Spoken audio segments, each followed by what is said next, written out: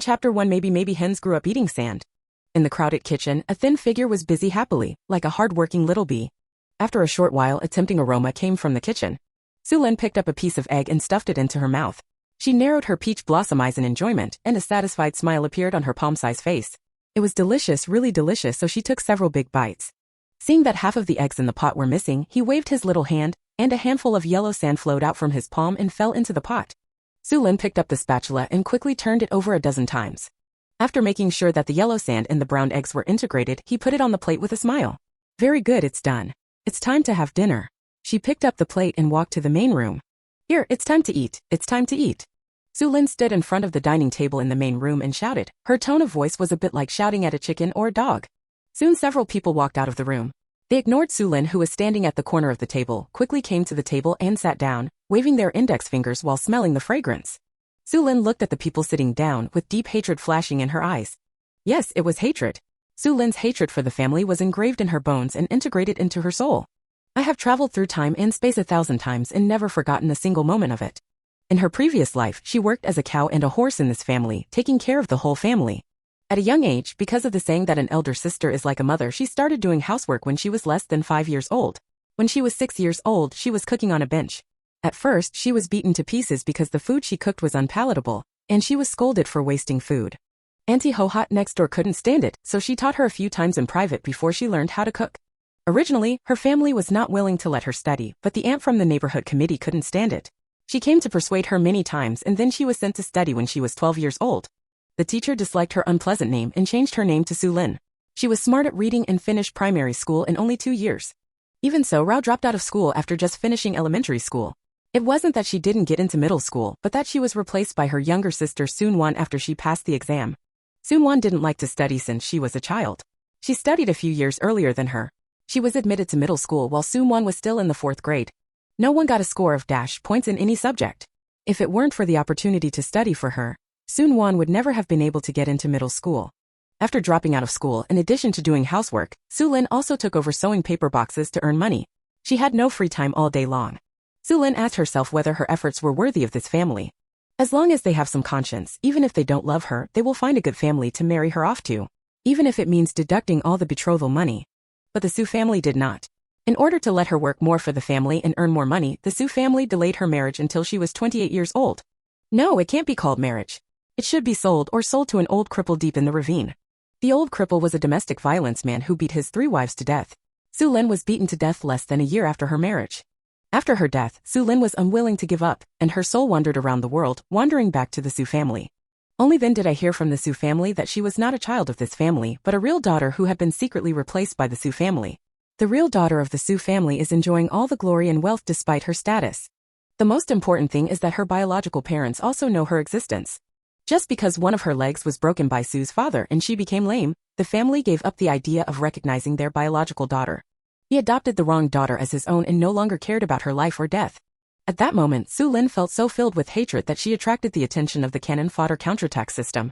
The system told her that as long as she completed 1,000 plain tasks, she would get a chance to be reborn. In order to be reborn, Xu Lin travels through different worlds with the system.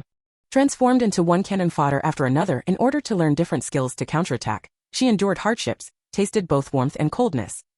Only then did he complete the counterattack mission and be reborn today. The moment she was reborn, the system was unbound and continued to search for a new host, but it left a space for Xu Lin. The space is about 10 acres of land, equipped with a spiritual spring, which can be used for farming and breeding to accommodate living people. There is also a courtyard she built in an ancient plain, plus a large warehouse equipped with a time-stopping formation. Things put into the warehouse are in a static state of time and will never deteriorate. In addition, some of the skills she learned in various planes were retained for her, giving Xu Lin the ability to protect herself after her rebirth. Xu Lin closed her eyes, suppressed her tumbling thoughts, and sat down at the corner of the table. Why did you make so much porridge? You prodigal little bitch, don't you know there is a shortage of food these days? Do you want to eat one meal and starve your whole family to death? Tell me, why are you so evil-minded at a young age? The Xu family would rather raise you than a pig. Pigs are worth more than you. Old Mrs. Xu scolded and divided the rice. This was a homework that old Mrs. Xu had to do every day.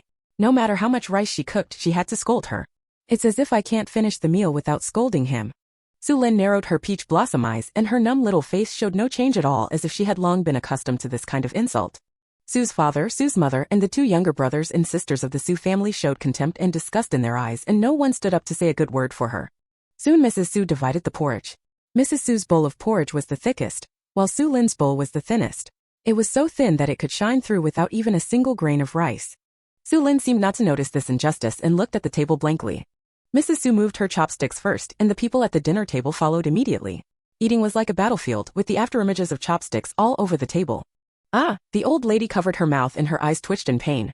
I opened my mouth and wanted to spit it out, but I felt sorry for the egg. I wanted to swallow it, but I was also squeezing my teeth. While I was struggling, there was a sound of ba-ba-ba on the dinner table. Ah, ba-ba-ba. What is this? How come the fried eggs are so fried? Sue's father dropped his chopsticks and continued to slurp, feeling like he had eaten a mouthful of sand. Damn bitch, how many eggshells did you break to get in? Sue's mother spat out the eggs in her palms, scolded her and plucked at them, as if trying to find the shells. His younger brother Xu Kun spat out the eggs and raised his hand to slap Xu Lin in the face, but Xu Lin tilted her head to avoid it. He slapped the edge of the table, causing Xu Kun to hold his hand and scream in pain, feeling that his palm was about to break. Who asked you to hide, money-losing guy? Xu Kun yelled angrily. For a moment there were curses, scolds, and accusations. It was very lively, but no one said a good word for Xu Lin. Little bitch, tell me what you can do. You can't even fry an egg. Why is there sand in this egg? Sue's mother stared at the egg in her palm with wide eyes, and so did everyone else. There was sand in the egg, which sounded weird. Soon everyone's eyes were focused on Xu Lin, and Sue's mother asked angrily, Little bitch, do you think you mixed the sand on purpose? Xu Lin blinked her innocent eyes, definitely not admitting that she did it on purpose, but explained in a timid mosquito-like voice. It's not me, maybe hens grew up eating sand. Chapter 2. It's not embarrassing enough to spread the word. Xu Lin's innocent little eyes made the family speechless. This was the first time they heard that hens grew up eating sand. I just felt that Xu Lin, this little bitch, was fooling them into thinking they were fools. You must have mixed the sand with it, you little bitch. Are you dissatisfied with being asked to cook every day and deliberately causing trouble? Mrs. Xu gritted her teeth, swallowed the egg with a sudden thought, pointed at Xu Lin and cursed, so much that Xu Lin almost overturned the table. I really didn't. You wronged me. If you don't believe it, then I ate the remaining eggs. Xu Lin reached out to pick up the few remaining eggs to prove her innocence. When the Xu family saw it, it was okay. The little bitch wanted to eat eggs, so just dream about it. Before Xu Lin's chopsticks touched the eggs, the few eggs left on the plate disappeared and all fell into Xu Kun's bowl. He cursed proudly. Bah, you shameless loser, you deserve to eat such a precious thing as eggs. After scolding him, he proudly raised the bowl and took all the eggs into his mouth. Then he looked at Xu Lin provocatively, but he was speechless. Ah bah bah. Before Xu Kun could be proud for 3 seconds, his teeth were scratched by the sand in the egg, and he immediately spat out the egg. I vomited several times and felt like I still hadn't vomited completely, so I had to drink some water to rinse, and I didn't even bother to curse. Xu Lin raised her eyebrows slightly, wanting to eat eggs. Haha, I'll let you eat farts. I'll make you angry to death if you can't eat this precious thing. Anyway, if you don't let me eat it, none of you will be able to eat it. Mrs. Xu's old face twitched in pain when she saw the egg meat spit on the ground. She slapped the table hatefully and shouted, Little bitch, you must have done it on purpose. Just wait.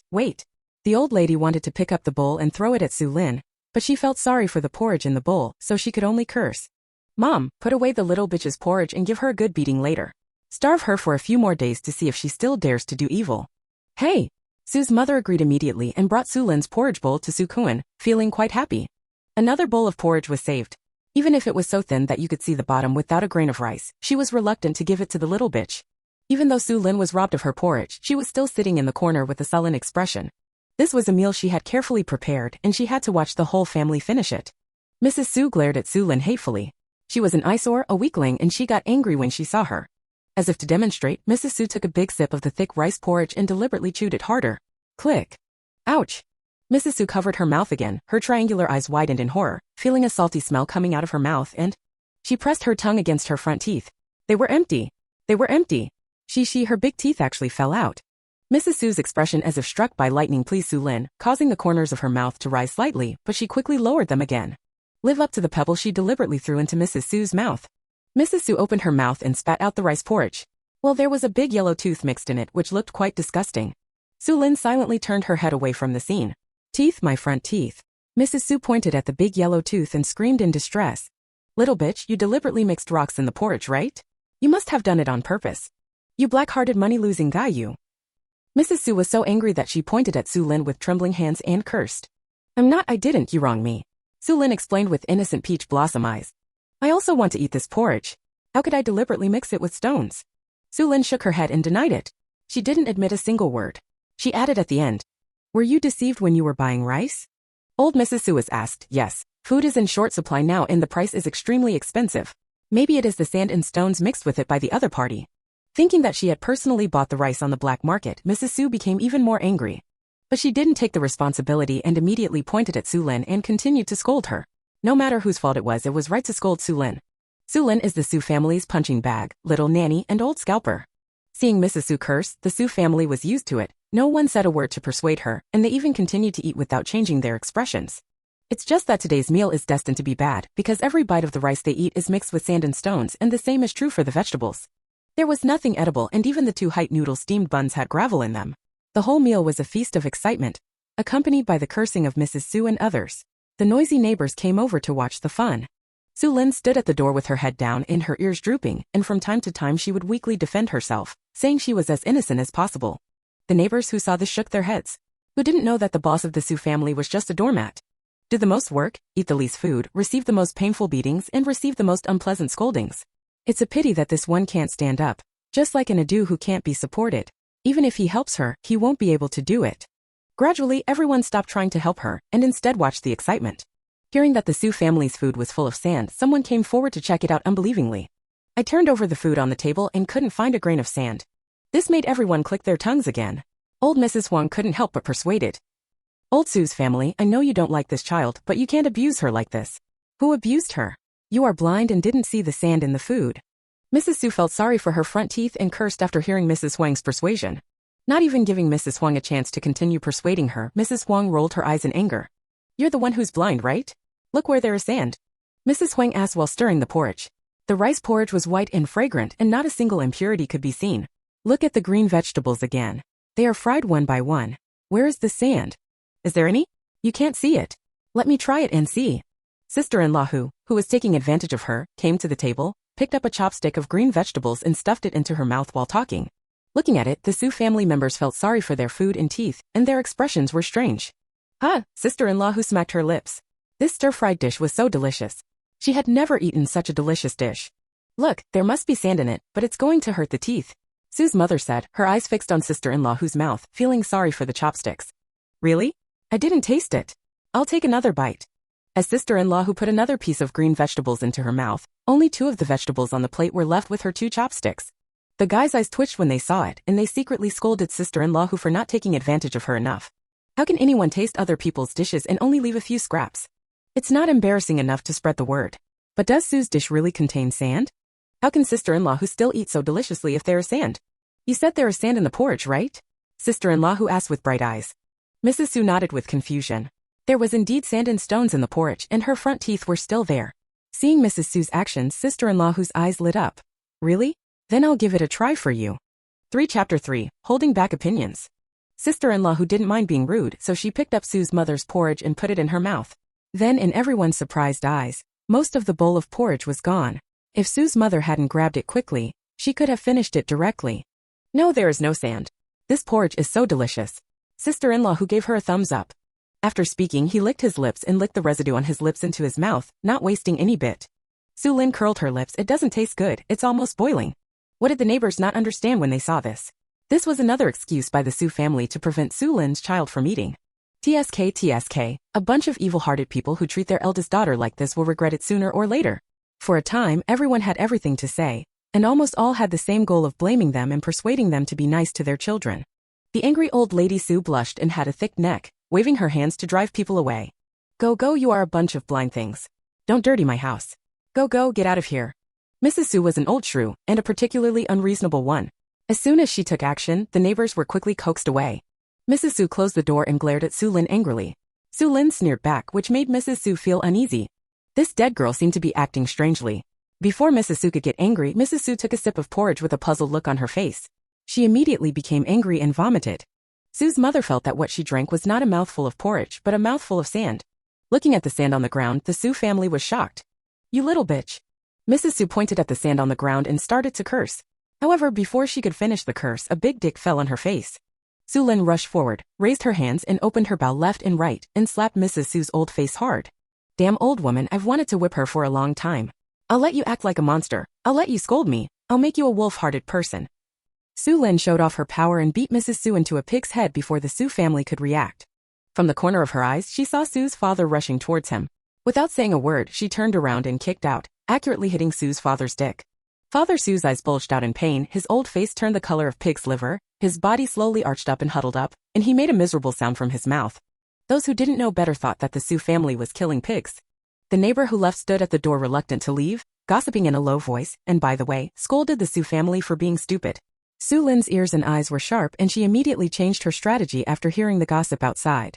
She punched old Mrs. Xu on her vocal cords, making her unable to make a sound, and then she sat on old Mrs. Xu and continued to beat her.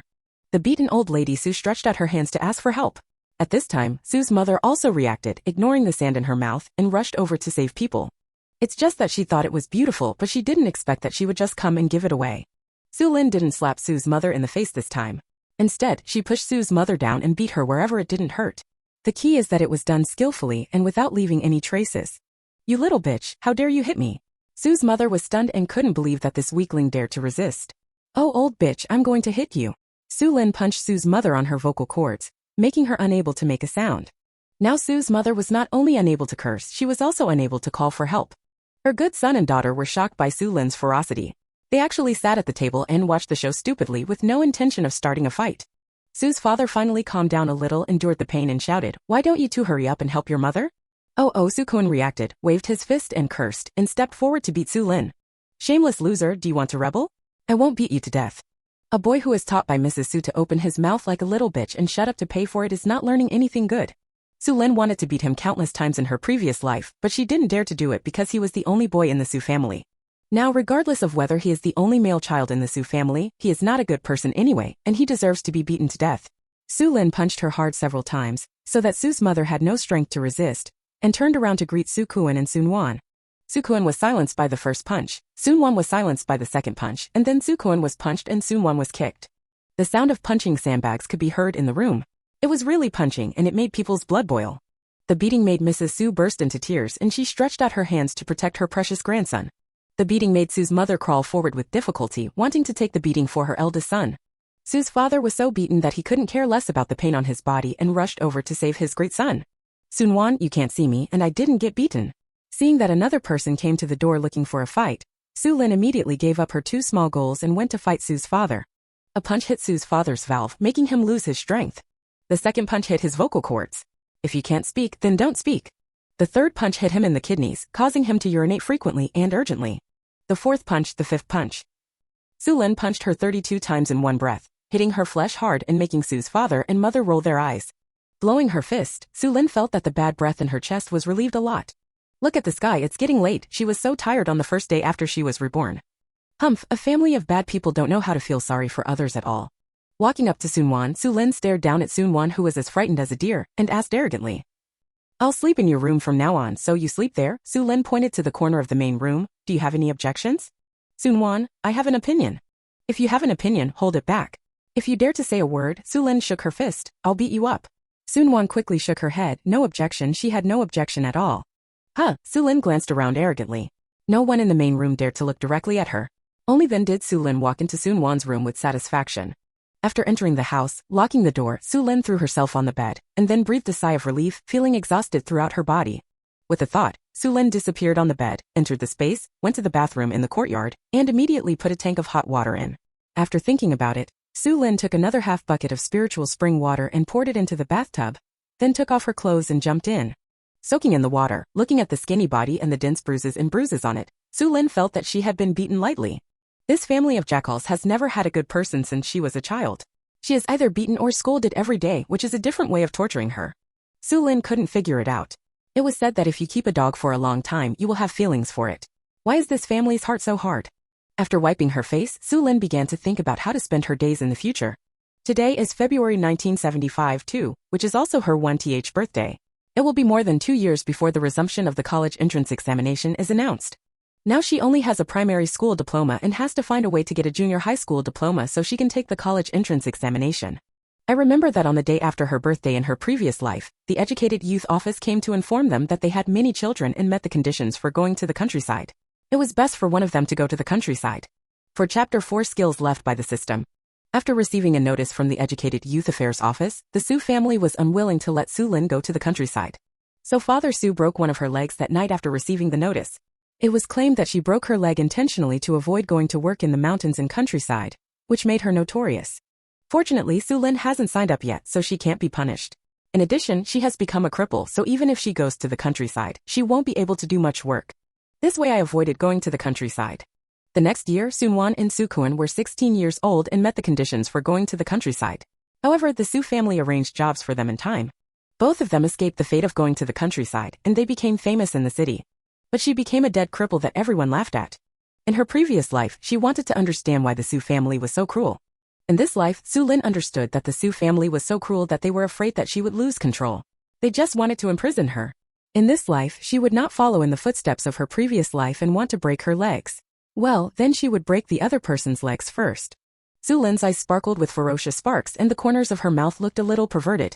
Xu Lin considers herself not a bad person, but she is definitely not a good person either. She has always believed that if you don't mess with me, I won't mess with you.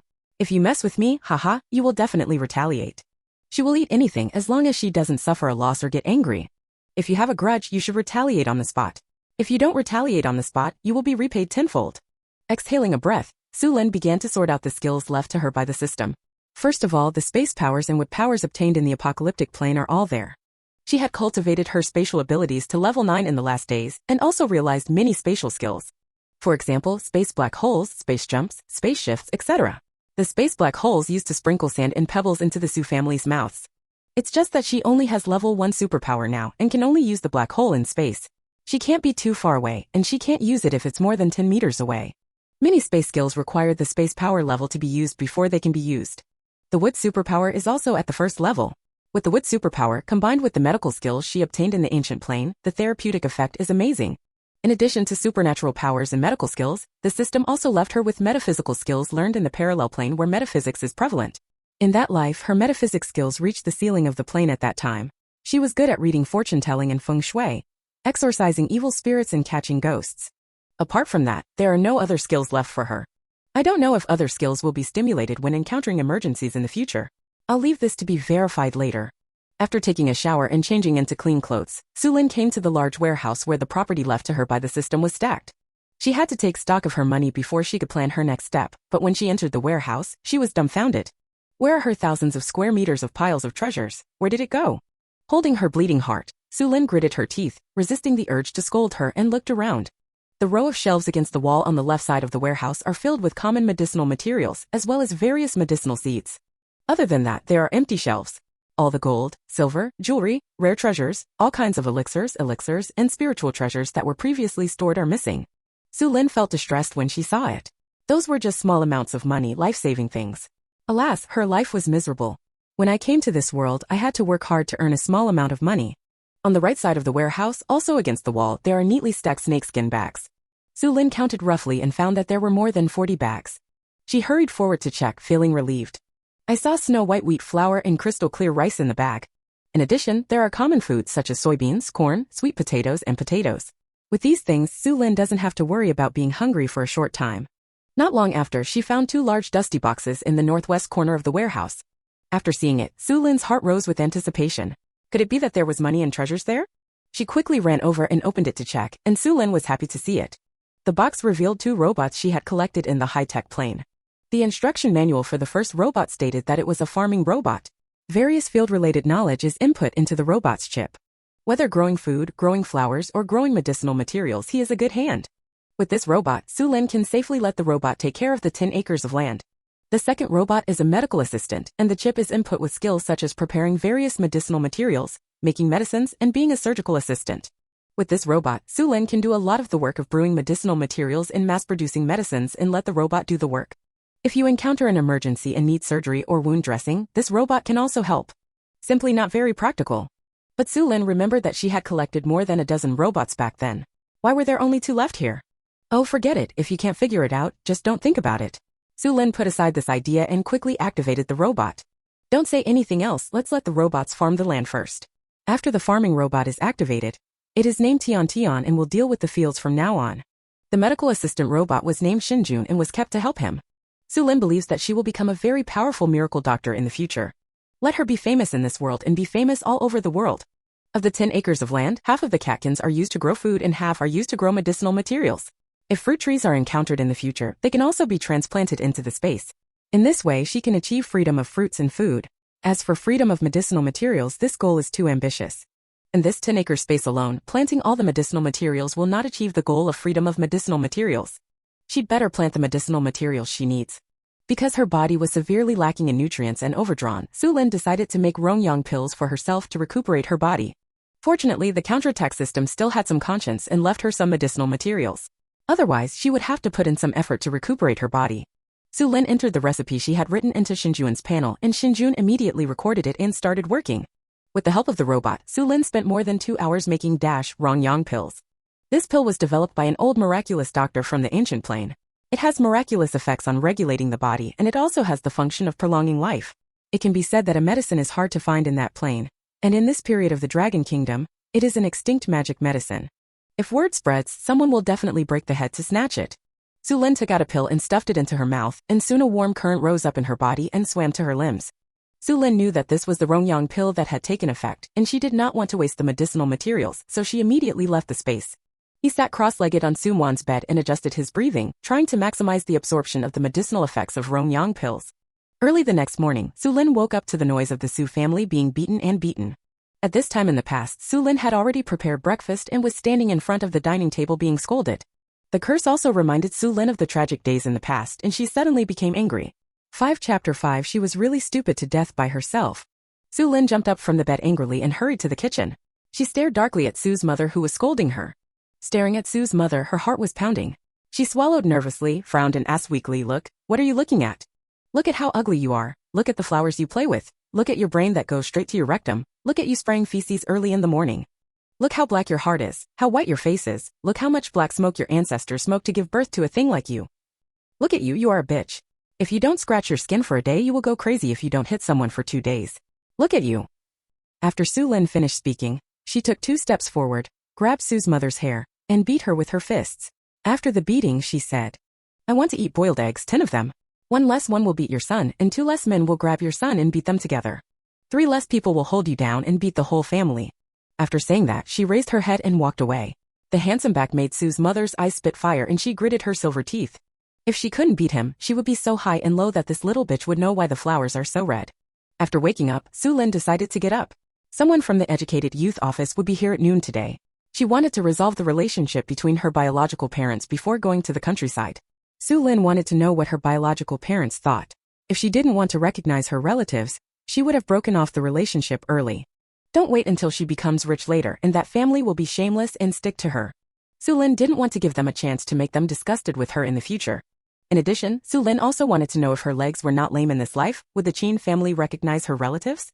Or is it that their adopted daughter is really their treasure? No matter whether their legs are lame or not, they will not recognize her as their relatives. Because Xu Lin beat Xu Lin's mother down as soon as she got up, so that Mrs. Xu and the others did not dare to breathe while eating. That was because she was afraid that Xu Lin would beat them if she felt unhappy. The most important thing was that they couldn't explain themselves after being beaten. Because they had checked and found out that he was beaten so badly last night that his whole body hurt terribly, but there were no traces left on his body. Even now my bones are still hurting, but my skin is intact, not even a single bruise or swelling. This money-losing guy is very ruthless and they need time to make a careful calculation before taking action. They rush to beg for beatings, but they don't do such stupid things. After finishing the meal, Xu Lin threw away her chopsticks, stretched out her little hands and said coldly, "Give me 10 yuan and I'll beat you for 1 cent less." It was not stated clearly who was being hit, but everyone present knew it. Old Mrs. Xu flinched, quickly slid off the table, and ran back to the house on her little feet. Not even going back to the house but bolting the door, which made Su's mother roll her eyes. Damn old woman, she's usually very conspicuous, why would she run away like this? Bah, you bully the weak and fear the strong. Su's mother ignored Xu Lin's little hand and turned her attention to her man. In this family, men still have to make the decision. Xu Lin's eyes also moved to Su's father's face. Father Xu has a Chinese character face, an aquiline nose, and his eyes are triangular like those of Mrs. Xu. His lips are very thin, which gives the impression that he is vicious and ruthless. He is also the person with the most evil intentions and the most ruthless methods in the Xu family. It was Su's father's idea to change the child back then, but this man was smart and didn't do it himself. Instead, he encouraged Su's mother and Mrs. Xu to exchange children. After the children were exchanged, Su's father also hid behind and encouraged them to abuse the children. Sue's father would occasionally jump out and pretend to be a good person. Even if he broke one of Xu Lin's legs, Sue's father could still say that he was doing it for Xu Lin's good. He was reluctant to let Xu Lin go to the countryside to endure hardships, so he had no choice but to do so. Everything he did was for Xu Lin's good. He would beg Xu Lin to forgive her with red eyes. Even if she didn't forgive him, don't hate him. He was just a father who wanted to keep his children by his side to protect them. Xu Lin recalled her past life. She actually believed it at that time and looked at Sue's father with tears and gratitude. Ouch, Xu Lin thought of that scene and wanted to poke her eyes out. She was really blind and stupid in her previous life. She was really stupid to death by herself. Xu Lin felt that her fist was hard and she wanted to smash that hypocritical face. Feeling the murderous aura emanating from Xu Lin's body, Sue's father, who was very practical, immediately shouted to Sue's mother with a straight face. Give her. After yelling at Sue's mother, she turned to stare into Xu Lin's eyes and said in a particularly gentle voice, Lin, I have worked hard for you over the years. My father will always remember what you have done for this family. Don't worry, when you get married, your father will definitely prepare a generous dowry for you and will never treat you badly. Take this money and go to the supply and marketing cooperative to buy some snacks. When he saw Xu Lin narrowing her peach blossom eyes, Sue's father suddenly felt his skin tightening. He remembered the scene of Xu Lin riding on him and beating him yesterday. At that time, Xu Lin just squinted her peach blossom eyes, swung her small fists, punched one after another, punching to the flesh. It took him a long time to recover from the beating, and his body and bones still ached all over. Sue's father swallowed uneasily and said loudly, Damn it, get another cloth ticket for the child and let him wear new clothes. As soon as his words came out, Sun Wan, who was sitting next to him watching the show, suddenly became jealous. Why should he give this money loser new clothes? She didn't even wear any new clothes this year. Xu Kuan didn't do anything anymore. He opened his mouth and wanted to howl. Xu Lin threw the knife at him and immediately shrank and closed his mouth. Sue's mother felt sorry for the small money and hesitated not to go. When Sue's father glared at her, she immediately shivered and rushed to the room. Seeing Sue's father and Sue's mother's little actions, Xu Lindai raised her eyebrows. This was a small action that she had ignored in her previous life. In her previous life, Xu Lin always thought that Sue's father was henpecked and a soft-spoken person, but now it seems that is not the case. Sure enough, she was extremely blind in her previous life. Soon Sue's mother rushed back to the living room and handed the money and tickets to Xu Lin without saying a word, for fear of being a second too late. Xu Lin put away the money tickets and sneered at Sue's father, got up and left. That action made Sue's father's triangular eyes coated with poison. After watching Xu Lin disappear, Sue's father gritted his teeth and cursed. You little bitch, your wings are hard and you want to shake the sky. Father Kuan, how can this be done? Our whole family together can't beat her. Tell me, could the little bitch be possessed by something dirty? After Sue's mother finished speaking, she rubbed her arms. Oh my god, that's too scary. Sue's father did not answer but kept staring at Xu Lin's back until she disappeared at the entrance of the courtyard. Then he looked away and said secretly, Whether she is a human or a ghost, I will not make it easy for her. After Sue's father waved, Sue's mother immediately raised his hand, and Sun Wan and Xu Kuan also raised their heads with curiosity on their faces. Unfortunately, the two of them did not hear Sue's father's words and were rushed to school. After leaving the courtyard of Sue's family, Xu Lin looked back at the compound with thoughts flashing in her eyes. Sue's father and Sue's mother are ordinary workers. Normally, they are not qualified to live in a house with a yard in a machinery factory. But they got it. Chapter 6, Can we fight? Why can the Xu family be assigned a courtyard? Why can the Xu family be assigned a courtyard? Could it be that they had known each other secretly for a long time? Did you get this yard with the help of a fake daughter? Xu Lin felt bad when she thought of this possibility. Full of doubts and anger, she came to the finance bureau, where her biological father Qin Jiaxing worked. Although the old man of the Qin family came from a humble background, he was an old revolutionary who had served the Dragon Kingdom through life and death, charged into battle, and made great contributions. Later, he married Feng Ying, the eldest daughter of an official family with progressive ideas and a declining family. She was also the aunt of Qin Jiaxing's wife, Feng Huimei. Because they were intimate, Feng Huimei was quite popular in her husband's family. She could talk about everything, and her life was more comfortable than in her mother's family. With the strong support of the Qin and Feng families, Qin Jiaxing became the top leader of the finance bureau early and is expected to enter the ministry in the next 2 years. That's a really bright future. Xu Lin remembered that in her previous life, Qin Jiaxing sang all the way and reached the high position of minister, which was a height that many people could only dream of, bringing the Qin family to a new level. Xu Lin lowered her head and looked at the letter in her hand. The letter described how she and the fake daughter were transferred, and also included a family photo of the Xu family. It's just that Xu Lin is not in this family photo. Xu Lin never appeared in the photos of the Xu family, as if she was not a part of the family. Xu Lin didn't have to wait long before Qin Jiaxing appeared in her sight.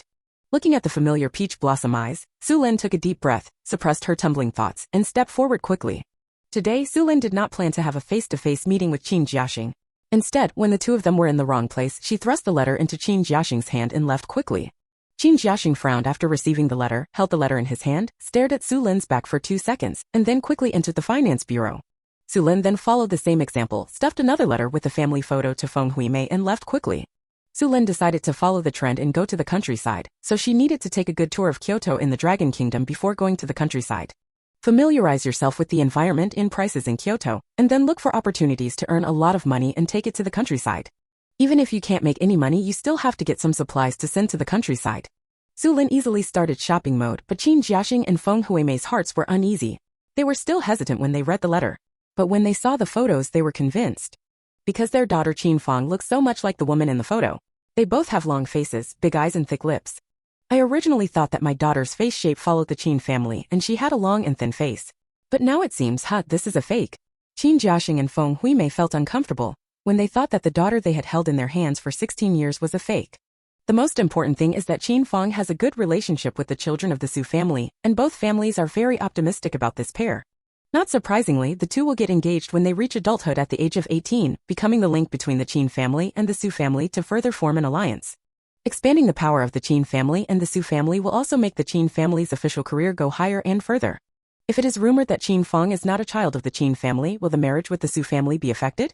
The most important thing is, what does your biological daughter look like, and can she take on the corresponding responsibilities? All morning, Qin Jiaxing and Feng Huimei were restless and uneasy. Before she got off work, Feng Huimei couldn't hold herself back and hung up the phone to Qin Jiaxing, vaguely mentioning that she had received a letter. Qin Jiaxing's eyelids jumped wildly after hearing this, and he made an appointment to go home and chat together after get off work, for fear that the secret would be leaked on the phone. Qin Jiaxing went to the health bureau to pick up people without waiting until get off work time. After meeting Feng Huimei, he did not rush home but stopped at a park. The two looked around, sat down by the river, and exchanged information in a low voice. While they were exchanging information and discussing what to do, Xu Lin was shopping in the black market. During this visit, Xu Lin found that 10 yuan was really not much. You can't even buy 10 pounds of wheat flour for $10 on the black market. It was only then that Xu Lin realized how low the prices on the black market were.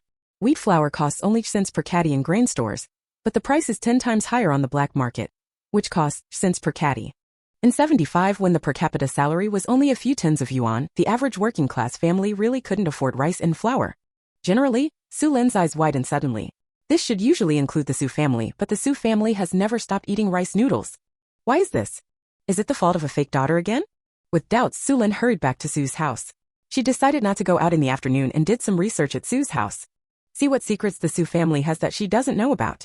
It was a coincidence that when Xu Lin arrived home, the people from the educated youth office left, and the two parties met not far outside Xu's house. After seeing off the people from the educated youth affairs office, Xu's mother frowned and asked in a low voice, "Father Kuan, are you really going to let that loser go to the countryside? Do you have any idea?" Xu's father did not answer the question, and Mrs. Xu sat beside her with triangular eyes and listened to the conversation between the two, without rushing to express an opinion. The loser is getting more and more outrageous. I'm afraid that she will lose control after she goes to the countryside. As long as her household registration is still in our family, we can control her fate if only. Xu's mother said halfway, indicating to Xu's father to think for himself. The old lady Xu next to her nodded frequently. She understood her daughter-in-law's worries. If this person's household registration is moved out, the world will be far away, and they can't control what happens. The biggest fear is that if the loser meets the Qin family, he will show his face.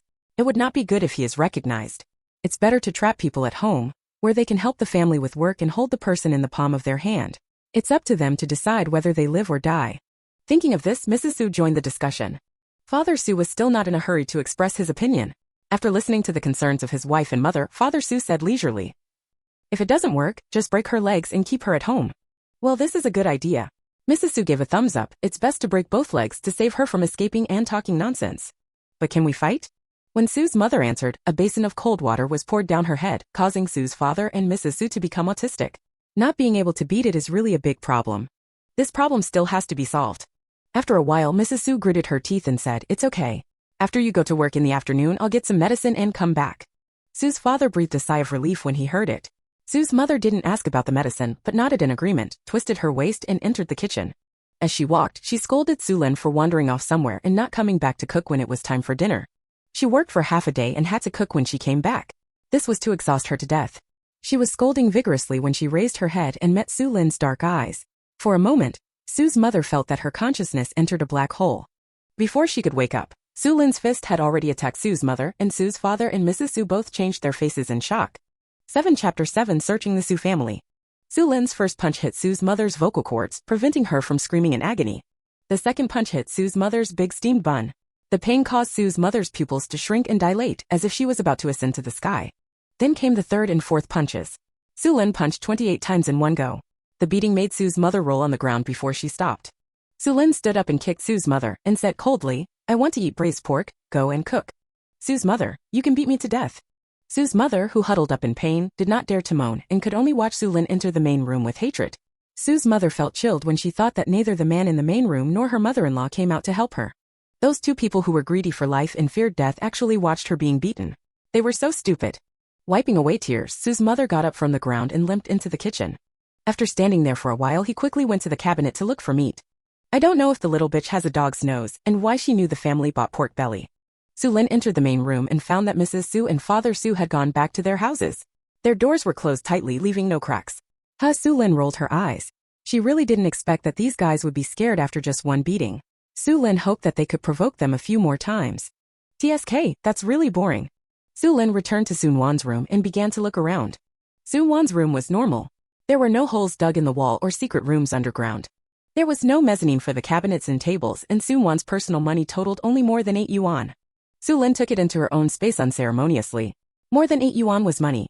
She had never saved 8 yuan in her previous life until her death. Throwing herself on the bed, Xu Lin thought about the conversation she heard among the 3 people standing in the courtyard. The dead old woman said she wanted to get some medicine. What medicine did she want to get? In her previous life, her fighting ability was weak. When Su's father came back from get off work, he broke her legs with a stick, but there was no need to prepare any medicine. After lunch, going to school and going to work, Mrs. Xu also walked out with her little feet. When Xu Lin was the only one left at home, she took action. The Xu family's house has 3 main rooms, with the main room in the middle and the east and west bedrooms on the left and right of the main room, where Mrs. Xu and her father and mother Xu sleep respectively. 2 rooms were built in the east chamber, where brothers and sisters Xu Kuan and Sun Wan slept. A kitchen and utility room were built against the west wall, and the 4 bedrooms were divided among the 4 masters of the Xu family. Xu Lin usually can only huddle in a corner of the main room to rest. In order not to be embarrassed, she has to put away her bedroll during the day to prevent outsiders from being discovered. As for why she wasn't allowed to sleep in the kitchen or utility room, Xu Lin herself didn't know. She first went to the door of Su's father and Su's mother's room. The door was locked, but Xu Lin couldn't help it. She opened it with a few strokes of a rusty flower needle. The room was filled with mahogany furniture, and Xu Lin knew that it would be valuable in a few decades. She was not in the mood to appreciate it, so she started searching quickly. Liu Xiu's eyes lit up after the search. She actually found the entrance to a secret room under their beds. There were 5 large boxes and a small box in the secret room. Xu Lin did not rush to check what was in the box, but waved it away into the warehouse and continued to search. Soon she found a stack of neatly arranged small coins in the mezzanine space of the cabinet, all of which were 10 yuan each. Xu Lin quickly counted and found that there were 500 yuan, and she took it into her own space without saying a word. It's all There was a small iron box on the top of the cabinet. More than 300 yuan and a roll of tickets were stuffed in the small iron box. Then I found dash in the shoebox, dash in the inner pocket of my clothes, and several letters in the hole in the wall. Xu Lin opened the letter with curiosity and her face was filled with tears. She really didn't expect Su's father to have collusion with foreign countries. And it's not just ordinary collusion, it's selling information. If this matter were exposed, Xu Lin would break out in a cold sweat. No matter in any era, spies and traitors would not end well. The key is that one person's crime affects 3 generations. Xu Lin didn't want to be implicated by Su's father. I really didn't expect that Su's father, who looked at 5 people and 6 people, would do nothing behind his back. It seems that the Xu family's wealth has little to do with the fake daughter, and changing children may not be that simple. But this discovery didn't make Xu Lin feel any better, but made her even more angry. No, she had to cut off her relationship with this family as soon as possible, but she couldn't let the Xu family get involved. Xu Lin finished looking through Father Xu's room and then old Mrs. Xu's room.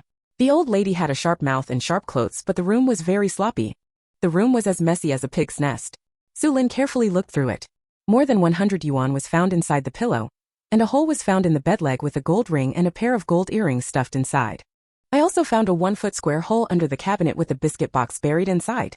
Inside were a pair of bracelets with good water quality, 2 jade pendants, 5 small yellow croakers, and a dozen silver coins. Xu Lin happily put all these things into the space. As for whether the Xu family would discover that the things were stolen, Xu Lin was not worried at all. So what if they found out? Would they dare to report it to the police? One afternoon, Xu Lin searched the entire yard and dug out 10 large boxes under the wall. Apart from that, there was no other discovery. Even so, Xu Lin was very happy. She was originally thinking about going to the black market to sell some grain in exchange for money, but now whatever she wanted to sell, she could just keep it and make it herself. Before the Xu family came back, Xu Lin returned to the room, ducked into the space warehouse, and happily opened the blind box. She opened the 15 large boxes first and found that 3 boxes were filled with books, calligraphy, and paintings, and 5 boxes were filled with porcelain. Porcelain includes plates, bowls, teapots, vases, etc. The oldest ones can be traced back to the Tang dynasty, and the latest ones are from the Qing dynasty. There is also a box full of large yellow crokers, a box of silver ingots, a box of silver coins, and 2 boxes of gemstone jewelry.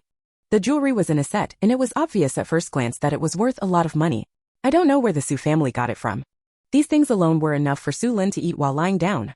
Thinking that there was still a small box that had not been opened, Xu Lin quickly picked up the small box. When she opened it, she found that the small box was full of US dollars. She counted it and found that there were US dollars. I go. Xu Lin raised her hands to support her chest. She still had little experience. She didn't expect that the Xu family was hiding so deeply. No wonder the rice and noodles kept turning white. It won't break no matter who you replace it. Xu Lin took a deep breath and was about to make something delicious to celebrate when the courtyard door was pushed open and she immediately stepped out of the space. Mrs. Xu held her pocket and carefully came to Xu Lin's window and looked inside. Suddenly a pair of dark pupils appeared in front of her eyes and old Mrs. Xu was so frightened that she sat down on the ground with a cry. Xu Lin condescendingly squinted her peach blossom eyes and stared coldly at old Mrs. Xu, who was sweating like rain. You. Mrs. Xu covered her chest and cursed Xiaoshu secretly. She wanted to scare her to death. Chapter 8. Mom, did you buy that medicine? Xu Lin didn't wait for Mrs. Xu to come up with the reason and started scolding her first. You are still a thief at your age, and you are not afraid of being struck by thunder. Mrs. Xu, who was still called a thief at a young age, was very angry. She was very angry. How could she be a thief in her own home? But when she met Xu Lin's dark eyes, she silently closed her mouth again. Forget it, she better pretend to be dead. Who makes this little bitch so crazy now, and her attacks are so dark and vicious? Humph, just wait. When her great son comes back, he must give this little bitch a good beating. Not only must her legs be broken, but her hands must also be broken to see if she dares to punch herself. Mrs. Xu thought viciously in her heart, but she forced an awkward smile on her face and said with a flattering tone. Lin, you see what you said, your age is not planned. If word spreads, people will say you have no tutor. Tutor? Xu Lin chuckled, damn old woman, you actually have the nerve to talk to me about tutoring. You are a family of thieves, how can you have the nerve to talk to me about tutoring? You are the thief, and you are the only thief in the family. Mrs. Xu took advantage of Xu Lin's presence in the house to boldly fight back, and realized something was wrong after returning to the halfway point. What do you call your family? You? What you? You. Mrs. Xu looked confused and wanted to ask, but she didn't dare to ask. Yes, it's you, your son, your daughter-in-law, you are a family of thieves. Xu Lin leaned on the windowsill with her chin in her hands and asked mockingly. Aren't you curious why I suddenly seem to be a different person? Curious? Mrs. Xu said that I was almost dying of curiosity. I also suspected that you had something dirty on your body, so I even got you talisman paper, and I was going to do a big trick on you tonight. But what caused the little bitch's temperament to change drastically? Mrs. Xu carefully studied the words you and was shocked. A guess came to her mind. She pointed at Xu Lin with trembling hands and asked. You know? You know. Old Mrs. Xu didn't say what she knew, but Xu Lin understood it, and the sarcasm on her face became even stronger. If you don't want people to know, you have to do nothing. Xu Lin stared at the guilty and evasive eyes of Mrs. Xu and continued to curse. A bunch of shameless, immoral, and smoking thieves. You secretly change other people's lives, and you are also cruel and engage in pua, but you are really there. Aren't you afraid of the cycle of heavenly laws and unsatisfactory retribution? Aren't you afraid of losing your descendants? After being pointed at and scolded, Mrs. Xu's eyes flashed, she felt guilty and short of breath, and she did not dare to look Xu Lin in the eyes. Thinking of Xu Lin's fighting power, she silently put her hands on the ground and quietly moved out. Without saying anything, she wanted to escape first. If the little bitch continues to scold her, the little bitch will definitely get angry and hold her down and beat her severely. Mrs. Xu felt guilty when it came to changing her children. However, Xu Lin was not in a hurry to take action. She just watched with cold eyes and sneered at old Mrs. Xu's fear of death. The laughing old lady Xu got up and ran away with a cry, oh my god, it's terrible, the little bitch is so abnormal. No, she had to discuss it carefully with her son and daughter-in-law, and she couldn't let the little bitch ruin her eldest granddaughter's prosperity. After getting rid of the eyesore, Xu Lin lay back on the bed, thinking about what to do next. The Qin family should have obtained the investigation information now. I wonder what choice they will make. Just as Xu Lin guessed, the Qin family had sent someone to investigate Xu Lin's information, and the family was gathering at the old man's place to discuss the matter. After reading the information, Mr. Qin slapped the table angrily. His good little granddaughter was actually replaced. Even if you leave him, you still haven't cultivated him properly. What can I do if I only study for 2 years?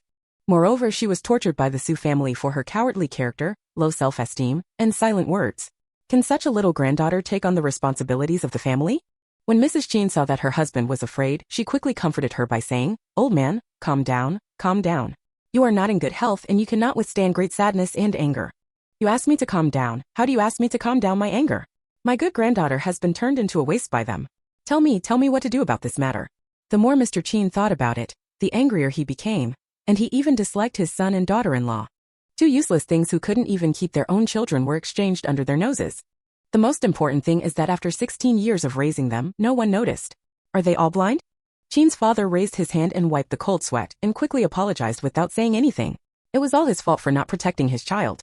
"Dad, I'm sorry, it's all my fault. I was busy with work and couldn't take time to be with the hospital, which gave the bad guys a chance. You can hit me and scold me, but don't let your anger break your body." "That's right, Dad. Everything that went wrong is our fault. You must keep your health." Qin's mother followed the advice, her face full of concern, fearing that the old man would be angry. This was the Qin family's magic needle. As long as the old man is here, no one can shake their status. But if the old man is gone, the future of their family will be greatly affected, and the man's career may even stop in sight. Seeing that the old man's anger had subsided, Mother Qin said, "Dad, you see this has happened. We have raised Fenger for more than 10 years. Fenger and the boy from the Xu family are still dating each other. What will they do if the news spreads?" Mr. Qin was silent. Yes, the matter between Fenger and the boy from the Xu family was related to the formal alliance between the two families. If they can't handle it well, I'm afraid the alliance will be ruined. Mrs. Xu, who had escaped from the yard, did not dare to go home, so she had to wait at the entrance of the alley for a long time before Xu's father arrived. The mother and son came to the corner and muttered for a while, looking quite unhappy. Father Xu only felt that this matter was very difficult. The matter of changing children must not be spread, otherwise their many years of planning would be in vain. And it has spread. Do they want the Xu family's face? And what if the Qin family takes revenge? Can they withstand it? No, you have to do a good total. It's really not that easy. Mom, did you buy the medicine? I bought it back. The amount I bought is enough. I can even bring down an elephant. Mrs. Xu patted her pocket and indicated that she had it in her pocket. Father Xu breathed a sigh of relief after seeing it. As long as there is medicine that can knock people down, the Xu family has the final say on how to deal with the little bitch. As long as the lid is tightly closed, no one can expose the truth. Back then, I said you should drown people to death, but you disagreed. Now it's better, but you've raised a white-eyed wolf to attack our family. Mrs. Xu complained, feeling full of regret. If this man had been killed early, there would be no trouble today. I didn't expect things to come out. Xu's father pondered deeply, wondering where the memory had leaked. It was obvious that their family had always guarded this secret very carefully. Chapter 9 Drugs. Mrs. Xu looked at her pensive son and said with some regret, "There is no airtight wall in this world. Exposure is only a matter of time. It would have been great if it had been exposed earlier. At that time, the little bitch was still under our control. We could crush her and kill her at will. What a pity." Thinking of the obedient and capable little bitch she once was, Mrs. Xu sighed. "It's a pity. I'm afraid I won't be able to enjoy the service of the little slut in the future." If she knew who had revealed the news, she would have to tear that person's mouth to pieces. Dare she ruin the good things of the Xu family? The feud was at its peak. Soon Xu's mother came back from get-off work. The three met and discussed for a while before taking heavy steps home. They carefully returned to the yard and looked around. After no danger was found, they all took a step forward, and then Xu Lin was waiting for someone at the right time. She was happy when she saw the three people sneaking in. Then he rushed out of the room without saying a word, pushed him to the ground and beat him severely. After the beating, Xu Lin stood in front of the three people to admire her masterpiece. Very good, except for his pale face and distorted facial features, no external injuries were found. Looking at their crouched bodies again, this time the hard hit was on their bone marrow. What is meant by pain that penetrates the bone marrow, and it is now? Just look at their painfully twisted facial features in their pouring cold sweat, and you can tell what level of pain they are suffering. The most important thing is that after a few more injections, the sequelae will appear within 2 months. The first person to collapse was old Madame Xu. The old lady had been mean and cruel all her life. He wanted to see how miserable the end would be when she collapsed on the bed. This would be even more uncomfortable than directly killing the old lady. The next unlucky person was Xu's mother. Xu Lin focused on her 2 arms. The bones of Xu's mother's arm first became fragile and broke at a touch. After a year or 2 of torture, both arms will be completely useless and become mere ornaments. Next is Xu's father, who likes to break other people's legs so much. Xu Lin will make his limbs become useless. Let's see how the useless father Xu still betrays information and breaks other people's hands and feet. Ha! Xu Lin said that I am a vengeful person. Not only do I hold grudges, I am also good at torturing people and making their lives worse than death. The most important thing is that Xu Lin will break off relations with them before then. Xu Lin didn't want her family to come back to suck blood after the family was ruined. Even if she didn't donate blood, she didn't want to see them come together to make people sick. As for Su Kun and Sun Wan, Xu Lin lowered her eyes. Those two were not good people, but they were not in a hurry to take revenge. Let them first assume their responsibilities as children. We want to see if Mrs. Su and Mother Su will continue to pamper them as always after the Su family's misfortune. We want to see how they and the fake daughter fall in love and kill each other. Thinking about that scene makes people look forward to it. Xu Lin was thinking about beauty and the murderous look in her eyes disappeared a little and she said coldly, I want to eat chicken tonight. After that, he turned around and went back to the room. As for where the three of them went to get the chicken, that was their business. Xu Lin said that the small amount of money I left in their room was not for them to spend, it was for food expenses. When Xu Lin disappeared, Su's mother couldn't help crying because she couldn't make any sound from her throat, and it looked quite breathtaking. Father Su and Mrs. Su looked at each other, their similar triangular eyes emitting a sinister light. Su's mother dragged her aching body to cook a sumptuous dinner, a pot of chicken soup, a plate of braised pork ribs, 2 green vegetables, and white rice. These days, being able to eat white rice is definitely a very happy thing. If you add 2 hard dishes, the happiness will be doubled. Anyway, Su Kun and Sun Wan felt very happy, and even the pain in their bodies was much lighter. Su's mother gave Xu Lin a full bowl with a flattering smile and put it in front of Xu Lin. Lin, please. Xu Lin raised her eyebrows. She was using an honorific. Was she afraid of being beaten or not? To say that she was afraid of being beaten, she still had the guts to put a drug in the chicken soup. To say that she was not afraid of being beaten, she even used it on you. Oh, respecting the elderly and loving the young is the traditional virtue of the Dragon Kingdom. Let's give this bowl to her. As she said this, Xu Lin placed a full bowl of chicken soup in front of Mrs. Su, which made Mrs. Su's face turn green and she quickly declined. No, this is your favorite chicken soup, Grandma. Xu Lin's face sank and she uttered a faint threat from her nose.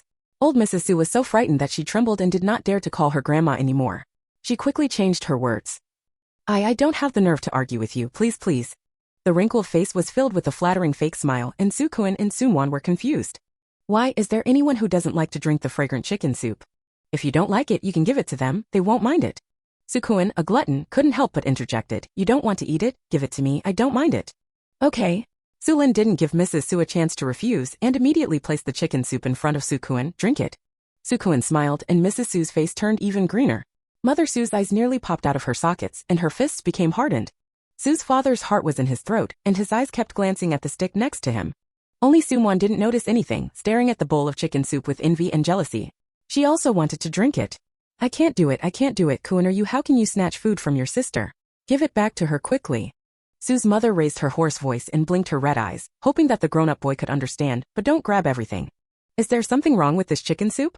Xu Lin interrupted the eye contact between the two of them, her face as dark as ink. Did you add medicine to the soup? A layer of white sweat appeared on the backs of Su's mother and the three of them in shock at the words, and they all denied it in unison. We didn't. How could we drug you? You misunderstood. After saying that, the three of them looked at each other and looked away guiltily. Father Su was the first to react and said quickly. Since you are so humble to me, Kuaner will quickly thank you, sister. After saying that, he also winked, asking Su Kun to keep his eyes open and not rush to eat everything, but Su Kun didn't wink and didn't understand. After thanking him heartily, his eyes fell on the chicken soup, and he put his mouth to drink. Su's father and the three of them just mentioned it. Su's father knew that this bowl of chicken soup might not be able to stop it. Forget it, it was drugged anyway, so just drink it. He quickly signaled to Su's mother to fill another bowl and continue to pour the medicine. In any case, the little bitch must take this drug as soon as possible. Otherwise, when the matter is revealed, their family of 5 will not be able to escape. Su's mother reacted quickly and quickly placed a new bowl in front of Xu Lin. Smelling the faint smell of medicine, Xu Lin curled her lip secretly.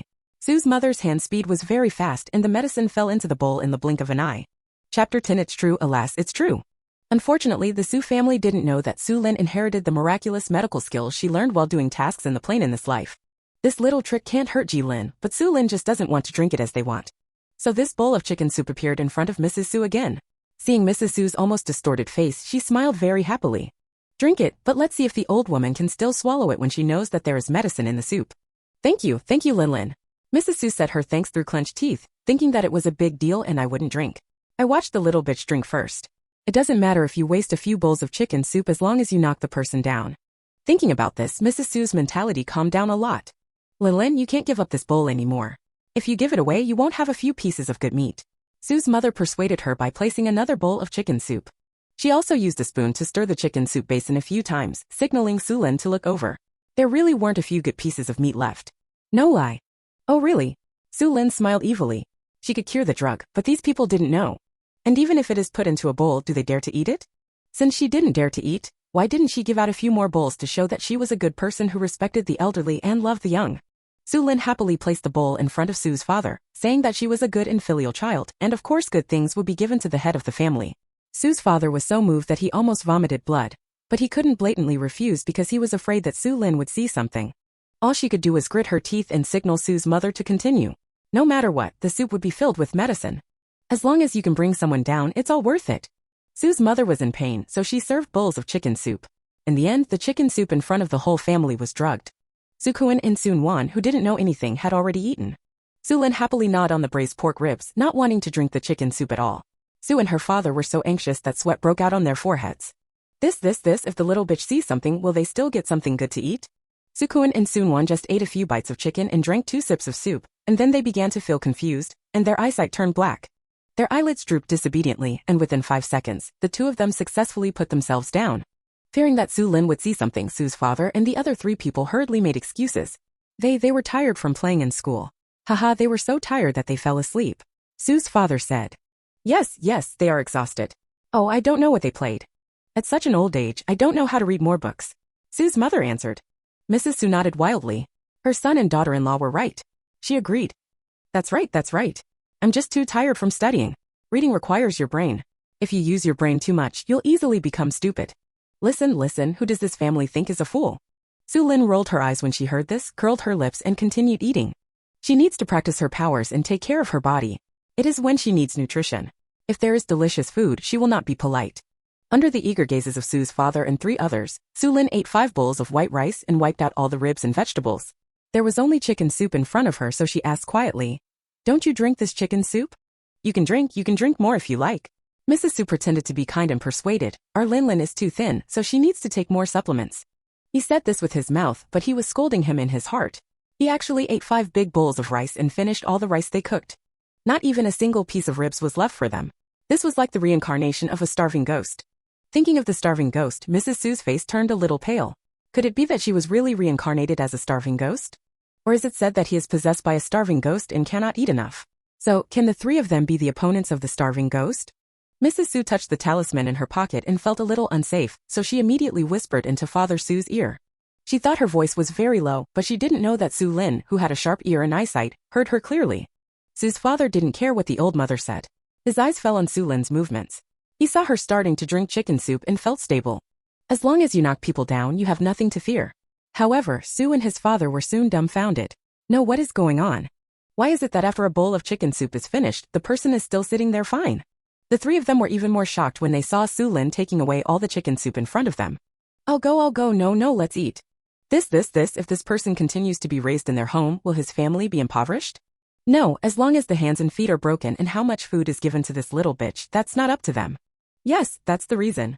The 3 of them made eye contact and waited for Xu Lin to faint. But they waited and looked forward to it.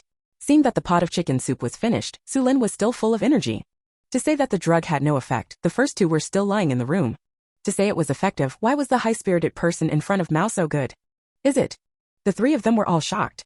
Su's father pointed at Xu Lin with trembling hands and asked, You knew this, didn't you? Yes, I already knew that. Xu Lin put down the bowl and wiped the oil stains from the corners of her mouth gracefully, her peach blossom eyes half squinted. That look in Su's and his father's eyes is very familiar to them. This is Xu Lin's expression when she is about to take action. It's over. The 3 of them screamed, turned around and wanted to run away, but their speed could not compare with Xu Lin. Eat and drink enough, but do not move around, otherwise you will easily get belly fat. Xu Lin knocked all 3 of them down, pinned them to the ground in the main room, and beat them. After the beating, Xu Lin sat down on the chair and said condescendingly, If you have to change the child, you will have to bear the consequences of the change. The straightforward words made the last trace of luck disappear in the hearts of the 3 of them, and their hearts trembled like a sieve. You. Su's father didn't want to admit it, but when he met Xu Lin's cold eyes, he knew in his heart that no matter how much he said, it was in vain. In the end, Father Su could only sit up slowly and said in an almost pleading tone, Lilin, I'm sorry. We don't want to change our children. As a parent, who doesn't love their children? It's true. Father Su's eyes turned red and he started his performance. Mrs. Su and he were worthy of being mother and son. She understood her son's plan in a blink of an eye and immediately agreed. Mrs. Su said with red eyes. Lin, don't blame your father and mother, they can't help it. It's really true. What it really is, Mrs. Su didn't say it, and she didn't know how to say it. She had to listen to what the big boy said before she agreed. Sue's mother, whose head was empty from pain and could not react to anything, was still wiping away tears, secretly hating and scolding the old woman to death for being useless. If you can't even buy medicine, why does the little bitch not fall down after taking so much? It seems that now I can only rely on her. 9 Chapter 9 The harmful means prepared by Sue's mother were placed in their bedroom. How could they be brought over? Sue's mother, whose brain was gradually returning, quietly moved her fat body. Sue's father was thinking about words and his eyes lit up when he saw her movements. Thinking of the countermeasures the two discussed in the morning, I felt relieved. So he took the initiative to cover Sue's mother's behavior and talk nonsense. The child your mother gave birth to is very weak and our conditions at that time simply could not feed that child. We have no choice but to feed our children. Sue's father slapped his cheek hard with an expression of, I regret it very much. He could only say nothing and let Xu Lin think by herself. He had better admit his mistake first and fool this little bitch first. Everything wrong is our fault and has nothing to do with that child. If you want to scold or hit us, just blame us. She was still a child back then and knew nothing, so she was very innocent. As he spoke, Sue's father was moved to tears. Xu Lin looked at her with that look. She didn't expect that this spy was quite good at acting. Since he said she would go for him, let's go.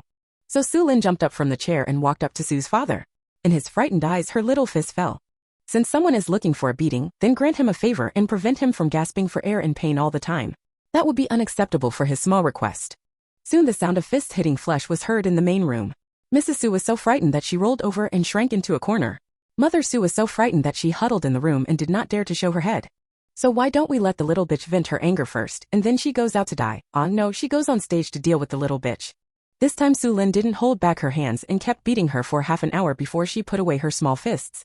If you want to ask for a beating and grant him a favor in the past half month, the little spy has not been able to sleep peacefully. It hurt when walking, when sitting, when lying down, and when lying down.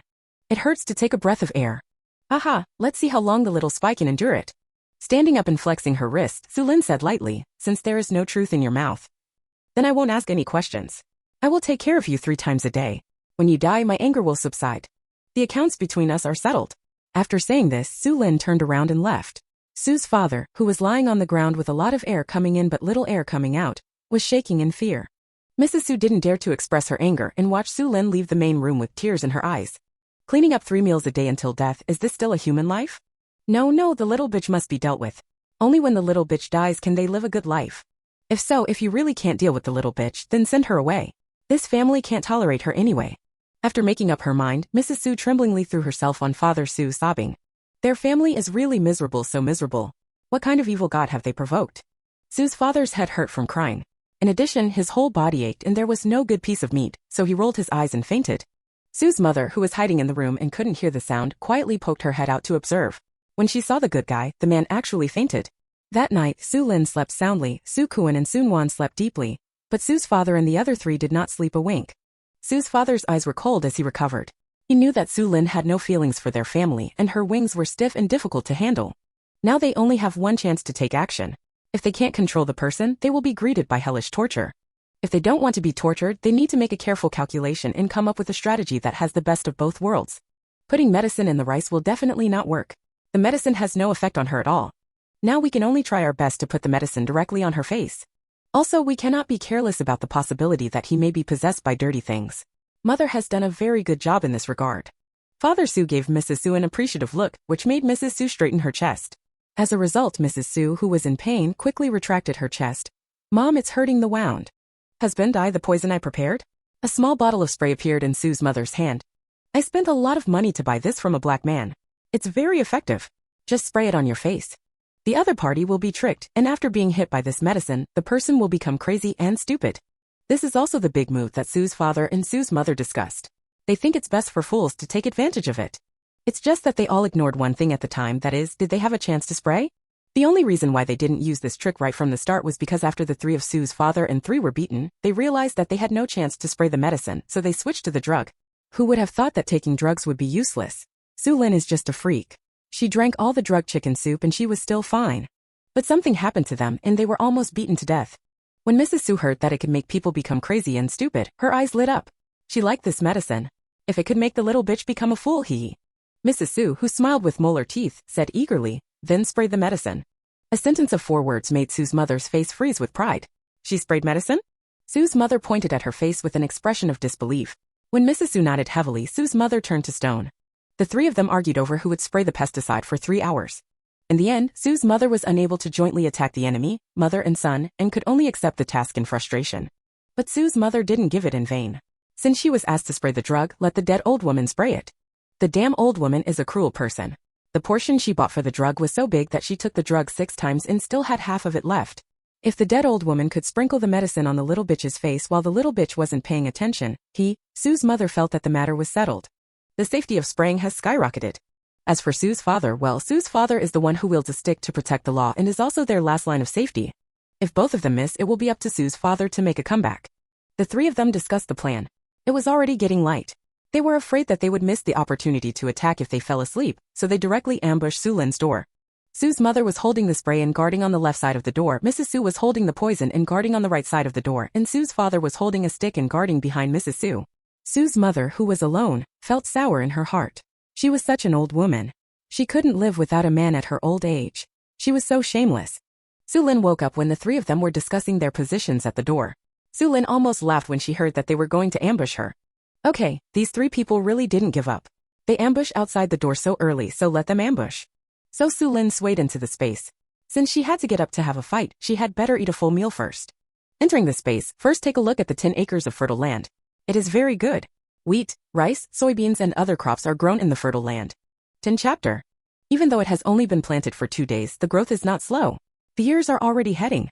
If nothing happens, the harvest will be available tomorrow. This growth rate is simply unrivaled. Look at the medicinal fields again. The fields are divided into pieces and medicinal materials such as ginseng, polygonum root, astragalus and so on are planted. Apart from anything else, once ginseng and ganoderma are cultured, they can be sold at a good price. In addition, Tian also opened a small vegetable plot, growing peppers, cucumbers, tomatoes and other vegetables. TSK, even if she relies on space, she won't have to worry about eating, drinking and spending her whole life. Xu Lin, who was in a good mood, went into the kitchen of the courtyard and started making breakfast. Make a big pot of porridge first. If you can't finish it, you can put it in the small warehouse in the kitchen.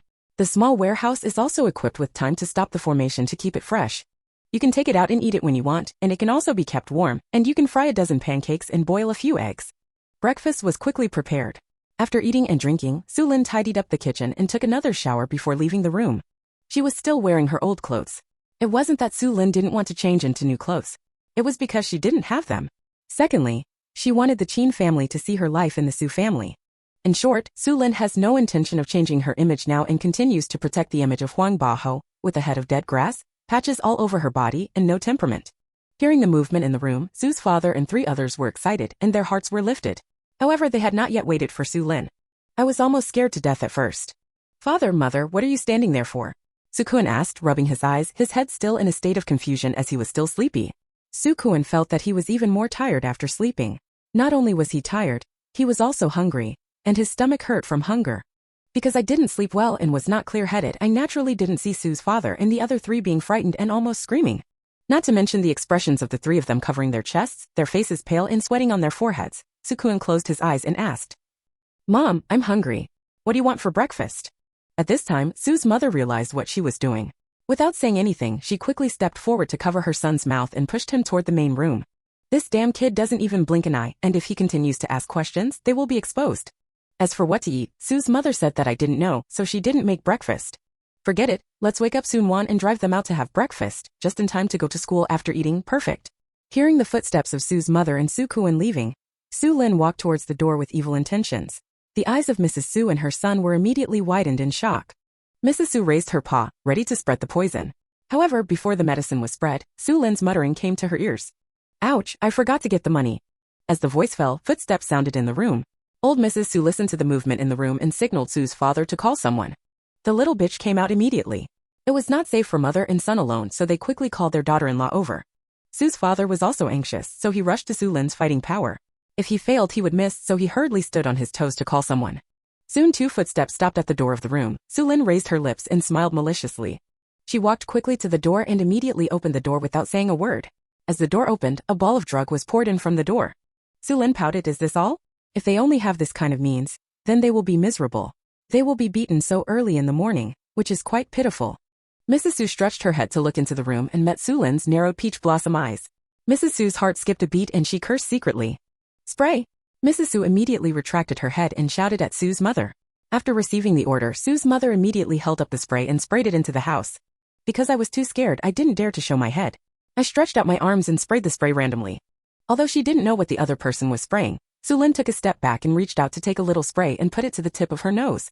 The smell is very pungent, but it is not harmful to the skin, right? Xu Lin twirled her fingers and smelled it again, and tasted it with the tip of her tongue. Soon her expression changed. This medicine is not harmful to the skin, but it is very harmful to the nerves. If it is inhaled in excess, it will cause death or disability. Xu Lin quickly drank a few sips of spiritual spring water to resolve the damage, and her eyes turned cold when she looked at the door. Did you spray it? Did you spray it? After Sue's mother sprayed the medicine, she didn't dare to look at it. She stared at her eyes and signaled Mrs. Su to look again. Mrs. Su rolled her eyes. You said that medicine can make people stupid. Do you think I would be stupid enough to come forward to check?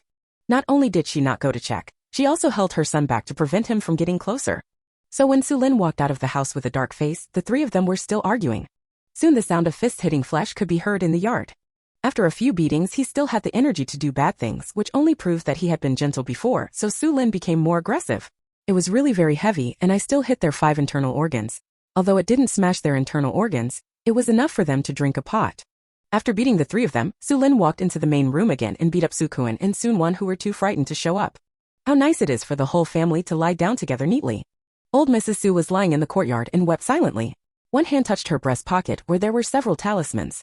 It was also a secret weapon she prepared for Xu Lin, but she had no chance to take it out and was almost beaten to death. Alas, how can this be done? No, Mrs. Su was melancholy. After beating the man, Xu Lin went back to the house feeling refreshed and continued to sleep. No, she continued to practice. The 5 members of the Su family hugged each other and cried. They really couldn't live this day. They can't beat him again and again, and he can't get rid of the poison after being poisoned. What should they do? When the 5 of them calmed down and immediately packed up their things and went out together, they were already shaken from their hearts and did not want to be in the same sky as Xu Lin. Even if you want to discuss how to deal with Xu Lin, you don't dare to discuss it at home. You'd better find a safe place to discuss it. Xu Lin didn't go out in the morning, and has been practicing her supernatural powers. Her current strength is good enough to deal with ordinary people, but it will be very difficult for her to deal with masters. If you encounter bullets, you will still be in danger. The top priority is to improve your abilities and improve your combat effectiveness. She didn't believe that Sue's father would continue to be beaten. If he couldn't think of a better way, he would definitely do something dirty. Don't worry about this, just wait for them to take action. And I don't know where the Su family got the spray. This harmful thing definitely didn't come from the hospital. Then the origin of this medicine must be erroneous.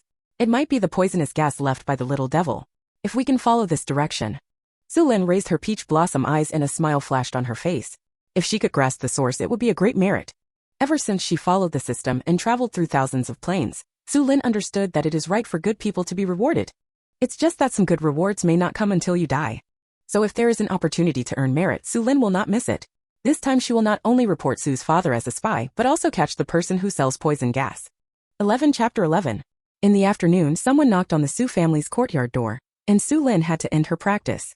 When he opened the courtyard door, he saw that the person who came was a man in his early 30s, standing tall and straight, with eyes like torches. It was obvious at a glance that this man was something special. Hello, who are you looking for? Xu Lin asked. Hello, I'm looking for Xu Lin. The man stared into Xu Lin's eyes.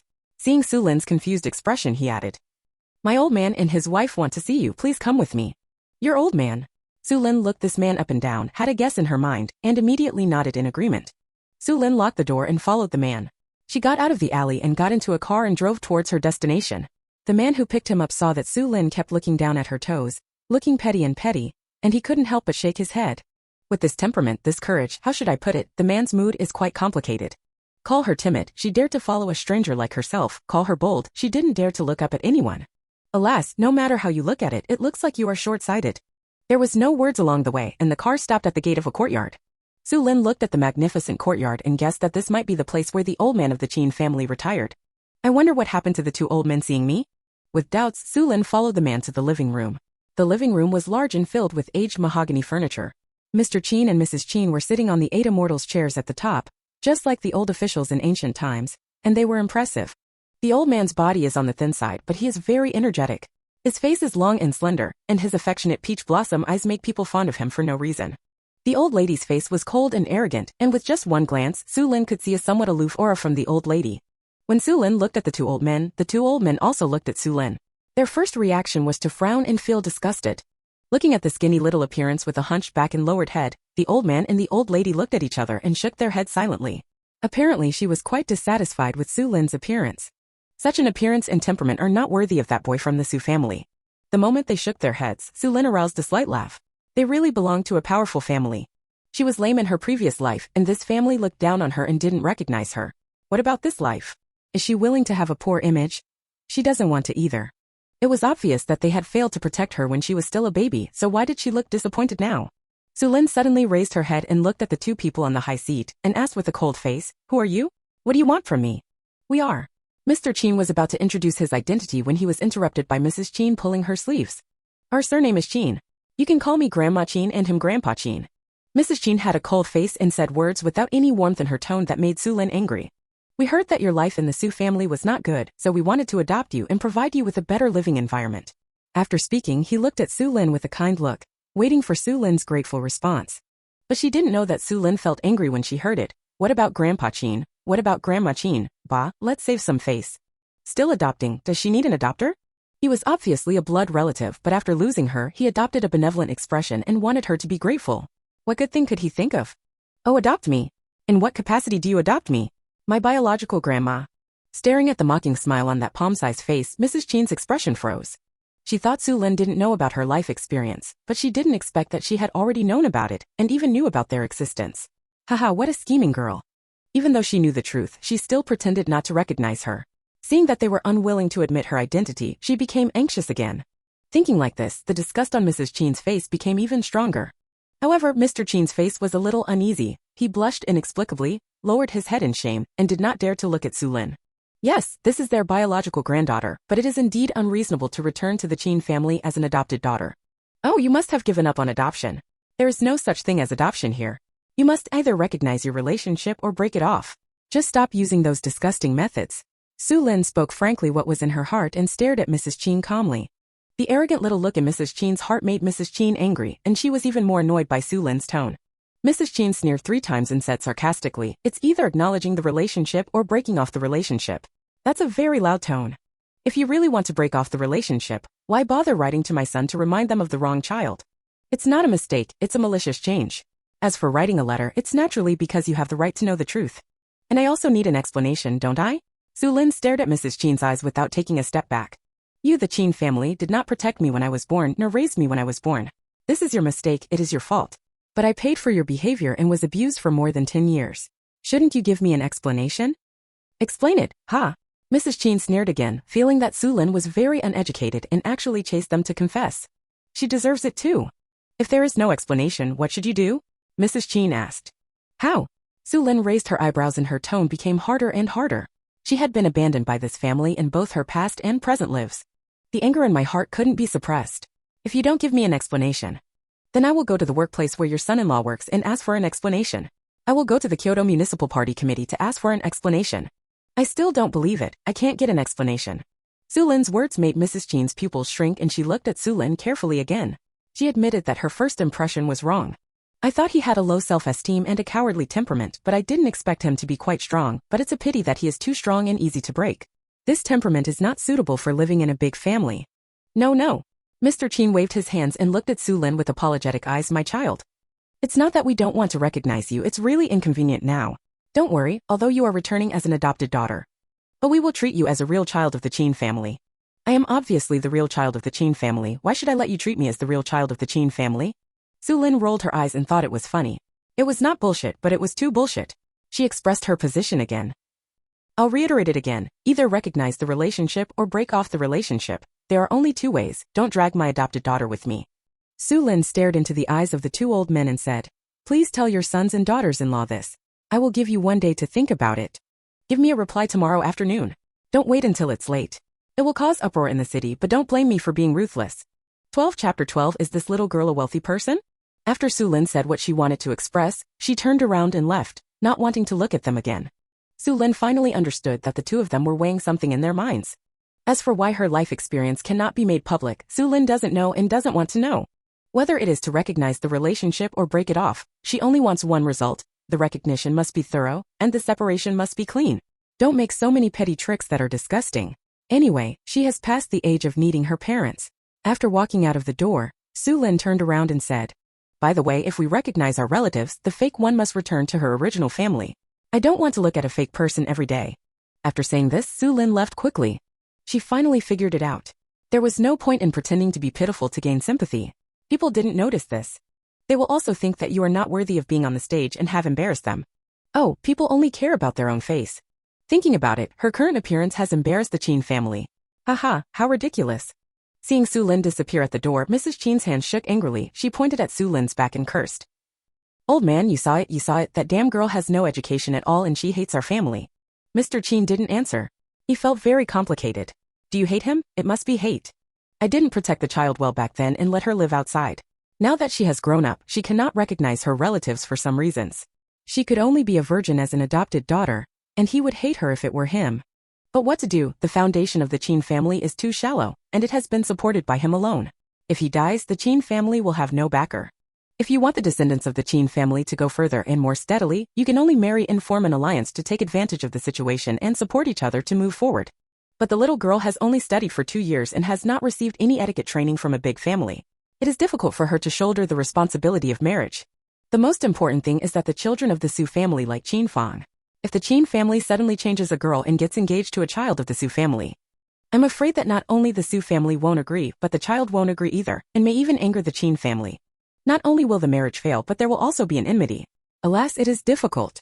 Mr. Qin lowered his head, his lips trembled a few times, but he did not echo the old woman's words and blame Xu Lin. Xu Lin left Qin's house, walked forward in anger and walked to the supply and marketing cooperative. Thinking that she had money and tickets, there was no reason to treat her badly. After thinking about it for a while, Xu Lin decided to go to the supply and marketing cooperative. In order to prevent the Xu family from noticing anything unusual, Xu Lin also put a transformation charm on herself to change her appearance. The ability to draw this talisman was learned in a plane where metaphysics was prevalent. At that time, she was a ceiling-level master in the metaphysics world. Drawing talismans in the void is just for fun, making many people jealous like a red-eyed beast. It's a pity that this skill cannot be used in the Dragon Kingdom. The current Dragon Kingdom is very strict on feudal superstition and she doesn't want to die. Entering the supply and marketing cooperative, the first thing you see is the black head. It's obviously not Sunday, nor is it the lunch break, but there are so many people. There are still old men and women squeezing around, and I don't know what they are squeezing for. Xu Lin listened with curiosity for a while and then understood the truth. It turns out that there are defective fabrics in the supply and marketing cooperative today that do not require tickets. This is really a surprise for people with limited cloth tickets. But for Xu Lin, who is not short of money, this is not a problem, and she is too lazy to compete with old men and women. He immediately changed his direction and squeezed towards the food counter. Thinking of the items she might need when going to the countryside, Xu Lin took out a stack of tickets and money and shouted to the salesperson. "Serve the people, hello comrade." The salesman glanced at Xu Lin and replied with a cold face and an emotionless voice, "Serving the people, what do you want to buy, comrade?" "I want 5 kilograms of brown sugar, 5 kilograms of white rabbit, 10 kilograms of fruit grain, 5 kilograms of chicken cake, 5 kilograms of mung bean cake." The salesman didn't pay much attention at first, but then his expression became more and more exciting as he listened, and he couldn't help but look at Xu Lin a few more times. Oh my god, whose prodigal son is this? He actually bought so much food. If she hadn't seen Xu Lin holding a stack of money bills in her hand, she would have thought that the little girl was here to tease her. Xu Lin not only bought a bunch of food, but also bought daily necessities such as porcelain basins, tea jars, kettles, thermos bottles, and large iron pots. Xu Lin, who was not short of money, entered the supply and marketing cooperative empty-handed, and left the supply and marketing cooperative with a large sack in each hand. The group of uncles and aunts who saw it were jealous and envious. They wanted to buy it too, and they wanted to buy it wantonly. It's a pity that they don't have so many money tickets, so they are still crowding in like grandchildren to grab the defective products. When Xu Lin left the supply and marketing cooperative, there was a roar behind her. She looked back and realized, oh, it turned out that defective cloth had arrived. Looking at the crowded scene, Xu Lin quickly left with 2 large sacks in her hands. Oh my god, it was so scary. She slipped away. I found a deserted place, put the 2 sacks into the warehouse of the space, looked up at the sky, and saw that it was still some time before dark. After thinking about it, Xu Lin decided to go shopping in the black market. The last time she went to the black market, it only cost 10 yuan. Xu Lin only bought a few eggs and some vegetable seeds. This time it was different. Xu Lin, who was not short of money, walked into the black market with great confidence. Because it was working hours, there were not many people in the black market, and everyone deliberately lowered their voices when trading, making it seem very quiet. In sharp contrast to the lively supply and marketing cooperative, the first thing Xu Lin saw was a stall selling clothes. They sold ready-made clothes and the styles were good.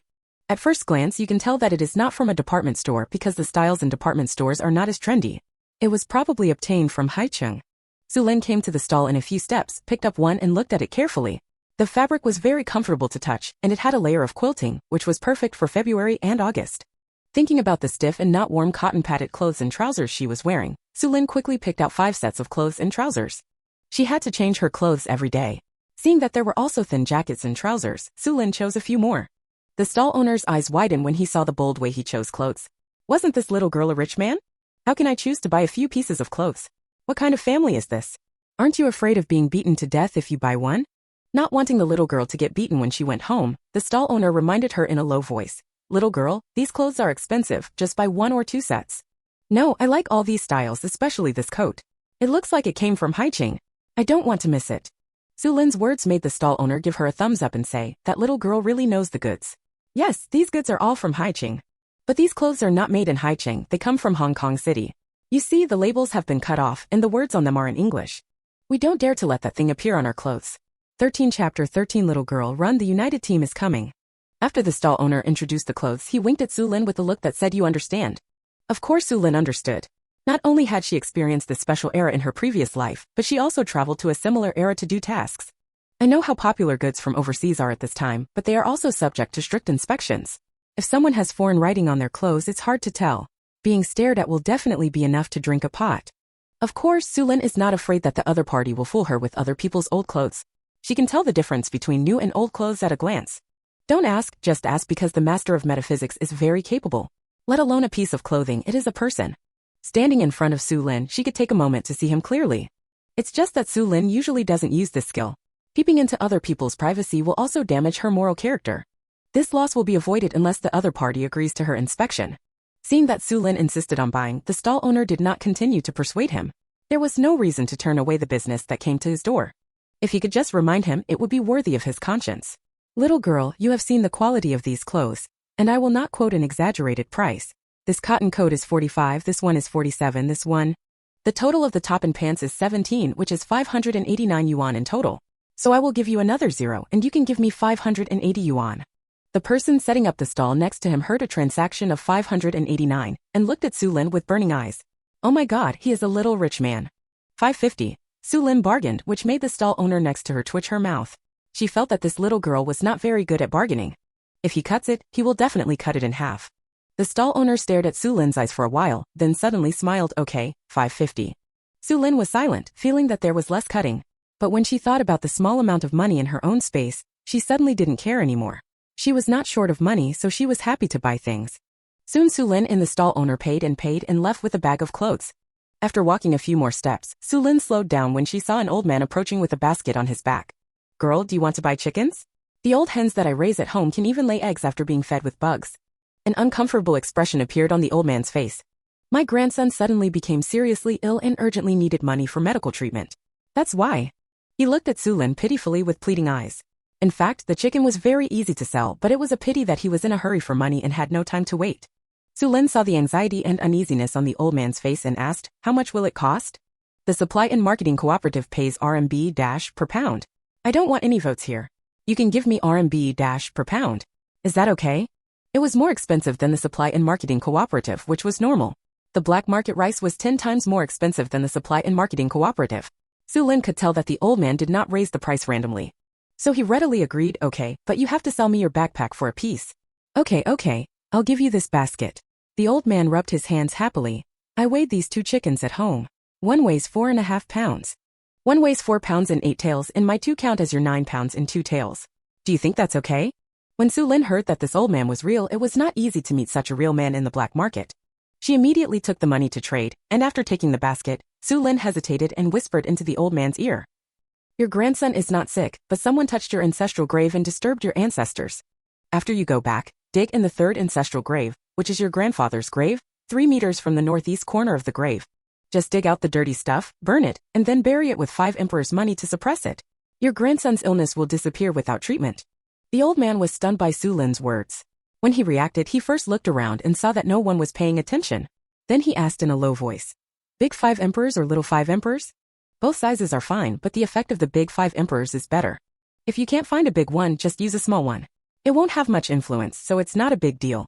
The old man's mouth twitched when he said it in a casual tone, thinking to himself, could that be considered a big deal? That is related to the feng shui of the ancestral tombs. Although superstition is not allowed from above, the millennium inheritance is there. How can you say that you don't believe it if you don't believe it? Moreover, Xu Lin was able to reveal the owner of the old grave in one breath, but the old man could not and did not dare not believe it. Seeing that Xu Lin was about to leave, she quickly gave Xu Lin the money from the chicken sale. Master, I know this little money is short. But the old man really can't come up with more, please don't blame me. His tone was sincere and his eyes were full of apologies, which made Xu Lin happy. It was a kind and casual reminder. However, it is appropriate for the old man to give money. In their line of work, if the owner does not give money, they have to pay for it themselves. Xu Lin thought about it, took out a piece of it, and said with a smile, these are enough. The old man became anxious and wanted to say something. Xu Lin smiled and shook his head to stop, then turned around and left in a dashing way. The old man held the money, his eyes were red with emotion, he was really a good and capable man. There are a lot of good things in the black market in Kyoto. Xu Lin walks and buys all the time. The money comes easily and she doesn't feel bad about spending it. It didn't take long for word to spread in the black market that she was a stupid young lady with a lot of money. That ostentatious behavior soon attracted the attention of interested people. But before Xu Lin could leave the black market, a whistle sounded at the entrance of the alley. As soon as everyone heard the whistle, they got busy. Some picked up the corners of the stall and ran away, while others ran for their lives with baskets on their backs. There are also those who are trading and have received money but not delivered goods. One wants to run away and the other is holding on. There was no other way but to trade while running. Someone saw Xu Lin standing there stupidly and reminded her in a low voice when passing her. Little girl, run, the United Team is coming. When Xu Lin heard about the United Team, she remembered that the United Team was similar to the red armbands of the 70s that she experienced in another dimension. It's just that Longhua calls the red armbands the United Team, the Revolutionary Committee the Ideological Committee, and the police officers the law enforcers. Although the names are different, they do exactly the same thing. There will be no good consequences if caught by the United Team. Xu Lin figured it out and immediately ran with the crowd. Even though she started slowly, her speed was not slow at all. It just feels like a pity that she hasn't bought enough yet. Running in the complicated alleys, Xu Lin quickly got rid of most of the people, with only a few people following her. She wanted to run to a deserted alley to put her things away, but she didn't expect that when she sped up, those people also sped up. She turned a corner, and those people followed her, closely following her. This made Xu Lin's face flash with displeasure. It was all aimed at her. If that's the case, don't blame her for being rude. Xu Lin said that if you dare to take my idea, I will destroy your business. After turning around an intersection, Xu Lin ran a few steps deeper into the alley and immediately dodged into the space with people and belongings. First put the purchased items into the large warehouse and put them on the shelves and then observed the situation outside. Xu Lin saw something different at this time. 14 Chapter 14 This matter cannot be forgotten easily. The men circled the intersection several times and they looked like they were looking for someone. One of the men with a sharp mouth and monkey cheeks cursed and said, "Holy shit, that little bitch ran so fast and disappeared in the blink of an eye. Who says it's not the case? I don't know what that little girl grew up on. She grew up too fast. Our brothers were able to run away, but we didn't catch up with her. It's a pity that little girl has a lot of money on her. She spent a small amount of money on the black market just for that little time. When it comes to money, the sharp-mouthed, monkey-cheeked man has red eyes. The money in the hands of a little girl is several times more than the savings of his family. Let him reason somewhere." Others showed envy and jealousy expressions, and they also noticed that if the money in that little girl hadn't been so attractive, they can't keep chasing until now. I almost exhausted myself to death, but I also lost people with me, which is so embarrassing. Forget it, let's go back quickly. It's not good to keep Brother Tiger waiting for a long time. I don't know what those grandsons from the United Team want to do. Actually engaged in a sneak attack. The man with the sharp mouth and monkey cheeks cursed a few words unwillingly, and walked back with a few people. Brother Tiger, Xu Lin tilted her head. It seemed that these people had backers behind them. Xu Lin rubbed her nose. She couldn't be followed in vain if she didn't want to suffer a disadvantage, so she immediately left the space and followed carefully. The sharp-mouthed, monkey-cheeked men walked quickly, wandering around in the alley, and came to a courtyard. The gate of the courtyard looked quite dilapidated. The grass in front of the door grew as tall as half a man, and the man with a sharp mouth and monkey cheeks pushed open the dilapidated door. Several people turned around and looked around to make sure no one was following them, and then they quickly walked into the yard. There is a lot of garbage piled up in the yard, and there are also a lot of weeds. It looks like no one has taken care of it for a long time. There was an old man in his 50s sitting at the door of the main hall in the front yard. When he saw clearly who was coming, the old man just nodded slightly and continued smoking. Xu Lin did not open the door to follow, but gently climbed up the courtyard wall to look around. She didn't see the old man, but she saw the men with sharp mouths and monkey cheeks nodding. The smart Xu Lin understood at a glance that although the front yard was dilapidated, there was someone guarding it, and she figured the things should be in the backyard. So she gently jumped off the courtyard wall and moved towards the backyard. When the sharp-nosed, monkey-cheeked men came to the backyard, Xu Lin also climbed up the wall of the backyard. Seeing several people entering the east wing, Xu Lin thought for a while and immediately quietly entered the yard. She did not go to the east wing to eavesdrop, but quietly checked the situation in various rooms in the backyard. The first is the west wing where she jumped down. The two west wings are connected. There are pots and pans, water jars, buckets, cotton cloth, and other daily necessities inside. Go around the west wing and come to the main room. Through the window of the west room, Xu Lin saw that there were generations of brown sugar, white rabbits, fruit candies, snacks and cakes, rice and white noodles, grains and oils and other foods. After passing the west wing, there is an 8 immortals table and 8 immortals chairs in the main hall. There are also kettles, cups, and other items on the table. It seems to be a place for eating, drinking tea, and entertaining guests. Xu Lin quickly came to the window of the east room. When she saw it, Xu Lin called him a good guy. On the shelves in the east room were rows and rows of cigarettes from several brands. After a quick scan, there were 40 or 50 sticks. Bottles of white wine are placed next to the cigarettes. Next to the white wine are red wine and foreign wine. They don't look cheap at first glance. There were 2 bicycles on the ground, brand new. As for what was in the cabinet, Xu Lin didn't see it, so she thought it was pretty much the same thing. Xu Lin lowered her head and thought for a moment, then immediately turned around and entered the east chamber from the main hall. There was no reason to leave empty-handed even if she came. Besides, those guys took the initiative to provoke her, and Xu Lin didn't feel bad at all. She entered the east chamber, and with a thought, the bicycle disappeared, the cigarette rack disappeared, the liquor rack disappeared, and the cabinet disappeared. In a short time, she had collected everything in the house. Xu Lin looked around and found that the soil in the corner was a little different. She immediately dug in and dug out a brocade box. Xu Lin opened it and saw 2 century-old ginseng inside. Very good, good stuff again, this time I made a fortune. Xu Lin happily retracted into the space, scanned around again, and left after finding nothing unusual. Soon she came to the west room. Since she wanted to take action, she took away all the food. After collecting the food from the west, she went to the west room again. She quickly cleared away the things in the backyard. Thinking that those people had gone to the east wing, Liuxiu immediately came over. What surprised Lusu was that there was no human figure in the east chamber and there was no one on the pit. She walked in with curiosity, rummaged around, and found out a few $100s and a watch in a short time. Another jar was dug out of the hole and filled with small yellow croakers. When Xu Lin finished rummaging through the east chamber, she not only found several $1,000s and 2 jars of small yellow croakers, but also found the entrance to a secret room. Not surprisingly, those people should have gone down to the secret room.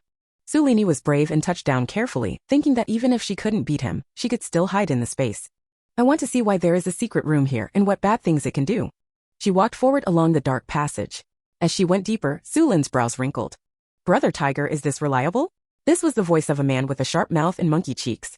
Xu Lin stopped and looked around. The sound came from the room near the entrance of the passage. It was also the only way for Xu Lin to go deeper, so she stopped and continued listening. Don't worry, this is reliable. It was introduced by a good brother of mine. As long as you deliver the goods, we won't care about the rest. After brother who finished speaking, he tapped the table and said, this transaction is very important. I hope you can work hard. If anyone lets me off the hook at this critical moment, don't blame me for being ruthless. Brother Tiger, don't worry, we will definitely work hard. The man with the sharp mouth and monkey cheeks immediately took the lead in expressing his stance, and others agreed. After expressing his loyalty, the man with the sharp mouth and monkey cheeks changed the topic and asked, Brother Tiger, has the reason for the sudden attack by the joint team this time been found out? The information given over there is that someone reported it. Brother Who said with a stern face when he mentioned this, if I'm not wrong, it should be the Bad Wolf group that did it. Damn it, if those guys can't steal our business, they will resort to some shady tricks. They're so despicable. The man with a sharp mouth and monkey cheeks made a strong sound, gritted his teeth and asked, this matter cannot be let go easily. Don't worry, it won't be so easy to uncover, but the most important thing for us now is to deliver the goods in hand. Brother Who pondered, his eyes swept over the brothers in front of him, thinking about how to arrange this operation to be foolproof. Xu Lin didn't know what they were dealing with, so she planned to see what was in the secret room first. She walked softly past the door of Brother Who's room and reached deeper into the secret room. 15 Chapter 15 If you fail, just wait to be beaten to death by her. Xu Lin walked about 10 steps and her eyes suddenly opened up. A secret room with an area of about 40 to 50 square meters appeared in front of her. The secret room was full of things. There are sealed boxes as well as vases, bronzes, tang sankai, ancient books, calligraphy and paintings, etc. scattered around. Xu Lin's eyes twitched when she saw them. These things were all antiques and they would be hot-selling items after 30 or years. It's not easy to sell for 80 million yuan. Even the smallest bronzeware like those can be sold for tens of millions. I don't know where these guys got so many good things. Do they mean these antiques by trading? Xu Lin frowned when she thought of this. These are all good things and must not be spread out. Thinking of this, Xu Lin immediately and quietly stepped back to the door of the room. She took out the drug and spread it into the room using the black hole in space. When the sound of several heavy objects falling to the ground was heard in the room, Xu Lin gently opened the door and saw Brother Hu and the others lying on the floor. Facing these people, Xu Lin didn't have any good feelings at all. There was no problem in the black market because the market demanded it. But it's not okay to eat evil and resell national cultural relics. This is the bottom line. Xu Lin stepped forward and touched Brother Hu and the others and found several $100s in cash, a gold watch and a black gun on Brother Hu's body. Several other people also found a few to dozens of dollars on their possessions and Xu Lin politely took them all away. She stood in front of Brother Hu, thought for a moment, raised her hand and drew a talisman in the air, hitting it between Brother Hu's eyebrows. This talisman can inspire the dark side of a person's heart, allowing Brother Tiger to take strong revenge on his enemies. In order to retaliate accurately, Xu Lin whispered a few words into Brother Hu's ear again with a smirk on her face. When Brother Hu wakes up, he will think that the person who robbed his goods is the person who wants to trade with him. It was the other party who had the idea of taking advantage of others, so he followed him to this courtyard house and snatched away his treasure. The scene between evil people fighting among themselves must be very exciting, but it's a pity that she didn't have the chance to see it. Xu Lin bit her lips and felt a little regretful. After checking that nothing was missing in the room, Xu Lin left the room, closed the door and went straight to the antiques. It took a few minutes and Xu Lin was sweating from exhaustion before she could collect all the treasures in the secret room into the space. After carefully checking that nothing was missing, Xu Lin came out of the secret room and stood in the courtyard with her hands on her hips. She felt something was wrong. Since Brother Hu can get so many antiques, there is no reason why he can't get big and small yellow croakers, gold bricks, silver coins and other treasures. Xu Lin didn't believe that there were only 2 jars of small yellow croakers. Maybe there was an underground secret room in this yard, so she decided to look for it more carefully. It took more than an hour to find Xu Lin. It was already dark before we found the secret room. The entrance to the secret room is in the dry well in the backyard. The secret room is not big, only about 10 square meters and contains 10 large boxes.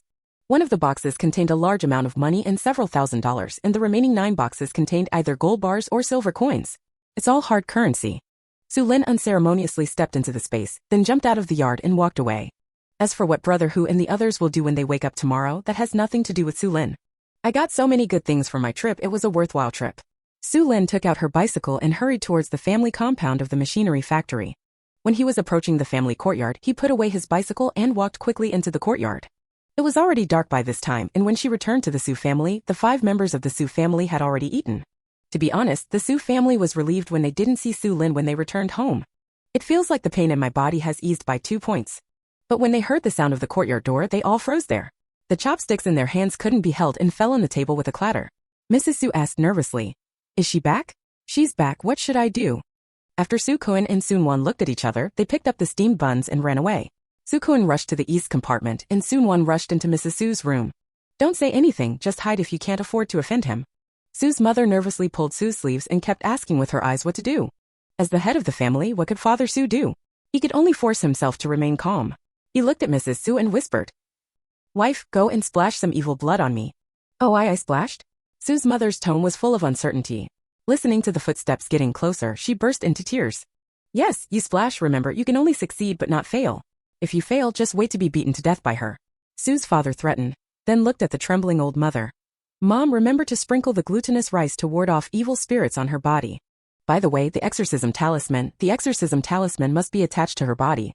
Seeing Mrs. Su's firm nod, Su's father breathed a sigh of relief, held the peachwood sword tightly, and took the lead to move towards the door of the hall.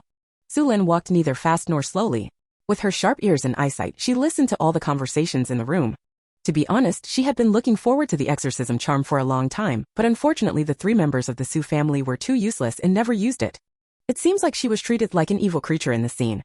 I just don't know whose method is stronger. I hope these 3 people won't let me down, otherwise they will cry.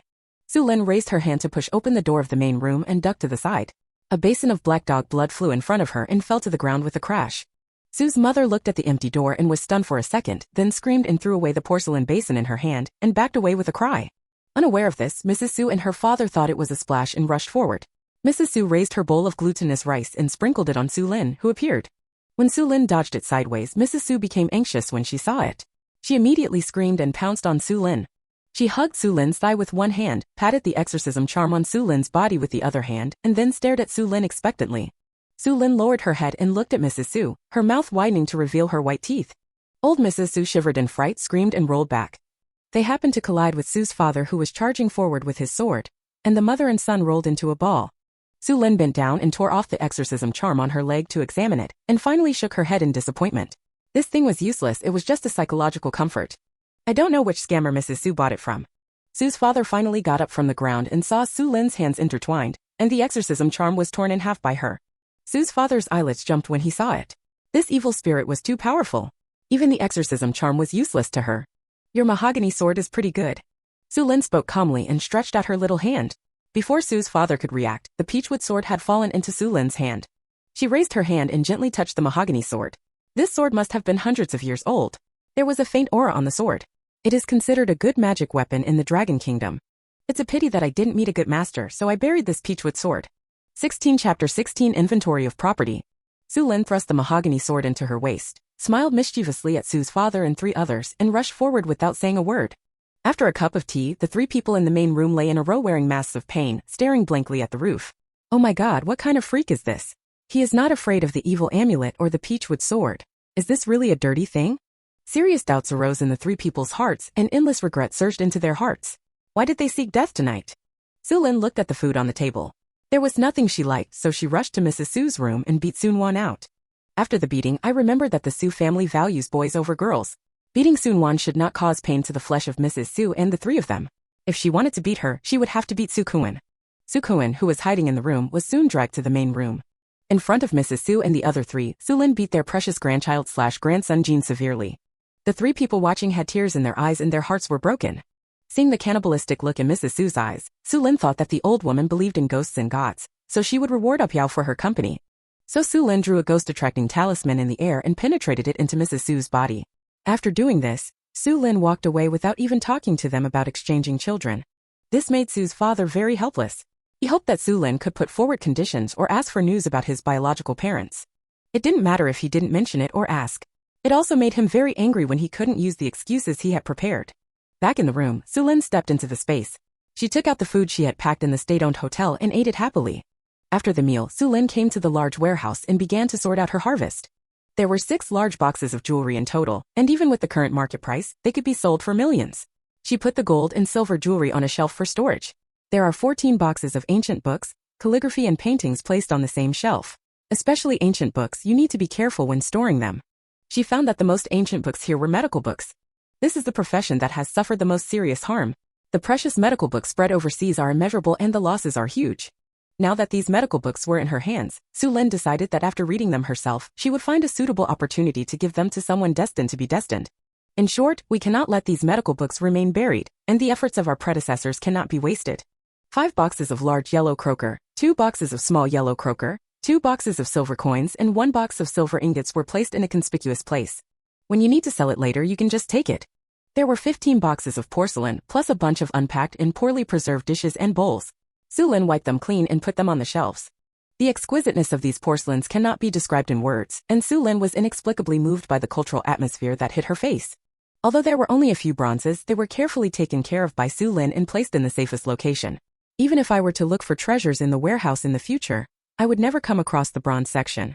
Xu Lin will never sell these bronzes to anyone else. The most important national treasure can only be kept in the Dragon Kingdom and no one can take it away. Xu Lin then cleaned up the jade articles and other cultural relics one by one and placed them on the shelves. Each piece was carefully cared for. By the time the cultural relics were placed one by one, it was already late at night. Looking at her results, Xu Lin smiled with satisfaction and she would arrange similar cultural relics like this in the future. These cultural relics were obtained through dishonorable means, but Xu Lin has no regrets. She will not put these cultural relics up for auction privately. She will only wait until the Dragon Kingdom has developed and the country and people pay attention to the cultural relics. She then anonymously donated these cultural relics to the country. Xu Lin believed that no place in the world was safer than her space.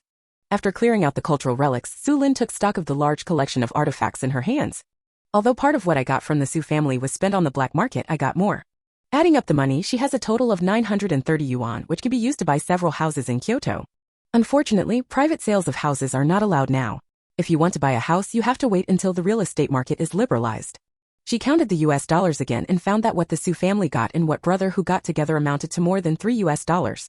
The exchange rate between US dollars and dragon coins is 1 to 7, which translates to more than 20 yuan in United dollars.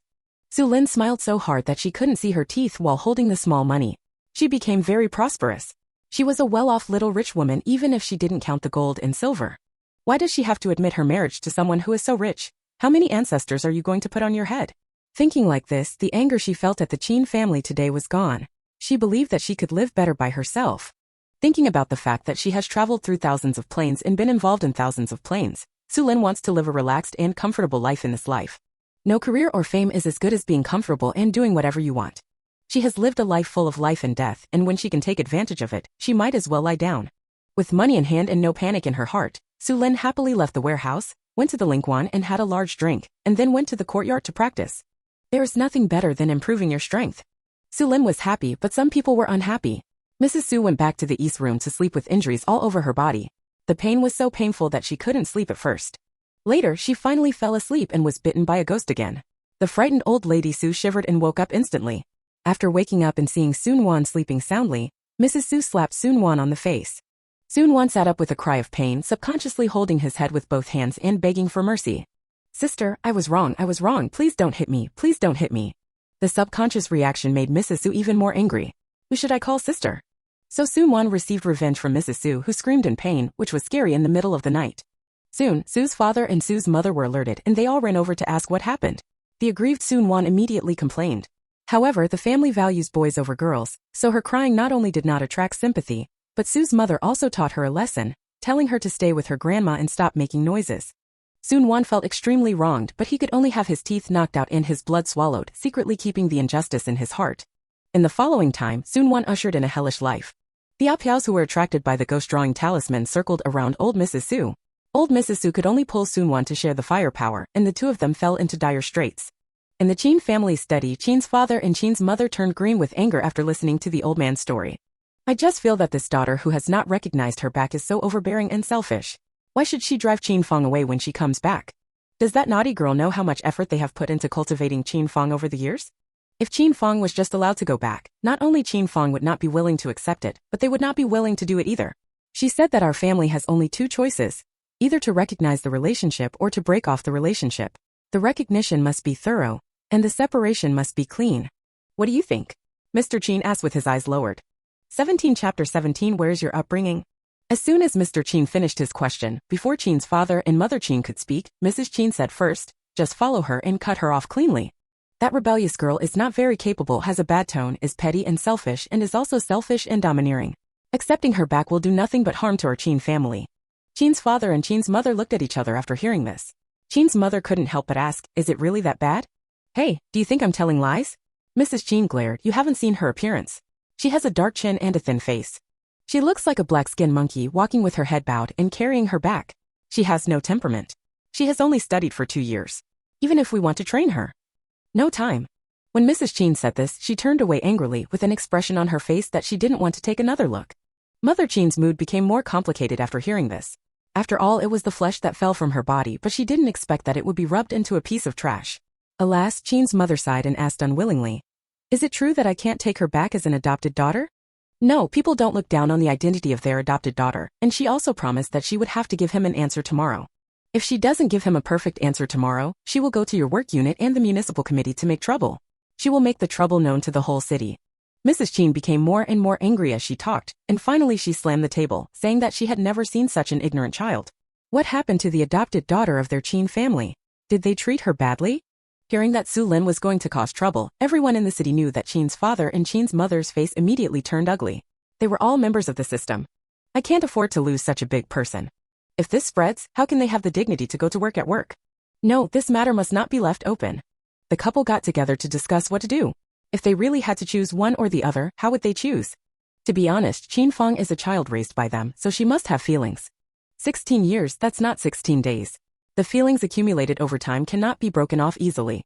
Both of them felt unhappy at the thought of the children they had raised so dearly going back to their original families to endure hardships. She kept complaining that Xu Lin was ignorant. Why couldn't she understand their parents' feelings and why she forced them to choose one or the other?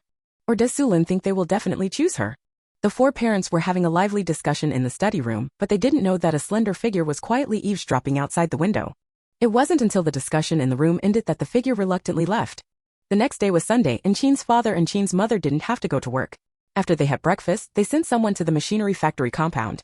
The same man who picked her up yesterday knocked on the door, but this time it was not Xu Lin who opened the door, but Sun Wan, who had dark circles under his eyes and on his nose. When she heard that the person was looking for Xu Lin, Xu Wan's face turned ugly. She wanted to close the door, but she didn't want to pass the news. But feeling the pain in his body, Xu Wan felt that he had better tell the truth honestly. Otherwise he would be beaten afterwards. But Xu Wan didn't expect that even if she passed the message, she still got in Xu Lin's eyes and was pushed to the ground and beaten. Of course, it was not only Xu Lin who was beaten, but also Xu Kuan, Xu's father, and Xu's mother, who were still dreaming in bed. As well as Mrs. Xu, who had just fallen asleep after being teased all night. No one in the family of 5 escaped. Xu Lin said she was beaten 3 times a day, so one meal must not be missed. After stretching her muscles, Xu Lin felt refreshed and followed the visitor. But she didn't know that shortly after Xu Lin left, a woman covering her head and face entered the Xu family's yard.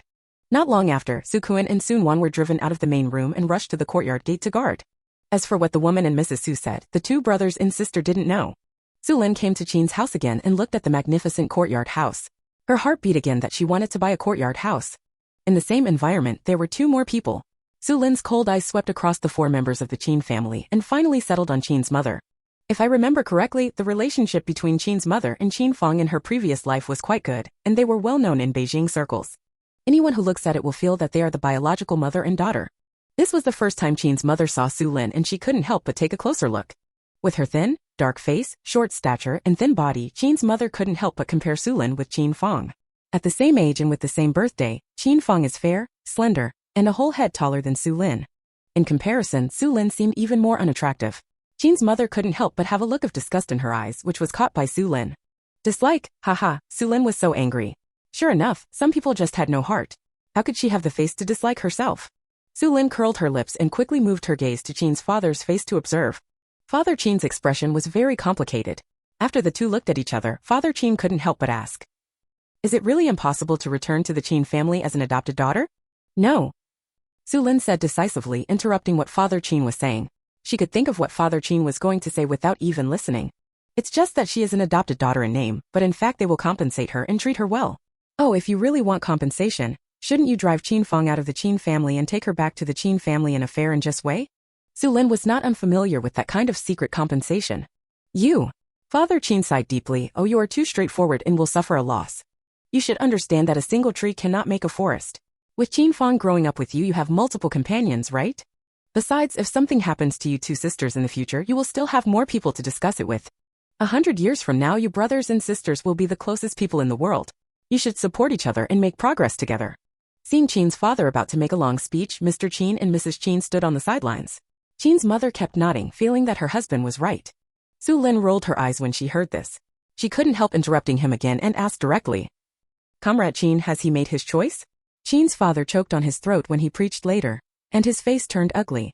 Xu Lin seemed not to notice and said coldly, "Just tell me your choice. Don't mention the issue of adopting a daughter. And don't try to kidnap me morally. Let me tell you, I have no morals, no one can kidnap me, I only give you 2 choices, understand?" Mrs. Qin became angry when she heard this. She slammed the table angrily and shouted, "Presumptuous, look at what nonsense you are talking about.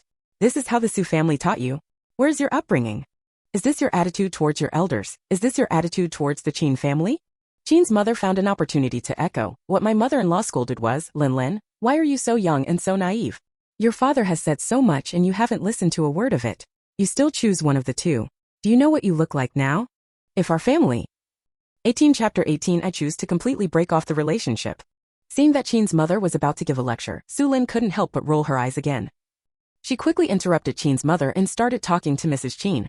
"Have you not investigated what the Xu family taught me? You have no idea what the Xu family taught me. Also education, do you have that stuff? Does the Xu family have it?" Xu Lin stared at old Mrs. Xu mockingly with cold eyes. She wanted to save some face for them, but now she couldn't help it. Xu Lin decided to expose their hypocrisy and said bluntly, "I told you to choose directly. Is this difficult? Or do you want to calculate something? Yesterday, 2 old men were asked to come forward, and you and your wife were hiding behind. What do you want to test? Do you really need me to explain everything? All of you here are shameless people, and if I expose them one by one, your faces won't look good." After saying this, Xu Lin narrowed her peach blossom eyes and the sarcasm on her face became more intense. She was thinking about whether to press the family of 4 to the ground and rub them. Each and every one of them really thinks they are a fool. Let the 2 elders come forward first to test her bottom line. If they can't suppress her, let her agree to return to the Qin family as an adopted daughter.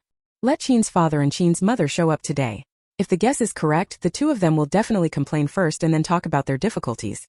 Finally, he accused her of being ignorant in a reproachful tone, asking why she couldn't step back and accept Qin Fang.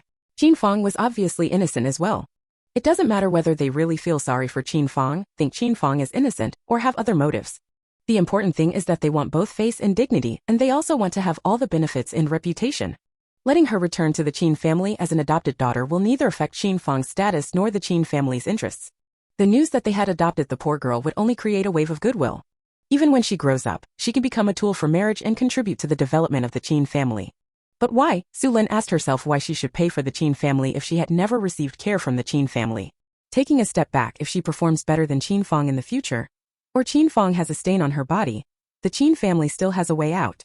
Anyway, no matter what, the Qin family has a way out, and the only injured person is Xu Lin. Xu Lin, who understood everything, didn't want to listen to them anymore, she just wanted to listen to their choices. Traveling through thousands of planes, whether it is a human or a demon, Xu Lin said that I can tell it at a glance, and it is too troublesome to play chatting in front of her. Those penetrating eyes made the four leaders of the Qin family feel uncomfortable. Mrs. Qin even threw the cup angrily and scolded Xu Lin for not knowing how to show respect and not being allowed to eat like a dog. Qin's mother had a dark face and stared at Xu Lin with reproachful eyes as if Xu Lin had done something hugely wrong. Xu Lin's eyes swept across the faces of the four people one by one. Some were angry, some hated, some complained, and some were silent. The only thing I don't have is family love. So what is she expecting? Xu Lin asked herself in her heart. Xu Lin, who had clearly told herself that she no longer had any expectations for family affection, still felt a little throbbing in her heart, but Xu Lin soon adjusted herself. She was given the opportunity, but the Qin family didn't cherish it, which proves that the relationship between them is really shallow. In this case, why should she force it? Xu Lin glanced around again and finally landed on Mr. Qin.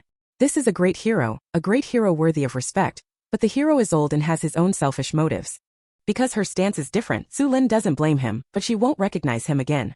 The two sides drew a clear line and severed their relationship. As long as the Qin family didn't cause trouble for her, they would be fine. Mr. Qin felt uncomfortable being stared at, so he lowered his head silently and responded silently. Then Xu Lin's eyes fell on Qin's father's face again. She said calmly, "Since you don't want to make a choice, then I will choose." As the voice fell, 4 pairs of eyes fell on Xu Lin. Xu Lin could see the disdain in Mrs. Qin's eyes as if she was saying, look, in the end, she didn't have to find a way out and take the initiative to compromise. Xu Lin also saw Mr. Qin heaving a sigh of relief and looking expectantly, as if hoping that Xu Lin would compromise, which made Xu Lin chuckle. In contrast, Father Qin's eyes are still complicated, and I don't know how complicated he is. But Mother Qin's eyes were as disgusting as ever. Yes, she was still disgusted.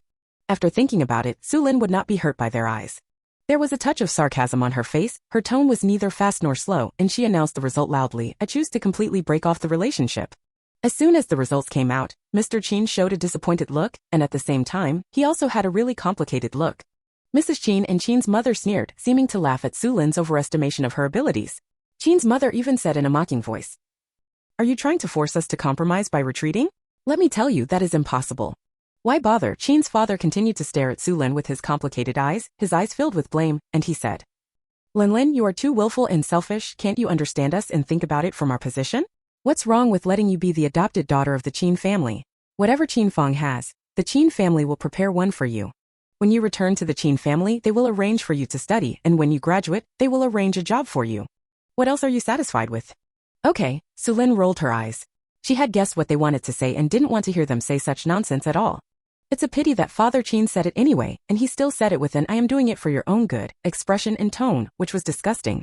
Comrade Qin, I have made my choice, and I hope you will also correct your position. Now we have nothing to do with each other. Xu Lin said as she took out the divorce letter, placed it in triplicate on the 8 immortals table, and said coldly, You don't have to say anything, just sign. Hey, why can't you, my child, listen to our advice? What can you get from the Xu family after you break up with us? You are so willing to serve the Xu family as a cow and a horse. Father Qin gritted his teeth, hating that iron could not turn into steel. He just couldn't understand. Is the Xu family so good? Mother Qin's expression was eager to sign, and even Mrs. Qin showed a relaxed expression, as if she had gotten rid of a big trouble. Seeing the expressions of the 4 people, Xu Lin became even more irritable.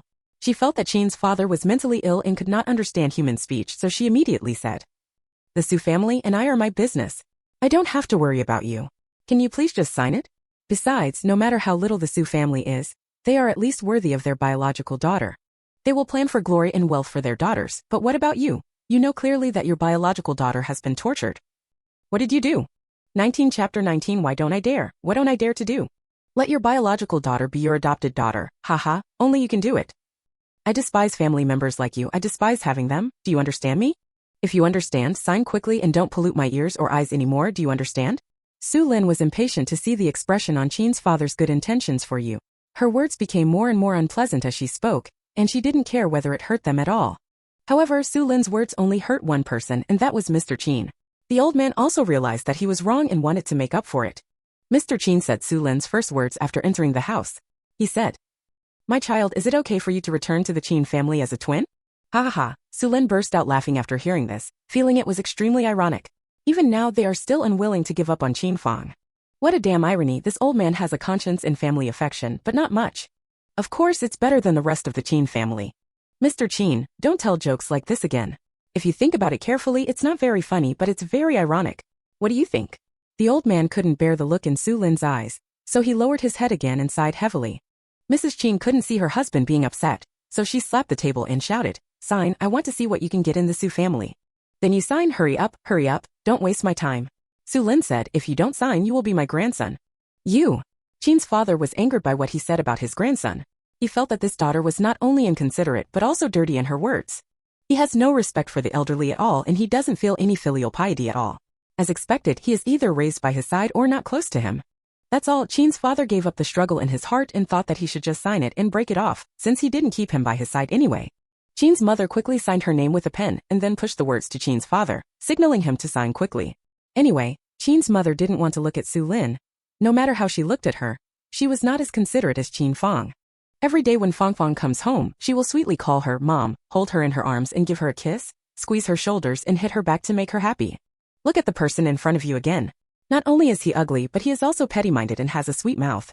He is even more willful and selfish. I don't like it no matter how I look at it, and I despise this biological person from the bottom of my heart. The wife had already signed, and after a moment's hesitation, Qin's father also signed his name. The divorce letter was made in triplicate. Xu Lin stepped forward and took away 2 copies and put them away. Then she took out a compensation letter and asked lightly, "Qin Fang took over my life and enjoyed many years of happiness for me, but I had to go to the countryside for her. Is it not excessive for me to pay 5,000 yuan in compensation?" "What?" Mother Qin jumped up immediately like a chicken whose tail was stepped on, staring at Xu Lin with an unbelievable look. "You actually want 5,000 yuan in compensation? Why don't you go and rob it?" Mrs. Qin glared at Xu Lin angrily. Her eyes seemed to be spitting fire. When she mentioned money, she became excited and mocked. "It's just her. Can she get it? Not 5,000, not even 5 cents. Mr. Qin and Father Qin looked at Xu Lin with complicated eyes at the same time. Neither of them expected that Xu Lin had not forgotten to explain. "And it was 5,000 at the beginning. Does she know how much 5,000 yuan is? How much can I buy?" This was too greedy, and Xu Lin's little place in their hearts was squeezed out by 5,000 yuan. Fortunately, Xu Lin didn't know this, otherwise she would have laughed to death. It turns out that she can't even compare to the position worth 5,000 yuan. Xu Lin raised her lips and smiled evilly, mocking Kai Mike. "Robbery is a crime. I hope Comrade Phone will not break the law. Besides, I can obviously get it based on my ability, so why should I rob it?" As if she thought it wasn't irritating enough, Xu Lin continued to spread hatred. "Of course, you don't have to pay compensation. Then I will go to the educated youth office and tell them that Qin Fang is the biological daughter of the Xu family, and it is Qin Fang who should go to the countryside. I just don't know if you are willing to let it go." Qin's father and Qin's mother almost got angry at the scoundrel tone. Mrs. Qin even slapped the table and angrily scolded Xu Lin for thinking against the grain. "Xu Lin, don't go too far. You have severed ties with the Qin family now. Qin Fang has nothing to do with you." The old lady scolded angrily. "That's right, Qin Fang has nothing to do with you now. It's you who gave up on the Qin family. Why should you pay compensation?" Qin's mother agreed. Although Qin's father didn't speak, his eyes showed that meaning, which made Xu Lin laugh again. "I have severed my relationship with the Qin family, but Qin Fang's relationship with the Xu family has not. Besides, it was Qin Fang who took my position. What if I want compensation? You don't have to give it, then don't blame me for spreading it to everyone in the world. I will publish it in the newspaper and ask everyone to comment. If everyone says you can't ask for compensation, then I won't ask for it. What do you think of this approach?" How Mrs. Qin's eyes were blazing. She felt bad. If this was published in the newspaper, the Qin family's backbone would not be broken. Qin's mother jumped up to object, pointing at Xu Lin with trembling hands. "Xu Lin, you dare, you dare." "Why don't I dare? Why don't I dare?" Xu Lin lifted up her little feet wearing worn-out shoes, with her big toes exposed and dangling. It is said that those who are barefoot are not afraid of those who wear shoes. I am almost the same as those who are barefoot. How about we give it a try? Do I dare? Qin's mother wanted to say, just give it a try, but she didn't dare. Not only did she wear shoes, she also wore leather shoes. If the trouble really spreads to the whole country, then the Qin family will be in great disgrace and lose their dignity. Qin's mother looked at Father Qin as if asking for help, while Father Qin looked at the old man with complicated emotions. The old man still had to make the decision on this matter. He was also afraid that Xu Lin would go crazy. It looked like the dead girl had been severely stimulated and was mentally disturbed. Soon the pressure was on the old man. Mrs. Qin muttered that she would not compensate, but she did not dare to make a real decision. Because they all understand that bare feet are not afraid of wearing shoes, and they also understand that the current situation is still very tense and they cannot let the opponent catch the pigtails. If the opponent is allowed to gain knowledge on this matter in order to show off his face, then the Qin family will be in danger. In recent years, are there not many people who have fallen down due to various problems? The Qin family has managed to survive until now, but they cannot withstand the attack. Mr. Qin thought for a long time before sighing, "Give it to her." After saying that, Mr. Qin got up and walked to the back hall, his back bent a little, and he looked inexplicably pitiful. Xu Lin stared at the back with a complicated expression. She hated the Qin family, but she respected the heroes. So she didn't launch a big attack on the Qin family, but if the Qin family dared to provoke her, don't blame her for being ruthless. I just hope that the Qin family can understand each other better and stop appearing in front of her after breaking off the relationship. With the old man speaking, Qin's father, Qin's mother, and Mrs. Qin had no choice but to take money honestly to solve the problem. Chapter 20 It's better to kill G1. Xu Lin left the Qin family in a good mood, thinking of Brother Hu was working in the black market and thought they would have woken up by now. I didn't know if Brother Hu had gone to find someone to do the deal, so Xu Lin decided to go and have a look. However, when Xu Lin found the black market, she was surprised to find that the market was not open today and the alley was empty. This made Xu Lin a little disappointed, and she could only rush back with disappointment. While passing through a small alley, a sneaky and somewhat familiar figure appeared in Xu Lin's sight. Xu Lin immediately stopped, hiding her figure and observing quietly. Oh, she recognized him. He was really an acquaintance. Unexpectedly, I saw Father Xu walking in an alley with his head covered and his face covered in broad daylight. What did he want to do? Out of curiosity, Xu Lin immediately caught up. Xu's father is very vigilant. He will look around after taking a few steps and make sure there is nothing abnormal before moving forward. If he finds something amiss, he will change direction and observe repeatedly to make sure there is nothing suspicious before approaching the target. After a lot of twists and turns, Father Xu stopped in front of a dilapidated yard. The bluestone road in front of the courtyard is narrow, slippery, and smells bad. There is a garbage dump not far from the courtyard. Almost all the household garbage of nearby residents is dumped there, and the smell is so unpleasant that it offends your nose. It's February now, the weather is still cold, and it's better if there are no flies or mosquitoes. By the time summer comes, the living environment here will not be as bad as usual. Those who can live here are basically ruthless people. Xu's father knocked on the courtyard door 6 times, and soon the door opened, revealing a head covered with white hair. The other party stuck his head out and looked around. When nothing was abnormal, he turned aside to let Xu's father into the house, and quickly closed the courtyard door. Xu Lin hid and thought secretly, then sneaked closer to the yard. She looked around and silently calculated the distance before finding an inconspicuous corner to hide in. After hiding it, Xu Lin immediately used her space power to open a small black hole to observe the situation in the courtyard. There are large and small garbage and debris piled up in the yard. It looks messy, but in fact it is orderly. If someone touches the debris in the yard, the other party can easily find it. Through the crack in the door, Xu Lin saw Xu's father and the white-haired old man sitting in the main room. Even when they were in the house, their voices were very low, and they even dipped their fingers in water to write and draw on the table. Xu Lin saw that eavesdropping alone was not enough, so she opened a black hole above their heads. She stood close to the other end of the black hole and observed carefully. The more I looked at it, the more surprised I became. Xu's father told the white-haired old man that his home had been stolen and he was at risk of being exposed. After I came here to hand over the important information, I will not come for a long time until the crisis is resolved. The old man asked what was lost. Xu's father did not hide it. All the family's money was stolen, and even the treasure he buried in the yard was not left behind. Ordinarily, he couldn't have noticed such a big movement, but unfortunately he really didn't notice it at all. There was something unusual about this matter, so Xu's father decided to investigate quietly by himself instead of calling the police. The white-haired old man agreed. Throw it away and report it to the Law Enforcement Bureau, except for causing trouble and attention. There is no benefit. The key is Xu's father's identity. He is a spy. What good thing can it do to attract attention? It is right not to call the police. Father Xu thought so too and felt that what he did was right. After explaining the work matters, Xu's father talked about Xu Lin. Xu Lin had changed a lot. He made various conjectures and even suspected that the loss of the baby was related to Xu Lin. Unfortunately, he couldn't defeat Xu Lin, so he hoped that the old man could provide help. Do you want to do it at home or? The white-haired old man asked. If I do it at home, I'm afraid there will be too much noise. I just want to take advantage of her being outside to do it.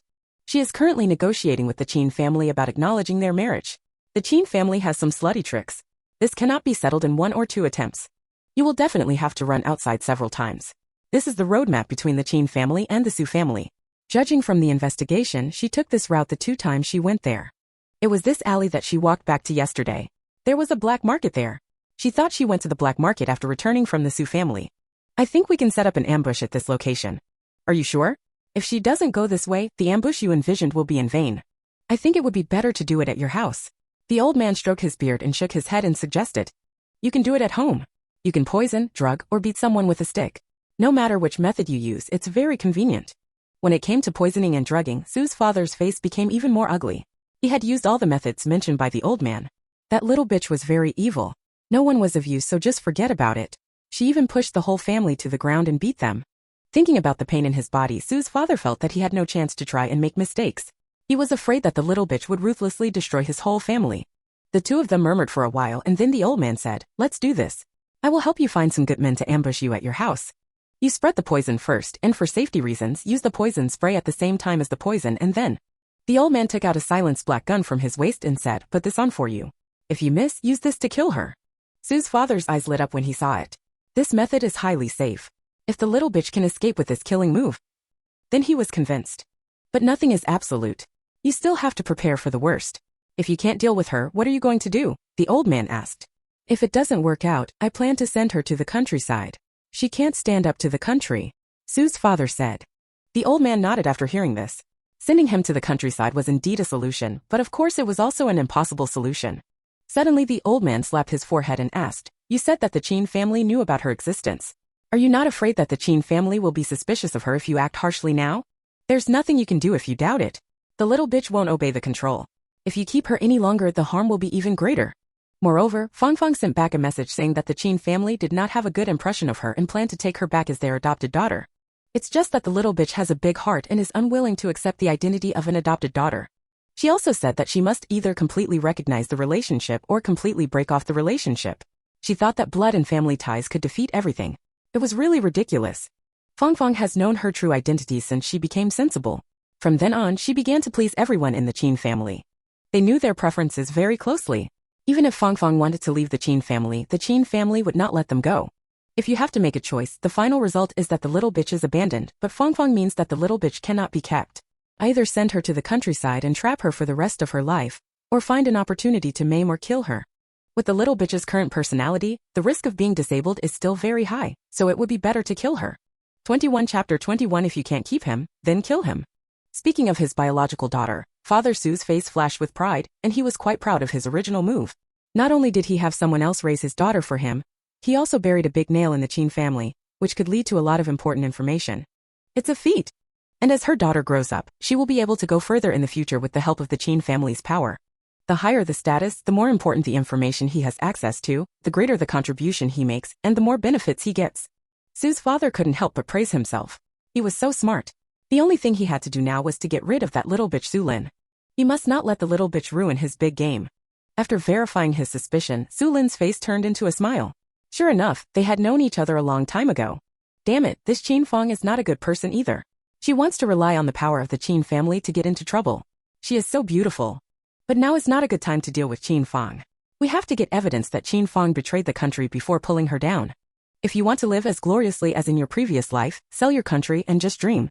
Xu's father talked with the white-haired old man for a long time, and after they agreed on the important matter of taking action against the Xu family, he also asked the old man to prepare poisonous spray and other weapons. When the time comes, take them to the Xu family together. After Xu's father left, Xu Lin did not rush to follow him, but quietly checked on the situation at the old man's house. On the surface, there is just a small, shabby courtyard, but in fact, there is something wonderful inside. There is a secret room dug under the stove in the old man's house. There are treasures and a radio station in the secret room. For safety reasons, Xu Lin did not touch the treasure or the radio, but left quietly. As she walked, she was thinking about how to break the situation, whether to report Xu's father now or wait. By the way, she had to get the divorce letter from the Xu family first. It is said that giving birth to kindness is not as important as nurturing kindness. The Xu family had to make an end after raising her until she was old. After thinking about it, Xu Lin hurried home. She arrived home just in time for lunch. As soon as the Xu family sat down at the table, they saw the return of the evil star, and everyone's expressions were very unnatural. I feel pain all over my body again. Xu Lin's cold eyes fell on Sun Wan, and Sun Wan was so frightened that she quickly jumped off the bench, gave up her seat, and sat down at the corner of the table. Seeing that Xu Wan was so understanding, Xu Lin did not embarrass her, but the big horse golden knife sat on the lower body of Mrs. Xu. Looking at the 5 members of the family like quails, he said calmly, I have completely severed ties with the Qin family, and now it's your turn. Do you have anything to say? Has it been broken? Xu's mother and Mrs. Xu asked in unison, looking shocked. They all couldn't believe that Xu Lin could give up the Qin family's glory and wealth. This little bitch couldn't be mentally ill. Yes, it's broken. Now you're the only ones left. Xu Lin tapped her chin on Father Xu. What do you want to say? Xu's father swallowed uneasily and said to himself that it was a good thing that the old man didn't take his advice and do it outside, otherwise he would have been lonely waiting. The little bitch did things simply. Xu's father didn't dare to keep Xu Lin waiting for too long, so he quickly replied, although we are not your biological children, the love between us is not as great as the love between us. In the end we are still a family. You. Xu's father met Xu Lin with a murderous look in his eyes. What on earth are you afraid to say? He was afraid that Xu Lin would kill him now. Xu, you'd better pay attention to what you say. Don't talk nonsense to me.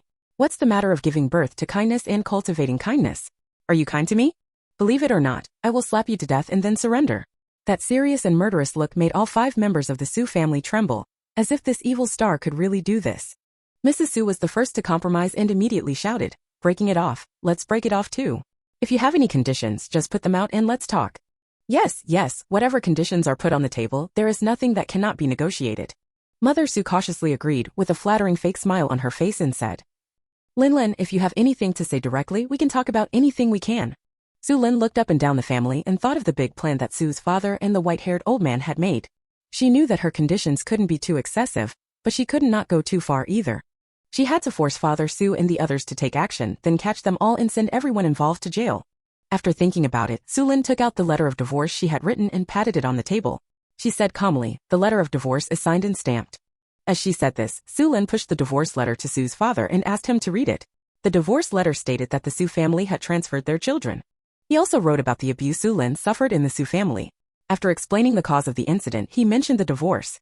If such a divorce letter is spread, no matter where it is placed, Xu Lin will be the victim. As long as her heart is not blind and her eyes are not blind, she will not be accused of being heartless and not repaying her kindness. Xu's father took the divorce letter and read it from beginning to end. His expression was very complicated. If he signed the divorce letter, he would. The Xu family's reputation would be ruined if word spread, so they didn't want to sign.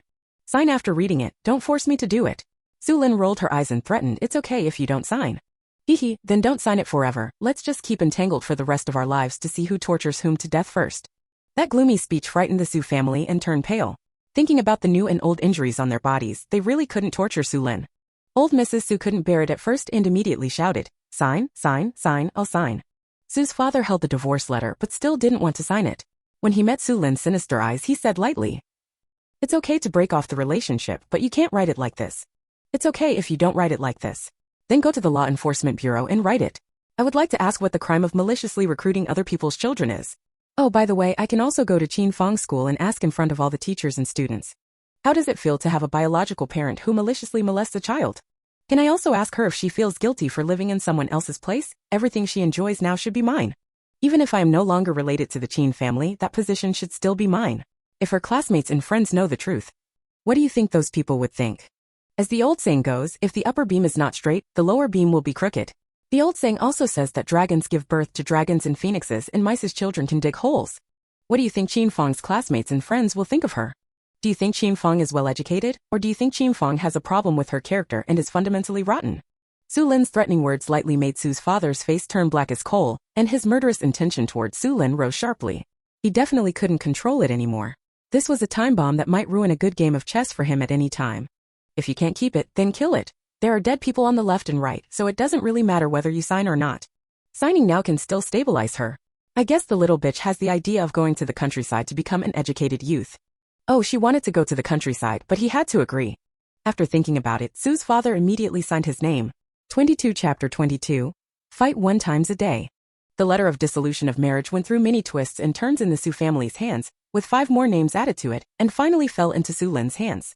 She picked up 1 copy and threw it to Xu's father, and put the remaining 2 copies into her pocket, actually throwing them into space.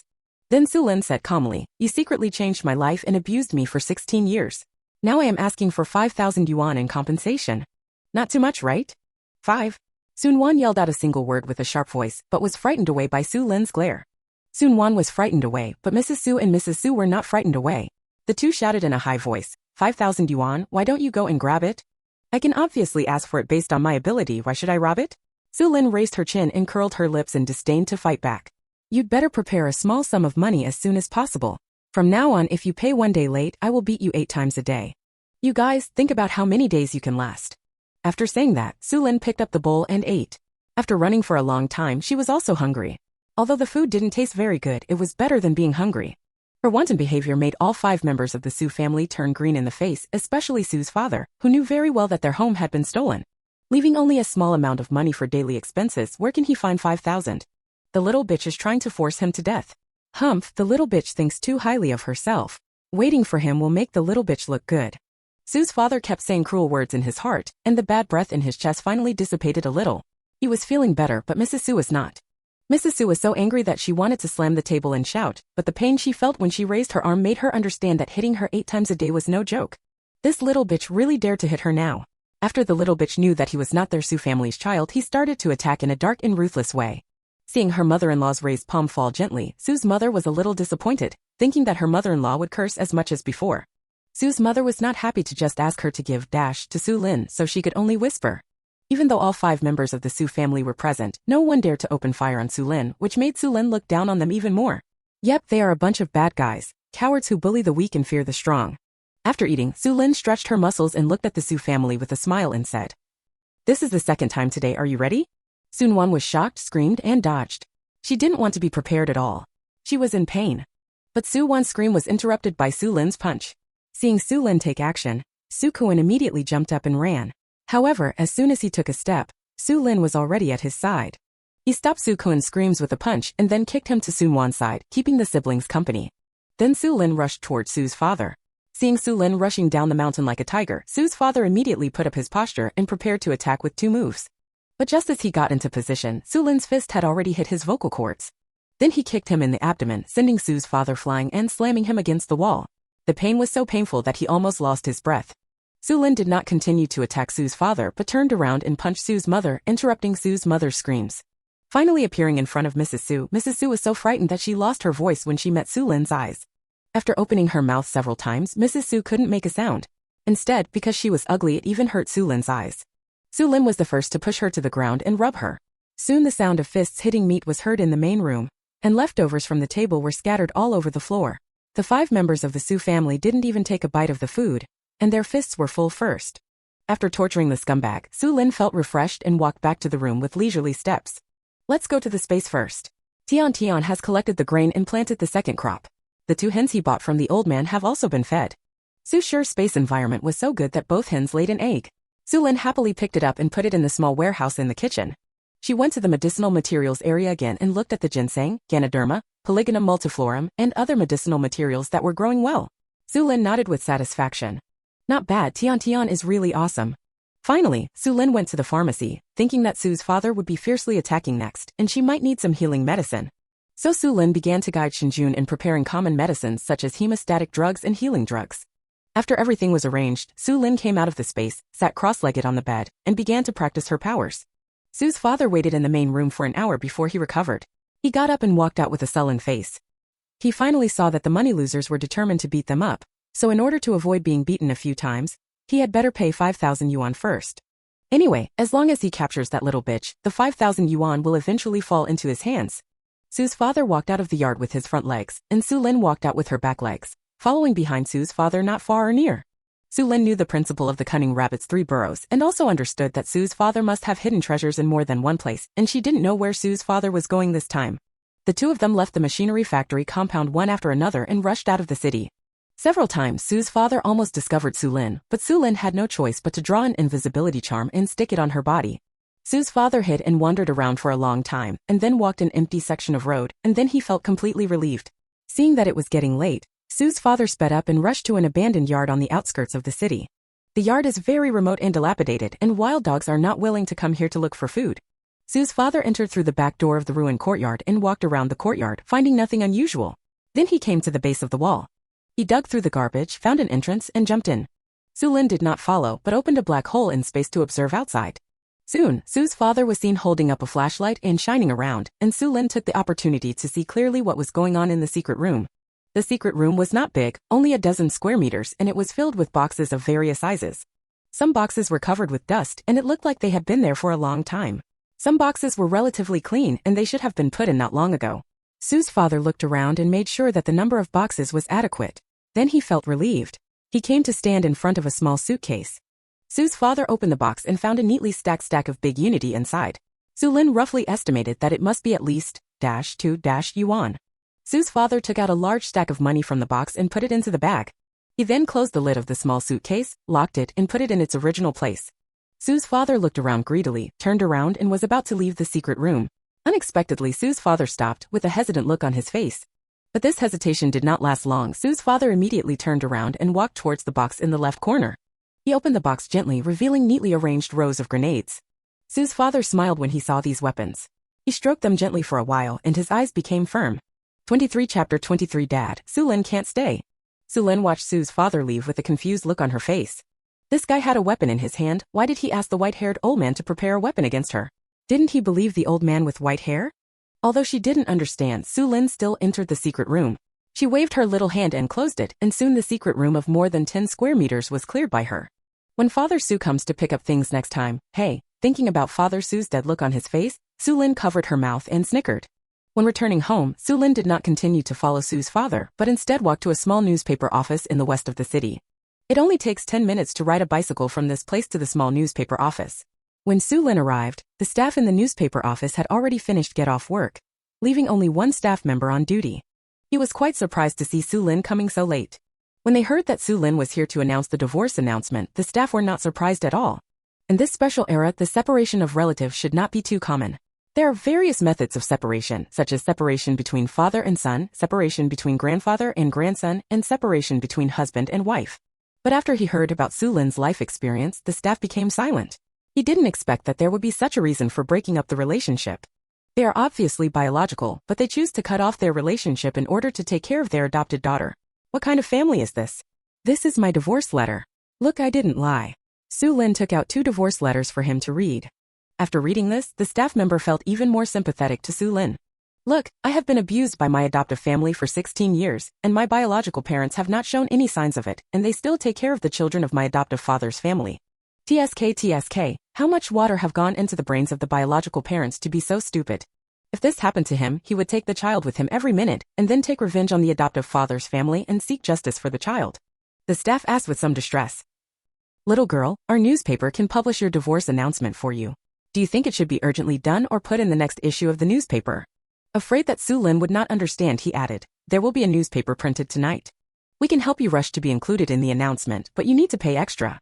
If you are not in a hurry, you can wait for the next issue, which will be typed in 3 days. I choose to rush it. Xu Lin immediately took out a small amount of money.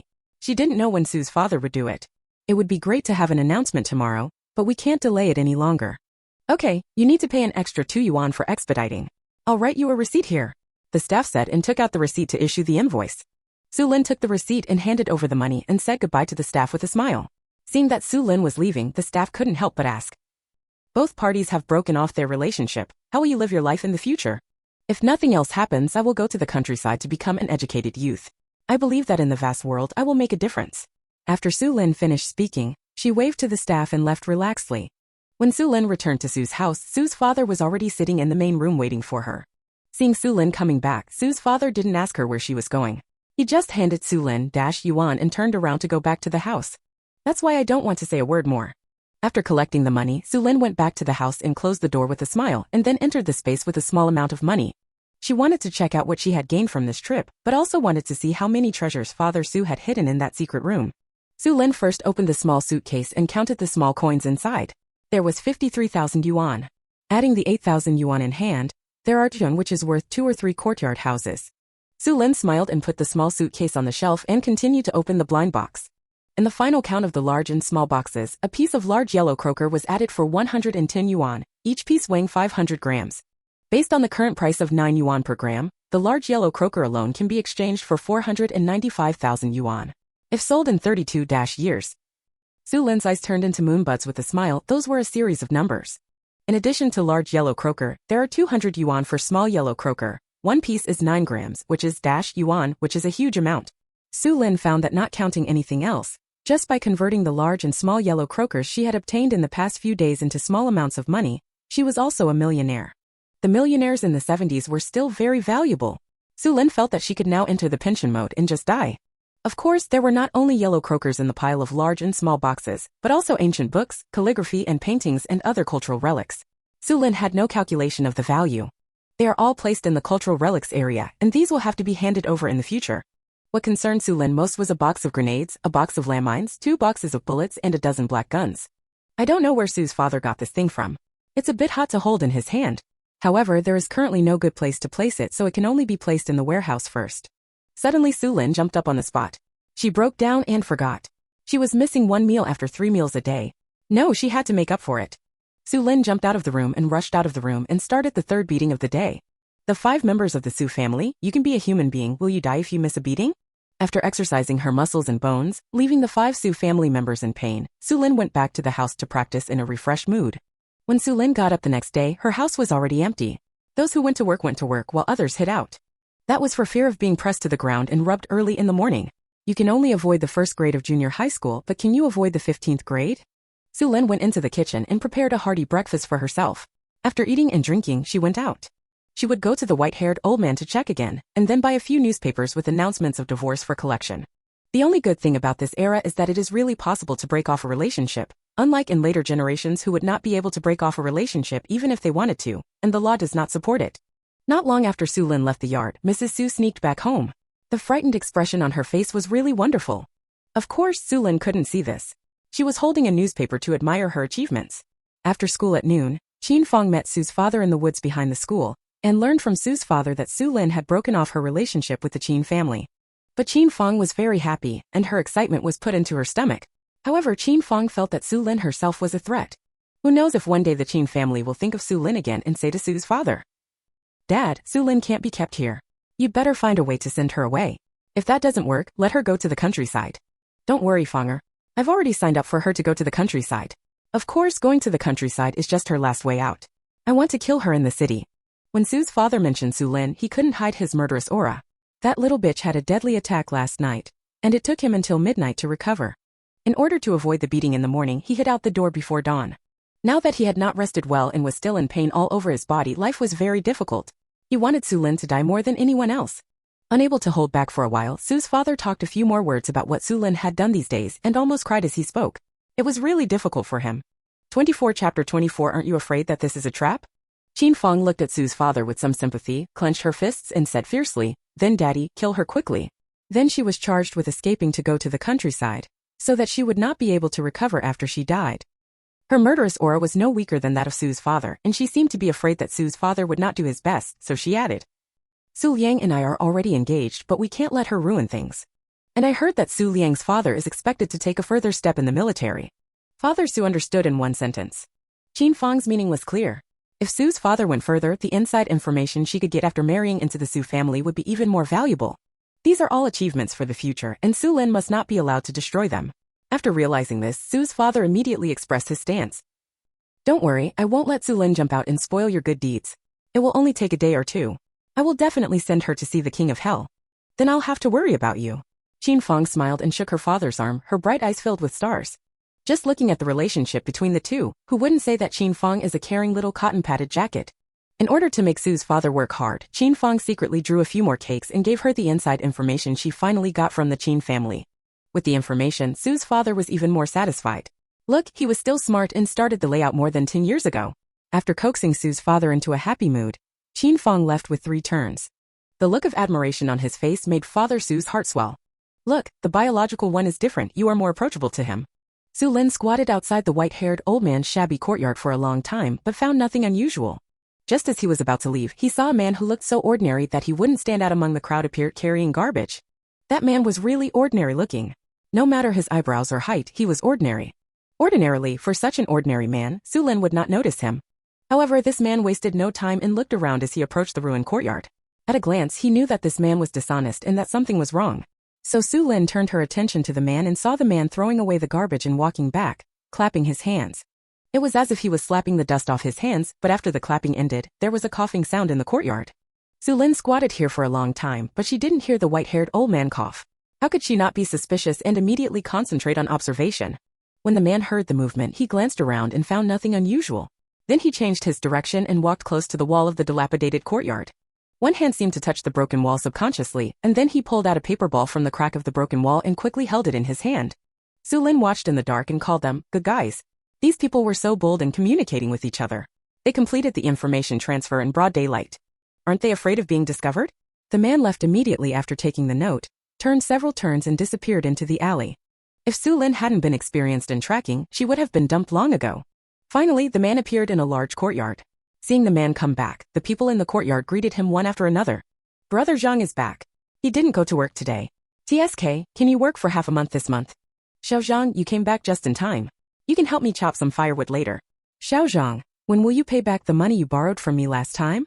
Some people greet you warmly, some people are arrogant, and some people collect debts. Some people walked out of the compound with a basin of water after saying hello, looked around a few times and then poured the water away. Judging from the atmosphere and movements, everything is normal, no different from other large courtyards. Xu Lin thought for a while, put an invisibility charm on herself, quietly walked into the courtyard, and hid in a corner to observe the situation in the courtyard. Zhang Qian nodded in response and returned to his residence. He opened the note and looked at it, frowning. What did the old guy think when he fired a gun at the Kyoto Machinery Factory's courtyard? Even a silenced gun won't work. As long as the gunshot is fired, experienced people can distinguish it. The machinery factory is also a factory under special protection. Maybe the family members have a pair of sharp eyes staring at the surroundings. This is too risky. Zhang Qian looked at it and shook his head. Fortunately, the note gave more than one combat plan, and there were also poisons and poison sprays that could be used. He was just packing up a little girl's film, and the drug alone was enough. Zhang Qian confidently burned the note and walked out of the room. He stood at the door and looked around, coughed twice, and then shouted to the old man lying on the recliner. Uncle Wang, do you need to chop a lot of firewood? I'm in a hurry today and I can't delay it. Why don't you find someone else to help you? Uncle Wang, who was lying on the lounge chair moisturizing and basking in the sun, was not happy when he heard this. He turned around and said, Busy, busy, busy. You are the busiest all day long. I don't think you are willing to help me with some work. Looking at your stingy attitude, why don't you be lazy to death? After scolding him, he moved his chair and said in disgust, Bah, you depressing thing, stay away from me. I'm afraid you will catch the disease of laziness. After saying that, he moved the chair and placed it at the gate of the courtyard. When he lay down there, he could just keep an eye on the pedestrians coming and going in front of the door. After seeing this, Xu Lin called out, Good guy, is this a quarrel? I'm afraid this is just a show. Look at that location, it's a feng shui treasure. Zhang Qian apologized, but he entered a house in the middle.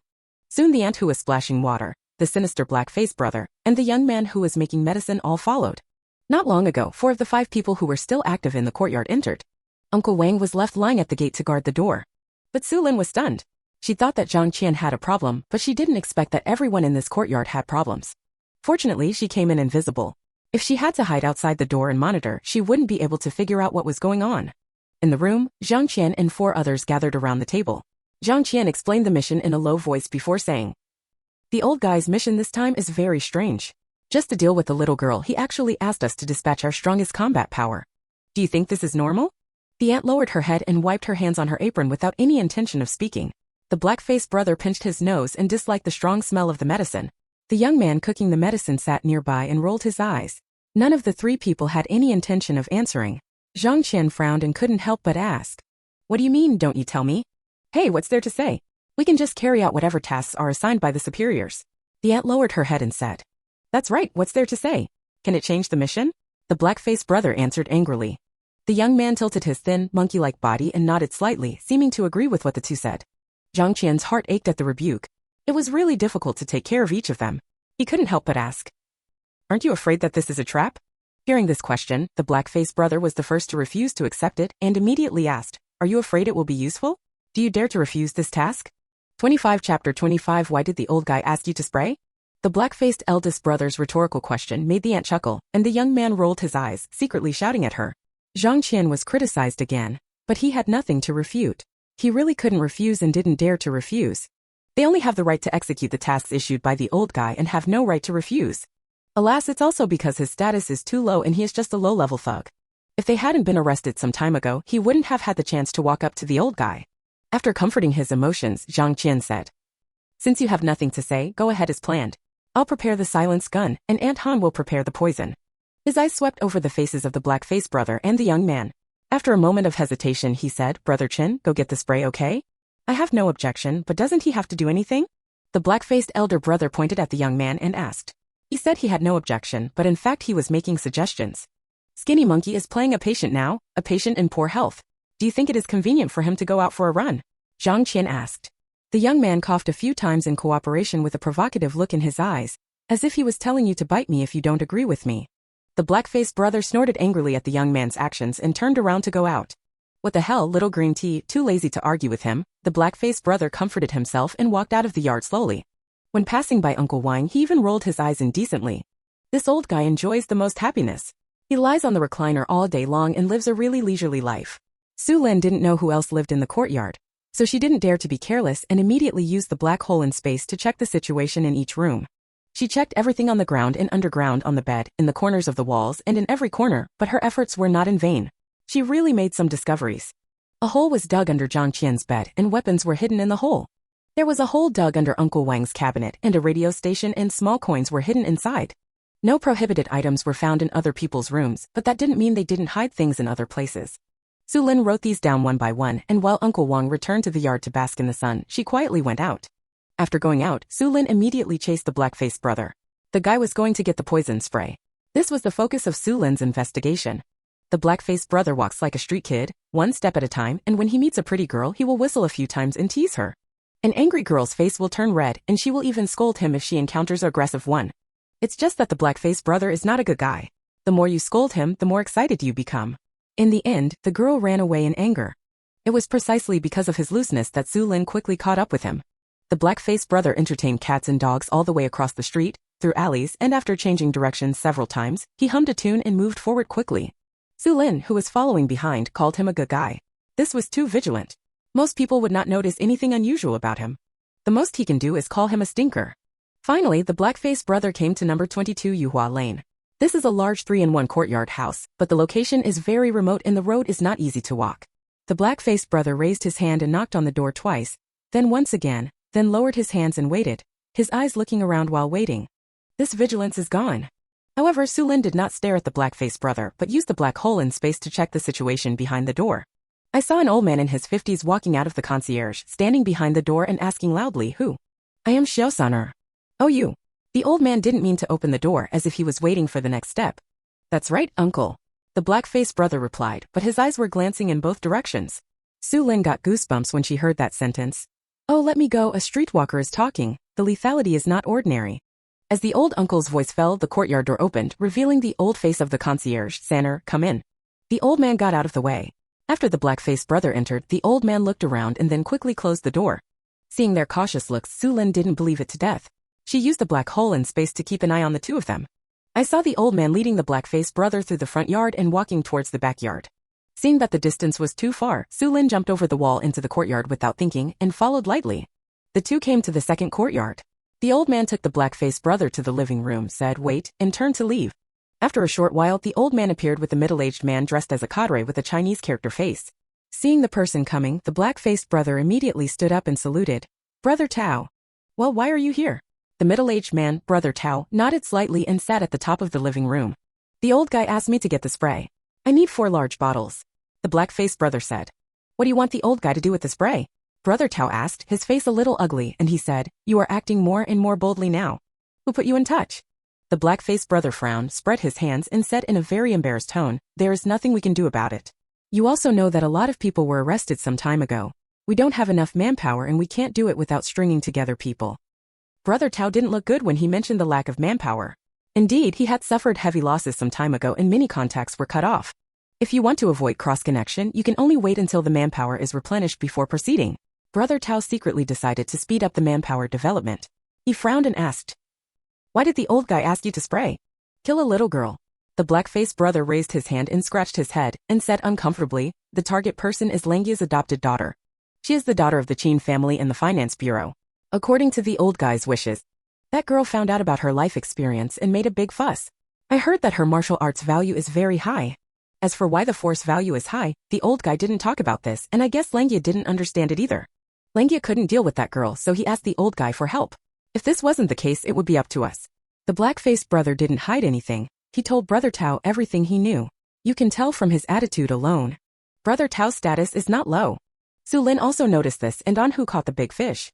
She monitored the conversation between the two, while thinking about who to report such important news to.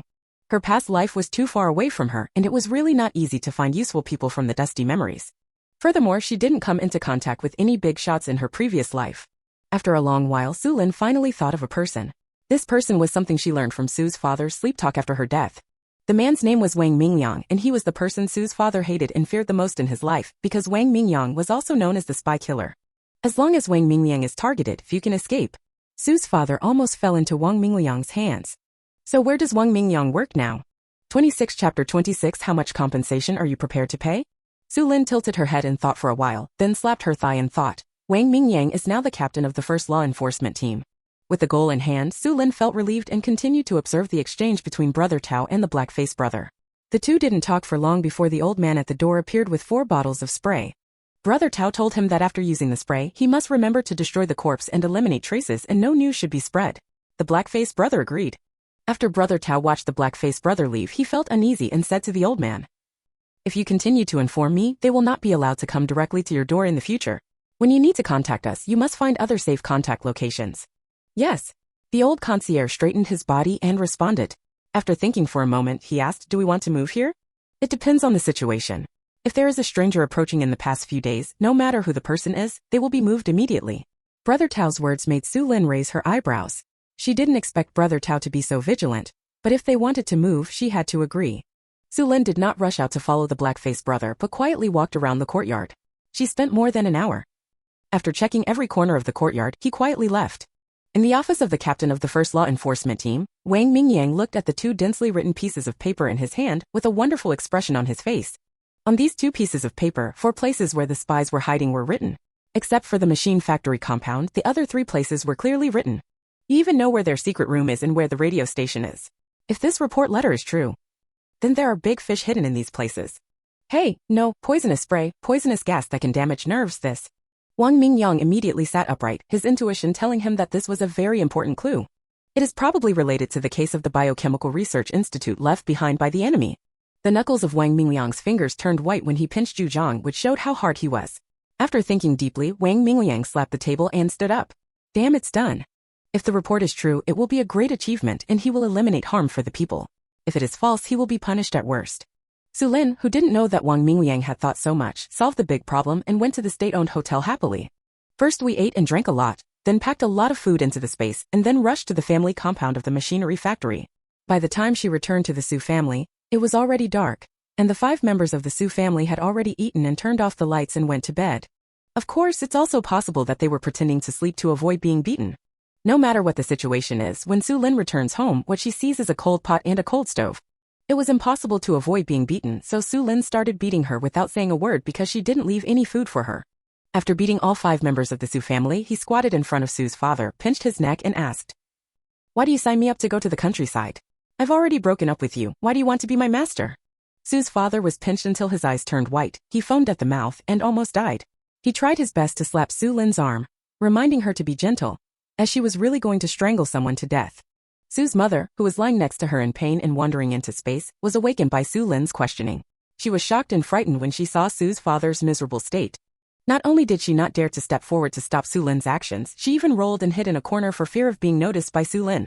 "Let it go, let it go." Su's father was choked with tears and his mouth was watering. Seeing that he was about to drive away to the west, Xu Lin let go. She stared coldly into Father Su's eyes, her murderous intent unabated, and threatened, "You'd better give me a satisfactory answer, otherwise." Xu Lin's fingers made a clicking sound. Otherwise, Su's father knew very well that she would kill him, just like he wanted to kill her. "It's a pity that we didn't decide to do it today." Su's father regretted it. He should have asked the old guy to send someone over immediately to do it. "Here, here." Su's father replied with difficulty, breathing heavily. His throat was so sore that it was difficult to speak, and it took him a long time to recover. Under Xu Lin's murderous eyes, Su's father opened his mouth to explain. "You have broken off all ties with us. It is not suitable for you to live in my house anymore. I think you don't have a place to live in Kyoto, so you might as well go to the countryside and become an educated youth. If you don't have a lot of money in your hands, your life will not be bad in the countryside, don't you think so?" After saying that, Su's father actually put on a shameless expression like, "I am doing this for your own good and thinking about you." He seemed to want to take credit for it. But Xu Lin was so disgusted that she raised her hand and rewarded him with 2 big mouths. Yes, your sister, what's wrong with me not having a house? I have money, is it difficult to rent a house? Not only can I rent a house, I can also buy a job with the money I have. I can obviously live well in the city. Why should I go to the countryside? Why are you my master? Xu, let me tell you, if you can't give me a satisfactory answer today, Xu Lin narrowed her peach blossom eyes and her murderous aura became stronger. Then you will die today. Not only will you die, but your whole family will have to die with you. Xu's father trembled in fear at the underhanded threat. He really didn't expect that the matter of signing up to go to the countryside would be revealed so quickly. If I had known earlier, I would have taken action first. If I really can't deal with this little bitch, it's not too late to sign up to go to the countryside. Faced with the threat, Xu's father shed a cold sweat.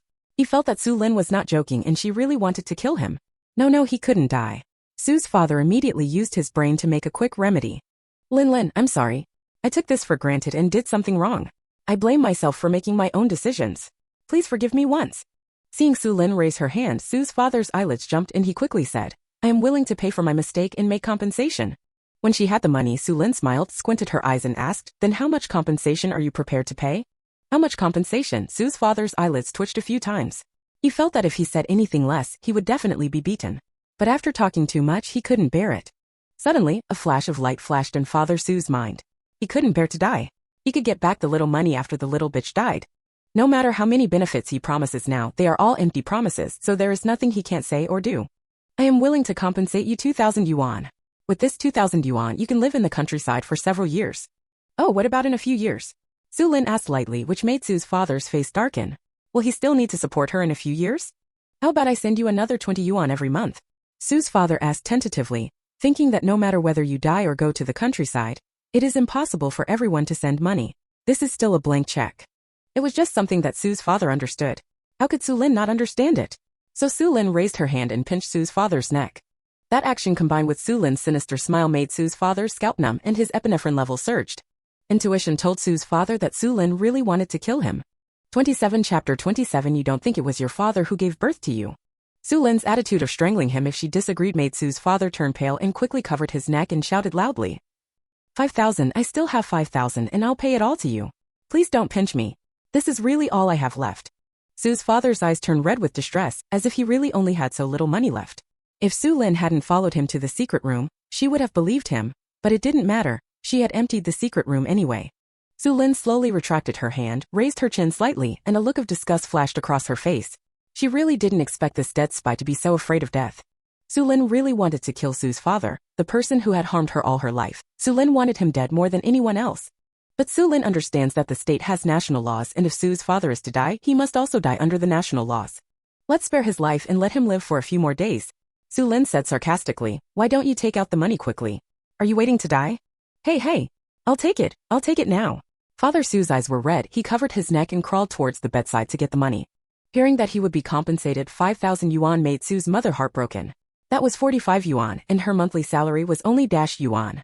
In other words, she may not be able to save 5,000 yuan even if she doesn't eat or drink for 10 years. This little bitch wants 5,000 with just one mouthful. Why doesn't she grab it? No, the little bitch is robbing now and she still robs his family's money, which hurts Xu's mother. If he couldn't beat her, he would have to fight Xu Lin to the best of his ability. No, the little bitch must not be allowed to take the money out. The money must stay in the Xu family. Xu's mother's eyes were red, filled with crazy murderous intent. But when the murderous intent touched Xu Lin's eyes, it was immediately defeated and disappeared without a trace in the blink of an eye, turning into a flattering smiling face. In this round, Xu Lin not only deceived Xu's father about signing up to go to the countryside, but she also received 5,000 yuan in compensation. Xu Lin felt so happy that she threw a thick stack of money around. He was showing off and he was also trying to attract hatred. Xu's mother's eyes almost burst into flames when she looked at him. In order to prevent herself from losing control, Xu's mother had no choice but to bury her head in her hands and cry silently to vent her unwillingness and anger. Oh, by the way, Xu Lin has also asked for the rural urban subsidy back. Starting tomorrow, she will be able to openly prepare supplies for herself. Xu Lin was happy, but the suppressed crying of Xu's mother and the suppressed angry roar of Xu's father came from the room behind her. Early the next morning, Xu Lin got up early, cornered the Xu family at home and beat them up, and then went out with small steps. First, she bought a breakfast and carried it in her hand and walked around while eating. She wanted to take advantage of her free time to explore Kyoto. She has been married for 2 lifetimes and she has yet to take a good tour of Kyoto. Those idiots from the Xu family, they were enjoying themselves all over the country, but they never thought of taking Xu Lin to play with them. Thinking of this, Xu Lin's fists became harder again, and she felt that beating them hundreds of times was not too much. It's a pity that she will go to the countryside in 7 days, so there will be less opportunities to beat up Su's family and less opportunities to play. Xu Lin's first stop was the Forbidden City, which was dear to her heart. As a native of Kyoto, she had never visited the Forbidden City in her 2 lifetimes, so there was no one like her. What Xu Lin didn't expect was that before she reached the Forbidden City, someone blocked her path. The man blocking the road had a pair of peach blossom eyes similar to Xu Lin's. He was tall and wore gold-rimmed glasses. Looking like a gentle scum, what she said made Xu Lin even more angry. "Are you Xu Lin?" Qin Zongwu looked Xu Lin up and down with critical eyes. Finally, her eyes fell on Xu Lin's half-eaten meat buns and she clicked her tongue in disgust.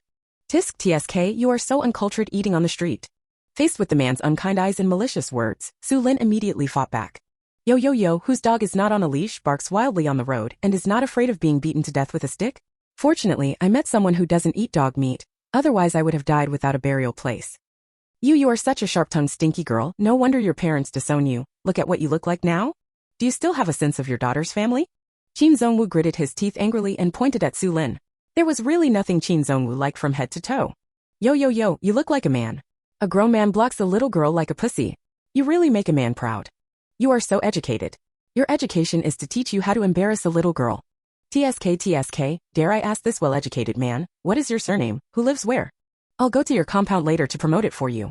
It's also a good way for everyone to realize what a well-educated man you are. Xu Lin curled her lips and retorted, looking up and down with disgusting eyes and then quickly moved away, as if she saw something dirty and murmured. It's over, my eyes are dirty, I have to go to the hospital to clean them. Oh my god, I'm so unlucky today. I encounter dirty things when I go out. Where can I reason? Qin Zongwu really didn't expect that his sister, whom he had never met before, was a sharp-tongued person who could make people angry to death. He felt that he had been careless. In order not to fall behind, Qin Zongwu took several deep breaths to calm himself down. He pushed his eyes on the bridge of his nose and said mockingly, you are such a sharp-tongued girl, no wonder your parents don't recognize you. Yo, this well-educated grown man is talking about you as if you were not born in a girl's movie. Your mother is not a girl, your breasts are not a girl, your grandma is not a girl. Oh yes, they are indeed not girls, you are middle-aged women, old ladies with wrinkles on your face. They are just transitioning into the movie about beating a girl. Tsk, looking at how you forget your roots, you wouldn't think it was your father who gave birth to you. No, there are still people in this world who do not differentiate between male and female.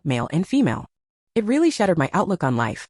Xu Lin's peach blossom eyes widened exaggeratedly, with an expression of shock for 3 years, and the excitement of Qin Zongwu hit the Tianling guy. What kind of father and mother, does anyone describe his parents like this? Qin Zongwu said that I have never seen such an unfilial thing. Xu Lin, you damn girl, can you speak? Do you still have the word filial piety in your heart? Ouch, which Madonna tree is blooming with broken flowers and producing such a broken fruit? It's a broken fruit with only a face but no skin. Dare I ask this shameless big-faced person, in what capacity do you issue the question? Xu Lin stared with doubtful peach blossom eyes, crossed her arms and waited for this shameless face to answer. I am. Qin Zongwu was about to declare his family status when he suddenly realized something was wrong and immediately scolded him. Bah, who are you calling shameless? Do you know who I am? 28 Chapter 28 Are you worth it? Qin Zongwu felt that his temperament was completely destroyed at this moment. This dead girl's speech was too irritating. He pointed at his face and shouted. Damn girl, please see clearly, I am your second brother Qin Zongwu. How dare you talk to me like this? Who gave you the courage? Faced with the scolding, Xu Lin didn't give up at all. That's how annoying it is.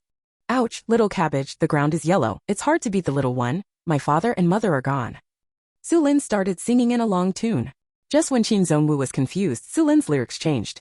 Little cabbage looks so good, but a fool appears out of thin air and takes hold of his second brother. His second brother is ugly, with no skin, no stems, and green leaves. What the hell? What the hell is this song about? Qin Zongwu felt that there was an allusion to the lyrics, but he didn't understand it yet. Facing Qin Zongwu's doubtful eyes, Xu Lin couldn't sing anymore.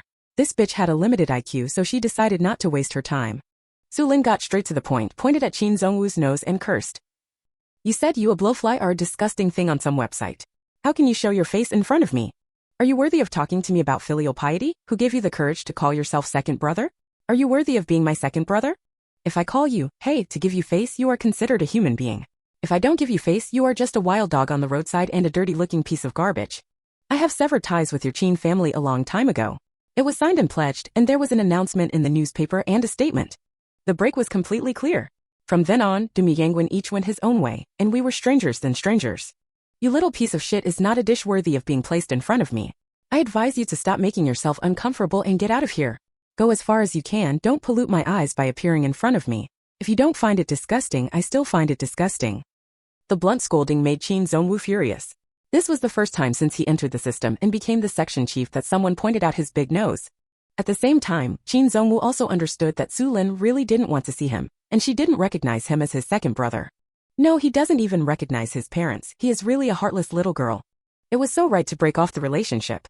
No, he didn't come here to talk about this. He came here to vent his anger on Sister Fanger. Xu Lin, shut up. You think you are some kind of hotshot. You act like someone wants to recognize you. Stop putting gold on your face. Seeing Xu Lin open her mouth to scold, Qin Zhongwu quickly grabbed the words without giving Xu Lin a chance to speak. I came to you to warn you to stay away from Fanger. If you dare to make Fanger unhappy, be careful and I will deal with you. Then you should clean up and take a look. What the hell is your Fanger? Do I know her? If you are sick, stay away from death. Don't come out and bite people like a mad dog. After saying this, Xu Lin turned away in disgust and prepared to leave. If she talks too much to the mad dog, she will become wiser. Who are you calling a mad dog? Qin Wuzong tugged at his collar angrily, and his good upbringing could not suppress his rising anger. Really wanting to teach this dead girl a lesson, he pointed at Xu Lin's nose and shouted, Don't pretend to be like me. Fanger is your adoptive father's biological child, and the little princess of my Qin family. Let me tell you, our Qin family only recognizes Fanger as a little princess. If you want to take Fanger's position away, just dream. If you dare to make Fanger sad again, I will make you look good. Oh, Xu Lin raised her eyebrows. She hadn't taken action against the imposter yet, but she was eager to take action. Xu Lin Xin said that I wanted to expose it temporarily, but some people seek death. In that case, hey, don't blame her for being ruthless. The little princess of the Qin family, right? I just don't know that this little princess has a biological father who is a spy. Can she still be held in the palm of the Qin family's hands? But before that, Xu Lin felt that some people needed to be taught a lesson, so she shouldn't give him too much face. So Xu Lin raised her leg and kicked Qin Zhongwu's younger brother, causing Qin Zhongwu to scream and bow down in pain. The face of a gentle scum turned into the color of pig liver, and tears came out of his eyes. But this was just the beginning. Xu Lin looked around and saw no one on the left and right, and there was no surveillance. This was too much freedom. So Xu Lin raised her little foot and kicked it again and again, kicking wherever it didn't hurt. She kicked 18 times in a row before retracting her leg. It's not that Xu Lin didn't want to kick, but Xu Lin's sharp eye saw someone approaching from a distance, so for the sake of safety, she had better dodge. Xu Lin walked into the alley. She wouldn't go to the Forbidden City today. It was very unlucky. She might as well go shopping at the Supply and Marketing Cooperative. Xu Lin ran quickly a distance that took 10 minutes to complete. Under the influence of the magical talisman, Xu Lin ran to the Supply and Marketing Cooperative in only 2 minutes. It is working time now and there are not many people in the Supply and Marketing Cooperative.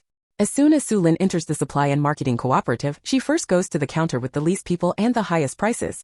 Serving the people, hello comrade, I want to buy a watch. Xu Lin shouted. Serving the people, hello comrade, the watches here are Plum Blossom brand and Shanghai brand. Which manufacturer do you want? Xu Lin followed the salesperson's fingers and found that there were quite few watches inside, unlike later counters that were filled with watches. Plum Blossom and Shanghai are both good brands. She also has the same watch in her space, which she copied from Brother Hu. Thinking of Brother Hu, I wonder how he is doing now, whether he has fought with the bad guys, and I will go back and check. Maybe there will be an unexpected surprise. Xu Lin took a break and immediately pointed to the Shanghai brand and said, I want that Shanghai brand women's watch. Okay, here's 120 yuan plus a watch ticket.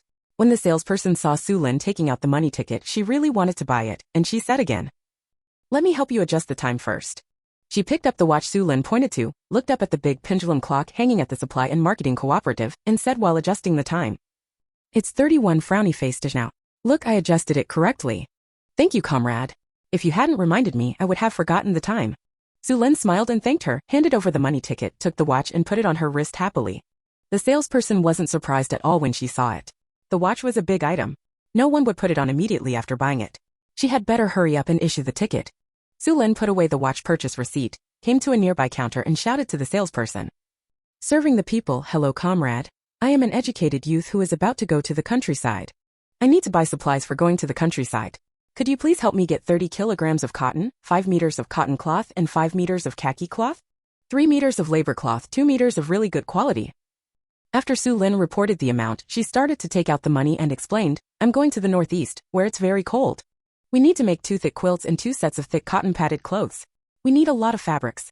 I'm sorry, comrade. No trouble, serve the people. When the salesperson saw the money in Xu Lin's hand, the service immediately improved. 29 Chapter 29 Qin Zhongwu reports the crime. Faced with other people buying cloth according to the measurement, Xu Lin's weird thing about buying cloth according to the meter also understood that to make so many things, one should not buy according to the meter. It's also very cold in the northeast and 30 pounds of cotton is probably not enough. However, it is now spring and February and there is still more than half a year to prepare supplies for winter. I'll prepare a wave before the weather gets colder. And it's basically stable. The salesperson didn't persuade Xu Lin to buy anything else, but Xu Lin's voice was quite loud, which still attracted other people's attention. I couldn't help but look at her a few more times. Seeing that Xu Lin was a thin little girl, I couldn't help but show sympathy. The Northeast is a very cold place. Can such a thin girl endure it? But sympathy is sympathy, the world is like this, they can't say or do much. After buying fabric and cotton, Xu Lin went to buy kettles and other items.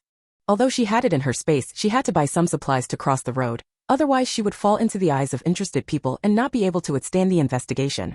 Xu Lin couldn't resist buying this. A kettle, water jar, lunchbox, which are essential items on the road, and a towel and toothbrush are also indispensable. Then you need to prepare some snacks to eat on the road. Candy White Rabbit is a must-have when going to the countryside, and brown sugar is hard currency. It's not easy to buy brown sugar in the countryside. Brown sugar tickets are in short supply. Taking advantage of the fact that she had the receipt from the Xu family in hand, Xu Lin didn't feel bad at all for spending it. When Xu Lin stopped, there were 4 large sacks at her feet. These sacks were temporarily bought from the Supply and Marketing Cooperative. Everyone in the Supply and Marketing Cooperative looked envious and wished they could take their place. They also wanted to buy so freely. Under the envious eyes of everyone, Xu Lin tied 4 sacks together 2 by 2, then picked them up 1 by 1 and left. That kind of strength was no one else's and it caused a stir. With such strength he would definitely not be hungry when he went to the countryside. Xu Lin swaggered all the way back to Xu's house. Before she even entered, she saw the law enforcement officer standing outside the door talking to Mrs. Xu. Seeing Xu Lin coming back, Mrs. Xu shrank her neck, pointed at Xu Lin and shouted, "The person you are looking for is there. Ask her whatever you want to ask." The law enforcement officers looked at Xu Lin along the fingers. Their expressions were dull. They couldn't believe that such a thin little girl had so much strength. However, Xu Lin came forward with an open face, put down the sack and asked, "Hello, comrade, I am Xu Lin, are you looking for me?" "Hello, comrade, I am Law Enforcement Officer Lin Chang. And this is my colleague Sinan." After saying that, Lin Chang showed his work badge to Xu Lin before continuing. "We received a report from Comrade Qin Zhongwu and we need your cooperation in the investigation." "Who? What happened to Qin Zhongwu? Does it have anything to do with me?" Xu Lin asked with a puzzled look on her face. The 2 law enforcement officers who looked at her were also a little suspicious. She continued, "Of course it is every citizen's responsibility to cooperate with law enforcement officers in their investigations, but can I put things into the house before the investigation?" Xu Lin pointed to the sack on the ground and explained, "I will go to the countryside to become an educated youth in a few days. This is the material I prepared for myself." "Okay," Lin Chang said and tried to help lift it into the yard, but unexpectedly he didn't move it. Sinan, who was standing nearby, looked at Lin Chang with some doubts. His eyes seemed to say that you are so weak. An angry Lin Chang threw his hands away and said, "You go ahead." Sinan, who didn't say a word, wasn't angry either. Instead, he stepped forward and extended his hand. "Yeah. Didn't mention it, just luck." This time, Simon made a move, his face turned red, and he complained in his mind about how many things the little girl had bought. Could it be that he had bought out the Supply and Marketing Cooperative? Xu Lin thanked her cheerfully, bent down to pick up the other 2 bags, and walked into the courtyard. Sinan and Lin Chang, who were looking at them relaxedly, were dumbfounded. It didn't matter if they didn't know the weight. Now that they knew the weight, and looking at Xu Lin's ease, they seriously doubted their own strength. This is not even comparable to a little girl. Xu Lin put the things she bought into the room, then took the 2 law enforcement officers to the main room and sat down. Seeing Xu Lin busy pouring water, Lin Chang quickly stopped him. "Comrade Xu Lin, there's no need to be busy, we're not thirsty." "That's right, we're not thirsty. Let's talk about business first." Sinan answered from the side and motioned for Xu Lin to sit down. Xu Lin was not polite and immediately sat across from them and asked with a smile, "What do you want to ask?" "I will definitely tell you everything I know." "Okay. Thank you, Comrade Xu Lin, for your cooperation." Lin Chang took out the record book and said seriously, "Then I will start asking." "Well, please ask." Xu Lin put her hands on her knees, looking like a well-behaved little girl, which made the old lady Xu next to her look sour. "This little bitch will be well-behaved, but pull her down, this little bitch is a devil." But Mrs. Xu did not dare to speak out or report the case. She was afraid that the law enforcement officers would conduct an in-depth investigation. If the investigation uncovered something, Mrs. Xu is afraid that she will die without a burial place. "Lin Chang, do you know Qin Zhongwu?" "Xu Lin, I don't know him, but I know the name." "Lin Chang, if you don't know him, how do you know his name?" "Xu Lin, my biological parent's second son is named Qin Zhongwu. As for whether he is the Qin Zhongwu you are talking about, I don't know." Xu Lin briefly introduced her relationship with the Qin family. Lin Chang and Sinan looked shocked and confused. Fortunately, both of them were very professional, so Lin Chang continued to ask, "Where were you around 8:30 this morning?" Xu Lin raised her eyebrows and thought, here comes the important point, that scumbag is really shameless. If he can't beat him, he will report it to the police. There is no one else. Fortunately, she was prepared, Xu Lin answered without changing her expression. I was at the Supply and Marketing Cooperative around 8:30 this morning. Lin Chang was shocked, looked at Simon and asked loudly. You didn't go to Cathay Road this morning? Xu Lin looked confused and shook her head firmly. No, I went to the breakfast shop first after I left the house in the morning. After buying breakfast, I headed to the Supply and Marketing Cooperative. It should be before 8:30 when I arrived at the Supply and Marketing Cooperative. Are you sure you arrived at the Supply and Marketing Cooperative before 8:30? Lin Chang sat up straight and said in a stern tone. You can't tell this kind of lie. It could be easily exposed. Sinan nodded in agreement. Indeed, this kind of thing can be found out by just going to the Supply and Marketing Cooperative. I'm sure. The first thing I do after arriving at the Supply and Marketing Cooperative is to buy a watch at the counter. Xu Lin shook her wrist as she spoke. With a showy expression on her face, the saleswoman even helped me adjust the time at that time. The time was 31 frowny face dash. If you don't believe it, you can go investigate. Lin Chang stared at Xu Lin's determined little face and murmured in his heart, could it be that Qin Zhongwu reported a false case? You must know that it takes 10 minutes to get from Cathay Road to the Supply and Marketing Cooperative even if you run quickly. It was impossible to rush to the Supply and Marketing Cooperative within 2 or 3 minutes. 30 Chapter 30 The beating was too gentle. If you want to rush to the Supply and Marketing Cooperative from Thailand in 2 or 3 minutes, it will be impossible even if the world's flying people come. Even riding a bicycle is impossible and driving a car is even more unrealistic. Not everyone can drive that car and Xu Lin doesn't have this condition. Lin Chang thought about it carefully and asked, Are you sure you haven't met Qin Zhongwu? Xu Lin smiled and nodded and explained, I am very sure that after knowing that the Qin family is my biological parents. I have only met the old man and the old lady of the Qin family twice, and once with Qin's father and Qin's mother. Other than that, I have not met anyone else in the Qin family. By the way, Qin's father, Qin's mother and I signed a divorce letter when we met. I can't think of anything unexpected and we will never meet again in the future. The divorce letter? Have you broken off the engagement? Lin Chang was shocked and looked at Simon with puzzled expressions. They really didn't expect such a thing to happen. They were their own children. Lin Chang couldn't help but ask again, why did you break up with them? Because I asked them to send the fake that was maliciously transferred back to his biological parents, the Xu family, but the Qin family didn't agree. Xu Lin slumped, since they feel that they are closer to each other, then I won't make up the numbers. Just cut it off with them and never have any contact with them again. Speaking of this, Xu Lin looked at Mrs. Xu again and said lightly, I have also lost all ties with the Xu family. Now I am a person with no relatives, no reason, no worries. Seeing Xu Lin's pretending to be strong, Lin Chang felt sorry for this little girl inexplicably. It's really pitiful to be unloved as a biological child, not a good supporter of the family, and abused from childhood to adulthood. Sinan, who had been silent until now, suddenly asked, Are you going to sue them for maliciously exchanging children? This question frightened Mrs. Xu, who immediately spoke first, What kind of malicious exchange? It's a mistake, it's a mistake. We have no malicious intention to transfer 2 children. Really, comrade law enforcement officers, you must believe us. We are really innocent. Besides, she was raised by us and we also made compensation. Are you right? Old Mrs. Xu looked at Xu Lin with a pleading look in her eyes. Xu Lin smiled faintly. It was impossible to sue. Xu's father, a spy, would be caught soon. What difference did it make if he sued or not? Anyway, everyone who deserves to go in must go in, and no one who deserves to be punished can escape. And Mrs. Xu was right about one thing, that is, she got the compensation. Comrade C, Comrade Lin, after so many years I have grown up and have passed the age where I need my parents. And they also paid compensation, so this matter can be considered a new chapter. After speaking, Xu Lin sighed deeply, looking helpless. The 2 law enforcement officers who looked at them with such desolate looks felt uncomfortable, wondering what the hell was going on. Raising the child of an enemy instead of one's own, the Qin family must be in trouble. Yes, there is a trap. Thinking of Qin Zhongwu's slander against Xu Lin, Lin Chang and Sinan shook their heads again. They had never met before and they could slander her. If they lived under the same roof, Comrade Xu Lin would not be bullied to death by the Qin family. Thinking about it this way, it seems that not recognizing relatives is a good thing. After Lin Chang and Sinan left the Xu family, they went to the Supply and Marketing Cooperative to investigate and confirm that Xu Lin's words were true. Then it was Qin Zhongwu who lied. The 2 returned to the Law Enforcement Bureau and heard that Qin Zhongwu had gone to the hospital, and hurried to the hospital. Lin Chang and the 2 felt that it was necessary to have a good chat with Qin Zhongwu. You have broken off the relationship, why are you still causing trouble for others? Do you really have to bully that poor little girl to death? Don't go too far in life. Soon Lin Chang and Sinan felt that there was no such thing as too much, only more. Because they learned from the doctor that Qin Zhongwu had no injuries at all. There are not even bruises or bruises on the skin. This is a clear case of false reporting. Without saying anything, the 2 of them criticized Qin Zhongwu for a while in front of the doctor.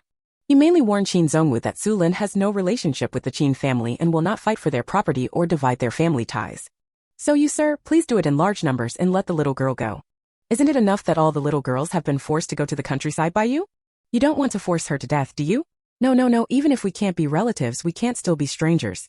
The little girl who was forced to do so would not have any chance of survival. Qin Zongwu was so embarrassed by Lin Chang and Xinan's words that he had no place to stay, and he wished he could find a crack in the ground to crawl in. He didn't expect that he was in so much pain that when he checked at the hospital, he couldn't find any injuries. Oh hell. Hearing that Lin Chang and Xinan were going to his unit to talk, Qin Zongwu was so frightened that he immediately surrendered and apologized. He repeatedly stated that he was wrong and would never trouble Xu Lin again. He hoped that the two comrades would suppress the matter and not pursue it further.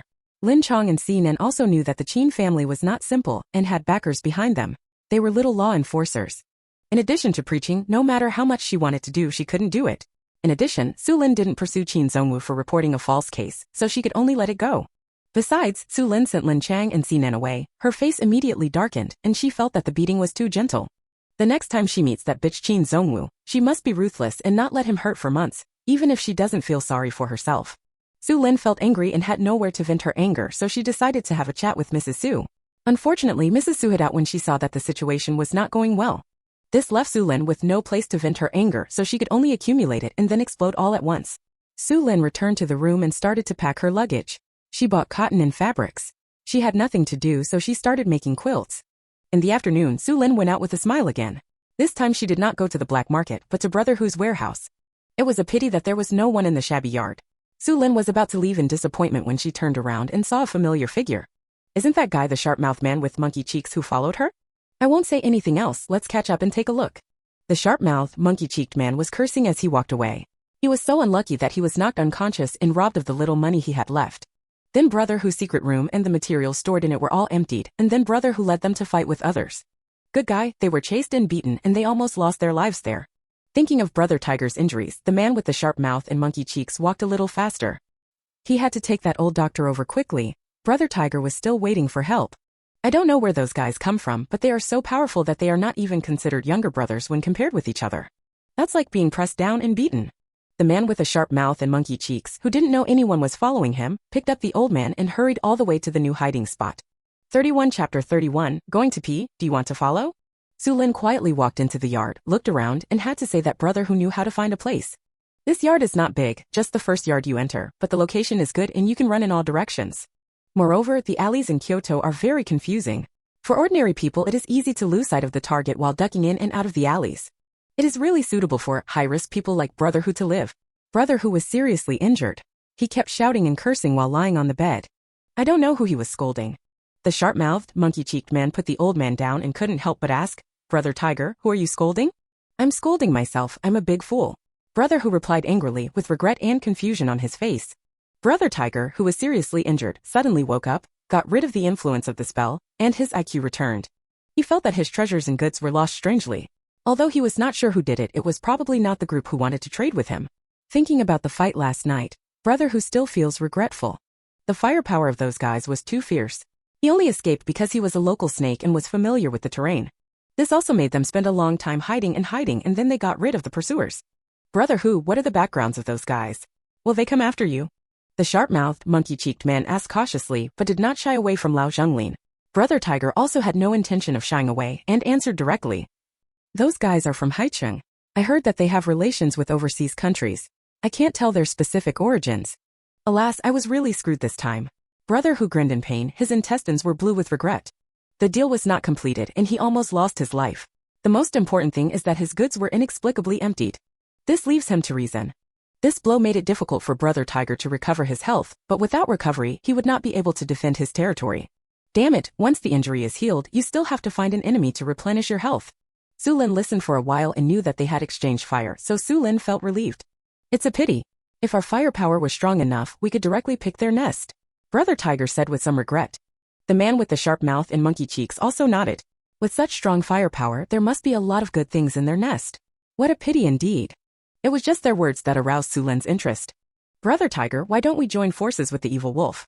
You also said that they are from Haicheng. They say that a strong dragon cannot overwhelm a local snake. We can't bear this bad breath in vain.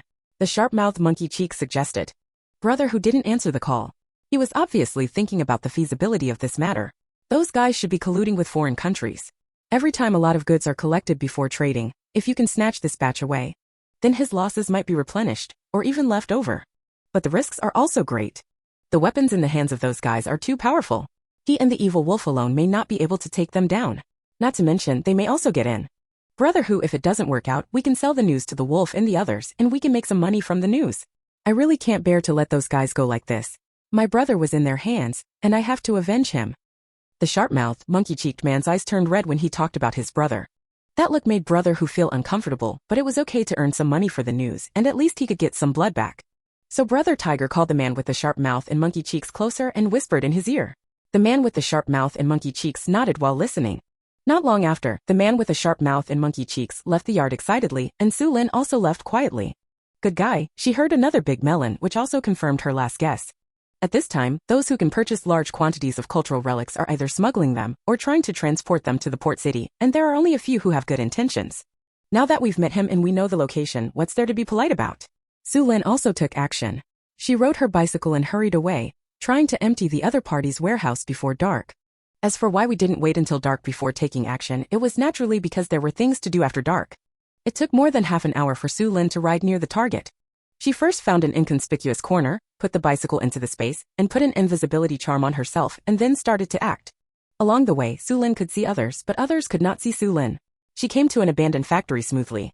This factory was originally a toy factory. Later, the toy factory closed down and the factory became idle and became a place that no one paid attention to. Unexpectedly, the other party was so bold as to directly use this place as a warehouse. If they can come and go freely here, then the old man in charge of the gate must have been bribed by them. Xu Lin found a remote place where there was no one, climbed over the wall, and walked carefully along the way. On the way to the warehouse, I saw a few men on patrol.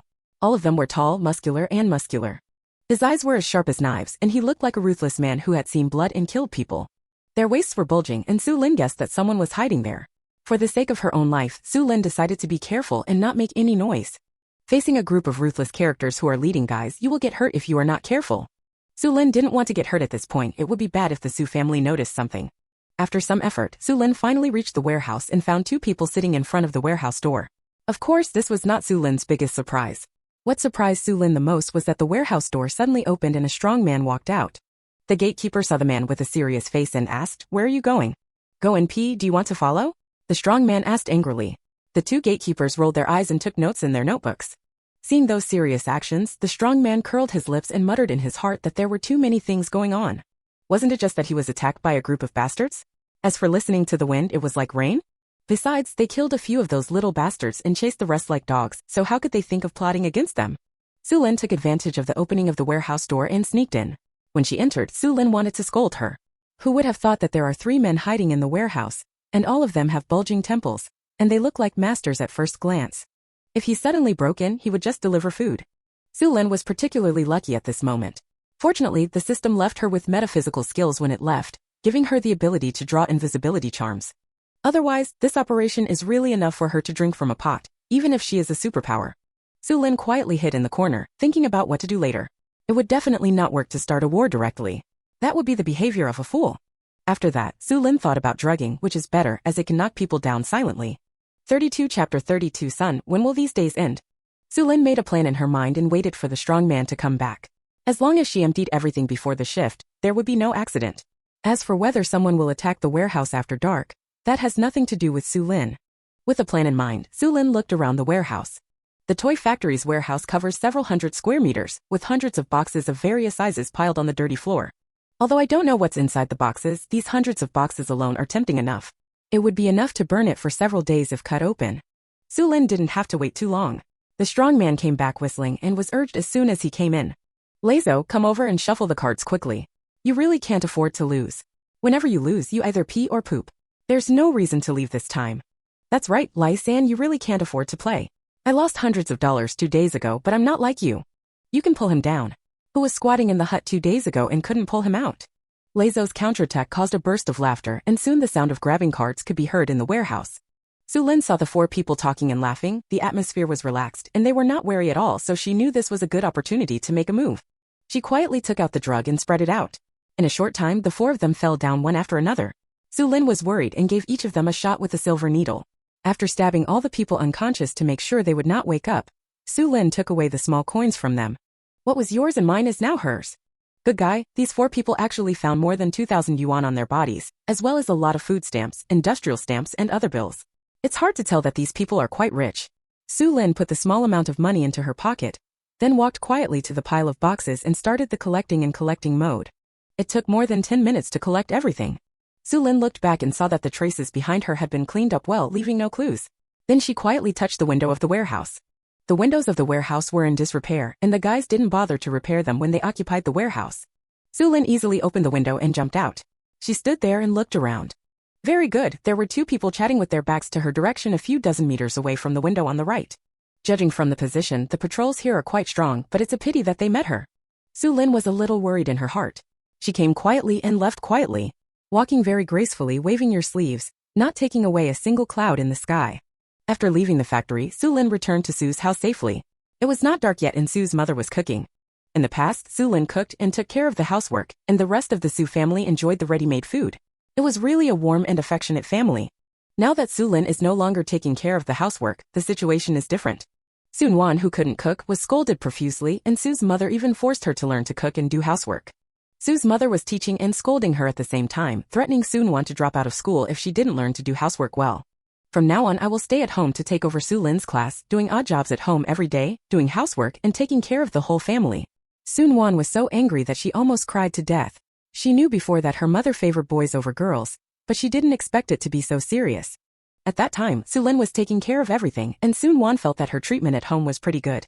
Although he is not as good as Su Kuan, he is hundreds of times better than Xu Lin and much better than her other friends of the same age.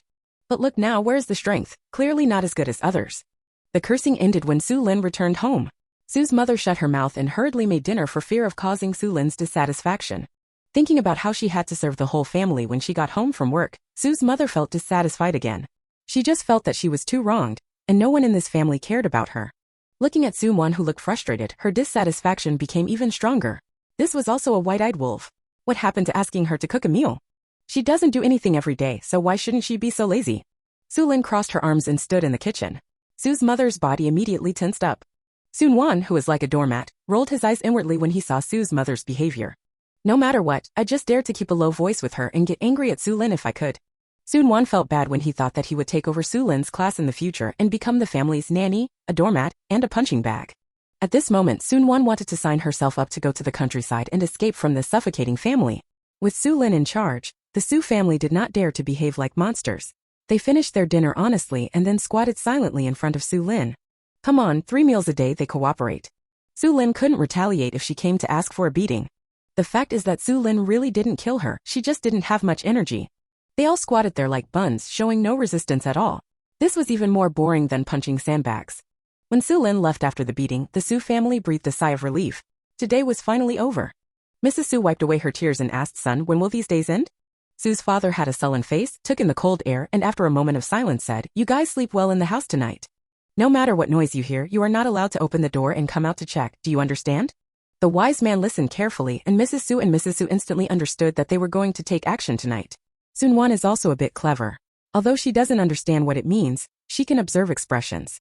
Seeing the joy on the faces of her mother and grandmother, she understood. Only Su Kuan, the second-generation ancestor, didn't have a bright mind. He actually stared and asked, "What should I do if I want to pee?" "Hold it, if you can't help it, just pee in the room." Su's father replied angrily, looking at his youngest son with disgust. "I don't usually find him this stupid, but why am I getting more and more stupid these days? Is this really his son?" Su's father thought he was extremely smart, and his stupid son would definitely not follow him, so Su's father glared at Su's mother, thinking that this stupid woman was all to blame. Su's mother, who was stared at inexplicably, blinked her innocent eyes a few times, rubbed her painful body and stood up slowly. "I didn't say anything, just go back to the house and lie down. The pain in my body never went away day by day. Fortunately, this day has an end, otherwise she might not be able to survive it." Xu Lin returned to the room, thinking about what Su's father had just said, and knew that it was not a peaceful night, and she didn't know whether Wang Mingyang had taken action against the spies. In the conference room of the Law Enforcement Bureau, Wang Mingyang was making a report. When he finished his report, he looked up. "This is the information we currently have. Judging from the investigation, poisonous spray has appeared on the black market. There are 3 victims currently known. We have learned from doctors that they all suffered from dementia caused by cranial neuropathy. Toxic spray, this case must be thoroughly investigated, and the poisonous gas must not be allowed to continue to harm the people on the land of Dragon Kingdom." 33 Chapter 33 Who is it? Who is outside the yard? The old leader's face was as dark as water. He stared at Wang Mingyang and said in a deep voice, "This operation is under your command, including me. No matter what tasks are assigned, everyone will cooperate unconditionally. All enemies must be captured and brought to justice." "Yes." Wang Mingyang saluted and said loudly, "I promise to complete the mission." At this moment, the office door was pushed open, and a law enforcement officer hurried in. After saluting, he said anxiously, "Captain, the situation has changed." Zhang Qian and 4 others suddenly left their residence one after another and rushed towards the compound of the family members of the machinery factory. What? Wang Mingliang immediately became vigilant. If the information was correct, there was also a spy in the family compound of the machinery factory. Are they trying to connect in series or are they taking action? No, we can't wait any longer, we must act now. Wang Mingyang immediately arranged the task and decided to destroy several dens at the same time and capture the enemy alive. Soon, teams of law enforcement officers were dispatched to carry out operations, especially when going to Brother Tao's place. Everyone was wearing a gas mask. The preparations were done very well. At the same time, Wang Mingliang personally led people to the compound of the family members of the machinery factory. The dark night hides the whereabouts of criminals, but also hides the whereabouts of law enforcement officers, and a battle officially begins. At the same time, chaos arose at the toy factory. They finally discovered that the treasure was stolen, and before they could react, several waves of people approached the toy factory. The two sides faced each other, and a fierce battle began with full firepower. Xu Lin didn't know what was going on outside. She was sitting in space having fun. With hundreds of boxes, Xu Lin had enough of opening blind boxes. And each blind box has a surprise, either a box of porcelain, a box of jewelry, or a box of gold. Oh my god, who would be happy to encounter this kind of blind box? Anyway, Xu Lin was smiling so hard that she couldn't even see her eyes. Moreover, Xu Lin also published many ancient books, including ancestral acupuncture techniques, ancestral medicinal prescriptions, and ancestral massage techniques. It could be said that every medical book release can cause shock in the medical community. However, this is a special period and no one dares to pay attention to it. Even if the medical books handed down from the ancestors are lost, there is no place to reason. I have no ability to snatch it back, so I can only feel ashamed of my ancestors. Xu Lin touched each medical book and could almost imagine the despair of the people who lost the medical books. Fortunately, these medical books are in her hands and one day she will see the light of day again. In addition to medical books, there are also ancient books on astronomy and geography, and Kanyutu is one of them. This book is very thin, with only more than 30 pages, but the things recorded on each page are very precious. Xu Lin flipped through it quickly and found that in addition to the mountains and rivers recorded there, it was also where the minerals were located. If this book falls into the wrong hands, the minerals will be stolen. By then the losses will be huge. Xu Lin carefully collected the books. They were treasures and could not be damaged. Of course, ancient books go beyond these aspects. Xu Lin did not read them one by one, but carefully sorted them out and protected them. Before Xu Lin could finish her work, she heard the noise in the courtyard. Xu Lin immediately drank a glass of spiritual spring water, stopped laughing, and prepared for battle. After leaving the space, Xu Lin used her space power to open a black hole in the courtyard and quietly observed the situation in the courtyard. Very good, the enemy is already in position. Except Xu's father, everyone holds a bottle of poison spray in their hands, ready to spray at any time. Father Xu held a bamboo tube in his hand, with a ferocious evil smile on his face, and slowly came to the window. He carefully opened a hole in the window and put the bamboo tube in. A wisp of white smoke slowly floated out from the bamboo tube. Xu Lin sat on the edge of the bed, looking coldly at Xu's father acting like a monster with a sneer on her face. If drugs don't work, then smoke. He must have a serious brain disease. How can he be sure that smoking will be effective? No, he wasn't sure, so Zhang Qian and 4 others came to help. Not only did they have smoke, poisonous spray, and silenced black guns, they were well prepared. That is, Xu Lin was about to take action when her ears twitched and she immediately opened the black hole in space to the outside of the yard. Seeing this, Xu Lin called him a good guy and saw a group of people approaching quickly and immediately dispersed after approaching the Xu family yard. It didn't take long for someone to step on the ladder and show up. Zhang Qian, who was holding a gun, turned around and looked at the courtyard wall. His ears moved and he whispered, "No, there is someone outside the wall." Who? Xu's father asked. Because he was so anxious, he almost inhaled a puff of smoke. Fortunately, his reaction was almost wrong. He asked loudly, "Who is it? Who is outside the yard?" If it is a neighbor or an acquaintance, the other person will definitely say, "I am," in reply. If it is a bad person, the other person will run away quickly after hearing this. After Xu's father asked, he opened his ears to listen to the sound. Zhang Qian and the other 2 also looked for bunkers and entered combat mode. Zhang Qian couldn't stop cursing in his heart. What is this? They just took action, they wouldn't be targeted by others. It would be really unlucky to be caught. "It's me." The neighbor who urged's voice sounded outside the courtyard door. "You haven't slept yet." "No, why are you still up so late?" Xu's father asked. "My boy had diarrhea at night, so I went to the infirmary and prescribed some anti-diarrheal medicine." After brother Hu finished speaking, he sighed, scolded the naughty child for being disobedient, and told him to wash his hands before eating, but he refused to listen no matter how many times he said it. It's better now. I have diarrhea. Although he is the one who feels uncomfortable, it is his biological father who is worried and affected. Brother Hu got angrier and angrier as he talked, saying that he would have to give the naughty child a good beating if he got better. When he heard a severe beating, Father Su's eyes twitched. He couldn't bear to hear the word beating right now. He always felt that as soon as those words came out, the pain all over his body intensified. Su's father said a few words of comfort casually, and he breathed a sigh of relief when he heard the footsteps of brother Hu disappearing away. Thinking that after the smoke had been blown in for a while, the people in the room must have fainted, so Su's father boldly began to pry open the door. Xu Lin originally thought about taking action now, but thinking about those people outside, she lay down silently. Let's do it, let's see who falls first. Xu Lin was not allowed to wait too long, and the courtyard soon became chaotic. Rays of light shone on the faces of several people in the courtyard, making them unable to open their eyes. Taking advantage of this moment, gunfire rang out. Zhang Qian and the others were hit as soon as they raised their gun hands. The black guns fell to the ground, and their combat effectiveness was reduced by half. Originally, they had poisonous spray in their hands that could be used, but they were discovered again. Wang Mingyang and the others immediately used their defenses. Su's father looked at the law enforcement officer falling from the sky in surprise. He was shocked for 1 year and couldn't believe that he was actually being targeted. Why didn't he notice at all? Thinking of the stolen treasure at home, Su's father felt regretful. It must have been a trick that was exposed at that time. He just didn't expect that the other party was so courageous. He actually dared to report him, not counting stealing. Aren't you afraid that the matter will be exposed and he will get crazy revenge? 34 Chapter 34 What are you trying to cover up? Su's father wanted to resist with all his strength and escape, but his whole body was in severe pain and his fighting ability plummeted. Coupled with Wang Mingliang's condescending fire suppression, Zhang Qian and others were shot and fell down one after another, losing their combat effectiveness. Su's father had no choice but to raise his hands and squat down, saying nothing. Let's save his life first. Mrs. Su and Sun Wan hugged each other and they were trembling with fear. Sun Wan asked in a low voice, Mistress, do you think Xu Lin is dead? She should be dead. With such intensive gunfire, even if she is the reincarnation of Daluo Jingxian, she won't be able to dodge the bullets. When Mrs. Su thought of Xu Lin lying miserably in a pool of blood, a relieved smile appeared on her face. That little bitch was finally solved, and her hard days were finally over. In order not to be accidentally injured, Mrs. Su decided to wait until her son called her before going out to check. Another person who had similar thoughts was Su's mother. Su's mother even burst into laughter in the room. Wang Mingyang and others looked suspicious of life. He could still laugh out loud while listening to such intensive gunshots. The person in the room must not be a ruthless person. So Su's mother was given special attention. After the door was kicked open, she immediately rushed in and several men with extremely powerful fighting abilities rushed in. Before Su's mother's smile disappeared, she was pushed to the ground.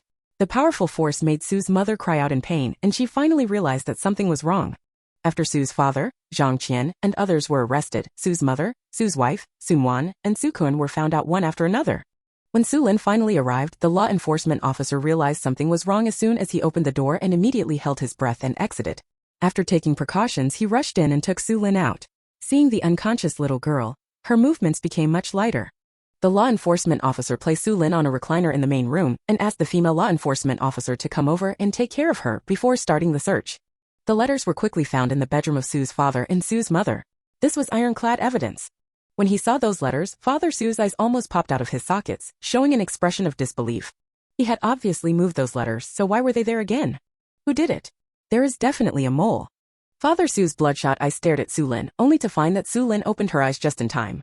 The two people's eyes met, and Xu Lin gave a sarcastic sneer. Su's father's scalp was numb and his mind was shaken by the laughter. Su's father finally figured it out. This little bitch had been pretending for the past 16 years and had deceived him. If the little bitch doesn't fight back, it's fine. If he fights back, it will be a fatal blow and he won't be given a chance to survive. Ruthless to ruthless. It's been 16 years, even a dog has feelings, but the little bitch has no feelings for them at all and still hates them. If he had known that he would have drowned the little bitch from the beginning, Father Su felt endless regret in his heart. With the evidence as well as the black gun and poisonous spray found at the scene, Wang Mingyang and the others decided to start the trial immediately. In order not to collude in confession, the Su family and Zhang Qian were separated. The first person to confess was Sun Wan and Su Kun. They were almost scared to death. I really didn't expect that cleaning up Xu Lin would attract so many law enforcement officers. If I had known about it, she would have hid out. However, Sun Wan himself couldn't tell to what extent the cleanup went because Sun Wan and the others discussed it behind Sun Wan's back. Of course, this also indirectly protected the two of them. Next was old Madame Su. Even though the old lady was very arrogant in front of her children and grandchildren, she was very timid in front of the law enforcement officers. After being frightened and interrogated, Mrs. Xu explained everything she knew clearly. As for the fact that Sue's father is a spy, Mrs. Xu said that she really didn't know anything about it. If she knew about it, she would definitely be the first to report it. Spies, that is a serious matter that harms others, oneself, and future generations. The Xu family is determined not to allow such harm to happen. Mrs. Xu spoke righteously and said on the spot that she wanted to break off the relationship with Sue's father, and refused to admit that she had such a scourge for her son. The law enforcement officers did not comment on what Mrs. Xu said and recorded it truthfully. As for whether she was really ignorant, they would investigate clearly.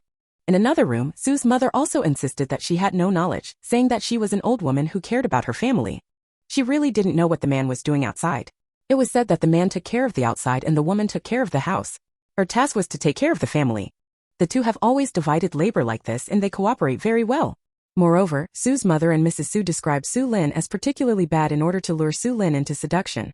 She also said that Xu Lin beat them every day, 3 times a day, and the most important thing was that there were no traces left after the beating, so that they could not tell the story of their suffering. Sue's father would find someone to deal with Xu Lin, but he was forced to do nothing. In order to verify the authenticity of their words, they also reported Xu Lin for blackmail.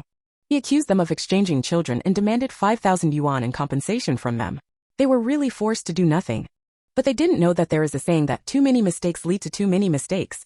The law enforcement officers didn't even notice the change of children at first, but this statement attracted attention. So the law enforcement officers approached Xu Lin and asked about the truth. Can Xu Lin save face for them? That is definitely not possible. Not only will it not be left to them, it will not be left to the Qin family. Even though the Qin family paid 5,000 yuan in compensation, Xu Lin had no intention of saving face for them. She told the truth without saying a word and even produced the divorce letter and the compensation contract to prove that what she said was true. In the end, Xu Lin said in a bad way, "Comrade law enforcement officer, I was like a lion at that time. I thought they would bargain, but I didn't expect them to agree immediately. When I saw them readily giving me money, I felt quite uneasy. I always feel like they are trying to hide something." The law enforcement officer in charge of recording suddenly looked up at Xu Lin. What was he trying to cover up? Covering up the child swap? No, the Qin family all knows that the child is not their biological child, so what else do they need to cover up? What the law enforcement officer is covering up is bolded here. Keep the key points in mind. This matter needs to be investigated carefully. Xu Lin insisted that she did not know that Sue's father was a spy. She just knew that she was maliciously exchanged, and she felt resentful and wanted to take revenge, so she beat Sue's family members. Thinking about her efforts over the past 16 years, Xu Lin felt that beating them a few times was not excessive at all. As for beating people without leaving traces, Xu Lin said that was impossible. If you look at the Xu family, there are traces all over their bodies, which is clear. They dare not report the crime themselves because they must have something on their minds and feel guilty. It was also at this time that the Xu family realized that they really had bruises on their bodies. This gave the Xu family another crime of dishonesty. Xu Lin, who had done a good deed and retired, covered her mouth and snickered. She was not an idiot. She knew they were going to take action. Knowing that they were going to be arrested, how could they leave such a big loophole? As early as at night when we started, we used skillful techniques to force out the traces on their bodies. It was definitely a new injury combined with an old injury, and no one could tell that there were no traces of it before. After confirming that Xu Lin was the victim from beginning to end, the law enforcement officers sympathized with her. 35 Chapter 35 What is Xu Chenglin's crime? In the eyes of the law enforcement officers, Xu Lin was just a poor little girl whose father didn't care for her mother, so she was forced to go to the countryside to take refuge. TSK, the Qin family is definitely out of their minds. Compared with Xu Lin's cooperation, Sue's father and Zhang Qian were obviously uncooperative. But it doesn't matter, the existing evidence can convict them of death, and they will be punished if they don't cooperate. The reason why I am reviewing it now is because I am afraid of missing important information.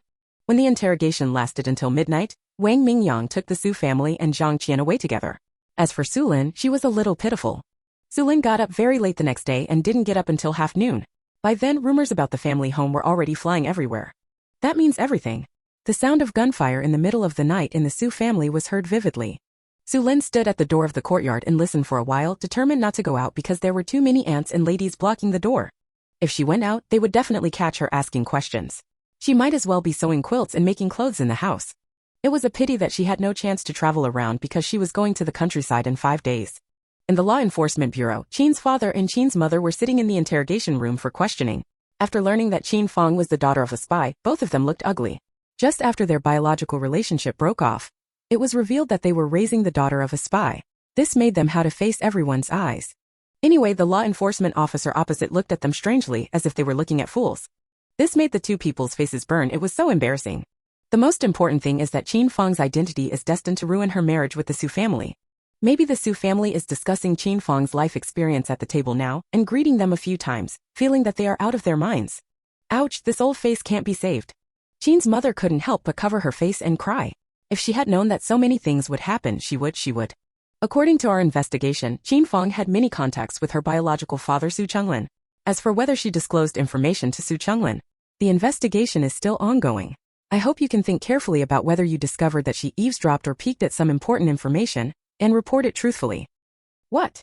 Qin's mother looked at the law enforcement officer in shock. The news that Qin Fang had been in contact with her biological father many times echoed in her ears. Qin's mother always thought that Qin Fang didn't know anything about it, that the mistakes back then were caused by adults, and that Qin Fang was innocent. But now the law enforcement officer said that Qin Fang had known about it for a long time, and they were the only ones who didn't know about it. How could Qin's mother accept this? She felt deeply betrayed. Qin's father felt the same way. In his eyes, his daughter, who was well-behaved and clever, actually had contact with her biological father behind their back many times. It was a slap in the face for him. Does Xu Lin know that Qin Fang has been in contact with Xu Lin many times? Qin's mother suddenly asked, and Qin's father also raised his ears. The law enforcement officer shook his head. Comrade Xu Lin doesn't know that Xu Lin and Qin Fang are in contact outside. Oh, Mother Qin breathed a sigh of relief, but soon her face turned ugly again, because she remembered that she and Xu Lin had broken off. Whether Xu Lin knows it or not, it has nothing to do with her and will never have a relationship with her in the future. They are just unfamiliar strangers. Xu Lin stayed at home for 2 days, prepared everything she needed for going to the countryside, and then quietly went out.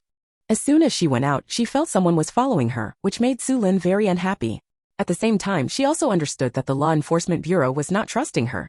In order to reduce trouble, Xu Lin bought some vegetables and food and went home, then stayed behind closed doors.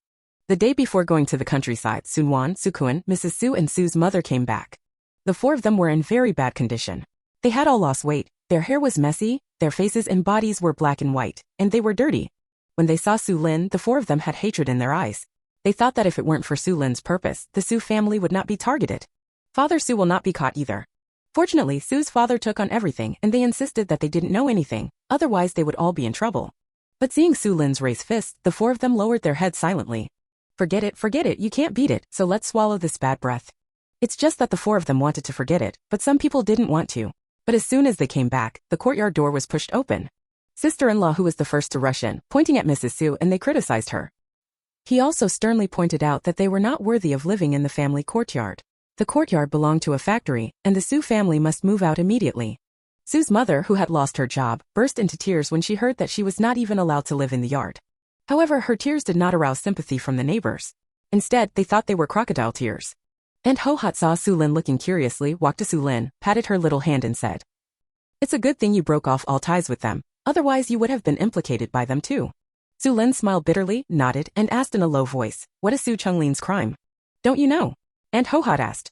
Xu Lin nodded quickly and explained in a low voice, "Since the accident that night, I rarely go out. I just bought some food when I went out and came back. I really didn't know the news outside." "Oh, it's a good thing you didn't go out." Aunt Ho-Hat thought for a moment and didn't tell Xu Lin the unpleasant remarks. She felt that Xu Lin was also a victim and there was no reason to dirty her ears anymore. "I heard that Xu Chenglin is a spy, and the evidence has been found. If he hadn't been fully charged." Mrs. Su and the others drew a clear line with Xu Chenglin again and broke off their relationship. They all had to go to the farm with them. Broken off the relationship? Xu Lin looked surprised. After thinking about it carefully, it seemed normal. If she wanted to avoid joint liability, breaking off the relationship was the best choice. Aunt Ho-Hat nodded, indicating that what she said was true. She lowered her voice and said, "I heard that Xu Chenglin was originally going to be roped in for target practice, but later he was convicted and made meritorious service, and it became indefinite. You will be sent to the most difficult area in the Northwest, where life is very hard. If Mrs. Su asks you to send him things or money, don't respond. If the higher authorities investigate, you will be implicated." Xu Lin nodded repeatedly, indicating that she understood, and she would definitely not send it. She only had hatred for the Su family, but no love. Aunt Ho-Hat took the opportunity to give Xu Lin a lot of advice and said with some distress, "Whether you go to the countryside or not, if you stay here you will have to be criticized by others. It will affect your mood for nothing. Well, I also think it's good to go to the countryside. As long as I have the strength, I won't be hungry." Xu Lin answered honestly. Aunt Ho-Hat felt even more distressed when she saw this. At the same time, she couldn't understand what kind of family would leave their own daughter alone without raising her. Is it a sense of accomplishment to raise an enemy's child? If anyone dared to transfer her child, she would definitely fight them tooth and nail when she found out. He also helped the other party raise their children, but it's more realistic to dream about it. 36 Chapter 36 Why is it said that real money is so stupid? No matter how Mrs. Xu and Mrs. Xu explain it or tell them that they are also victims, eventually the yard must be returned to the factory. They are not employees of the factory, so there is no reason for them to occupy the factory's house. After the neighbors who were watching left, Sue's mother threw herself on the bed and cried loudly. She felt that the world was dark and there was no hope. Compared with Sue's mother's sadness, Mrs. Xu was obviously more confident and did not look desperate. Xu Lin guessed that Sue's father should have told Mrs. Xu about another secret room. I just don't know what Mrs. Xu's expression would be like when she opened the secret room and saw that it was empty. It's a pity that I have to go to the countryside tomorrow, and won't have the chance to appreciate it. Xu Lin fell asleep with a good mood. Early the next morning, someone from the Educated Youth office came and informed Xu Lin to take her luggage to gather. Seeing Xu Lin going out with 2 big bags, Mrs. Xu's eyes seemed to be filled with poison. When Xu Lin left the house, she sat in the main room and cursed for a long time without getting over her anger. Mother Xu sat sickly and watched, feeling quite complicated. Something happened to the man, and the most capable nanny left. How will he live in the future?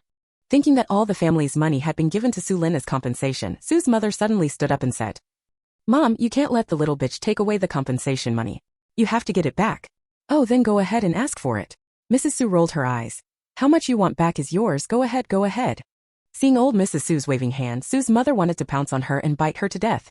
This damn old woman didn't understand what she meant. Of course, let the dead old woman go and get it.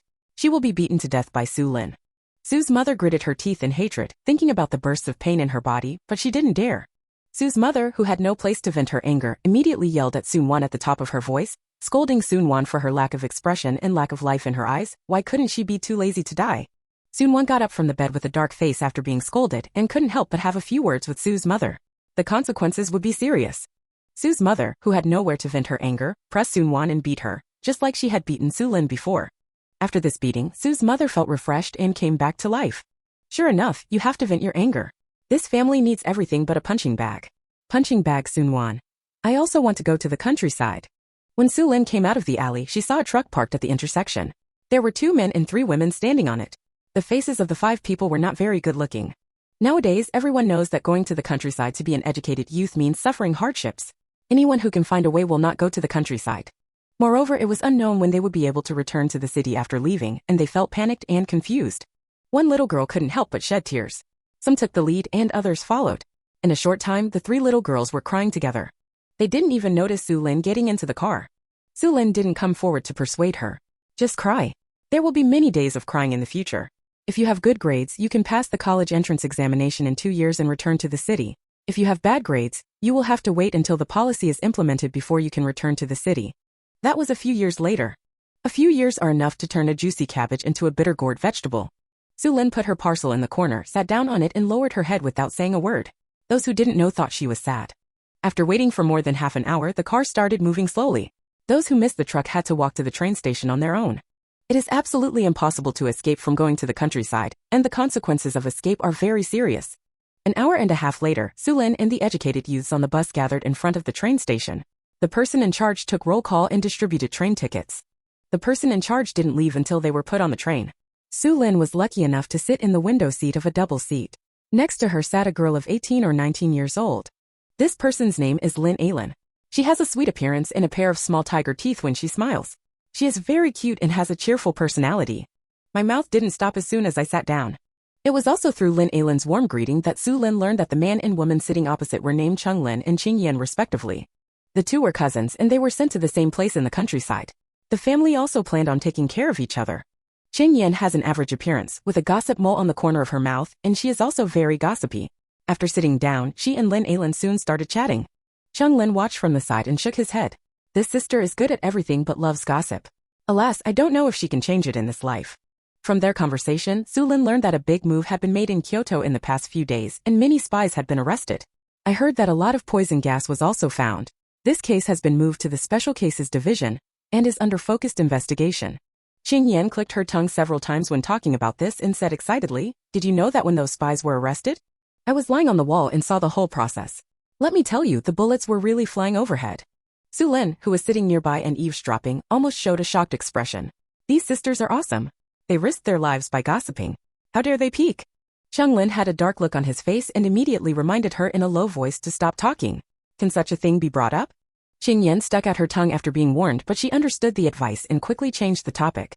Lin Ailen also knew that it was not easy to talk about this topic as it would cause trouble, so she changed the topic cooperatively and said with a smile.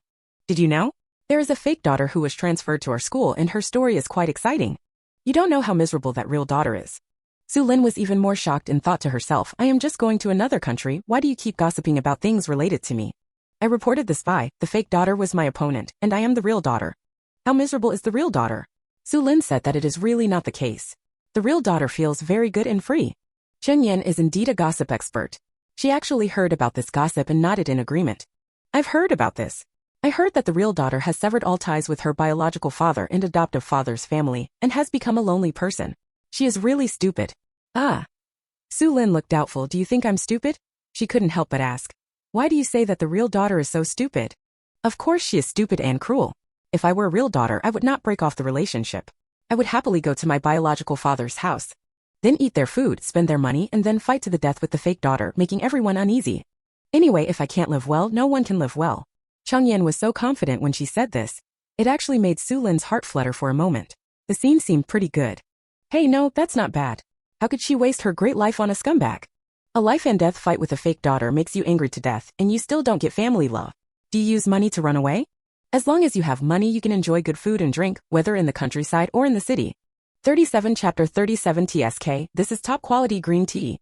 No one understood Xu Lin's attitude towards the Qin and Su families, but Lin Ailen actually agreed with her face. Yes, Yinzi, you are absolutely right. If I were a real daughter, I would do the same thing. Anyway, I am not living a good life, and no one wants to have a good life. I want everyone to suffer together. Right? We have the same views. Qing Yan clapped her hands excitedly, turned to look at Xu Lin seriously and asked. Lin, what do you think? I think the most important thing is to be happy. I am fighting to the death with others every day. Can I be happy? Xu Lin asked. Qing Yan and Wang Ailen had deep thoughts on their faces as if they couldn't be happy. Wang Ailen recalled the family's reaction, shook her head and said, she probably won't be happy. My classmates' adoptive parents love her very much. The matter was so big that they didn't even kick her out. I heard that the fake daughter was crying and wanted to go back to her biological mother to suffer hardships. She takes on the responsibility of being a daughter, but her adoptive mother is reluctant to let her go, and her adoptive brother is unwilling to let her go. So he stayed with his adoptive parents. She seemed to have thought of something fun, clapped her hands and said, you don't know that the fake daughter is so charming. Her lover didn't break up with her after he found out about her life experience. He also stayed with her every day and comforted her for fear that she would be affected by this incident, so he was so kind to her. Lin Jialan felt sour in the end. She looked at other people's love and then looked at herself. Alas, she had no love. I heard that the Su family is very powerful. Can their adults agree to let him marry the daughter of a spy?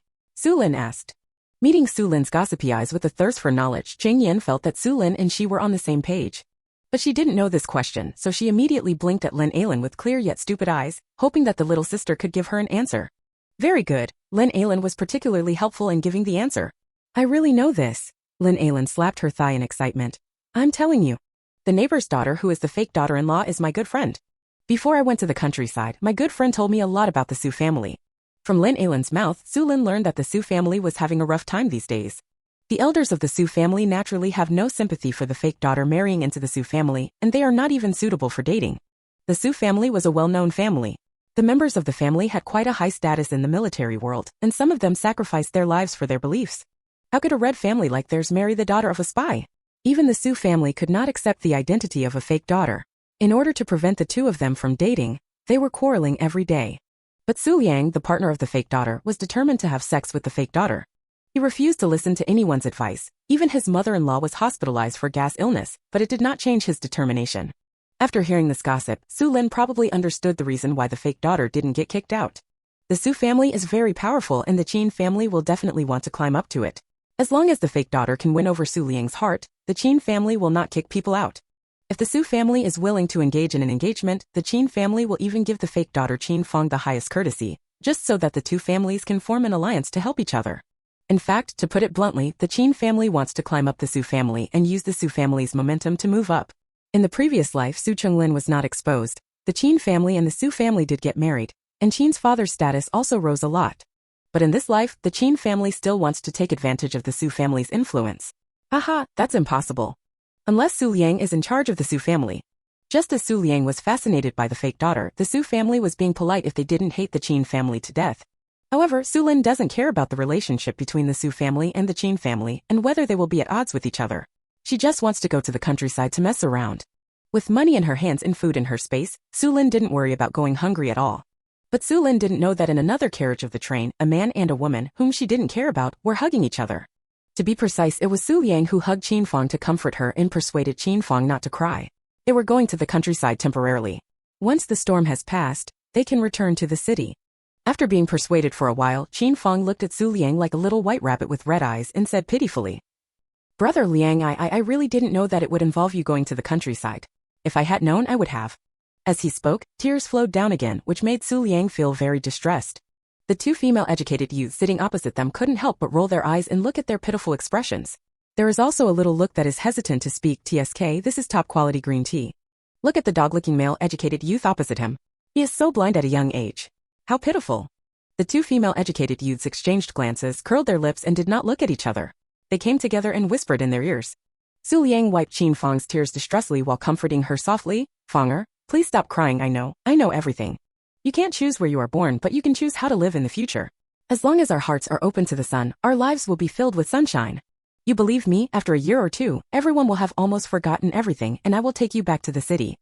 Until then, you will still be the little princess of the Qin family, and my Xu Liang's partner. No one will dare to bully you. No one will bother you about your birth anymore." While Qin Fang sniffed and nodded with red eyes, "Brother Liang, you are so good to me. How can I live without you?" Being needed, Xu Liang straightened his chest instantly, feeling that he was too important. He was Fanger's sky, Fanger's earth, and the little sun in Fanger's heart. Qin Fang didn't need to say a few more words. Xu Liang was already so moved by him that he started to drift off without drinking. With the chirping of the train, Xu Lin slowly closed her eyes and fell asleep. Most of the people on the train this time were educated youths. Apart from a little quarrel, there were no unexpected incidents. Along the way, Xu Lin basically slept the rest of the time, except for eating and going to the bathroom. Occasionally, I heard Lin Ailin and Cheng Yin gossiping. Although the two carriages were adjacent to each other, Xu Lin really didn't know that the fake daughter was next door. After 2 days and 1 night of traveling, the train stopped at Qingshan County Railway Station. Following the notice from the conductor, everyone got off the train with their luggage. Most of the people at this stop were educated youths. Xu Lin, carrying 2 big bags, squeezed into the crowd with long strides under the surprised eyes of Lin Ailin and Cheng Yin.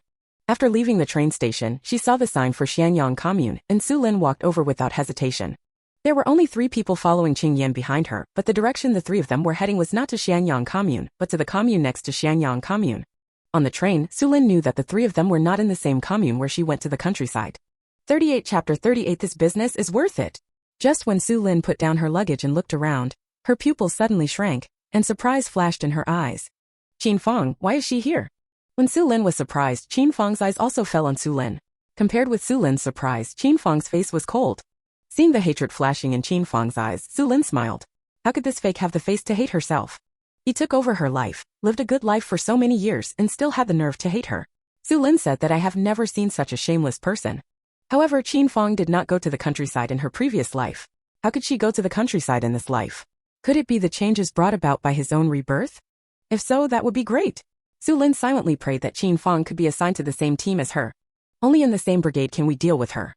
"Brother Liang, I'm scared." Qin Fang suddenly put away the coldness on her face and shrank into Xu Liang's arms, showing a scared expression. That pitiful look made Xu Liang feel heartbroken. He quickly held Qin Fang in his arms and followed Qin Fang's eyes to see Xu Lin. With just one glance, Xu Liang recognized the dark and skinny little girl standing opposite. And Xu Liang is no stranger to Xu Lin appearing here. After all, Xu Lin signed up to go to the countryside earlier than them. But his impression of Xu Lin was not good, and he felt that Xu Lin ruined Qin Fang's peaceful life. Looking at the petite and cute little girl in his arms, Xu Liang felt that Xu Lin was the evil witch in fairy tales. Not only is he ugly, he also has a bad heart. Unable to hold back for a moment, Xu Liang glared at Xu Lin fiercely and then comforted her in a low voice. Xu Lin was also furious after being stared at. Why, before she started to cause trouble, the pair of bitchy men and bitches provoked them first. In that case, Xu Lin asked herself that she was not a character who suffered losses, but that she would retaliate on the spot if she had a grudge and repay tenfold if she did not retaliate on the spot. At this time, Xu Lin wanted to take revenge on the spot, so when Qin Fang was twitching and walking, she quietly opened a black hole in space under her feet. Then a small hand emerged from the black hole, grabbed Qin Fang's toes and pulled her back. Qin Fang lost her balance and leaned forward. As her body fell forward, Qin Fang screamed in fear, subconsciously waving her hands around and grabbing Xu Liang's arm. Under normal circumstances, Xu Liang could pull people back with his strong arm strength. But for some reason, Xu Liang felt his feet stumble and his center of gravity became unstable. The two of them fell firmly to the ground. Xu Lin was a good person. Considering that she had to work after going to the countryside, she did not let the two of them break their arms and legs. In the countryside, once her arms and legs are broken, she has a reason to avoid working. That is not what Xu Lin wants to see. But falling on the ground in broad daylight was very embarrassing and it really hurt. Qin Fang cried on the spot.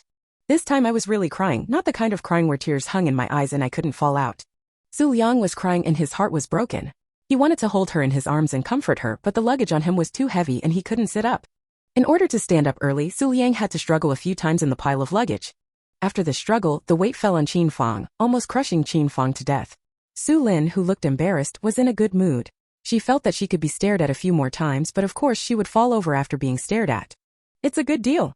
With the help of other educated youths, Xu Liang and Qin Fang finally got up from the ground. They were so embarrassed that they were no longer in the mood to glare at Xu Lin and quickly packed their luggage. As the educated youth arrived, Lu Changshan, the head of the educated youth office of Xiangyang commune, took out a piece of paper and started nodding, asking everyone to take a look. When he saw Xu Lin, the corner of Lu Changshan's mouth twitched. This girl came very early and had a nice name, but she had such a small physique. Alas, whichever brigade this little girl is assigned to, which brigade captain will have to make trouble with him. But when people came, he still had to distribute them to the lower ranks. Forget it, he might as well assign the people to the richer Wangzhuang brigade. Xu Lin still didn't know that she was sent away by Lu Changshan as a freeloader, and even if she knew, she wouldn't care. She didn't intend to work hard anyway. She wasn't short of money or food, so she should leave her work points to others to earn. Soon after the names were called, Xu Lin realized that Qin Fang and Xu Liang were both in Xiangyang commune and wondered if they would be assigned to the same brigade. If we were assigned to a brigade, it would be a lively day. Xu Lin couldn't help but raise the corners of her mouth into a bright smile. Qin Fang, who didn't know why Xu Lin was laughing, couldn't help but roll her eyes, thinking that she was just a fool who ran to the countryside even though he had money. When she thought of Xu Lin extorting 5,000 yuan from the Xu family, Qin Fang was filled with hatred. If Qin Fang knew that Xu Lin had also paid 5,000 yuan from Qin's house, she would be very angry. 5,000. Even though the Qin family loved Qin Fang very much, Qin Fang didn't have that much money. After so many years of saving, Qin Fang only had more than 200 yuan in her hands.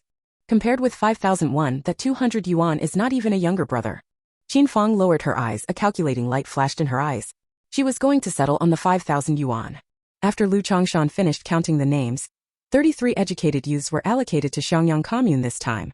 Lu Changqing put away the list inside. Nowadays, more and more educated youth are coming down, which puts a lot of pressure on the commune, and they have to argue with each other when it comes to distribution. With helplessness, Lu Changqing led 33 educated youths onto 3 tractors sent by the commune. In the sudden bumps accompanied by dust all the way, we drove towards Xianyang commune.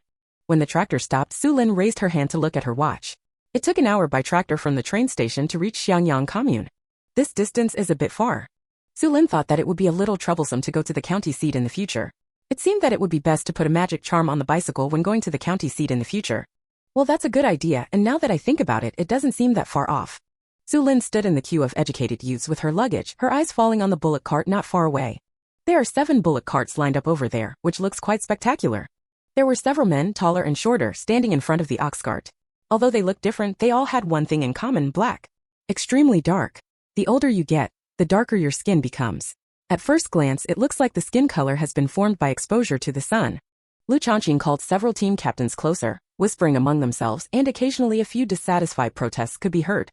It took more than 10 minutes for Lu Changshan to complete the informed distribution, and then he said with a smile, "The captains of each brigade will take roll call later. Just call someone to get behind the captain and follow him, do you understand?" The sparse responses from the educated youths were clear, and their weak looks made Lu Changshan shake his head secretly. "I just ran out of energy everywhere, and there will be many times when I will have no energy in the future." Soon the voices calling names sounded one after another. Ping Xiaoming, come over here. Wei Yongyang, here, come here quickly. Zhang Jinhua. 39 Chapter 39. The 7 captains shouted their names together, louder than the last, as if they were competing. If you don't listen carefully, you might miss your name. Xu Lin guarded her 2 big baggage and listened carefully for a while and finally heard her name. Xu Lin. Wang Fucai, the captain of Wangzhuang brigade, shouted, his eyes like lightning scanning the ranks of educated youths. When he saw Xu Lin appearing with 2 big bags, Wang Fucai's expression froze. Is this little girl an adult? He couldn't help but ask, Comrade Xu Lin, how old are you? Are you an adult? Why are your adults so willing to let you go to the countryside? Captain, I am an adult at the age of 16. Although I am not big and cannot do heavy work, I can cut pig grass. That serious expression made Wang Fatsai's expression even stiffer. Cutting pigweed was a child's job. 3 work points a day is not enough to feed an adult. Wang Fatsai smacked his lips, then looked at Xu Lin's dress, and finally his eyes fell on Xu Lin's exposed watch. Very good, well-dressed, new from head to toe, and a watch, so the money should not be short of money. As long as you're not short of money, that's fine. If you're not short of money, you can buy your own food, that's fine, that's fine. Wang Fatsai has a clear mind. As the educated youth go to the countryside for a longer period of time, he becomes more and more tolerant of the educated youth. As long as no one reported it, he had no problem with the educated youth not working in the fields. Alas, as long as the educated youth don't cause trouble, he will be satisfied. I hope the educated youth can help him realize this humble request. Everyone came, and although he didn't look like he could work, Wang Fatsai didn't show any disgust or even clicked his tongue. Instead, he said in a good voice, "Put your luggage on the bullock cart and stand aside and wait." "Okay, Captain." Xu Lin smiled and walked towards the bullock cart behind Wang Fatsai. The male educated youth who was called first saw her petite stature and quickly stepped forward to help. Xu Lin was not polite either. She politely thanked him and stood not far from the male educated youth, waiting for Wang Fatsai to continue calling his name. It's just the next name that made Xu Lin's expression wonderful. How can I say it? It can only be said that it's fate. It's wonderful. Who would have thought that 33 educated youths were assigned to 7 brigades, and in the end Xu Lin was assigned to Qin Fang. This time, the Wangzhuang Brigade was assigned to 5 educated youths, 3 men and 2 women, namely Xu Lin, Zhang Chang, Han Hong, Qin Fang and Shan Fei. Xu Liang was assigned to the Korean camp team next door. Before the names were called, Xu Liang shouted first and strongly requested to change the brigade. He wanted to be assigned to the same brigade as Qin Fang. He still has to take care of Qin Fang. How can he take care of her if she is not divided into one place? Han Liang, the captain of the Korean camp, was interrupted from the roll call. His already dark face turned darker and he looked at Xu Liang with dissatisfaction. "Xu Liang, an educated youth, do you have anything you can say after I finish calling the names?" All he had to do was point at his nose and blame him in a tone that made Xu Liang's face darken. He was the eldest son of the Xu family. Ever since I was little, I have always listened to what he said. This was the first time someone spoke with this tone and look. Xu Liang, who was losing his temper, also lowered his face and said coldly, "No, I want to go to the Wangzhuang Brigade. You need to arrange for me to transfer to the team first." Captain Han felt very angry. These educated youths had no great skills and their tone was louder than the last. Each one is more noisy than the other, and looking at that arrogant little look, it makes people unhappy just to see them. He doesn't want to come to the Korean camp, just think he wants it. Okay, if you want to go to Wangzhuang Brigade, you can discuss it with Captain Wang. If he wants to take you in, then go. Captain Han waved his hands as if to shoo away flies, as if he didn't want to say more, which made Xu Liang very angry. Just go. Xu Liang snorted, rushed to Wang Fatsai in a few steps and said straightforwardly, "Captain Wang, I want to come to your team." "No, the number of people assigned to each brigade is determined through negotiation. I can't take one more person back. Besides, you should obey the arrangements." Wang Fatsai shook his head and disagreed. This young man looked like he was spoiled by his family, and he didn't want that. "There can't be too many people, so let me switch to the head office with someone else," Xu Liang asked, staring at Wang Fatsai sharply with the slightest hint of unkindness. The look in his eyes sent chills down Wang Fatsai's back, and Lu Chongshan's words to Captain Han rang in his mind.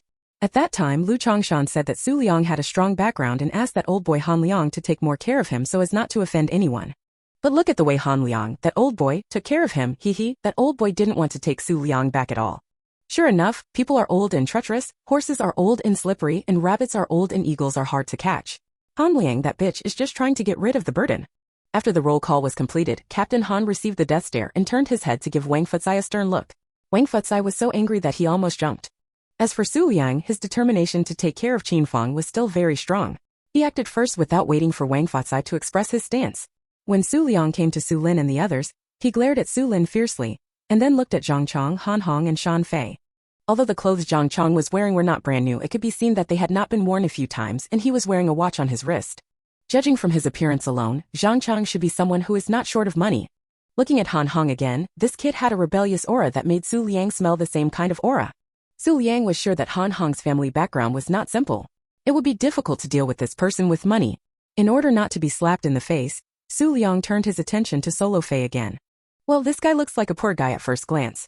He has many patches on his clothes, just like a beggar. As long as the family has some money, they will not be so miserable on the road. After determining the target, Xu Liang took out $5 from his pocket, came to Solo Fei and said coolly, "If you swap teams with me, this is yours." Shan Fei, who was worried about his empty pockets, had a bright light in his eyes, but he did not agree in a hurry but frowned and said, No change. Why? Su Liang asked, with a small fire flashing in his eyes. I don't want to be a beggar. Shan Fei rolled his eyes and replied, while Han Hong standing next to him burst into laughter. Xu Lin and Zhang Chong also looked like they were watching a show, especially Xu Lin, whose eyes clearly said, That's it? That's it? Su Liang, who didn't want to be laughed at, gritted his teeth in hatred. He didn't expect that a poor guy like Solo would be so greedy. $5 is less? He glared at Xu Lin again, and Su Liang felt that it was Xu Lin's fault that he and Qin Fang were together today. If Xu Lin hadn't caused trouble, nothing would have happened to the Xu family. If nothing had happened to the Xu family, Qin Fang's life experience would not have been revealed. But his provocation was quickly slapped in the face. Xu Lin took out a thick stack of Big Unity from her pocket and shook it in her hand. Although she didn't say a word, her face was slapped. Su Liang could feel that his face was red and swollen. 40 Chapter 40 Arriving at the point of educated youth. The other educated youths, including several captains, looked at Xu Lin with sparkling eyes. They have seen the Great Unity before, but it is really rare to hold such a thick stack and shake it in your hands. Who is this black girl and why does she carry so much money with her? This pile must be several $1,000s. Wang Fatsai thought about Xu Lin saying that she could cut pigweed. Now Wang Fatsai believed it. The little girl was good at cutting pigweed. That kind of money is enough for the little girl to eat for many years. Su Liang's face turned blue from holding back his anger and he was getting angry. Seeing that he was about to explode, Qin Fang immediately stepped forward and pulled Su Liang's sleeve and said, Brother Liang, you don't have to do so much for me. Although I also want to be with you but... Her eyes were red again and she seemed to be hesitant to speak. She looked at Xu Lin with complicated eyes and said, Sister, I know it's the first time in your life that you have touched so much money, but you should understand the principle of keeping wealth secret. Qin Fang put on an expression of I am doing this for you and stared at Xu Lin with complex eyes. That's your money. My money is the compensation given to me by the devil who maliciously exchanged children. The Xu family is not a good thing, especially Xu Chonglin. Sister. Qin Fang was so frightened that she almost screamed split for fear of Xu Lin's next words. She couldn't believe that Xu Lin dared to tell Xu Chonglin's identity in front of so many people. How dare she? Stop, don't call me sister. I don't have a sister like you. Besides you do. Su Jiqing, Qin Fang interrupted Xu Lin again.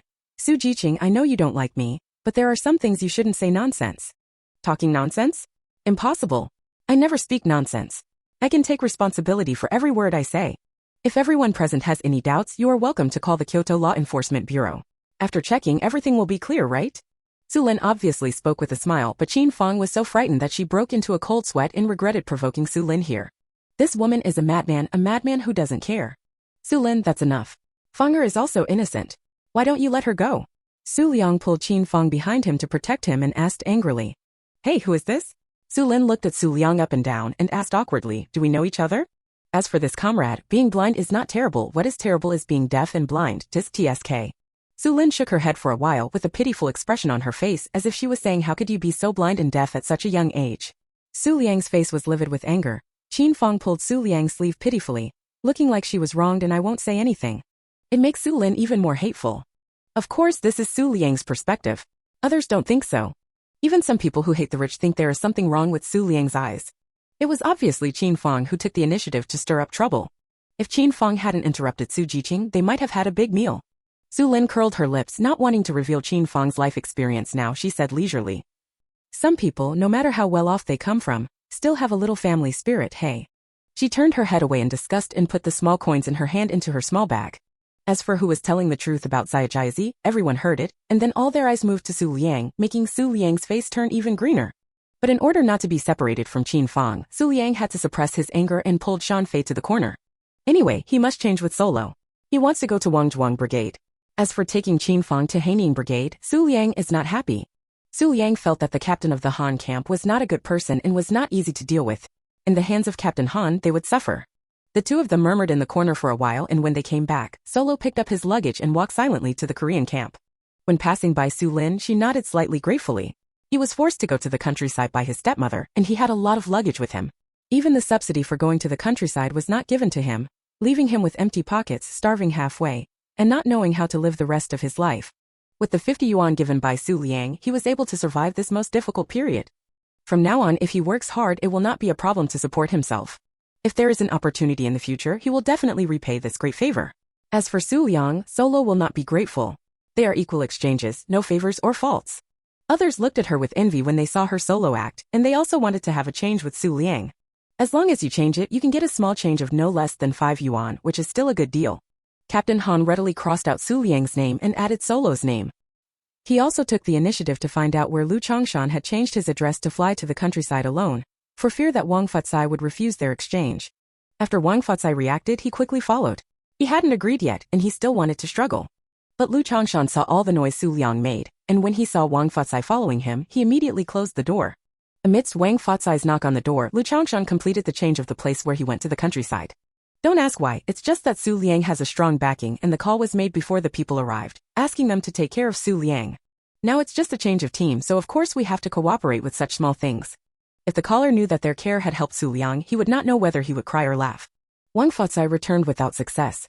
He gritted his teeth angrily and looked at Su Liang and Qin Feng with complicated eyes. His intuition told him that things would become more lively after becoming an educated youth. With anger, Wang Fatsai drove the bullock cart and left without saying a word. He was too depressed. I will definitely be complained by the big guys again when I return to the team. They walked in silence for about 40 minutes before arriving at Wangzhuang Brigade. Not to mention that the location of Wangzhuang Brigade is really good.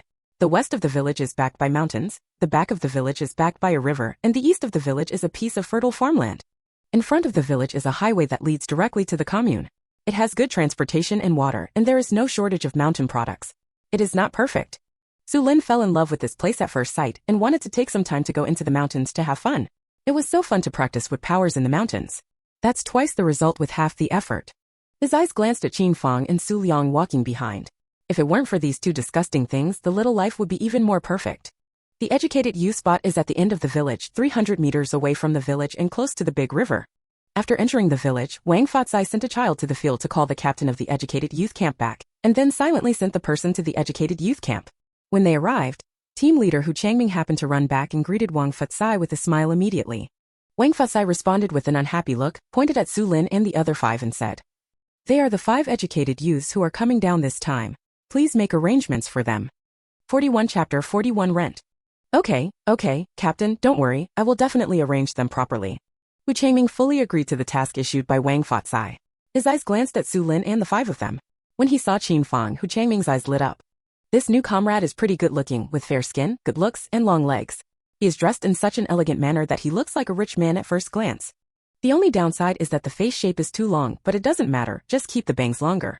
That look made Qin Feng uncomfortable and made Su Liang angry. He took a step forward and was about to get angry when Wang Fatsai turned around and said, "By the way, the house in the educated youth spot is a daytime view where several people sleep. If you want to live in a single room, you need to spend additional money to rent it. Yes, the conditions in our educated youth spots are very good. In order to take care of the living habits of some comrades, the brigade has built 2 more rows of single rooms for rent at 2 yuan a month. You can rent them by yourself or as a couple." Hu Changming's eyes swept over Xu Lin and Qin Feng, then looked at Qin Feng enthusiastically and asked, "Comrade, do you want to rent?" Qin Feng did not respond but looked at Su Liang as if asking for help. Su Liang ignored Hu Changming, turned to look at Wang Fatsai and asked, "Are we looking for you to rent a house?" Wang Fatsai nodded. "You can ask me, or you can give the money to Captain Hu, who will hand it over to the team. We are renting from you, please go through the formalities." Su Liang raised his chin and said in a benevolent tone, "Wang Fatsai is so depressing. As expected, this man has a great reputation." Hu Changming was very angry at Su Liang's actions. The captain even said that he could go to him. Does this kid have a problem with his ears? Besides, everyone who rents a house pays it to him, and he hands it over to the accountant. Does this little dead boy want to be special or want to seize power? Even though it is just the title of captain, there are still many benefits of being invisible. At least when the brigade has quotas from the workers, peasants, and soldiers university, the captain gets more opportunities than others. Anyway, the last captain left here after getting a place at the workers, peasants, and soldiers university. Hu Changming also wanted to get a place at the workers, peasants, and soldiers university and return to the city one day, so he decided to take the position of captain. Anyone who dares to take his position will be the enemy, who will destroy his future until death. Su Liang offended an old educated youth before he even knew a word from him, and he proudly waited for Wang Fatsai to complete the formalities for him. "Okay, I'll do it for you." Wang Fatsai gritted his teeth and endured. A person with a background is great, but he can't afford to offend him, so why not provide for him? Wang Fatsai looked at Xu Lin and others and asked, "Are you guys going to rent a house?" When the educated youth first went to the countryside, Wang Fatsai never thought of building a single room to rent out, but later the educated youth made a mess. Living in a villager's house is prone to trouble, so he decided to build 2 rows of large single rooms. In addition to generating income for the team, he hoped that the educated youth would lessen trouble. Now it seems that he is really wise. The money for building the house has been recovered long ago, and the rent collected now is a net profit. Moreover, even if the educated youth returned to the city, the educated youth would not be able to move out of this house, so they would still return to the team, which was a real loser. I want to rent. Xu Lin raised her hands in a gesture. She had a lot of secrets and it would be great to live alone. I originally thought of building a house at my own expense, but now it's much easier. I want to rent it too. Me too. Han Hong and Zhang Chong spoke out one after another. They were not short of money either. Wang Fatsai's face darkened all the way because the five of them wanted to rent a house that looked better, and he said, "Okay, I'll give you $1 to complete the procedures. The rent is $2 a month and you have to pay it once a month. Today is February 28th. There are only 14 days in this month. There are still days until next month. Please pay 1 yuan first. Next month's rent will be handed over to Hu Changming and he will hand it over to the accountant." Wang Fatsai stretched out his hand after paying the money. Just follow Hu Changming to find a house. Xu Lin blinked and felt that the procedure was so simple and crude.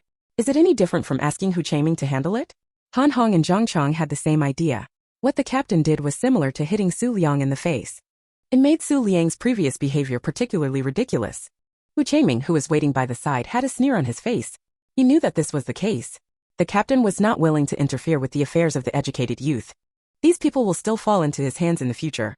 Qin Fang tugged on Su Liang's sleeve and signaled him to stop talking. Talking too much would offend others. This is not Kyoto and there aren't that many people selling their face. As smart as Qin Fang, she didn't want Su Liang to offend a lot of people when she went to the countryside. So she decided to take a look at the situation before making the next small move. Soon Wang Fatsai had 5 more yuan in his hand and he was in a better mood. With 5 more people, the team could earn 10 yuan a month, which was pretty good. Even the way he looks at Su Liang is much more pleasing to the eye. The young master can be the young master and he can be praised as much as he can, as long as he gives him money. After watching the captain leave, Hu Changming smiled and said, "Let me introduce myself first. I am Hu Changming, the captain of the educated youth point. I came to Tianjin City. I am 23 years old and I have been an educated youth here for 5 years. If you have any problems in the future, you can come to me. If I can't solve it, it's not too late to go to the captain." After introducing himself, Hu Changming's eyes fell on Qin Fang's face. Qin Fang took a step forward with a smile and began to introduce herself. "I am Qin Fang from Kyoto. I am 16 years old this year. It is my first time to travel far away. Please forgive me if there are any mistakes. I also hope that we will live happily in the days to come, help each other, and work together to build the countryside." After speaking, Qin Fang showed a decent smile, and when facing Hu Changming, she smiled like a spring breeze, and Hu Changming almost lost his mind when she laughed. When Su Liang saw Hu Changming's eyes, he felt unhappy and immediately stood in front of Qin Fang and introduced himself with his chin raised. "I am Su Liang from Kyoto. I am 18 years old. I have been practicing martial arts since I was a child. 1 against 3 is no problem." After saying this, he raised his fists in a demonstration and gave Hu Changming a threatening look, leaving Hu Changming speechless. "I am Han Hong from Kyoto. I am 18 years old." Han Hong raised the corners of his mouth with a touch of mockery on his face. He didn't know who he was trying to mock. He looked at the air when he introduced himself. That look made Su Liang very unhappy and also made Hu Changming's heart arouse. He was from Kyoto and he was so arrogant. His identity must not be simple. Hu Changming was very unhappy when he thought that someone he couldn't afford to mess with came to the educated youth academy. These boys come to the countryside to do whatever they want. They are the #1 troublemaker, and most importantly, their ability to grab spots is top-notch. 7 out of 10 places in the workers, peasants, and soldiers' college were taken by them, which made Hu Changming very worried about his future. "My name is Zhang Chong. I come from Eastern Province. I am 19 years old. My calligraphy is very good. If you need anything, please come to me." After speaking, Zhang Chong's eyes fell on Xu Lin, and he was very curious about Xu Lin's origin. 42 Chapter 42 Did you trip me on purpose? It's not normal for a little girl to go out with so much money. The most abnormal thing is that the little girl's hands are very rough. He was also thin and frail, looking malnourished, and he didn't look like a rich man. But this man went to the countryside with several thousand yuan, and he couldn't figure it out all the way. "I am Xu Lin from Kyoto. I am 16 years old." Xu Lin looked at Hu Changming and asked, "Where do we live?" "The residences are all in the educated youth yard, but the house you live in is the 2 rows of single rooms with men on the left and women on the right. I will take you to the girls' side first." As he spoke, Hu Changming stepped forward, picked up Qin Fang's baggage and took the lead towards the row of single rooms where girls lived. This educated youth courtyard is very large and is divided into 3 areas, namely the Tongpu area for shared living. It consists of 3 large houses plus a kitchen and a woodshed. Then there is the single room area for boys and the single room area for girls. These 3 areas were separated by fences, leaving roads in the middle to clearly divide the territory. There are 2 single rooms left in the girls' single room area, and Xu Lin and Qin Fang happened to have 1 room each. If they had come here years ago, there wouldn't be so many single rooms. Wu Changming told them that there was a female educated youth who was short of money and had to move from a single room to Daitongpu. If they are short of money in the future, they can also move into Daitongpu. There is no money there, but the living environment is poor. A few people are crowded together, which is okay in winter, but in summer it is really hot. Especially the Tongpu where boys live, the smell is awesome. Under Hu Changming's introduction, Xu Lin learned that there were 5 single rooms for girls and 3 of them were rented out. The 3 girls living there are named Qian Li, Wu Xiyu and Fu Yakin. These 3 people not only live alone but also form separate groups. If Xu Lin and the others don't want to eat together, they can do it themselves. The captain thought of this when he built the house. Therefore, if the single room is made large, you can separate an outer room by yourself and then you can rest, cook, eat and entertain guests in the outer room. The boys had previously rented 2 rooms but they were shared by 2 people. The person who shared the room with Hu Changming was his fellow villager Du Yong. The other room is rented by Huang Zixu and Lin Ziheo, who are cousins. They also work alone and rarely interact with educated youths. They are considered to be a group of educated youths who live their own lives behind closed doors. Hu Changming also suggested that if Han Hong and the others were short of money, they could rent the apartment together. Not only did the 2 of them save half of the rent by renting together, but they also saved half of the firewood they collected. In winter, collecting firewood is really a big deal. There is a small shed next to each single room, which is the firewood shed built for them by the brigade. In addition, the toilet is in the northwest corner of the educated youth yard, which is a little far from where I live, but the smell is small, which is a good thing. Although Hu Changming was humiliated by Su Liang, he did not stumble a few people because of it. What needs to be introduced is not ambiguous at all. You can choose one of these 2 houses to live in. They are all the same size. Hu Changming pointed to one of them and said, "Educated youths lived in this room before, so it's relatively clean." When Qin Fong heard that it was relatively clean, she immediately answered, "Then I'll live in this room." After saying that, he asked in a tea-filled tone, "Sister, no, Su Jiqing, do you have any objection?"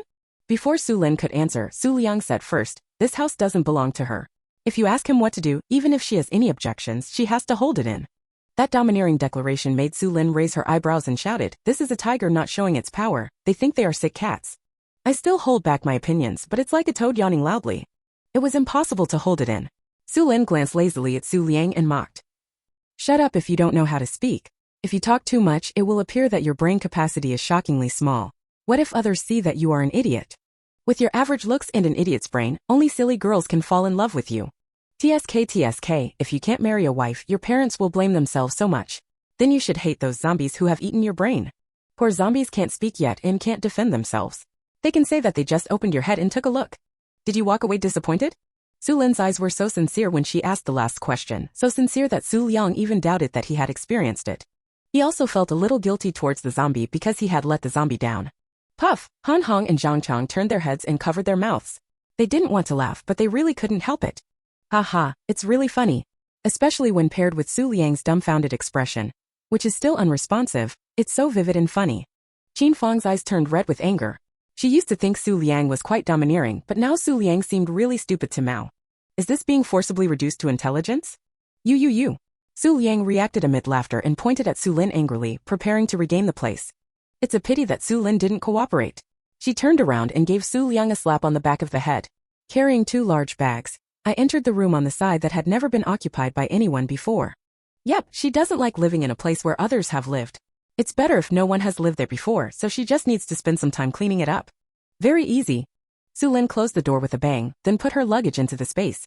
When I took out the paper and pen to draw the talisman, I felt that there was no void talisman. That was because the void talisman consumed too much. Save some energy if not necessary.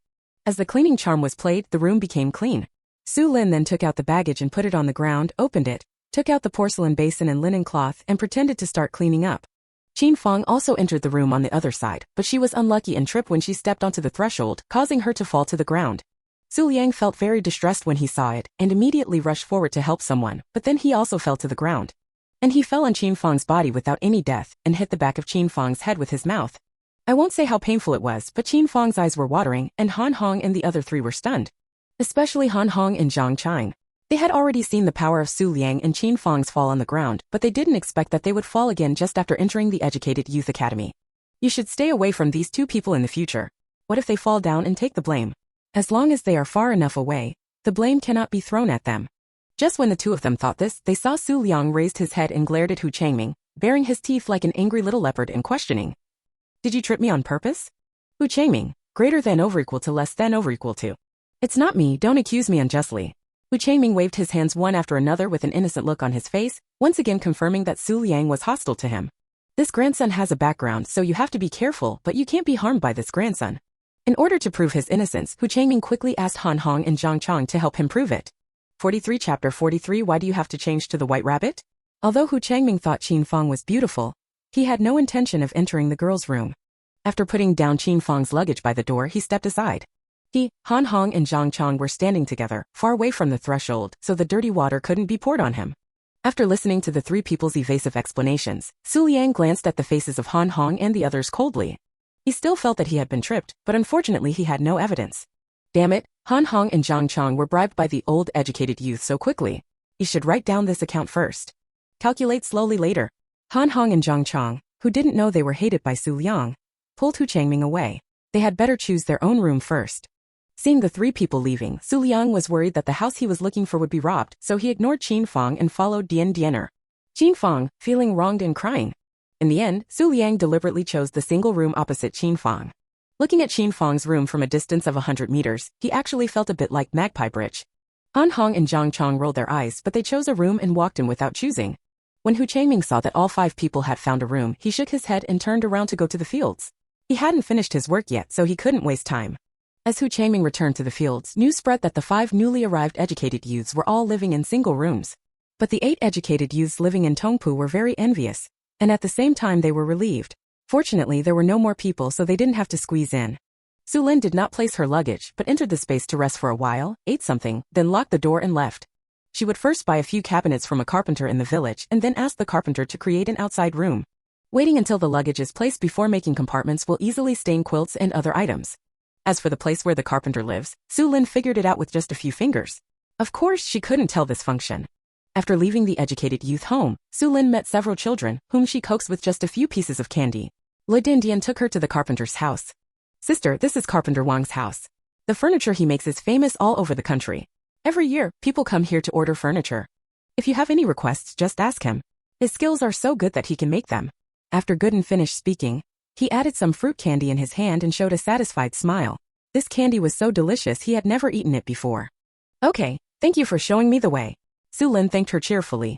Just as she was about to knock on the door, Goodener had already shouted at the top of her lungs. Fifth Grandpa, the educated youth sister wants to change the furniture. Come out and say hello. Here we come. A loud voice came out, and it actually sounded like the waiter in the store. Immediately afterwards, an old man in his 50s came out of the room.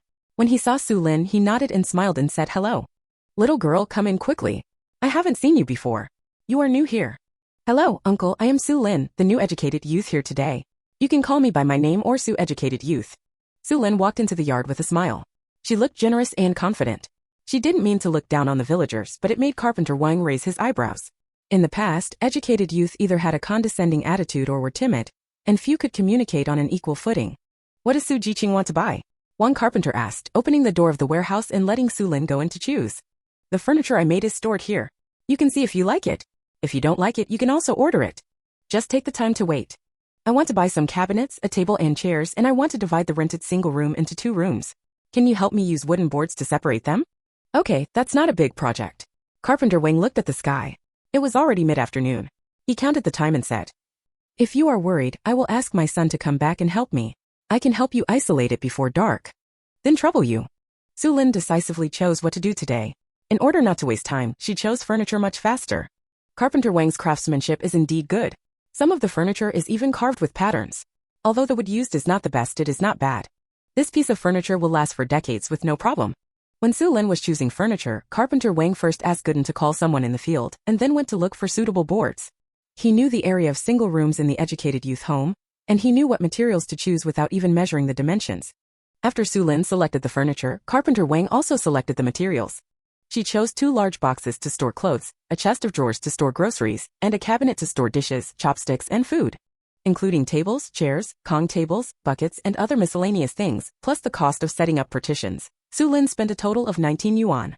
The children next to him watched Xu Lin take out money, and their eyes widened with curiosity.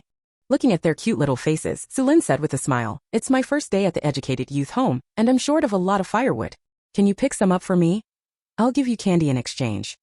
The little guy's eyes lit up even more when he heard about the exchange of sugar. One of the tiger-headed children asked anxiously, can I use a white rabbit? I want a white rabbit. This child Xu Lin was quite impressed. After the other children got the candies, either stuff it into your mouth directly, or hold it in the palm of your hand and add a mouthful from time to time. Only this child got the candy and put it carefully into his pocket. Even though he was swallowing saliva along the way, he was not willing to add more. You want the white rabbit? Xu Lin blinked. The white rabbit is very expensive, and you can't exchange it for a little firewood. Then can I pick up a few more loads of firewood? Huzi asked, anxiety written on his face. This made Xu Lin interested and couldn't help but ask, why do you have to change to the white rabbit? Huzi was embarrassed to be asked. In fact, he didn't know about white rabbit toffee before, let alone eat it. I once passed by an educated youth spot and heard what the educated youth were talking about. Educated youth say that the nutritional value of white rabbit milk candy is very high, and 8 pieces of white rabbit milk candy are equivalent to a cup of milk. If he could get a white rabbit, wouldn't it be equivalent to getting milk, which he could feed his sister? Wang Carpenter saw that Huzi was worried and pale and couldn't explain, so he explained aloud. Su Jiqing, don't get me wrong, Huzi is not greedy. It's because his mother was born prematurely, didn't produce milk after giving birth, and couldn't buy malted milk to feed the baby. I heard that white rabbit toffee contains milk, so their family tried many ways to find people to exchange candy tickets. Unfortunately, we didn't have any tickets, so we got 2 candy tickets from educated youths, and we didn't buy many white rabbits either. Feeding your child is definitely not enough, because the child will be excited when he hears you have candy in your hand. Oh, Xu Lin understands. I have to say that this child is quite sensible and loves her sister. 44 Chapter 44 What Qin Jiqing said was wrong. Speaking of malted milk, Xu Lin thought about it and said, I have white rabbit and malted milk here. I can exchange some for Huzi. Really? Wang Carpenter smiled, feeling that this educated youth was indeed different from other educated youths in that he was kind and generous. Huzi jumped up and down with joy, stared at Xu Lin and asked her what she wanted to change. As long as he had something at home, he could use it. The family members are so worried about supporting their sister that they are all bald. Really? Xu Lin smiled and touched Huzi's head. I need firewood now. You can ask the adults at home to pick up a few loads. Of course, you guys can give me the firewood you collected in exchange for sweets. Besides, I just arrived here. If you have any local products, you can exchange them for me. Huzi was even more happy when he heard that he could exchange for mountain goods. He kept nodding his head to show that he understood, and he would go home to find his grandma. Several children were also very happy. Under the leadership of Huzi, they happily rushed out of the carpenter's house. When Xu Lin and Wang Carpenter arrived at the educated youth home with a cart full of furniture, Gooden and Wang Carpenter's eldest son Wang Taiju were already waiting there. I heard that collecting firewood can be exchanged for candy, so I ran away like a dog. Such a good thing cannot be without him. The movement of Xu Lin and the others attracted Qin Fang. When she saw the furniture Xu Lin bought, her eyes turned red with jealousy. He immediately stepped forward and spoke softly, Su Jiqing, you bought a lot of things. Sure enough, this money was not earned by yourself. Flowers are generous. Xu Lin got angry when she heard this. Why, she wanted to yin and yang her, but she had to be willing to do so, so she immediately fought back. What Qin Jiqing said is wrong. I earned this money based on my own ability, and it was because of my evil heart. You bastards who have lost their conscience on me. There are some people who look like dogs and never do anything human.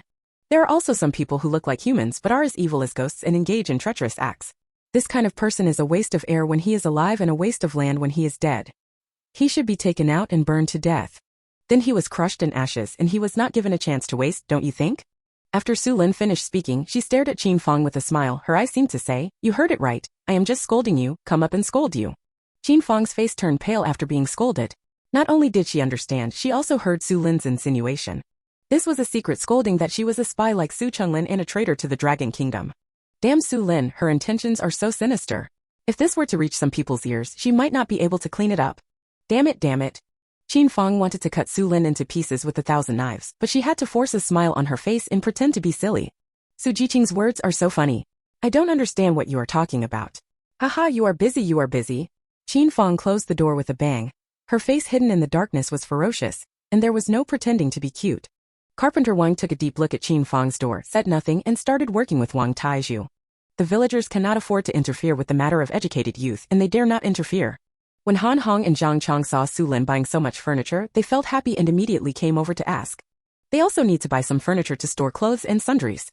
When they heard the price, both of them thought it was not expensive. Then when they saw that Xu Lin's room was going to be equipped with partitions, they both said, the room we live in has been occupied before, and the outside rooms are separated, which saves a lot of trouble. Really? That saves you trouble. Xu Lin patted her furniture. What furniture are you going to buy? I want to buy 2 big boxes, one for clothes and one for food, and a desk and chair too. I wanted to say that I would just buy a few pieces, but Zhang Chong's eyes fell on Xu Lin's furniture, as if he needed them all too. As he talked, there were more. Han Hong nodded frequently while listening. Yes, he also needed to buy it. The two of them did not enter the house, but stood at the door and talked to Carpenter Wang, telling Carpenter Wang that they also wanted to buy furniture.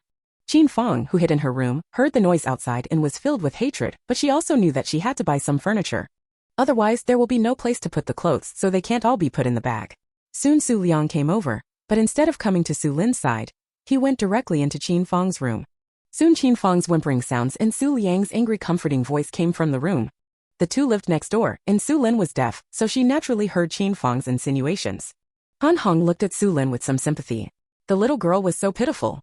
Even though she was transferred to someone else, she was abandoned by her biological parents. Look at that fake thing again.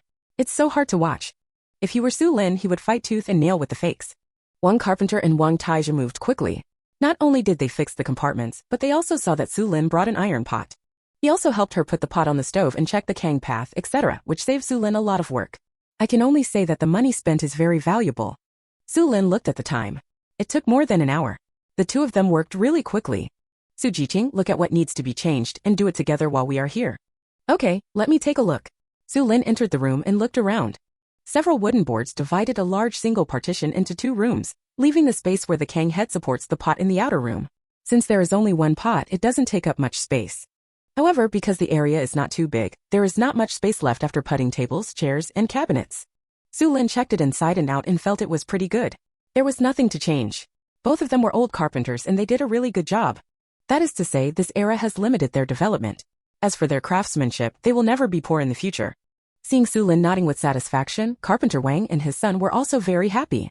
They immediately helped carry the furniture into the house and put it in the position designated by Xu Lin. Once the furniture was in place, the room gradually became fuller and looked more like home. After paying the bill, the father and son left with Han Hong and Zhang Chang, the smiles on their faces never disappearing. After they left, Xu Lin closed the door and started to tidy up. At this time, the door next door opened, and Qin Fong and Xu Liang walked out one after another. They first glared at Xu Lin's closed door, then quickly left side by side, chasing after one carpenter and others. Xu Lin couldn't help but click her tongue a few times when she heard the footsteps disappearing. After using a cleaning charm, the room became clean again. Even the furniture I bought didn't need to be scrubbed extra. It was so easy to use. Before the bed was made, Hu Zi's voice sounded outside the Educated Youth Hospital, and Xu Lin immediately greeted her with a smile. I saw Hu Zi holding a big white goose, carrying a small backpack and 2 cloth bags on his shoulders. 45 Chapter 45 Exchange. Next to Hu Zi stood an old man in his 50s or 60s, with 2 large bundles of firewood at his feet. Seeing Xu Lin coming out, both of them smiled ingratiatingly. Su felt embarrassed, and the old man kept rubbing his hands. Sister Su, this is my grandfather Wang Sanlai. I heard that you can buy malted milk and white rabbit here. My grandma caught a big white goose and her own wild products for us to come first. She wants to bring some sauerkraut and sweet potatoes to her. She'll be here soon. Do you think she can do that? Hu Zi put on a pitiful and flattering expression, and the old man nodded beside him and answered with a blushing face. Su Jiqing, I'm sorry. I also know that I am a little greedy. This is not. Oh, I'm so sorry. Can you please give it to me evenly? We all remember this great kindness, but the child is really too young and was born prematurely. The old man's eyes turned red when he said this. In fact, his family had asked educated youths before, but the good things they had were limited. This new educated youth is sought after. After all, he is a little guilty and short of breath, and he is trying to force others to do something difficult. It doesn't matter. This is an exchange of equal value. You don't have to feel sorry. Xu Lin was a little embarrassed because she was not afraid of others being cruel to her, but she was afraid of others asking for her favor in a nice way. Then what, come in? Xu Lin called the two of them to come in quickly and even stepped forward to take the big white goose from Hu Zi's hand. The big goose was stewed in an iron pot, which is a famous northeastern dish. Just thinking about it made Xu Lin salivate in her mouth. Don't say anything, this big goose must stay. The old man is an honest man, not very good at talking, but he talks nonstop with a small mouth. He told Xu Lin what delicious food there was in the mountains, and asked Xu Lin what she liked to eat. When she came back, he came back looking for it. The little one is so adorable. Xu Lin tied the big white goose to the woodshed and then said, malted milk is a rare commodity and the supply and marketing cooperatives charge 25 for a jar. If you go to those places to buy, you will have to pay 42 yuan to buy a jar. Of course, I buy the goods here from the supply and marketing cooperative. So I don't want any more from you. Let's exchange it according to the supply and marketing cooperative's price. Do you think that's okay? Okay, thank you so much. If it weren't for you, we wouldn't be able to buy such expensive things. I want to thank you for my baby. The old man said that he was about to salute, but Xu Lin was so frightened that she quickly turned around and stopped him. Uncle, you are shortening my life. Besides, if word of this spreads, how can I still be a member of the Wangzhuang Brigade? If it reaches the ideological committee, I can't say. Xu Lin gave her a knowing look. The old man's face instantly turned pale with fright, and he quickly stood up straight. It was him who wanted to help. You can't do anything wrong these days. If you harm your little comrade because of him, then his sin will be great. The old man didn't know what to say when another shout came from outside the door. Su Jiqing, are you there? Huzi became happy when he heard the shouting and said excitedly, My grandma is here, my grandma is here. Xu Lin walked out quickly and saw an old woman with gray hair and wrinkles standing at the door of the courtyard. Auntie is here, come in quickly. Xu Lin greeted with a smile and Huzi and the old man hurried forward to greet her. The old man quickly took the basket from the old woman's back and held it in his hand. Although he didn't say a word, his actions silently expressed his concern for the old lady. Soon the four of them sat down outside. Looking at the clean room, the old woman nodded constantly. Hello Su Jiqing, I am Huzi's grandma. I am the eldest child. From now on you can call me Mistress Wang. Yes, Mistress Wang. Xu Lin shouted with a slight smile. Facing someone weaker than herself, Xu Lin really couldn't stab her. Hey, Mistress Wang happily agreed and looked at Xu Lin with a gentler look. She just felt that this girl was really beautiful and kind-hearted. Su Jiqing, you are really a great benefactor to our family. If you have any work in the future, just ask my boss or two to do it. If they dare to say no, I will slap them, old lady. Mistress Wang patted Xu Lin's little hand and said, You can't do heavy work with your small body, it will affect your growth. I think so too. Xu Lin nodded in agreement. She had been abused by the Xu family for 16 years, and her physical development was also affected. Xu Lin decided to replenish herself and save her, maybe she could grow taller. But her frankness made Mistress Wang even more happy. She liked the frank little girl and pulled Xu Lin to talk about many things in the countryside. Tell Xu Lin what jobs she can take and what jobs she can't do. If the jobs she can't take are assigned to her, she can find them for him. The country people don't have much else, they just have a lot of strength and they can grow back after using it. He also told Xu Lin which people in the village had bad tempers, which people were not allowed to get involved, and which people were second-rate, so they should avoid them if they encountered them. In short, Xu Lin was told many secrets that were not allowed to be told outside the village. In just a short while, Xu Lin knew all the secrets that even the educated youth might not know. After reminding her of the important points several times, Mistress Wang got down to business. In terms of social interaction, Mr. Wang couldn't even catch up with Mistress Wang in terms of flattery. Looking at Huzi's little mouth, he seems to be following Mistress Wang, maybe that's what he said. Mistress Wang was even more moved when she heard that Xu Lin's malted milk powder was only 25 yuan a jar. The price was really reasonable and she didn't have to pay a penny more. The most important thing is that they can't even buy it with money. The supply and marketing cooperative either runs out of stock or the goods are sold out as soon as they are put on the shelves. As soon as those with connections heard the news, they went to the supply and marketing cooperative to grab the goods. By the time the news reached their ears, they had already been robbed. They have also bought on the black market. Not only is it expensive, but it is also difficult to buy. You have to try your luck. If you can buy it twice out of 10 times, you are lucky. The most important thing is that his family doesn't have much money, so they can't afford it if they rely on the black market. It's okay if you buy it once or twice, but if you buy it more often, other people in the family will have opinions. Alas, Mistress Wang sighed in her heart. This is really a waste of time. Xu Lin did not take advantage of them. The big white goose was worth $1.50 kilogram. Xu Lin weighed it and knew that the big white goose weighed more than 6 kilograms. Mistress Wang was given 6 pounds, so Xu Lin apparently took advantage, but compared with the malted milk, it was Mistress Wang's family who actually took advantage. A big white goose was worth 9 yuan, but the firewood he picked was actually worthless. Xu Lin calculated it as 50 cents, but Mistress Wang disagreed. There is firewood on the mountain. You can pick up as much as you want. How can it be worth 50 cents? Mistress Wang insists on calculating the cents, but her old man will definitely not agree if it is more. Their family has already taken advantage. How can they continue to take advantage? Xu Lin didn't insist. Whether it was 50 cents or 2 cents, it was no difference to her, but she could see that Mistress Wang had a good character. He would not bully outsiders because he was a local, nor would he take advantage of Xu Lin because she was young and ignorant. 46 Chapter 46 I Won't Let You Go. Because Mistress Wang was a good person, the subsequent transaction went very smoothly. Xu Lin accepted all the goods they brought.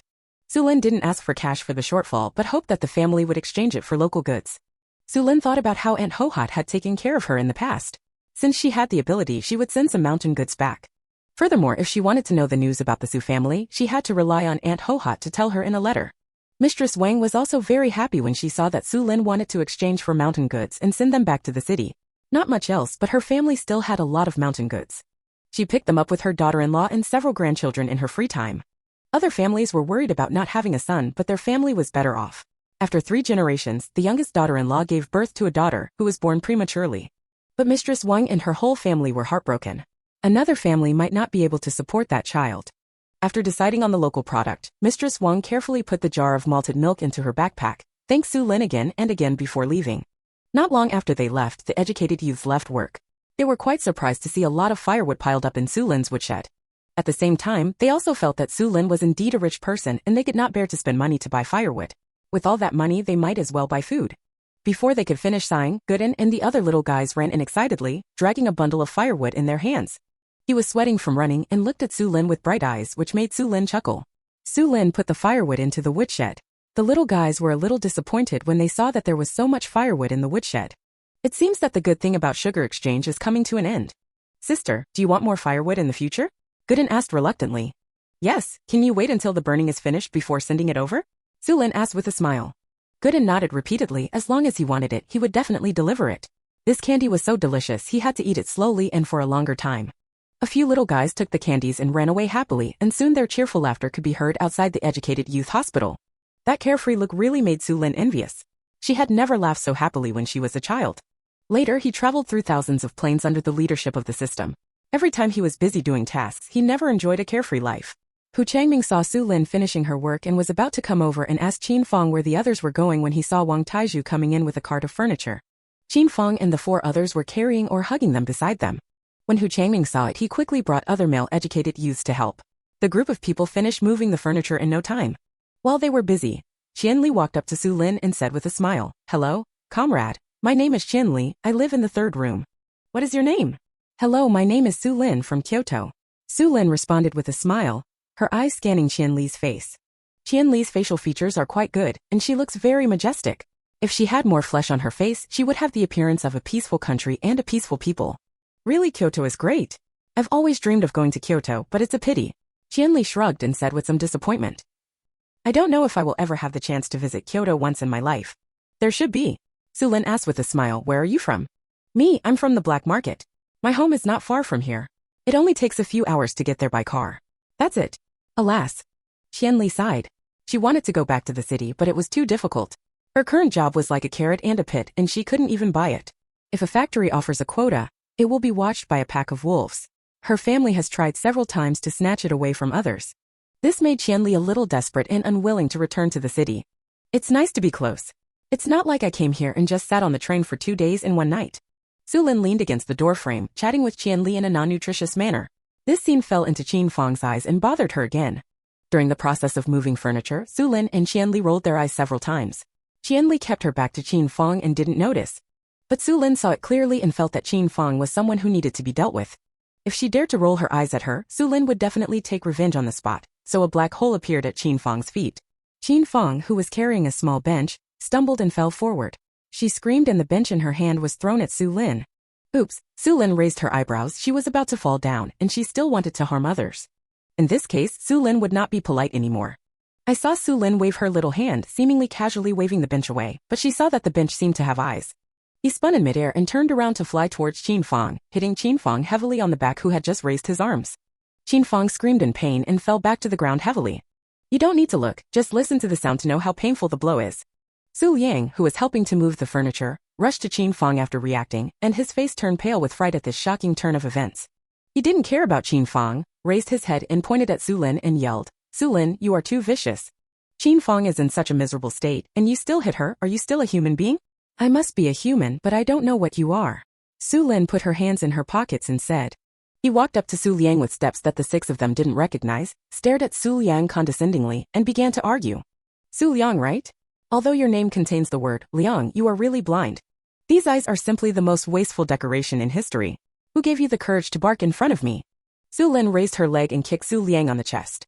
After knocking the person to the ground, she stepped on Su Liang's face and asked coldly. Have I given you shame and let you keep jumping around in front of me? How you and this fake fall in love with each other is your business. Don't be so shameless as to dance in front of me. Seeing you two shameless and disgusting people, I'm afraid that I'll vomit after dinner. Also, don't try to use the power of the Su family to suppress me. I'm not afraid. Su Lin patted Su Liang's face with the sole of her shoe, and said one word with her red lips. Understood. This shocking turn of events shocked all the educated youths. Is it so lively on the first day at the Educated Youth Academy? By the way, who knows about the melons here? Can someone please tell me in detail? They want to eat melon. Qianli even held her heart with both hands. She really admired her. She liked domineering and feminine men. Su Lin, you are so presumptuous. Su Liang put his hands on the ground, trying to escape from the suppressed fate, But his body moved but his head did not. Dominated by his head, he had to fall back to the ground. Qin Fang, who was lying on the ground and sobbing, was almost furious.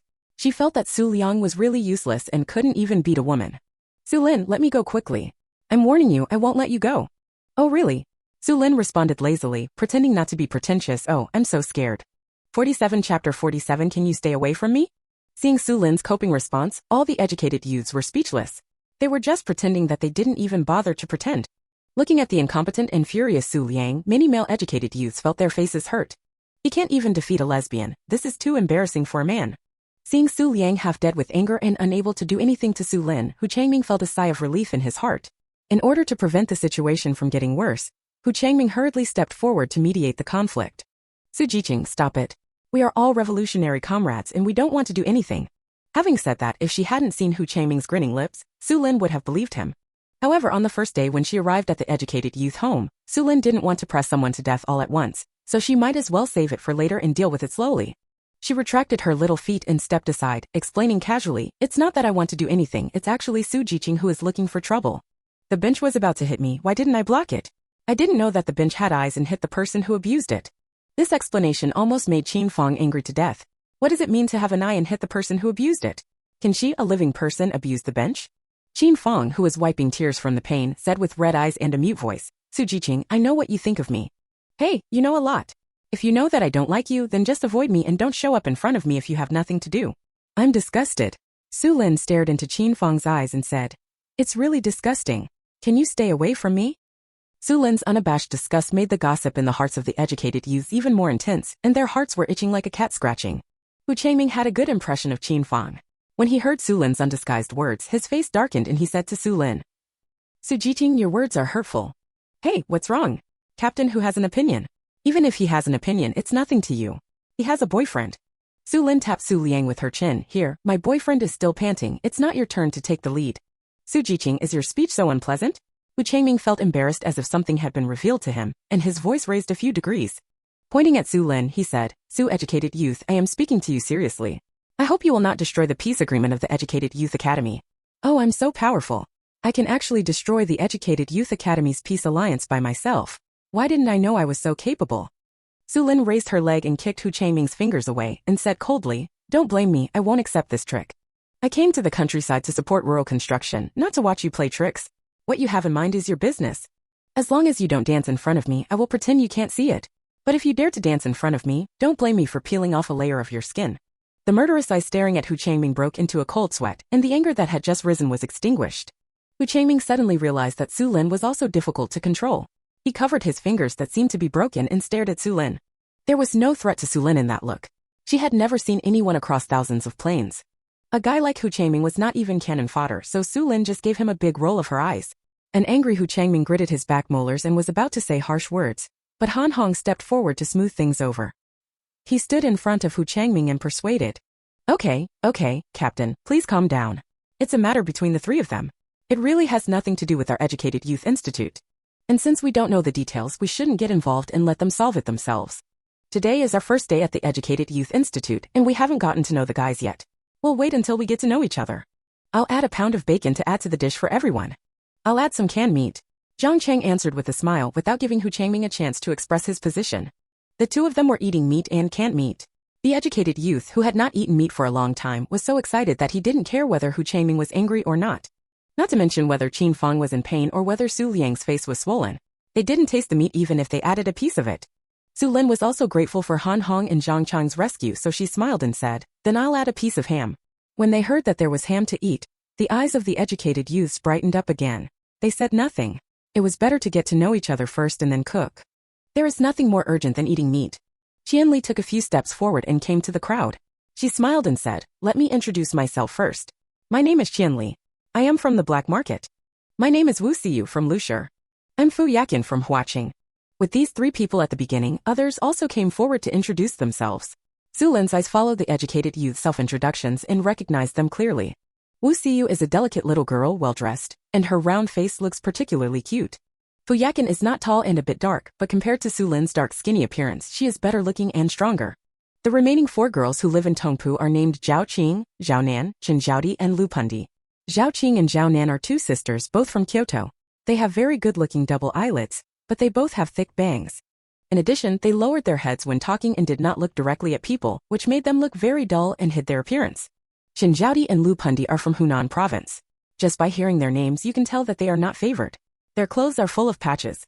The clothes are worse than those of the country people. Xu Lin did not look down on them because they were poor. She treated everyone equally, not including her enemies.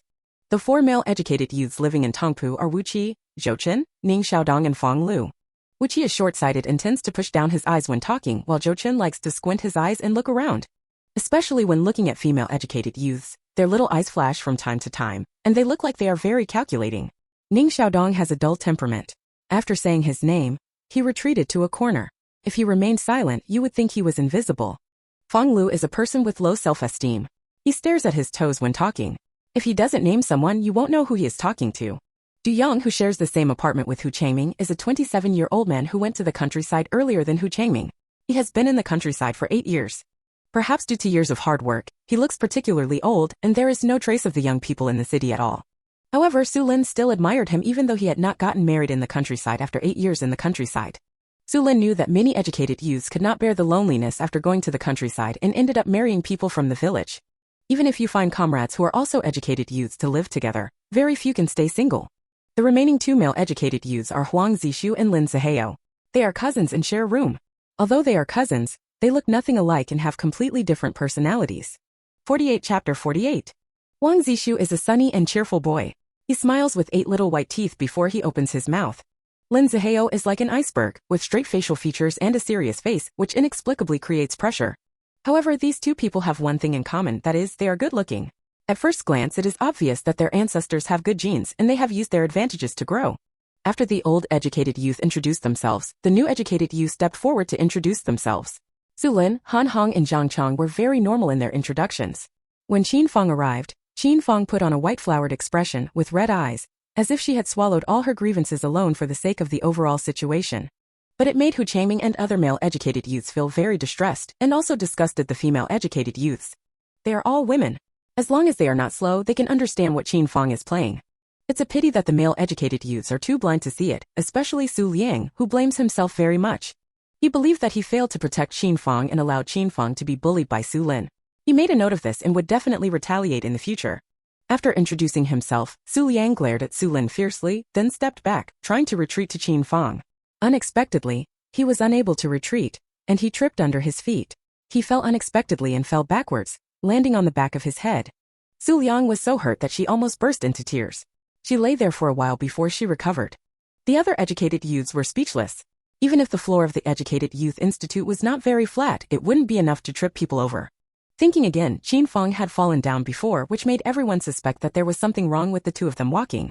They were walking without looking at the road. Su Liang had no reason to blame others this time, but he still glared at Xu Lin fiercely, feeling that it was all Xu Lin's fault. If he hadn't been too angry and distracted, he wouldn't have fallen. Xu Lin, who was stared at, couldn't help but roll her eyes. Yes, it was her who did it, so what? Come and bite her if you can. But their expressions changed in the eyes of the educated youth. They both felt that Su Liang was not a man and did not look for problems in himself. Why could he blame someone 10 meters away from him when he fell? Qin Fang went to care about Su Liang with red eyes. Xu Lin didn't want to hurt her eyes, so she turned back and went into the house to bring out a pound of ham. As soon as everyone saw the meat, their eyes suddenly lit up. How could they remember to care about Su Liang? Even Hu Changming looked at Xu Lin much more favorably. He stood in the middle of the crowd and said loudly, "Since the new educated youth have added meat and vegetables to us, let's have dinner together tonight." Okay, I have no objection. I'll go get the rations. Qian Li was the first to respond. Although she had money in her hand, she didn't have meat tickets. It's really hard to eat meat once. The other educated youths didn't have any objections, and those who didn't eat together went back to the house to get rations.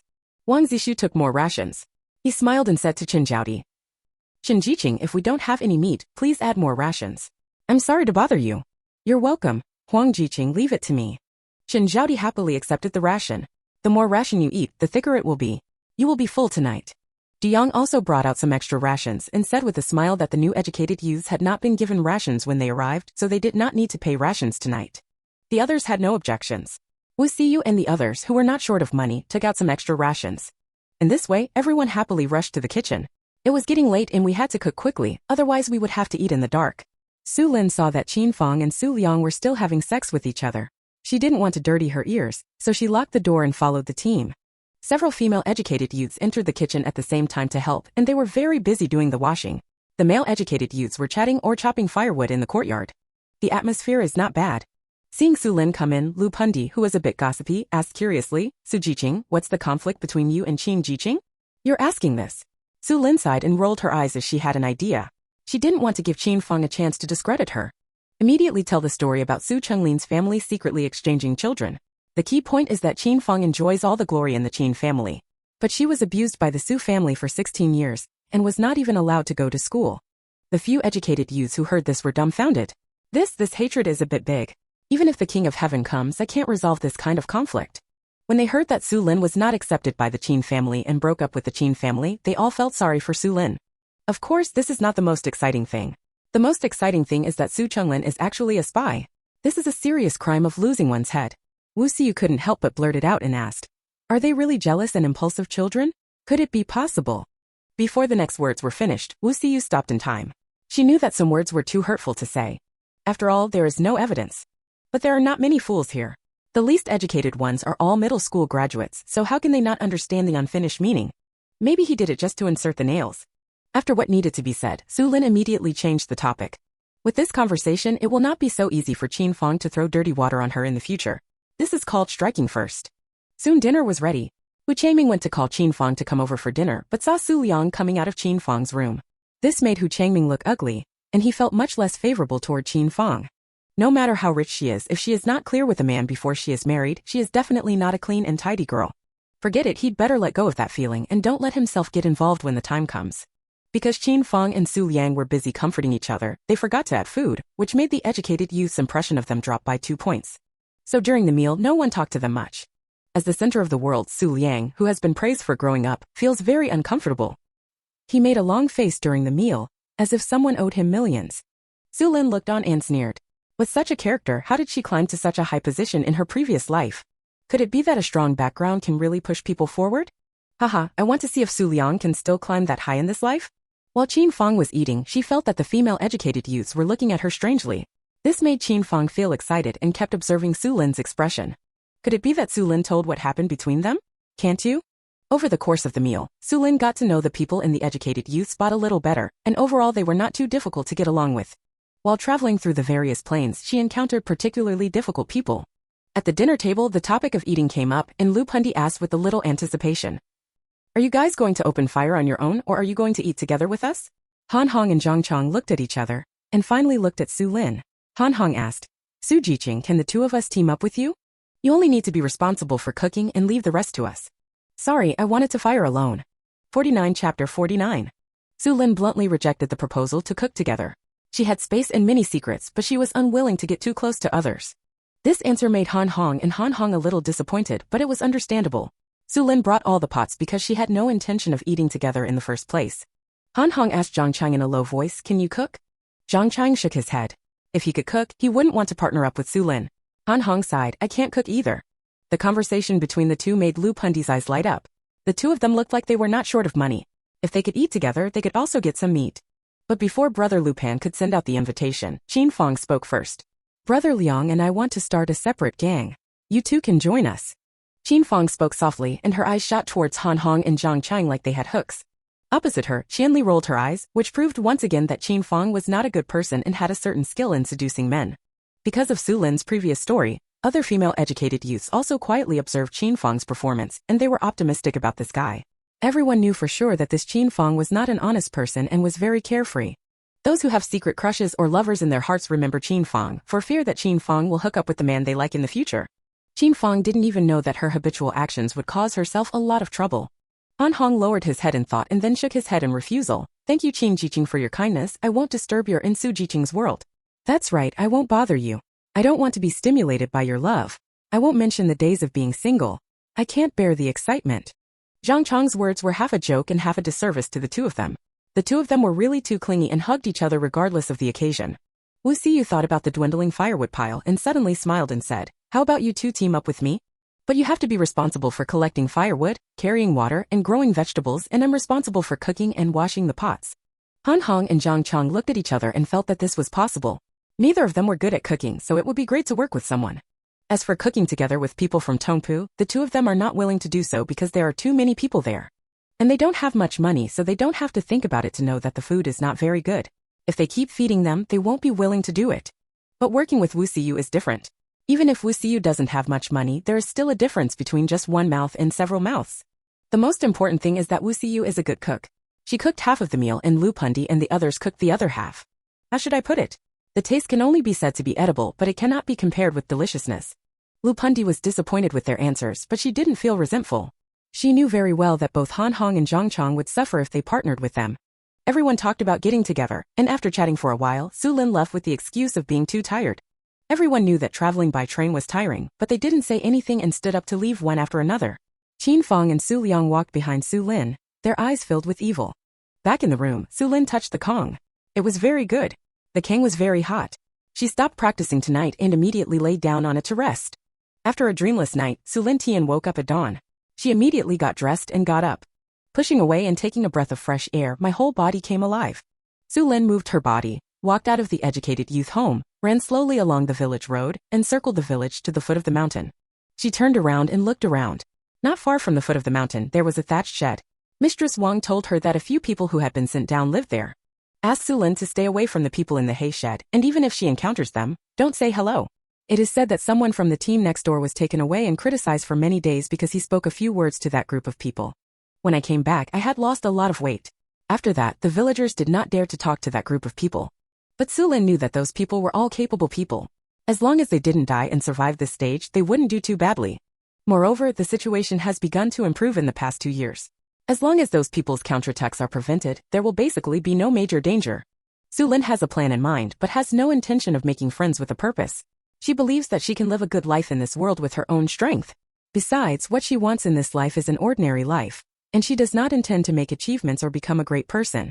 The treasure in the space alone is enough for her to lie flat for a lifetime. Xu Lin was in a good mood and ran up the mountain road. When she reached the depths of the forest, she found a clean place to sit down and practice her wood powers. Soon, the flowers, plants, and trees around Xu Lin seemed to have received a powerful tonic, growing rapidly and becoming larger in no time. Young shoots appeared on the branches that were originally ready to sprout. The young shoots grew bigger and bigger, growing into green leaves.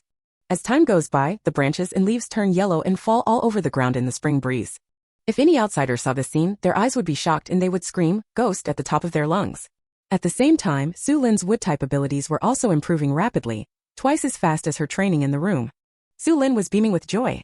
With such a fast speed, she would soon be able to break through the first level and become a level 2 wood element user. Wood superpowers can not only promote plant growth, but can also be used for combat. Combat skills were also learned by Xu Lin in the late stages of the apocalyptic plane. When she first got the wood power, Xu Lin thought that the wood power was just for support and had no offensive power. In fact, this is not the case. The wood power is no weaker than other powers when used in combat. She controlled the surrounding plants to form troops and dig pits and traps. If someone walks into this space, Xu Lin can kill him immediately before the other person can react. After getting familiar with the wood power for a while, Xu Lin saw that it was getting late and prepared to go down the mountain. She stood up and looked around and found that there was very little game in this hill. A few pheasants were still far away. It seemed that many people in this area went up to the mountains to hunt game. It was getting late today and she had to go to the commune for a walk, so she would not go further. Xu Lin went down the mountain in a good mood. It was still very cold in the northeast in February. Xu Lin didn't meet anyone as she walked down. When she returned to the educated youth home, the other educated youths had not yet gotten up, so Xu Lin went back to the house to get hot water to wash up. In fact, she can still wash up in the space, but there are too many people here, and Qin Feng is staring at her. It would be troublesome if they noticed anything unusual. Xu Lin, who was cautious, would naturally not skip this procedure. Only by being careful can an adult ship live a long and long life. Chapter 50. After washing up, Xu Lin took out the porridge she cooked at Su's house and ate it, thinking about what she would buy when she went to the commune without going to work today. First of all, it is definitely inconvenient to have only an iron pot. She has to buy a coal stove. To buy a coal stove, you need coal. Coal was in short supply and she couldn't just buy it if she wanted to. Xu Lin slapped her forehead and secretly regretted that she should have prepared more briquettes in Kyoto. Alas, it was all the fault of the person who was secretly following her. Every time she went out, someone followed her, which made her afraid to go out to play and prepare more supplies. Xu Lin's consciousness searched the space for a while and she soon found a half-used coal stove in the warehouse. That thing was collected in Brother Hu's courtyard house. Thinking of Brother Hu, I wonder if that guy was tricked. Those guys lost hundreds of boxes, so they must be very angry. It's a pity that she didn't have the chance to see such a lively scene. It was all the fault of the follower. Xu Lin tilted for a while, put the half-old coal stove aside, and then continued to pull it. I gathered all the things I needed and took a walk around the commune, which was a way out. Xu Lin finished her meal, washed the dishes, and was thinking about reading a book when a whistle came from the village. This was the first work whistle. This time the whistle is blown to call everyone to get up. An hour later, the whistle will be blown a second time to notify everyone to go to work. The work whistle will also be blown when work is over. Of course, if you finish your work before the whistle blows, you can go home early by asking the scorekeeper to record your work points. If the task is not completed, you will have to work overtime or have your work points deducted. Work points are life, and people in the village would rather work overtime than have their work points deducted. As the whistle sounded, the Educated Youth Institute seemed to come alive, and movements came from various rooms. Xu Lin followed the educated youths who were working out of the courtyard. Han Hong and Zhang Chong were also walking with her. As for Qin Fang and Su Liang, no one paid any attention to them, and as one night passed, Qin Fang's life experience spread among the educated youth. I know what I should know, what I shouldn't know. Everyone is still concerned about Qin Fang's identity as the spy's biological daughter, and they don't want to interact with her more. Even Hu Chaiming calmed down and took advantage of the influence of a spy's daughter. He was afraid that he would die too slowly. As for Su Liang, who couldn't figure out what to do, that was beyond their control. The Su family has to worry about Su Liang's matter. When she heard that Xu Lin was going to the commune, Qian Li reminded her that after receiving the grain, she could go to the village entrance and take a bullock cart there, and it only cost cents each time. For many villagers, even a dime is too expensive, but for educated youth, they can still accept a dime. After Xu Lin thanked Qian Li for the advice, she followed Han Hong and Zhang Chong to the brigade headquarters to collect food. Each of their new educated youths can receive 50 kilograms of coarse grains. If they want fine grains, the amount will be less. I'm afraid there won't be enough for them to eat. But the three of them were all short of money, so they chose kilograms of coarse grains and 3 kilograms of fine grains respectively. After receiving the food, Han Hong and Zhang Chong wanted Xu Lin to stay and look at the food, so they moved back. Unexpectedly, Xu Lin put a little force on her little hand and walked away. The two men blushed at the action. It was because they had underestimated Xu Lin. The three of them returned to the educated youth home together. Xu Lin's expression remained unchanged. Han Hong and Zhang Chong were out of breath from exhaustion. Han Hong couldn't help but ask, Su Jiqing, why are you so strong? I have been very strong since I was a child. I started doing housework when I was 4 or 5 years old. When I was older, I started doing laundry, cooking and doing odd jobs to make money. Xu Lin smiled bitterly when she mentioned the hard days of childhood, which made the two of them sympathize with Xu Lin even more. Although he was born into a wealthy family, he was tortured by the Su family and suffered a lot. The three of them put their things back in the room and saw that Su Liang and Qin Fang hadn't gotten up yet. They made a tacit agreement not to disturb them, but went to the commune together. Although they bought a lot of furniture yesterday, in fact they still lack a lot of things. When they arrived at the entrance of the village, several women were already sitting on the bullock cart. When they saw the three people coming, they just nodded without any intention of communicating. This is different from the plot Xu Lin read in the novel, where women in the village would come forward to gossip when they saw educated youths. Look at these people on the bullock cart again, they have no intention of paying any attention to them. Xu Lin paid 5 cents and asked about the return time. After knowing that if she missed the time, she had to walk back by herself, she sat down next to an ant. Han Hong and Zhang Chong sat next to Xu Lin with some space between them, carefully avoiding suspicion. The ox cart set off after waiting for a few more minutes. Along the way, several ladies gathered together to gossip, talking about the East's parents and the West's parents. I'm talking about whose mother-in-law is molesting her daughter-in-law again, whose daughter-in-law is scolding men behind closed doors again, whose son is cheating on others. Otherwise, someone would go into the woods and chat about pornographic gossip, their eyes shining with excitement. Xu Lin was confused after hearing this. This was the first time for Han Hong and Zhang Chong to experience this kind of thing. They were so embarrassed that they were able to leave 3 rooms and 1 living room. The bullock cart wandered around for about 30 minutes and arrived at the commune. Xu Lin and the other 3 got out of the cart as if they were running away, making several women laugh. But the 3 of them didn't know that after they left, several women commented, these 3 educated youths look good and quite honest. If Xu Lin knew that someone commented on her honesty, she would laugh wildly with her arms akimbo for 3 days and 3 nights. She is honest, so is there anyone else in this world who is honest? The honest person Xu Lin came to the Supply and Marketing Cooperative. The Supply and Marketing Cooperative in Xiangyang Commune was incomparable with that in Kyoto. It was small in area, only a few rooms. The items for sale are not complete. Xu Lin originally wanted to take a look at bicycles and ride one back if there was one, but she didn't expect that there wasn't even a counter selling bicycles. If you want to buy a bicycle, you have to go to the county town. Xu Lin wanted to look at the coal stove again, but there was still no coal stove. She wanted to buy one in the county town.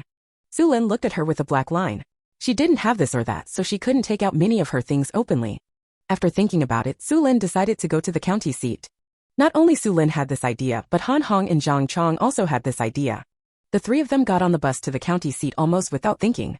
Fortunately, the three of them were lucky, and there happened to be a bus passing by when they arrived at the station. After wandering around on the bus for more than half an hour, they finally arrived at the county town. Xu Lin rolled her eyes at the smell of the bus. I got out of the car and ran a few steps before taking a few breaths of fresh air. Should we go shopping together? An Hong asked. No, I want to go shopping in the county town. Xu Lin shook her head decisively and refused. She was fed up with the bumpy car and decided to buy a bicycle first. When she goes back, she rides a bicycle, affixes a magic walking talisman and a wind-blocking talisman, and she can ride back easily. In the future, you can also ride a bicycle back and forth to the county seat, which is cool. Zhang Chong thought for a while, and after reminding Xu Lin to be careful, he separated from the two of them. It was obvious that Zhang Chong also wanted to act alone. Chapter 51.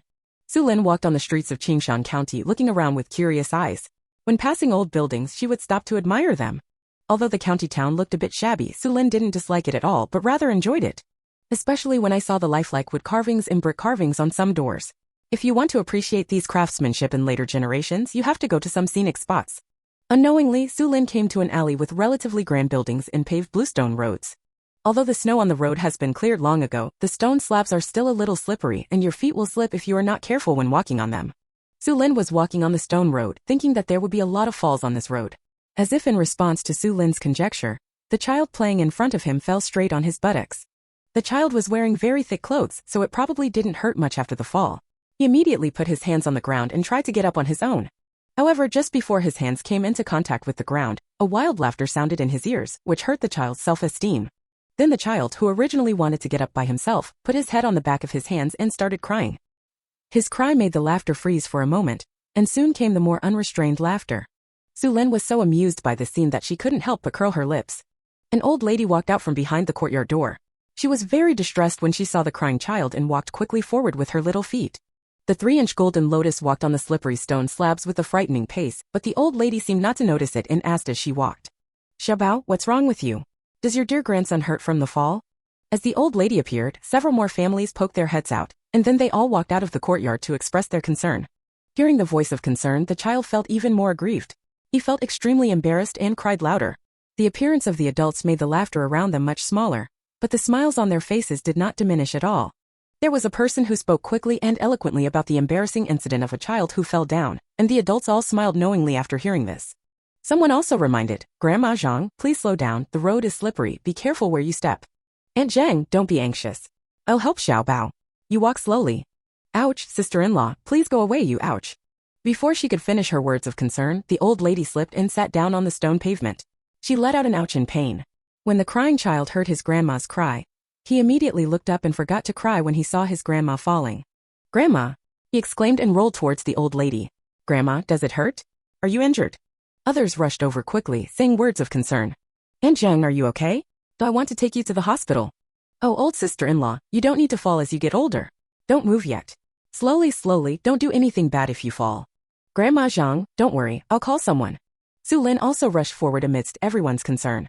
When she saw someone trying to help the old lady up, she quickly shouted. Don't help.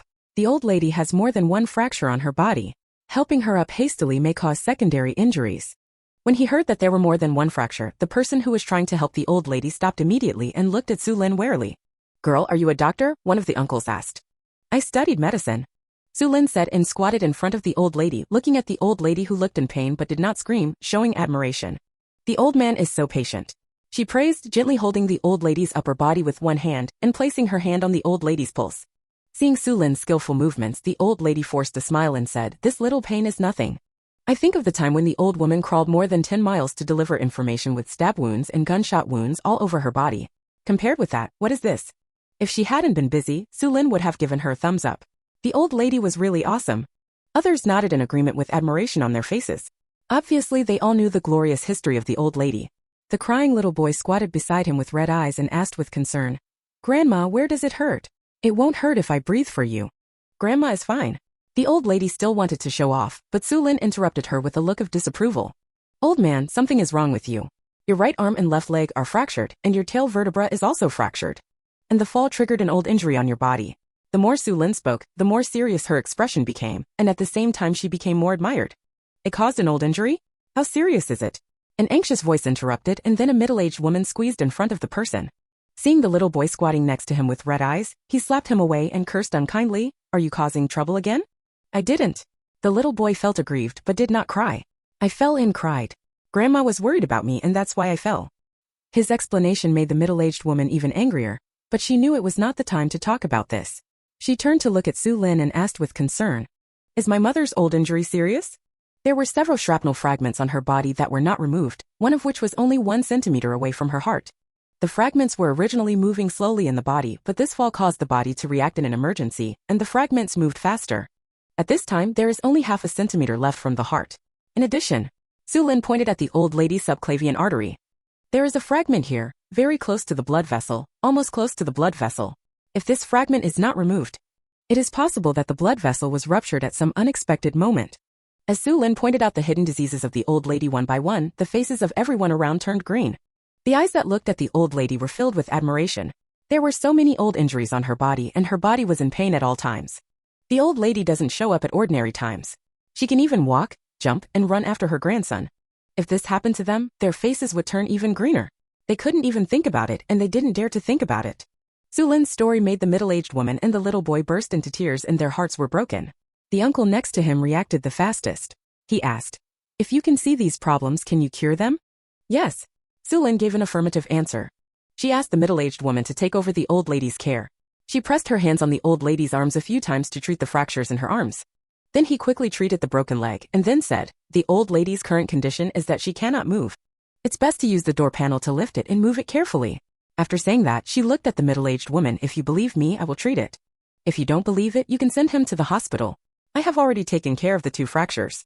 I believe in you, please treat me." The old lady spoke before the middle-aged woman, "Take me home and treat me at home." Chapter 52. Listen, is that human language? When she heard that her mother-in-law was going to receive treatment, the middle-aged woman called out "mother" feebly, and her heart became more worried. She didn't dare to make the decision in this matter. If the treatment turns out to be good or bad, how will she explain it to the man? How to explain to the superiors? But the old lady is very assertive. She said it should be treated at home, so it must be treated at home. There is nothing a middle-aged woman can do to her. Of course, the old lady knew her situation very well, and Xu Lin explained all the symptoms correctly as soon as she took a pulse. Just for this move, the old lady wouldn't believe it if she said she didn't have any real skills. Xu Lin entered the house where the old lady lived. The house was very clean and tidy. At a glance, she knew that the owner of the room was clean. After putting the old lady away, Xu Lin invited everyone else out. She first played a cleaning charm to kill the dust and bacteria in the room and then said to the old lady, "When I take action this time, I will take out all the fragments from your body and also take care of your old injuries.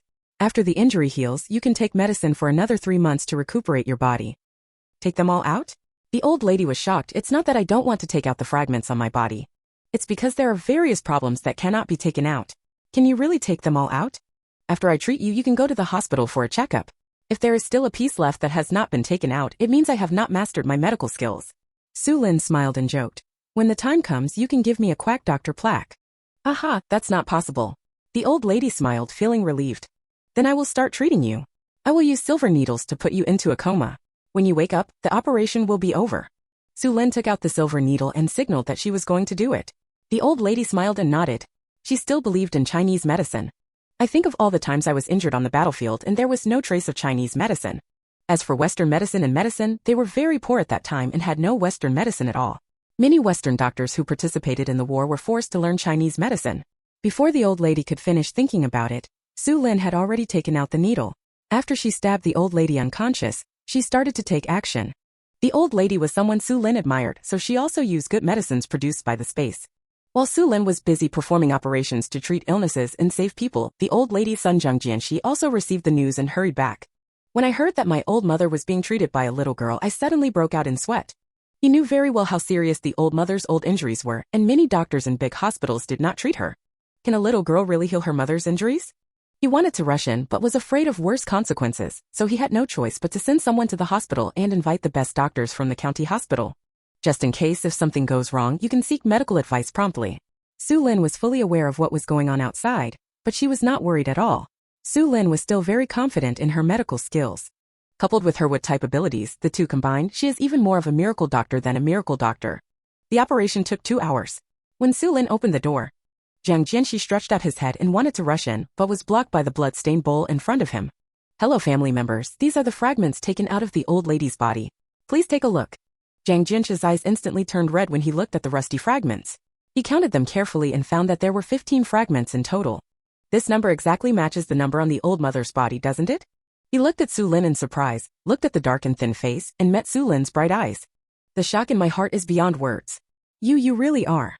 Zhang Jianqi couldn't express his excited words clearly, but his wife Yutong was so anxious that she interrupted. Comrade, how is my mother? She's awake and in good spirits. You can go in and take a look. Xu Lin stepped back to let them in. Zhang Jianqi rushed to the bedside first and met his old mother's bright eyes. Mom, how do you feel? Zhang Jianqi asked worriedly. I feel great. I haven't felt this relaxed for a long time. I feel like I can still fight with the enemy. I can still run 180 miles on my 3-inch golden lotus. The old lady's words made Zhang Jianqi's eyes darken, and he thought to himself, my dear, you still know that you have a 3-inch golden lotus. It was difficult for others to walk with a 3-inch golden lotus, but his mother charged into battle with a pair of small feet. She was not very brave at all. County Magistrate Zhang, give way, give way. Zhang Jianqi wanted to say a few more words of concern but was pulled away by an old man. The old man is Sun Huaixing, an old Chinese medicine doctor from the county hospital. It is said that his ancestor was Dr. Sun, but whether it is true or not cannot be verified now. However, his medical skills are extremely good. Although he has no real power, his status is not low at all. When the movement was at its worst, he was assigned to clean toilets on the surface, but in fact they were secretly protecting him. Basically, there was no impact. Everyone reached a tacit consensus that he would not go to him for minor illnesses or pains. If someone has a serious illness or disaster, he will definitely be invited quietly. Later, when the situation improved, he was turned into an ordinary doctor again, and now he can be treated openly and openly. Sun Huaixing was still very aware of the old lady's condition and took care of her health. The old lady was still able to run and jump even though she was injured, and Sun Huaixing was indispensable, but Sun Huaixing did not dare to take out the fragments. Firstly, the old lady is old, no matter how old she is when she can run and jump, and secondly, the location of the fragments is too tricky. In the event of an accident, the old lady's life would be in danger. When Sun Huaixing heard that someone could remove the fragments, his first reaction was disbelief. His second reaction was that maybe there was someone outside. He knows that Chinese medicine is mysterious and unpredictable, and even in his lifetime of studying medicine, he cannot guarantee that he has thoroughly understood Chinese medicine. He even vaguely felt that his knowledge was limited and incomparable to that miracle doctor. So he was waiting for the result with facts. After diagnosing the pulse, Sun Huaixing took a deep breath, his face was full of shock, and his eyes widened, as if he had seen a ghost. There are really no fragments left, he exclaimed, then reached out to pick at the old lady's wound. It's just that the wound is wrapped with gauze and he can't untie it now to check. If the wound becomes infected, he can't afford the consequences. Sun Huaixing turned around and asked, how did you do it? Yeah, it's simple. Xu Lin stepped forward and pointed at the wound to explain, this fragment is best dealt with. I just need to seal the surrounding area with silver needles and then open the wound to take out the fragments. This part is a little more difficult. As Xu Lin explained, Sun Huaixing's mouth opened wider and wider, and there were only a few words written on his face. Listen, is that human language? What does it mean to be simple? If it were simple, would there be anything difficult in the world? It was a surgery near the heart, but she actually did it alone without telling anyone, and she even talked about it lightly. When he thought that Xu Lin had taken 15 fragments in 2 hours, Sun Huaixing stared at Xu Lin's hand suspiciously. Is that still manpower? That's a tentacle monster. Chapter 53. You don't want to be a lawbreaker, right? I just connected and fixed the fractures in the old man's arm and calf. You better go to the hospital and get a cast. After Xu Lin said this, Sun Huaixing nodded and was about to agree, but Mrs. Xu beat her to it. Is it okay if I don't fight? I can't even feel the pain. After she finished speaking, she even wanted to raise her hand and shake it to show that what she said was true. Shocked, Xu Lin quickly stepped forward and held the person down. It was a simple fixation, but if it shook, something could easily happen. Old lady, you don't feel pain. That's because I use silver needles to seal the pain. I want you to relax. The seal will be released in 2 hours, but the pain will be much lighter by then. The pain is less than half that before treatment and should be within your tolerance range. Oh, it's not painful, I can accept it. The old lady answered very cheerfully, and she seemed to really not care about the pain. The old lady thought to herself that this was nothing but pain. She thought about how many people had lost their arms and legs on the battlefield, and how many people had lost their lives. Compared with that, this little pain is nothing? It's really nothing, she can tolerate it. Looking at the old lady who was still in good spirits, Sun Huaixing really couldn't tell that she had just passed through the gate of hell. Zhang Jianqi looked at the strong old mother, blinked away his tears, turned around and bowed deeply to Xu Lin. Comrade, thank you. May I ask what your name is and where you work? You don't have to be so polite. My name is Xu Lin. I'm an educated youth who just went to the countryside. Xu Lin said and stretched out her little hand. I used a lot of good medicines to treat the old lady, and I will prescribe small pills for 3 months to take care of her body. Please pay 50 yuan for the medicine. I admire her, but she can't lose money too much. She can perform acupuncture and surgery for free, or she doesn't need to make any money from the medicine, but the cost must be paid. This is the principle. 50. Zhang Jianxi's eyes widened. He didn't expect it to be so cheap, and he quickly responded, it should. As he spoke, he pushed his wife, who had been staring at the old lady, and reminded her in a low voice, hurry and get the money for Comrade Su's medicine. As for calling the miracle doctor, Zhang Jianxi didn't dare, not because he thought Xu Lin's medical skills were not worthy, but because he was afraid that calling out would bring trouble to Xu Lin. Those well-known traditional Chinese medicine families have been hit hard. Maybe Xu Lin was a descendant of some family, and took refuge in the educated youth ranks. He couldn't cause trouble for others. Sun Yutong took out 50 yuan and handed it to Xu Lin. Xu Lin took the money, opened her bag and rummaged through it. He quickly found several bottles, poured out a few pills from them, and said while wrapping the pills, I prepared these medicines myself. Some are anti-inflammatory and pain-relieving, some are for nourishing blood and qi, and some are for accelerating wound healing. This pill is taken 3 times a day, 1 pill each time. 3 days later I will give the old lady the pills to regulate her body. Having said this, Xu Lin looked at Sun Huixing. You don't need me to explain these taboos, right? No, I understand all of this. Can I take a look at your medicine? Sun Huixing asked. You can watch it if you want. Xu Lin pushed the pill to him and looked down at the time. It's been such a long time, I have to say goodbye. No, let's go after dinner. Yutong said to leave, and the old lady agreed while lying on the bed. That's right, let's eat before leaving. It's already past dinner time. You can't buy anything to eat if you leave now. Zhang Jianxi also spoke out to stay. They sincerely thanked Xu Lin, but could Xu Lin stay? Look at the worry in their eyes. If they are not allowed to go to the hospital to take a picture with an instrument, can they rest assured? Besides, the old lady's arms and legs also need to be fixed, so it's better to get them to the hospital quickly. Xu Lin waved her hand and refused, asking them to take the old lady to the hospital quickly. Seeing that Xu Lin could not be kept, Yutong had to pack the snacks and fruits at home and asked Xu Lin to take them with them. They would prepare a feast for them 3 days later. Sun Huixing, who was studying small pills, heard that Xu Lin was leaving and quickly asked, Dr. Xu, please leave me your address. Let's keep in touch in the future. If there are patients in the hospital who can't be cured, would you please ask Dr. Xu to treat them? Don't call me Dr. Xu, I don't have a medical certificate. Xu Lin took the snacks and fruits and broke the news. I don't have the qualifications to practice medicine either. He said that he was not qualified to practice medicine. I don't know how many doctors were slapped in the face. Anyway, Sun Huixing felt blushing. With such great medical skills, he is not qualified to practice medicine. This is definitely the biggest loss to the medical community. Comrade Xu, there will be a doctor qualification examination in our county next month. Do you want to sign up? Seeing Xu Lin shaking her head, Sun Huixing became anxious. Don't refuse. You can obtain a medical certificate by passing the exam.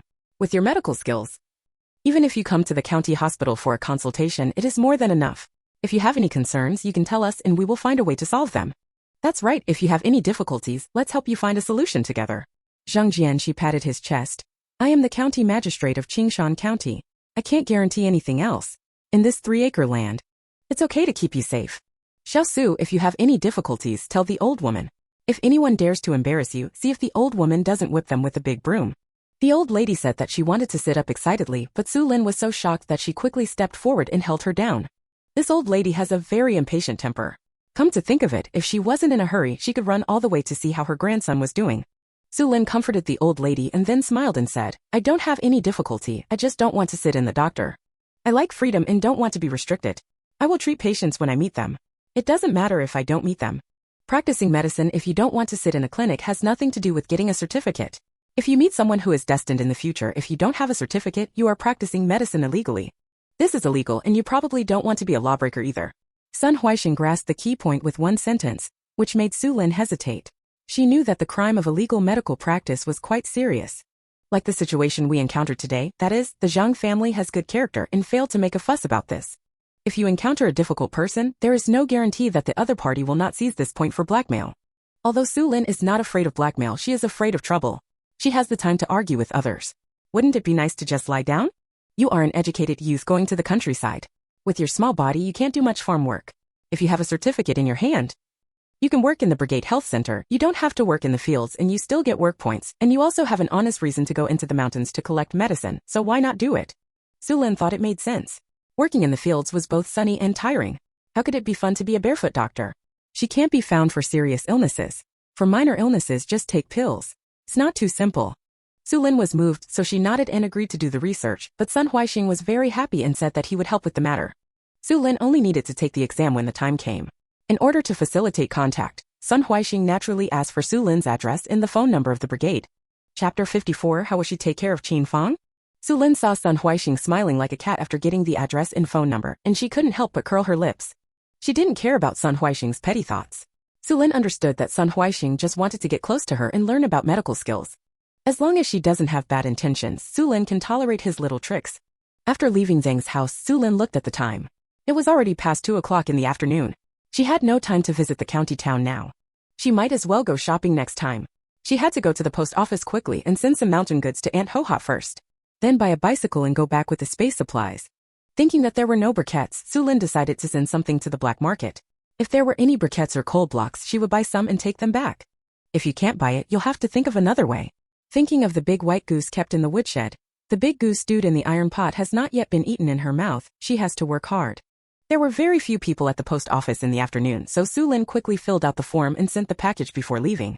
Thinking of the booming stamp collection business in later generations, Xu Lin said to the staff, "Sister, I want to buy different versions of stamps. Do you have them here?"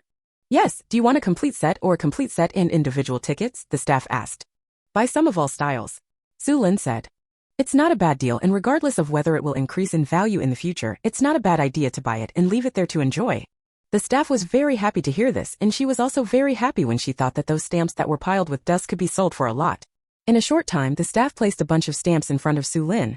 "Comrade, take a look. Pick out which ones you want to buy and I will settle the account." "Okay, thank you, sis." Xu Lin thanked her with a smile and gave a few toffee to the staff. "Sister, wait a moment." "Well, sister, you are too polite. My surname is Zhang. You can call me Sister Zhang. If you want to buy stamps from now on, just come to me. If I encounter a good stamp, I will leave you a copy." The staff greeted him warmly, and the white rabbit in his hand quickly put it into his pocket. This is a good thing, and you can't buy it without sugar stamps. However, sugar stamps are rationed, so she can't just have them if she wants. Seeing that Xu Lin was so generous, she wanted to befriend Xu Lin. Maybe she could use it one day. Xu Lin smiled and agreed. "Okay, then I will call you Sister Zhang. My name is Xu Lin, and I am an educated youth. I will cause more trouble to Sister Zhang in the future." Easy to say, I'll take care of it," Sister Zhang responded boldly. Xu Lin quickly picked out the stamp she was interested in and asked Sister Zhang to calculate how much it would cost. While Sister Zhang was settling the accounts, Xu Lin thought about how the whole country was in red, and it was said that this set of stamps had fetched several million in later generations. She then asked, "Sister, does our post office make the whole country red?" "Hey, we don't have that set of stamps here. I heard that the map was inaccurate and was withdrawn shortly after it was issued. If you want to buy this set of stamps for your collection, it will be difficult, very difficult. Sister Zhang is an insider and knows a lot of information. To be precise, that set of stamps was recalled before they reached Qingshan County. If you want to collect them, you must have a place to buy them." Xu Lin was right when she thought about it. If it was really so easy to buy, future generations wouldn't be so hyped. She wasn't disappointed if she didn't buy Xu Lin. As for the money, she didn't need it, so she kept it if she had it. Sister Zhang soon calculated the total amount. Although a stamp only cost a few cents, Xu Lin bought a lot. This time it actually cost 38.5. Sister Zhang gasped secretly when she saw it. This was as much as her monthly salary. This big girl didn't even frown when she took out the money. It seemed that she had no shortage of money. Saying goodbye to Sister Zhang, Xu Lin ran to the black market again. The location of the black market was discovered by her while wandering around. It was already mid-afternoon, and the black market was selling people. Xu Lin paid 5 cents to enter the black market. Compared with the black market in Kyoto, the black market here is just like a joke. Stalls are placed here and there, selling all kinds of things. Xu Lin walked around but couldn't find anyone selling briquettes, but she did buy a few pieces of frozen tofu. Xu Lin left the black market with disappointment. While passing through an alley, there were rapid footsteps behind her. Xu Lin followed the principle that doing more is worse than doing less. She turned around and wanted to avoid it. Unexpectedly, the person who came had already seen her. Help, comrade, please help me, I can give you 100 yuan as reward." The woman screamed and rushed to Xu Lin, making a big promise of 100 yuan. Although Xu Lin was not short of money, she didn't mind raising her hand to earn the money. However, what surprised Xu Lin was that the opponent did not stop when he caught up with Xu Lin. Instead, when he passed Xu Lin, he pulled Xu Lin's arm hard, trying to pull Xu Lin down to block the knife for himself. Xu Lin was angry, thinking that this barbecue pork was stupid and poisonous. With such a missing brainstem, she still wanted to do bad things and seek death? Xu Lin grabbed the woman's wrist with her backhand, raised her hand and slapped her on the neck, knocking her unconscious. Seeing a delicate small leather bag in the woman's arms, Xu Lin grabbed the small bag and entered the space without saying a word. Shortly after Xu Lin disappeared, several men rushed forward and saw the woman fainted on the ground. They picked her up and left without saying a word. Only one person was left, looking around and around for a while, and then left. In the space, Xu Lin opened the woman's purse and took a look. He was very rich. There was actually more than 1,000 yuan in cash in the bag. In addition, there was a gold watch and 2 letters. Xu Lin opened the letter and scanned it quickly. The expression on his face became wonderful. One of the letters actually asked this woman to contact Qinfang secretly to protect Qinfang's safety. The letter writer was named Lu Yueming. I have never heard of this name Xu Lin, and I don't know if it is a friend of Su's father or a spy's alias. The address is Kyoto and sent to the black market, which means Qinfang lives in the black market. How can she take care of Qinfang? Xu Lin put the letter in a corner with confusion and took out another letter to read. This letter is a love letter written in such a disgusting way that I can hardly read it. Xu Lin got goosebumps when she saw it. Holding this letter, Xu Lin's face flashed with thought. People in this era are relatively conservative. Can anyone really write such a passionate love letter? Xu Lin couldn't figure it out, so she put the letter aside and followed quietly. She wanted to see who those men were. Are they fighting among themselves, or are the law enforcement officers handling the case? If it is the law enforcement officers, Xu Lin will find a way to return the bag. If she is not a law enforcement officer, then she also needs to see what the other person's background is. If there is a chance, she does not mind taking advantage of others. In this way, Xu Lin followed a few people to a remote house on the outskirts of Qinshan County. The men threw the woman to the ground, moved their wrists and cursed. This stinky bitch must have grown up eating shit. She is too heavy. Eating shit can help you gain weight? Why haven't I heard of it? One of them asked, eliciting laughter and laughter.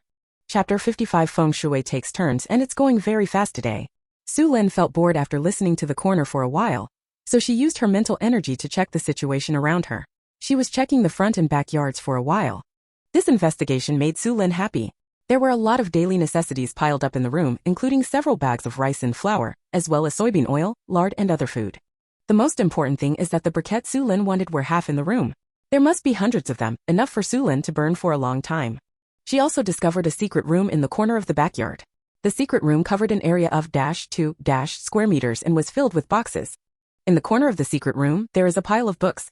Those books have not been properly preserved and some have been bitten by insects. Xu Lin felt heartbroken when she saw it. There was no radio station or anything like that here, so Xu Lin quietly returned to the front yard and continued listening in the corner. This time, the men stopped teasing her and tied the woman to a chair for interrogation. Smelly bitch, tell me, who are you? Why are you targeting this place? Are you going to tell me, or are you going to tell me? Along with the snapping sound and the man's curse, the woman's voice finally sounded. You don't need to know who I am, you just need to know that I am someone you can't afford to offend. Hey, we can't afford to offend you. Is there anyone else in Qinshan County who we can't afford to offend? Matzi laughed exaggeratedly several times, then suddenly stopped laughing, picked up the dagger next to him and pricked the woman's finger. I can't afford to offend you, I can't afford to offend you, you have a noble status, you have a big background. If you reveal your identity and scare me to death, let me tell you, if you don't scare me to death, I will kill you. Matzi got more and more angry as he scolded her. The stinky bitch had already fallen into his hands. He really thinks that Master Ma is afraid of her. Master Ma is afraid of a little girl? Matzi is a pervert with a twisted personality. He has a natural contempt for and abuse of women. He usually takes pleasure in torturing women. It can be said that few women who fall into Matzi's hands end well. Everyone else knew Matzi's temperament and didn't think there was anything wrong when they saw him going crazy. Instead, they cheered with smiles. Xu Lin's face looked dark when she looked outside. Although she didn't like that woman, she didn't like Matzi and the others even more. These guys are not good guys. The woman was tortured by Matzi for about 10 minutes before she surrendered and immediately revealed her identity. Her name is Zhou Xueme. She comes from the black market and is a buyer at a food factory. She came to Qinshan County to purchase food source materials. Of course, this is Zhou Xueme's official identity. Although this identity has a certain background, it does not scare Matzi. Zhou Xueme had no choice but to reveal another level of identity. I am 7th brother's man. If you kill me, 7th brother will not let you go. Brother 7? Brother 7 of the black market. Matzi's movements froze, fear flashing across his face. Xu Lin showed a confused face. Is the 7th brother in the black market famous? Judging from the expressions of Matzi and his dead father, it seems that they are very afraid of the 7th brother. I'm here to do something on the orders of brother 7. You'd better let me go now, otherwise you won't be able to bear the consequences. Zhou Xueme threatened loudly, her eyes were red with hatred. When she gets out, she must let brother 7 destroy these people. Matzi held up the dagger, his eyes flickering. Suddenly he smiled and slapped Zhou Xueme's cheek with the dagger. Qinshan County is so big, Brother Qi may not know that you died in our hands, right? Zhou Xueme is identical to. Zhou Xueme felt scared in her heart. She could tell that these bastards were murderous. No, she can't die here, absolutely not, she came with a mission. If she died, how would she complete her mission? Brother Qi knows that I'm here to look at the goods, and if you want to sell your goods, you can't sell them except through Brother Qi's method. Brother Chi, as long as you follow this clue to investigate, you will definitely be arrested. Why don't you let me go, and I swear not to hold you accountable. Zhou Xuemei squinted her eyes to look at Mozi's expression with a hurt look on her face, and found that Mozi was unmoved, so she looked at the others. There was movement on the other men's faces. It seemed like there was something to talk about. It was Mozi who hurt me. As long as you do it and let me go, I will pay 200 yuan each to buy my life. Also, promise not to hold you accountable, okay? Zhou Xuemei stared at the big man and asked, making the big man swallow his saliva. 200 yuan, he was moved. But Mozi also became angrier. The extremely angry Mozi yelled, "You bitch, you are looking for death." After cursing, he raised a dagger and stabbed Zhou Xuemei in the neck. The big man and others became anxious when they saw it. Those were Seventh Brother's men. They couldn't afford to offend him, so they had no choice but to step forward to stop him. Although Mozi is their boss, his force value is not the highest, and he is not the opponent of several people working together. In a short time, Mozi was pushed to the ground, and Mozi was so angry that he cursed. "Assholes, are you looking for death? If you dare to hurt me, my brother-in-law will not let you go. Even if you have the life to take the money, you don't have the life to spend it. You'd better think clearly." His brother-in-law is just the leader of the thinking committee. It will be easy for Seventh Brother to deal with him. If you are willing to join Seventh Brother, I can keep you safe. Zhou Xuemei drew cakes loudly, breaking into a cold sweat. The sweat soaked into the wound, and her pupils contracted in pain. Even so, Zhou Xuemei couldn't care less about the pain. She knew that now was the critical moment for her to save her life, and she must not let her guard down. When Xu Lin saw this, she suddenly had an idea. Without saying a word, she turned around and returned to the backyard. She quickly opened the entrance to the secret room. There was a rush as soon as she rushed in. Within a few minutes, Xu Lin emptied the secret room and happily returned to the front yard. She listened carefully and found that Mozi had not been killed yet, and the two sides were still playing games. Mozi saw that her brother-in-law's reputation was not good enough, so he immediately used money to seduce him. In their line of work, there is really no shortage of money. What Mozi fears most now is that he will die without spending all the money. Xu Lin saw that they were still going on talking for a while, so she went to the room next door where the supplies were stored to collect their supplies. Especially the briquettes, not a single piece was spared, and Xu Lin was very happy to take them. In a short time, she had taken away all the supplies in a house. After Xu Lin finished doing this, she went to the kitchen and found that there was a lot of rice, flour, grains and oil in the kitchen, so she put them away without politeness. As for the two large iron pots, Xu Lin also didn't let go. These items were in short supply and you had to use industrial tickets to buy them. After collecting these, Xu Lin came to the window. Listening to Mozi's screams, Xu Lin said that the wind and water were changing and they were turning very fast today. Zhou Xuemei has been rescued, but Mozi has been tortured by his favorite torture device. Mozi particularly enjoyed using those instruments of torture on others, feeling that his soul had been sublimated. If he wanted to use that thing on himself, Mozi would want to die every minute. Chapter 56 Lin, you don't know. Mozi surrendered before he could survive 2 minutes, and he explained where his property was hidden. When these were not enough, Zhou Xuemei pressed for news about Mozi's brother-in-law Wu Qingguang. Mozi, who had no bottom line, betrayed his brother-in-law and simply told him all the shady things his brother-in-law had done since he came to power. Including, but not limited to, how many families were destroyed and how many people were robbed of their money. Some of the money was hidden in the backyard which Wu Qingguang was preparing to ship. There is also a part that Wu Qingguang plans to keep for nourishment and hidden in Wu Qingguang's lover's yard. The remaining part is hidden next to the ancestral grave of Wu Qingguang's family. This is a treasure prepared to be left to future generations. After Mozi explained everything he knew, Zhou Xuemei didn't show any favor, which made Mozi anxious. He kept begging the big man and the others to let him go for the sake of his brothers, but he knew he was wrong. But how dare they let the big man go, not to mention Zhou Xuemei's disapproval, and they were also afraid that Mozi would be blamed for it. After hearing the interrogation, Xu Lin thought about it and decided that she did not plan to deal with Zhou Xuemei now. She had to keep it for fishing. Rather than letting others come into contact with Qin Fang, it is better to let Zhou Xuemei come, at least she recognizes Zhou Xuemei. With a decision made in her heart, Xu Lin quietly left the yard, then put on the magic talisman and left quickly as fast as a shadow. Back in the county town, Xu Lin first went to the place where Mozi hid his money and took away Mozi's money. There was not much cash, only more than 2,000 yuan. But there were more than 50 small yellow croakers. Mozi didn't know anything about antiques, so he didn't collect any antiques. After doing this, Xu Lin went straight to Baiwa building. It was already 4:30 and she would be getting off work if she continued to delay. Xu Lin rushed to the bicycle shop and bought a women's bicycle, and then rushed to the law enforcement bureau to get the bicycle stamped. After doing this, the bike can go on the road normally without worrying about being inspected. Later, when the bicycle was lost, this chapter was also one of the evidences of its recovery. Xu Lin rode her bicycle to the supply and marketing cooperative again, bought a lot of melon seeds and snacks and hurried out of the county. After finding a deserted place, Xu Lin bundled the supplies she prepared onto her bicycle. Then he put on the magic walking talisman and the wind-blocking talisman and ran towards the Wangzhuang Brigade. Even so, by the time Xu Lin returned to Wangzhuang Brigade, the time was past 6 o'clock and the sky was already dark. Riding all the way to the educated youth home, Han Hong and Zhang Chong breathed a sigh of relief when they saw Xu Lin coming back, and hurried forward to help move things. Su Jiqing, why are you back so late? Han Hong asked in a low voice. Oh, something happened and I was delayed. Xu Lin asked with a smile, have you all eaten? We came back early and have already eaten. Han Hong looked at Xu Lin and bought another pot and asked, why did you buy another pot? This pot is small, suitable for cooking. Xu Lin's eyes fell on the big white goose. I want to make a big goose stewed in an iron pot. Do you want to eat it? Han Hong and Zhang Chong swallowed their saliva together. It was meat, so why didn't they want to eat it? Then you help me kill the goose and pluck its feathers, and I'll treat you to a goose stewed in an iron pot. Xu Lin said with a smile. She had been running around outside all day, and she hadn't had a serious meal yet. I missed it because I was treating Grandma Zhang, and I also missed it because I was in a hurry at night, so I had to come back and do it myself. Okay, no problem. Han Hong's eyes lit up and he sent the things to Xu Lin's door. Seeing that there was actually a bag of briquettes, surprise flashed across his face. However, it is not possible to stew goose in a coal stove, as it is not tasty enough. So Han Hong and Zhang Chang discussed that one person would kill the goose, and the other would build a simple stove, which only required a few stones to make a base. Seeing that the two of them had discussed it, Xu Lin smiled and packed up the things she bought.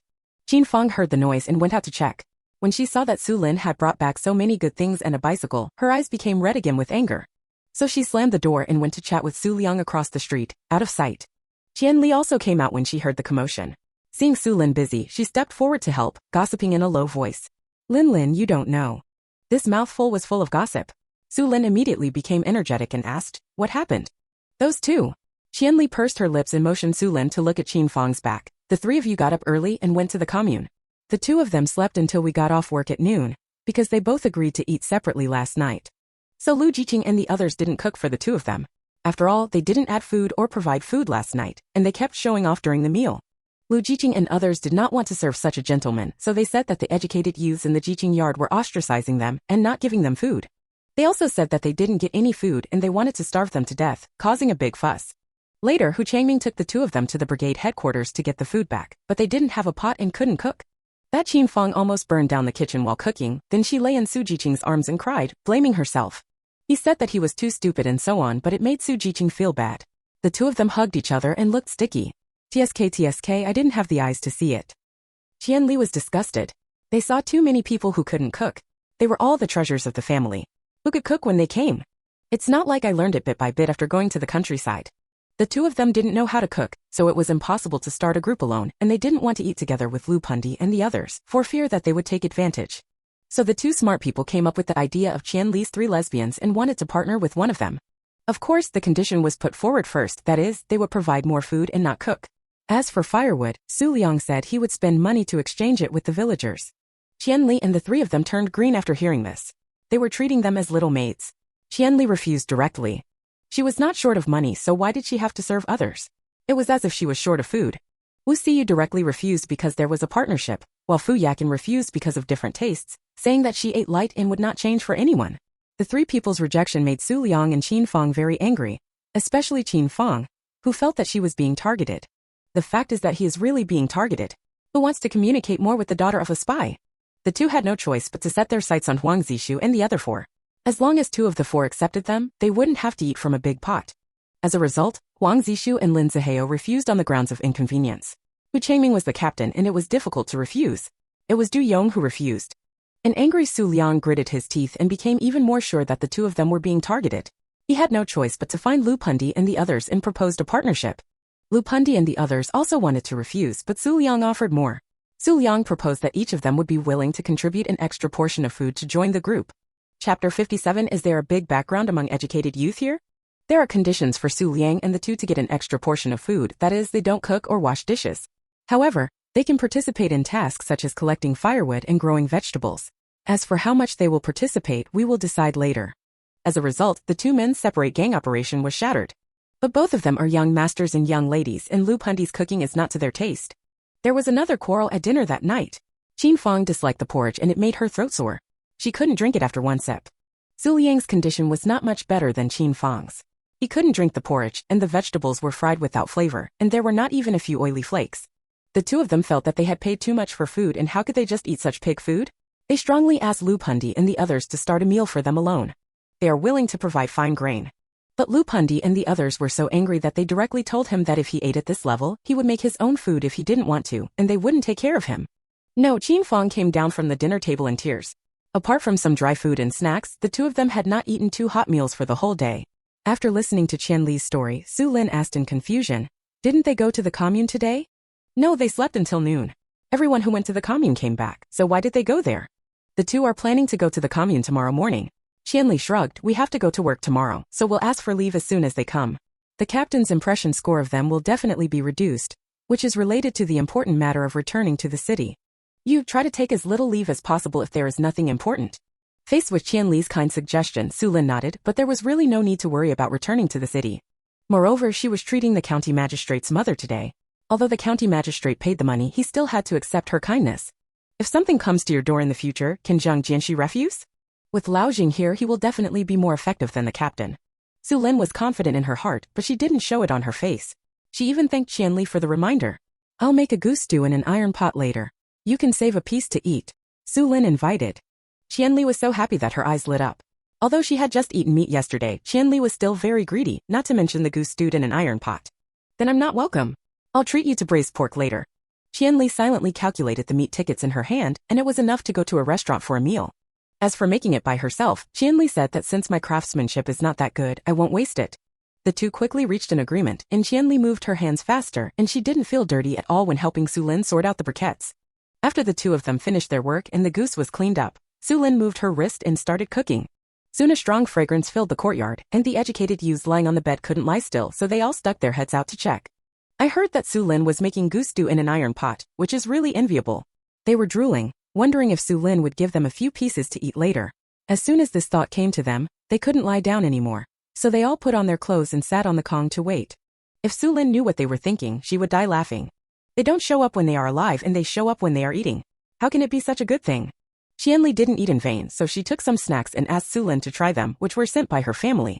Han Hong and Zhang Chong each added a bottle of canned food and added vegetables, but they didn't eat for free. Those educated youths who were sitting in their rooms waiting for food did not wait until Xu Lin came to bring them food. She was so hungry herself that she couldn't think of treating others to food. The four of them sat in front of the pot and chatted while eating. Most of them were Qian Li talking and Xu Lin listening. From Qian Li's words, Xu Lin knew that although there was not much work now, most of it was manual work, either clearing land or fertilizing. What was applied was not chemical fertilizer, but farmyard manure, which was very smelly and could not be used by people with mysophobia. But the work score is good. As long as you are not afraid of getting dirty, you can take on the job of spreading fertilizer. Xu Lin and the others are new here, and their plans for tomorrow are to clear up wasteland. The male educated youths dig the ground, while the female educated youths pick up debris, dead grass and tree roots, and other debris. The wasteland they create can be planted in the spring. Han Hong and Zhang Chong knew nothing about farming, they only knew that they would have to put in a lot of effort tomorrow. Zhang Chong couldn't help but ask, what will happen if the mission is not completed? Can you take the initiative to apply for a mission? If you fail to complete the task, your work points will be reduced. You can apply for less assignments, but if the basic work points are not enough, you will not be eligible for the share of the head ration. Then you have to spend money to buy work points. Qian Li looked Zhang Chong up and down. If you are not short of money, you can apply to reduce the number of tasks. It doesn't matter if you often ask for leave.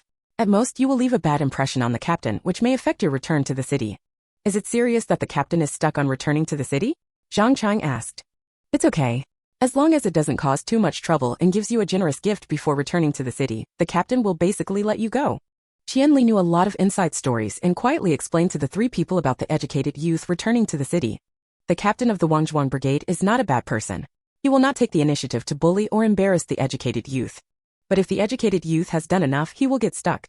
Last year, there was a male educated youth who made a special move. It was really a match made in heaven and earth. If the family were not so powerful, he would really be sent to a farm through labor camp. Later, the male educated youth's family broke up and brought him back to the city, but he got stuck with the brigade leader. The situation lasted for months. Finally, the male educated youth's family came to the brigade leader with generous gifts to plead for mercy, and then he was taken away. Hearing that the male educated youth's family was very angry, they wanted to punish the brigade leader, but before they could take action, they received a letter first. The content of the letter was very simple, warning them not to cause trouble, otherwise the male educated youth would be sent to the farm. In the end, the male educated youth's family also knew not to offend someone by sending him to death, and at the same time, they also understood that there was someone behind the captain. They couldn't just kill him if they wanted to. So they took the initiative to send a letter asking for peace, and also sent a lot of good things to apologize. Who is the person behind the captain? Han Hong asked curiously. I don't know. I heard that he has a big background. Anyway, the commune will sell the captain's face. Usually the team leader is a very nice person and doesn't care about everything. He won't get angry if some things can be dealt with on a large scale. Qian Li sighed again when she said this. Just because the brigade captain doesn't care, some difficult educated youths will be assigned to the Wangzhuang brigade. Xu Lin and the three of them showed shocked expressions in unison. Are there many educated youth backgrounds here? Xu Lin asked, pointing around.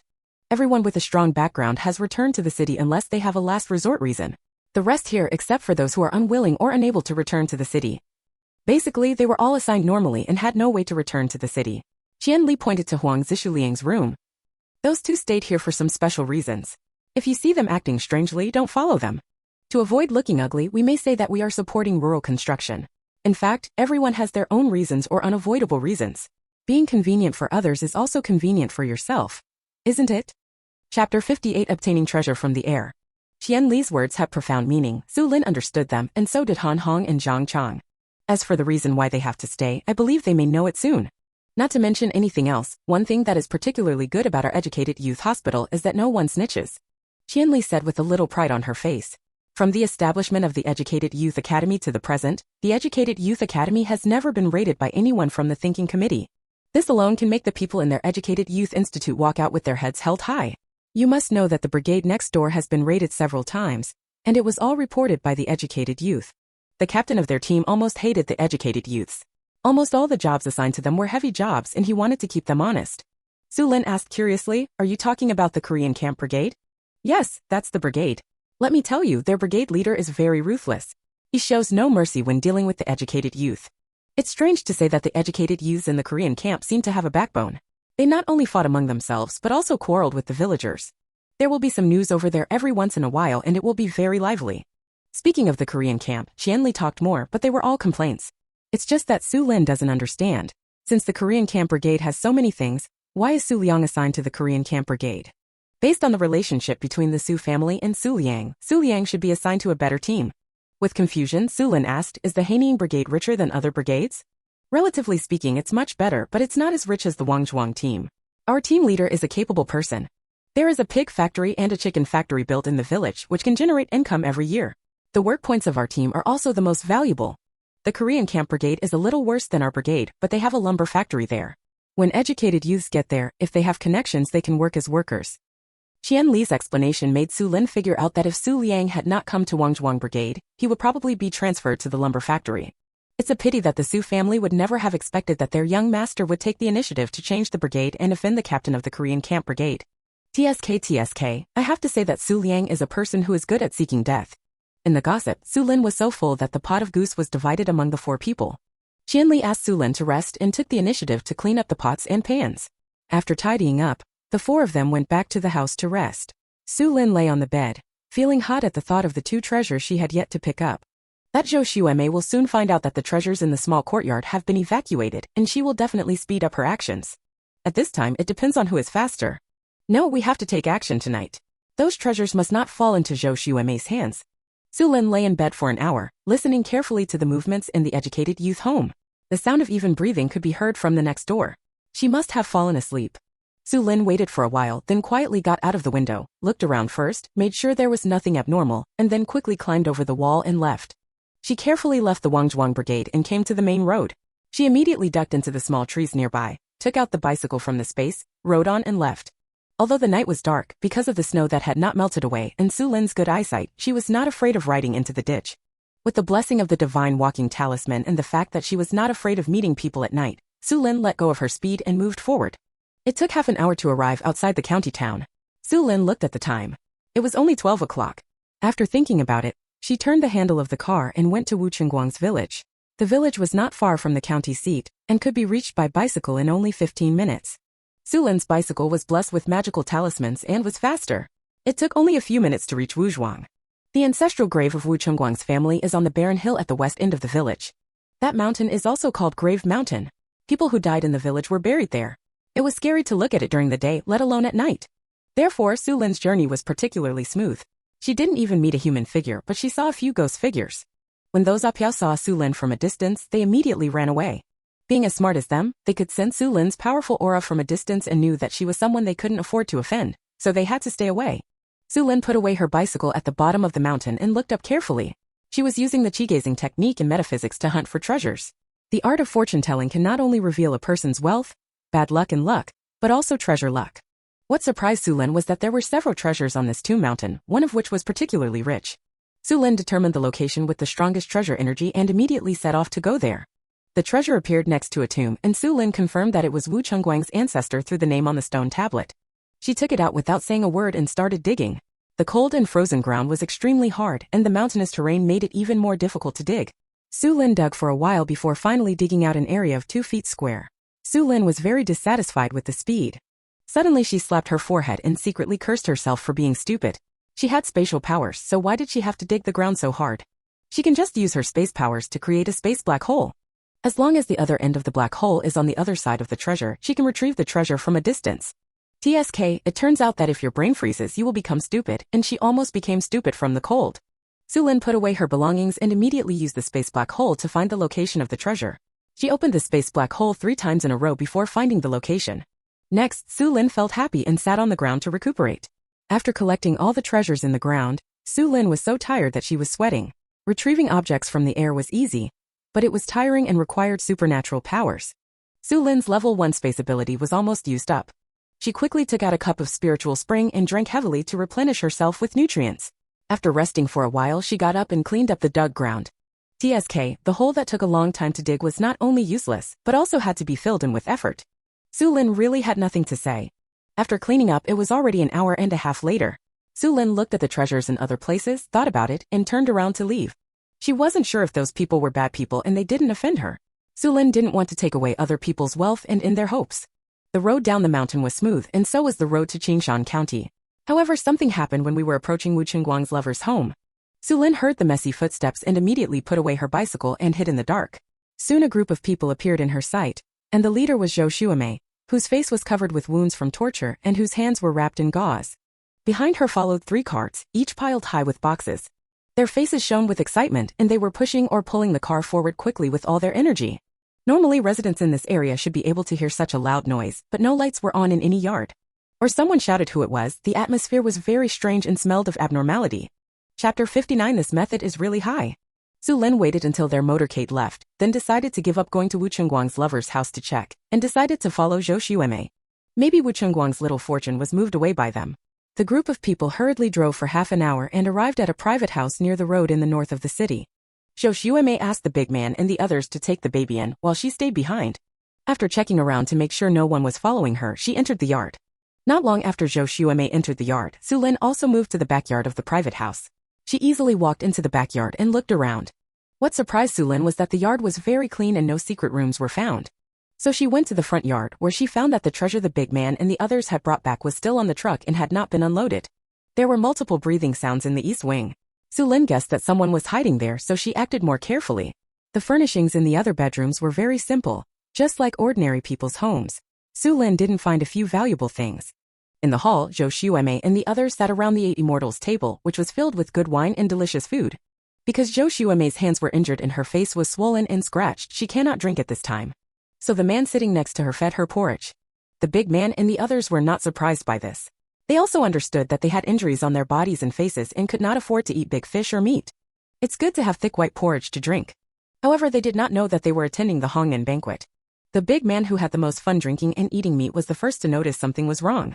He suddenly covered his stomach, slid to the ground, foamed at the mouth, and stared at Zhou Xuemei in horror. You poisoned me.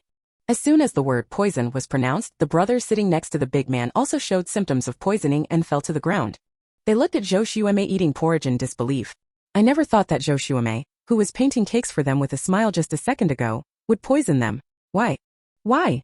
The big man asked 3 words with difficulty. His eyes suddenly dilated, and he fell to the ground, eyes wide open. The others were even more frightened.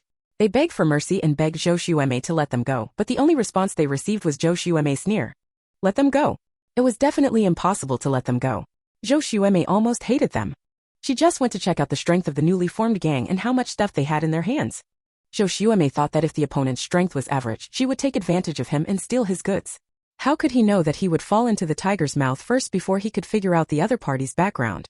Thinking about the sin she had suffered, Xu had beaten them all alive and thought that it would be impossible to let them go. Xu Lin hid in the darkness, staring at the crime scene in the room, and gained a new understanding of Xu ruthlessness. Not only was this woman ruthless, but she also had a clever mouth and coaxed several big men into turning against her. Then he was able to kill several people with a glass of poisonous wine, and he also made 3 carts of treasures. The most important thing is that when Wu Qingguang's group investigates, they will only investigate the big guys. Investigating a group of dead people, what results can they find, let alone recover the treasure? This method is really high. Xu Lin turned her head and looked at the 3 treasures. She thought about it for a while and did not rush to take action. Instead, she continued to listen to the corner. Sister May, what should we do with these people?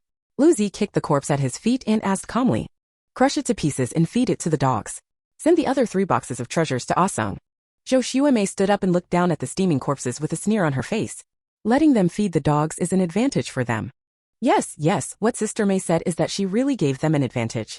According to what I said, they should be hung up and tortured for 3 days and 3 nights. Then sell them for mining.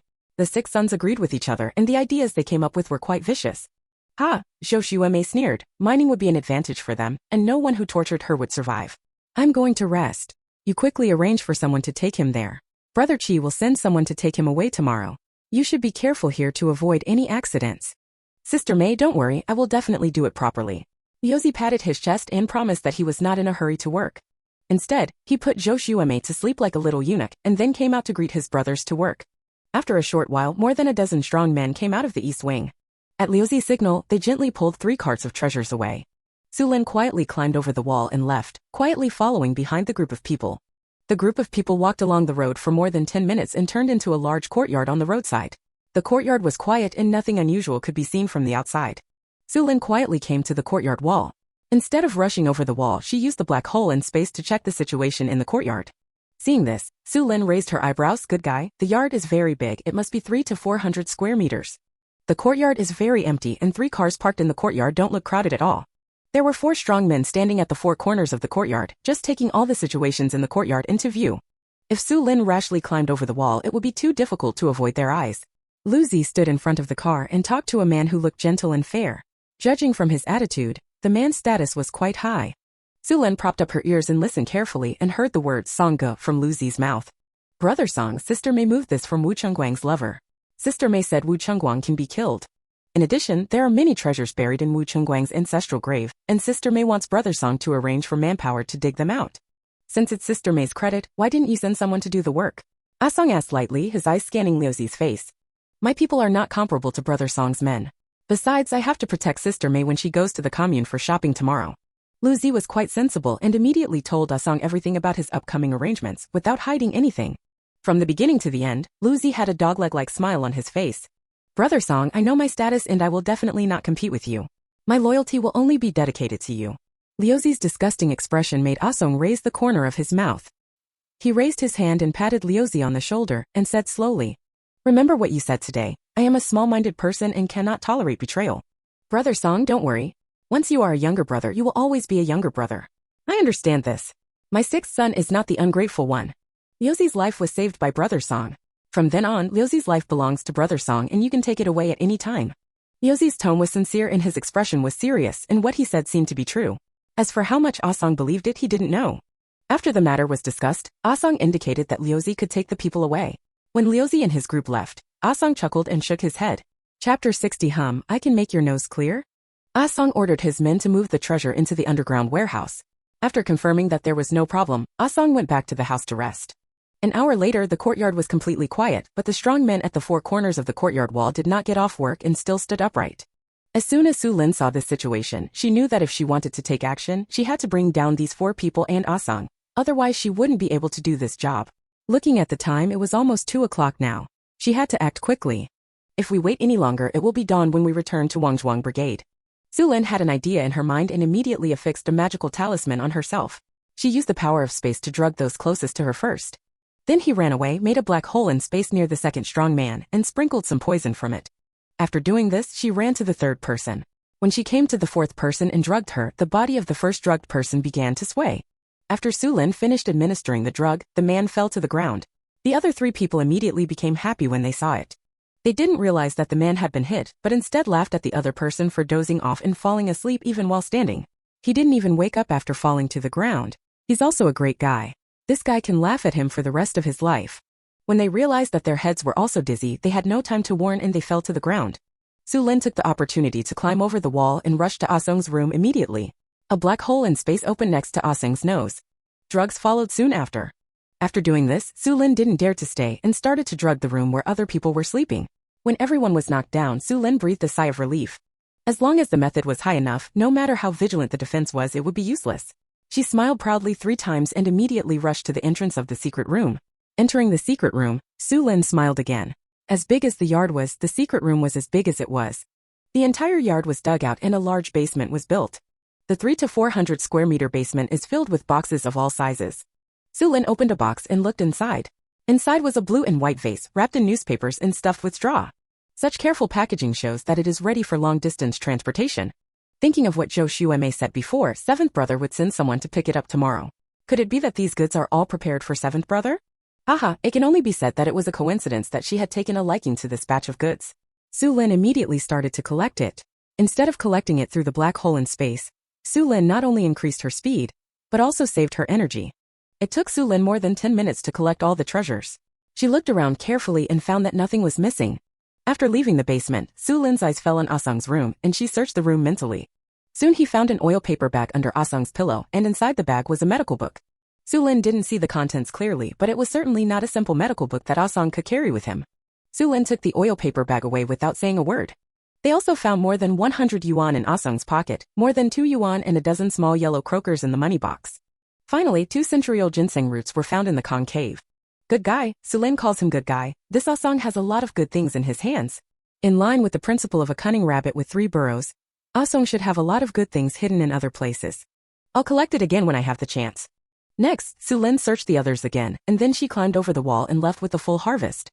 After leaving the county town, we rushed all the way to Wangzhuang Brigade. At almost 5 o'clock in the morning, Xu Lin returned to the educated youth home, quietly climbed over the wall and slipped into the room. No one could have imagined that Xu Lin had such a wonderful night and gained so much. Xu Lin got up the next day listening to the whistle for work. After washing, she quickly cooked porridge, took out the side dishes she had packed before, and cooked 2 eggs for breakfast. I bought the eggs from an old man on the black market in Kyoto, and put them into the space after buying them back. The 2 hens were very diligent, laying 1 egg a day, and they never stopped after entering the space. Naturally, Xu Lin's eggs never broke. Although Xu Lin's breakfast was not rich, it was considered good in this era. Compared with Xu Lin's beautiful breakfast, Qin Fang and Xu Liang just disliked it and disliked it. Especially Qin Fang, who still carries the identity of the eldest lady of the Qin family, but everyone knows that she is the daughter of a spy. This will set the stage for Lu Pundi and the others not to give in at all, which makes Qin Fang doubt her life. Finally, Qin Fang threw down her chopsticks angrily and ran away. Xu Liang looked at the big stubble porridge in front of him, and then at the pot of pickles placed in the middle of the table and sighed in his heart.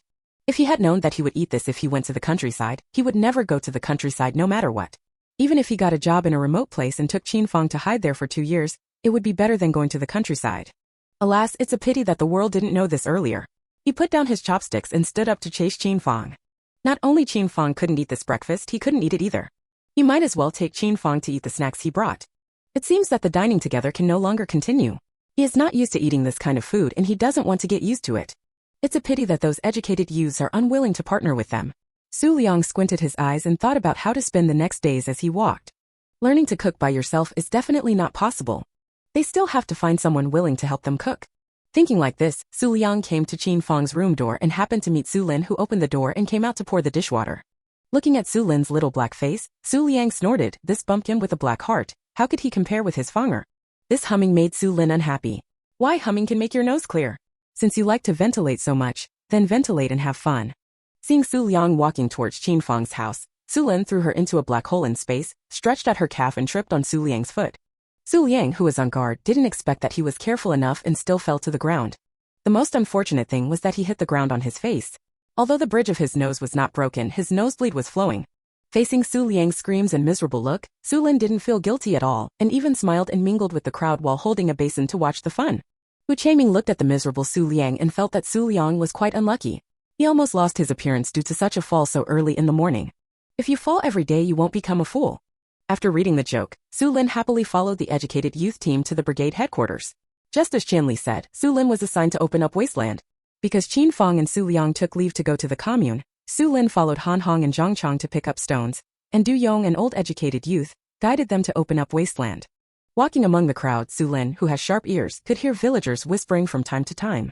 Some people said that Xu Lin was too thin and could not be a working person at first glance. Chapter 61. Is there something wrong with the Qin family? The person who spoke ill of Xu Lin was stopped when he spoke. When Hu Xinyan heard that everyone was speaking ill of Xu Lin, she was the first to stop. Xu Lin is willing to exchange the precious malted milk essence for her family. That is her great benefactor, the great benefactor in this life. Not only did Hu Xinyan quit, her two sisters-in-law also joined the team to help Xu Lin put in good words. What's wrong with the little girl being dark and thin? Just take care of it and it will be good. Speaking of black, how many white country people are there? As long as they don't dislike them as country people, don't point fingers at the little girl. Although Hu Xinyan and the others did not go to Xu Lin to talk, they kept trying to make friends with Xu Lin among the villagers. Say good things about Xu Lin and emphasize that Xu Lin is different from other elite educated youths. Xu Lin is a very nice person. The villagers were confused. Does Xu Jiqing have magic? After only 2 days in the countryside, I asked Hu Xinyan and others to help me put in good words. Suspiciousness is doubtful. There are many benefits, and they also feel that the little girl does not look like a bad person. After walking for half an hour, they finally arrived at the wasteland. Jiang showed Han Hong and Zhang Chang how to dig the land. Qianli showed Xu Lin how to pick up gravel and weeds. This job is very simple, but there are too many repetitive movements, and people will become numb after doing it for a long time. Xu Lin quickly learned, as did Han Hong and Zhang Chang, that when digging in the ground you just need to be strong. It was easy to learn, but they were too tired. After Han Hong and Zhang Chang dug for a while, their palms blistered. This caused their speed to plummet, and digging was no longer an easy task. They were slow, and Xu Lin was also slow. Anyway, she was not short of money, and she didn't want to be in the spotlight, so she just had time. Xu Lin picked up the weeds and looked at them in her hand and found that there were medicinal materials inside. Ouch, this is such an unexpected surprise. Xu Lin thought that being idle was idle. So she put the medicinal ingredients aside and took them back to the educated youth hospital to brew them. By the way, I also smuggled some into the space and let Tian plant it into the medicine field. Throughout the morning, the blisters on Han Hong and Zhang Chang's hands were all broken and they had only dug 2 points. When the scorer came to check, they shook their heads. Okay, here come 3 more people who are doing a lot of work. These educated youths are inferior to each other from generation to generation. I remember those educated youths who worked hard and worked really hard. Let's look at these 3 people again. The young man is tall and strong, from 5 to 6 years old, but he just can't do his job well. The look in his eyes made Han Hong and Zhang Chang's faces darken, and they felt unhappy. Zhang Chang came to Xu Lin's side and said aggrievedly, "We didn't say we wouldn't work, isn't this because we are not used to it?" Look at the reporter's disgusted look, as if we too are trash. Then she asked Xu Lin to look at her hands. Look, there are several blisters on my hands and 2 are broken. Did I say anything? The young man's eyes were red with grievance. He was also a treasure at home. If there weren't many brothers and sisters in the family, and one of them had to go to the countryside, how would he come here? It's really quite miserable. I have medicine there. You can apply some on it when you get back. When calluses form on your hands, it will be less likely to blister. Xu Lin comforted the 2 of them with some sympathy. We are new here. It is our first time doing farm work, so it is normal for us to not be as good as others. If you ask the scorekeeper to compete with you in reading, you will definitely be better than him. It was okay not to say this, but Zhang Chang's face turned darker when he said it. He lowered his head and whispered, "I am counting down from reading." Countdown. Xu Lin was surprised. This person didn't look like an idiot. Well, I can't get into college while studying, so I often skip classes.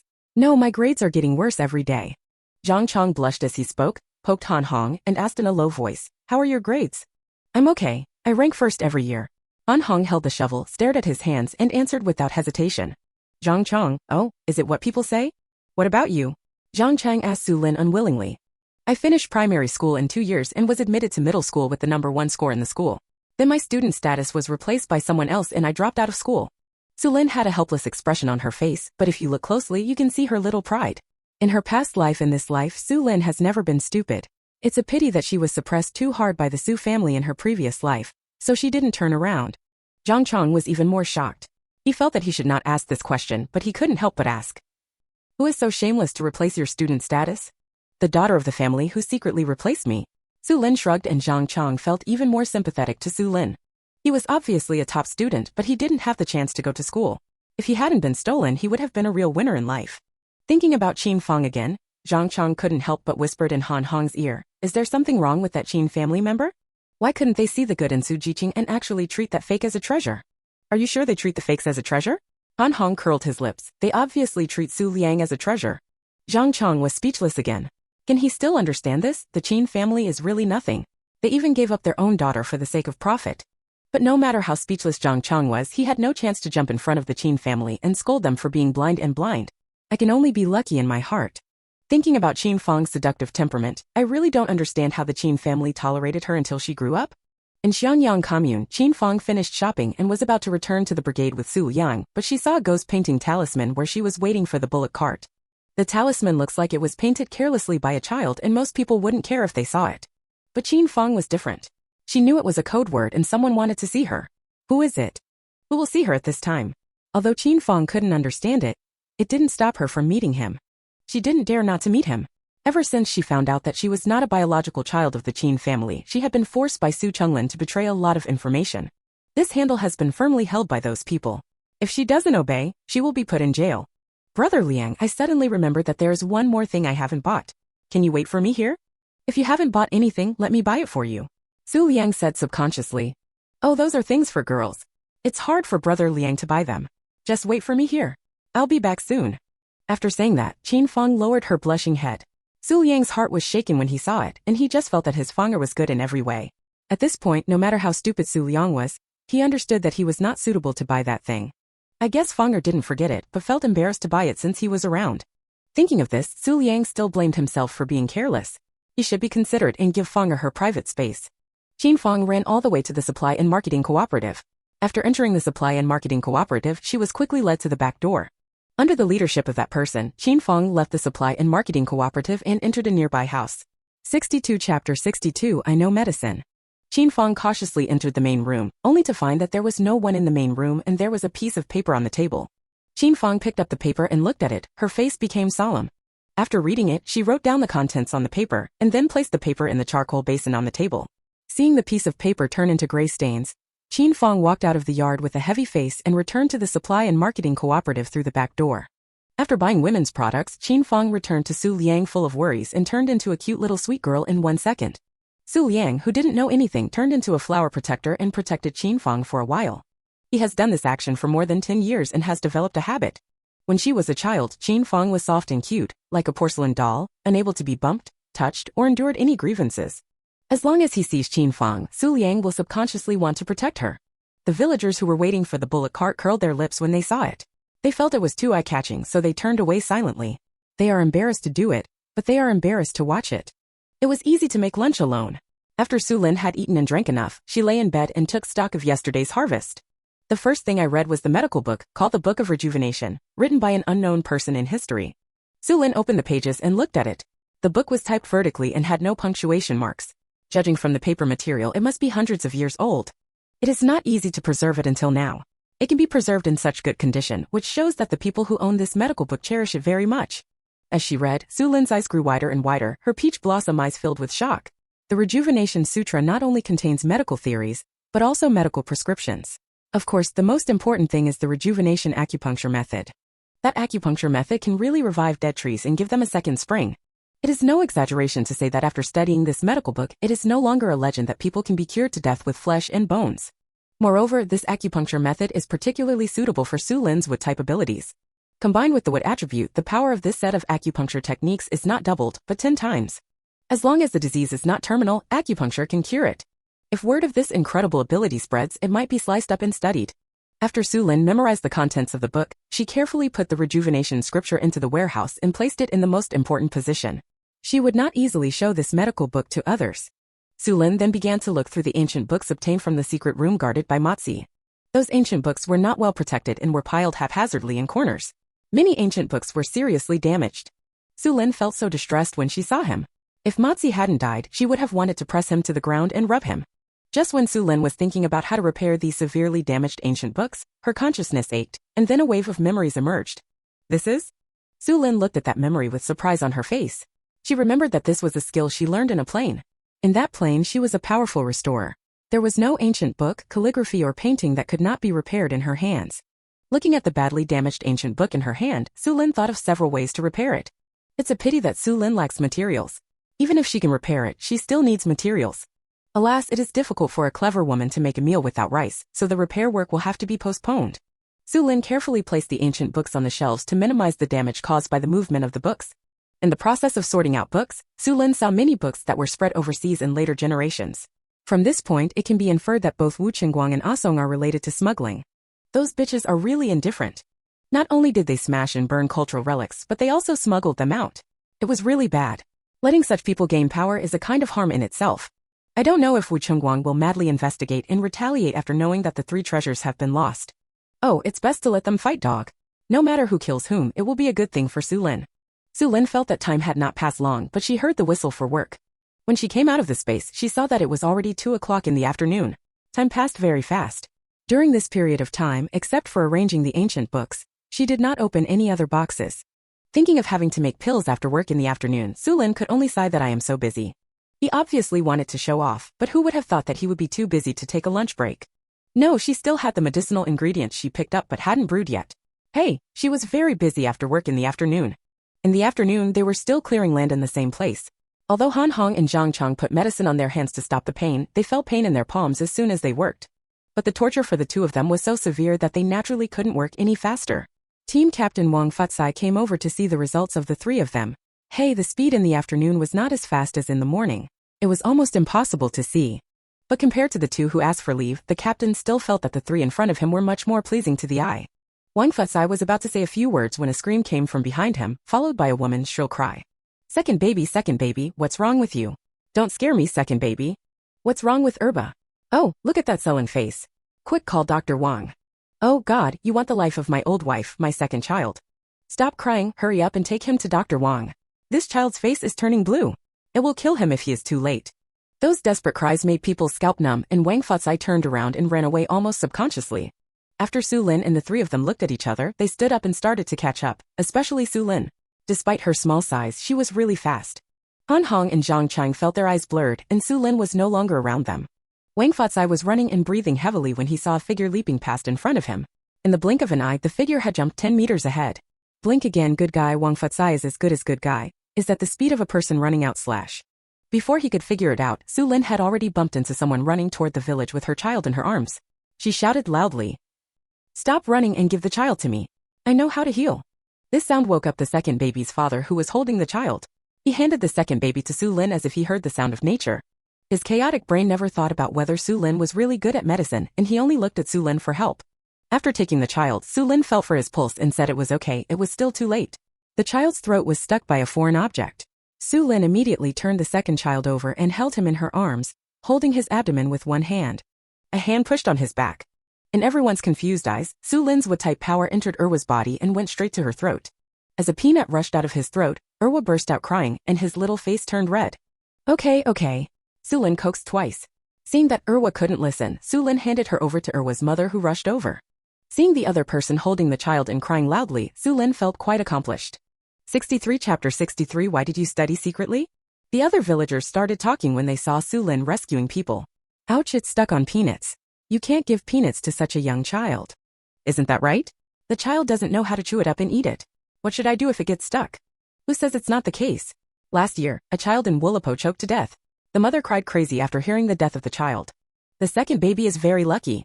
If he hadn't met Su Jiqing, who knows whether he would have made it to the health center. I guess he won't be able to survive. I heard that the one in Wulipo is very close to the health center. He was only 100 or 10 meters away and there was no time to save him. Is it true? The second baby is very lucky. They say that if you survive a disaster, you will be blessed later. The second baby will be blessed in the future. The villagers gathered around the second baby and talked about everything. Some comforted her, some discussed her happiness, and some stared at Xu Lin for a while. It was hard to tell that this dark and skinny girl had medical skills. I didn't expect her to be so powerful. When the child was in her hands, she saved him with just one push. After the second baby's father made sure that the child was fine, his legs went weak and he knelt down to Xu Lin, sincerely thanking Xu Lin for her kindness. But before he could kneel down, Xu Lin dodged him. Xu Lin waved her hands and shouted, "Uncle, don't kneel down, it will kill me." Others reacted and tried to persuade the second baby's father. Yes, Su Jiqing is right. You can't kneel down or you'll get your pigtails scratched. Baby daddy, if you really want to repay your kindness, just take some eggs or something as a thank you gift. You don't want to kneel down. The educated youth is so young, his life will be shortened. Under everyone's persuasion, Erwa's father also realized that something was wrong, but he was just a country boy. The most direct way to thank someone is to kowtow. How can I think of so many things? The second baby's father, who blushed at being persuaded, smiled stupidly at Xu Lin. Su Jiqing, I'm sorry, I didn't think about it that much. You saved my second child, so I definitely can't harm you. He He rubbed his hands and said nervously, "How about you come to my house for dinner tonight and let us have a good time?" "Thank you. Don't worry, my mother-in-law is very clean." He subconsciously explained that he was afraid that Xu Lin would dislike his dirty family. He knew that educated youths came from the city and were cute and clean. There used to be an educated youth who didn't want to touch the ground with his feet. He would jump on his toes while walking. Within a month of going to the countryside, I found connections to work as a worker in the city. Oh, I feel envious just thinking about it. I don't dislike it, I don't dislike it.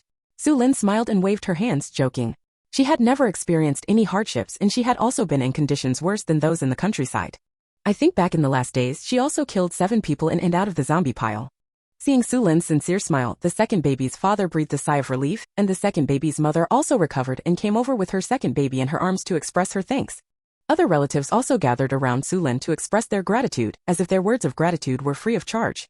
If she hadn't met Xu Jiqing today, her second child would have been in danger. Wang Futsai looked at Xu Lin with complicated eyes. He didn't expect that the little girl knew medical skills. Medical skills were not simple at all. It's a pity that there is a doctor in their village. With such a small body he can't even work. Looking back, he has to think of some easy job. Alas, easy jobs are a mess and hard to find. Forget it, let's take care of them when assigning tasks. They can do as much as they can and don't put pressure on them. When the hogweed comes down, let the little girl cut the hogweed. It's an easy job and you can get the children in the village to help with candy. I think the little girl will like it. Amidst the praises, Xu Lin happily returned to the task field, and Han Hong looked at Xu Lin with more complicated eyes. While digging, he asked, "Xu Jiqing, when did you learn medical skills? Who is your master?" "I don't have a master. I learned my medical skills by myself or secretly." Xu Lin was talking nonsense, but she couldn't say that she learned it after time travel. "Why did you study secretly?" Zhang Chang asked puzzledly. "Because of the Xu family." Xu Lin put a big blame on the Xu family. Anyway, if the family knew that she was studying medicine, they would definitely stop her. The Xu family didn't want to make it easy for her. After Zhang Cheng heard this, he immediately thought that the family secretly exchanged children and was also a spy, which was very bad. They will definitely be afraid that Xu Jiqing will learn skills and escape from their control, so it is not normal to suppress Xu Jiqing. Zhang Chang couldn't help but blush when he thought that Xu Lin could still study secretly under such difficult circumstances. His learning environment is so good, but he has never thought about studying hard. He is really sorry for his parents, family, and teachers. "Xu Jiqing, are you still studying now?" Zhang Chang asked. "Yeah, I've been studying secretly." Xu Lin threw the weeds in her hand to the ground. "It's a pity that I don't have a diploma. I don't know if I can take the diploma exam at a commune middle school. It should be possible. I'll ask you later." Han Hong interjected. "Really? Thank you so much." Xu Lin smiled with peach blossom eyes, which made Han Hong's heart skip a beat and the tips of his ears quietly turned red. The three of them continued working while talking and laughing. Time passed quickly, and in a blink of an eye it was time to finish work. Erwa's mother came over with Erwa in her arms and reminded Xu Lin not to cook at night but to eat at his house. Xu Lin agreed wholeheartedly and followed the team back to the educated youth home after work. She quickly took out a jar and boiled the medicine prepared for Grandma Zhang. Later it will have to be made into small pills and the elderly will take it for a lifetime. If possible, it is better not to take bitter medicine anymore. While cooking, Xu Lin packed up the medicinal materials she had picked up and prepared them after dinner. In short, Xu Lin is really busy. Seeing Xu Lin boiling medicine, Qin Fang pinched her nose and left with a look of disgust on her face. Qin Fang and Su Liang discussed it and decided not to eat together with the educated youth from Tongpu. But they have to find a partner among them and let him cook for the two of them. Qin Fang and Su Liang wanted to settle the matter while the educated youth were away from work. Soon the two found Chen Zhaodi. Su Liang inquired and found out that among the 4 girls, Zhao Qing and Zhao Nim were average cooks, worse than Lu Pundi. Only Chen Zhaodi cooked the best. Of course, it was Wu Siyu who cooked the best food, but it was a pity that Wu Siyu was unwilling to partner with them. Today, Zhao Qing is in charge of cooking and Zhao Nan is also helping in the kitchen. When it is their turn to cook, they will help each other cook. Chen Zhaodi and Lu Pundi squatted in the courtyard and washed their hands carefully. Their families were poor and they did not have gloves when working, which made their hands extremely dirty. "There is mud between my fingers and it won't be clean if I don't wash them carefully." Qin Fang and Su Liang came over at this time. Seeing the dirt between their fingers, Qin Fang was disgusted. If there was no other way, she really didn't want Chen Zhaodi to cook for them. 64 Chapter 64 Rejection. "Shen Jiqing, come here, we have something to ask you." Qin Fang shouted condescendingly. "I don't have time. I have something to say here." Chen Zhaodi replied with a dark face. She did not miss the disgust in Qin Fang's eyes. "Bah, she is the daughter of a spy. How can she have the face to dislike her?" If that spy hadn't been a good person, Qin Fang's good life now would have belonged to Xu Jiqing. "Bah, shameless bitch." He took someone else's place without realizing it, so how could he show his arrogance in front of her? Who really doesn't know who? Feeling unhappy, Chen Zhaodi's tone became even colder. "If you have anything to do, tell me quickly." Don't delay me in washing my hands. The water is very cold. You. Qin Fang was furious and her heart was filled with anger. When did a little brat dare to talk to her like this? She is the little princess of the Qin family and she has been held in the palm of her hand since she was a child. For her, the Qin family didn't even want their own daughter. Even if it was revealed that she was the daughter of a spy, the Qin family did not say anything about sending her back and still doted on her. If she hadn't wanted to avoid the limelight temporarily, she wouldn't have come to such a place where no one shits and suffered.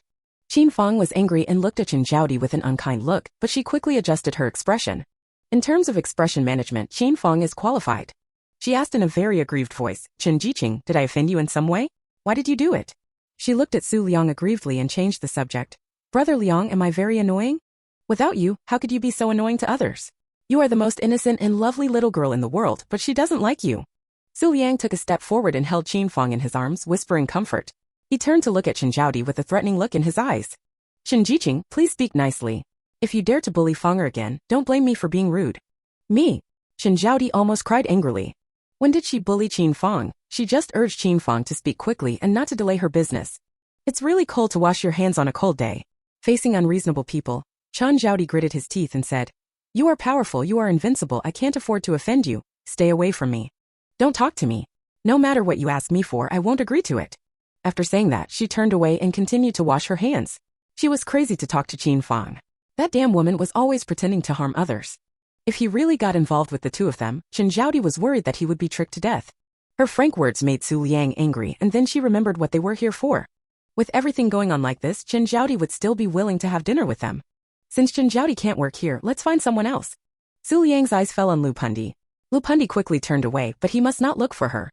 Her life was already very difficult, but she didn't want to make it worse. Lu Jiqing, would you like to come out and have dinner with the two of us? Su Liang asked. Lu Pundi ha, so that's what happened. Thinking about Qin Fang's identity and performance, she must be crazy to partner with these two people. Seeing Lu Pundi shaking his head in rejection, Su Liang gritted his teeth. What the hell, this is such a shameless thing. It's so delicious if you cook it yourself. Su Liang dragged Qin away angrily. He might as well find a new target. It definitely won't work with Xu Lin. That woman's heart is as hard as iron and as vicious as a snake and scorpion. It would be fine if she doesn't harm Fanger. She definitely doesn't want to eat with Fanger, so who should she choose? Wu Siyu clearly refused yesterday, and it looked like Wu Siyu was not short of money. While Su Liang was deep in thought, Qin Fang weakly suggested, how about we look for money to become an educated youth and give her more benefits? Maybe she will agree. Okay, then find her. Su Liang agreed and the two of them walked quickly to Qian Li's room. Qian Li, who was busy in the room, didn't know that she was being watched. When she saw Qin Fang and the others appeared, she frowned slightly. She didn't want to get involved with either of them. Su Jiqing, Qin Jiqing, are you okay? Qian Li blocked the door and asked, with no intention of inviting them in. Qin Jiqing, can we go in and talk? Qin Fang asked in a pitiful tone. As a young girl from northeast China, Qian Li felt unhappy just by listening to Qin Fang's tone. Who is talking with a hidden voice? She is not hers, so why would he act coquettishly with her? I'm cooking. If you have anything to say, just tell me and don't tell me that I'm closed. Qian Li said dissatisfied, not being used to Qin Fang at all. When Qin Fang heard this, she felt aggrieved and felt that Qian Li was quite ignorant. However, this time she did not have tea for Qian Li and she was afraid that Qian Li would be unhappy and reject their proposal. Qin Fang doesn't want to eat big stubble porridge anymore. It's too throaty. She wants to find a babysitter / Qian Jiqing, we want to have dinner with you, do you think that's okay? Qin Fang asked. No, I don't like to work with others. Don't mention it. We are all educated youths going to the countryside. We should help each other. We don't know each other that well. And there are so many people working alone, so don't stare at me. Qian Li's disgusting tone made Qin Fang feel bad. Su Liang also heard what Qian Li meant, but what could he do? He didn't know why his popularity in the educated youth academy was so poor. Neither of them wanted to partner with them, so they were very angry.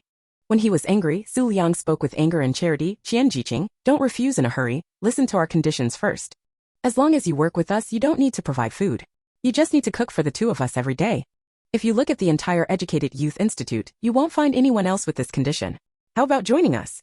No match. Qian Li sneered, thinking to herself, who are you giving alms to? Is my aunt the one who is short of money? The Educated Youth Institute can't find the second one, bah. If my aunt hadn't been afraid of getting into trouble, she would have done the second thing every minute. After refusing, Qian Li slammed the door, not wanting to talk nonsense to the two of them anymore.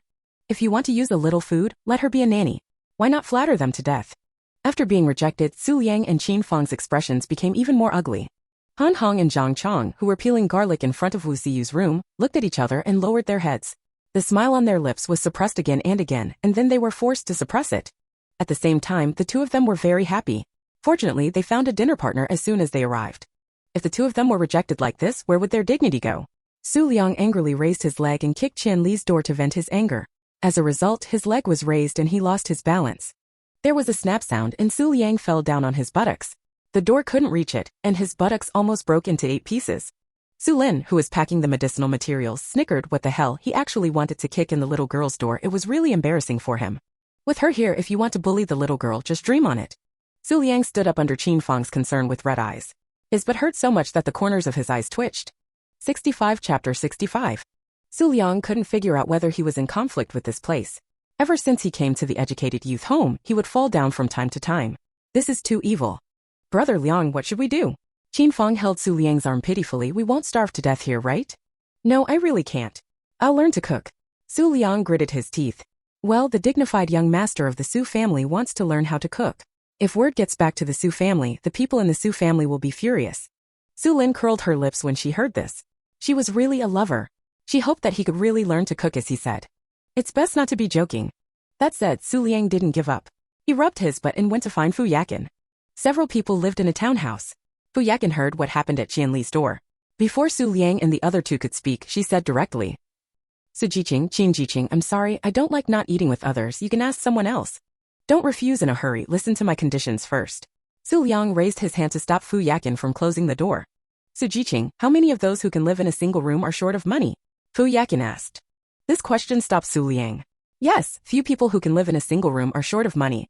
Since you are not short of money, why should you sacrifice yourself for that little food? Xu Liang blushed after thinking about it. He seemed to take it for granted, but Xu Liang didn't want to give up.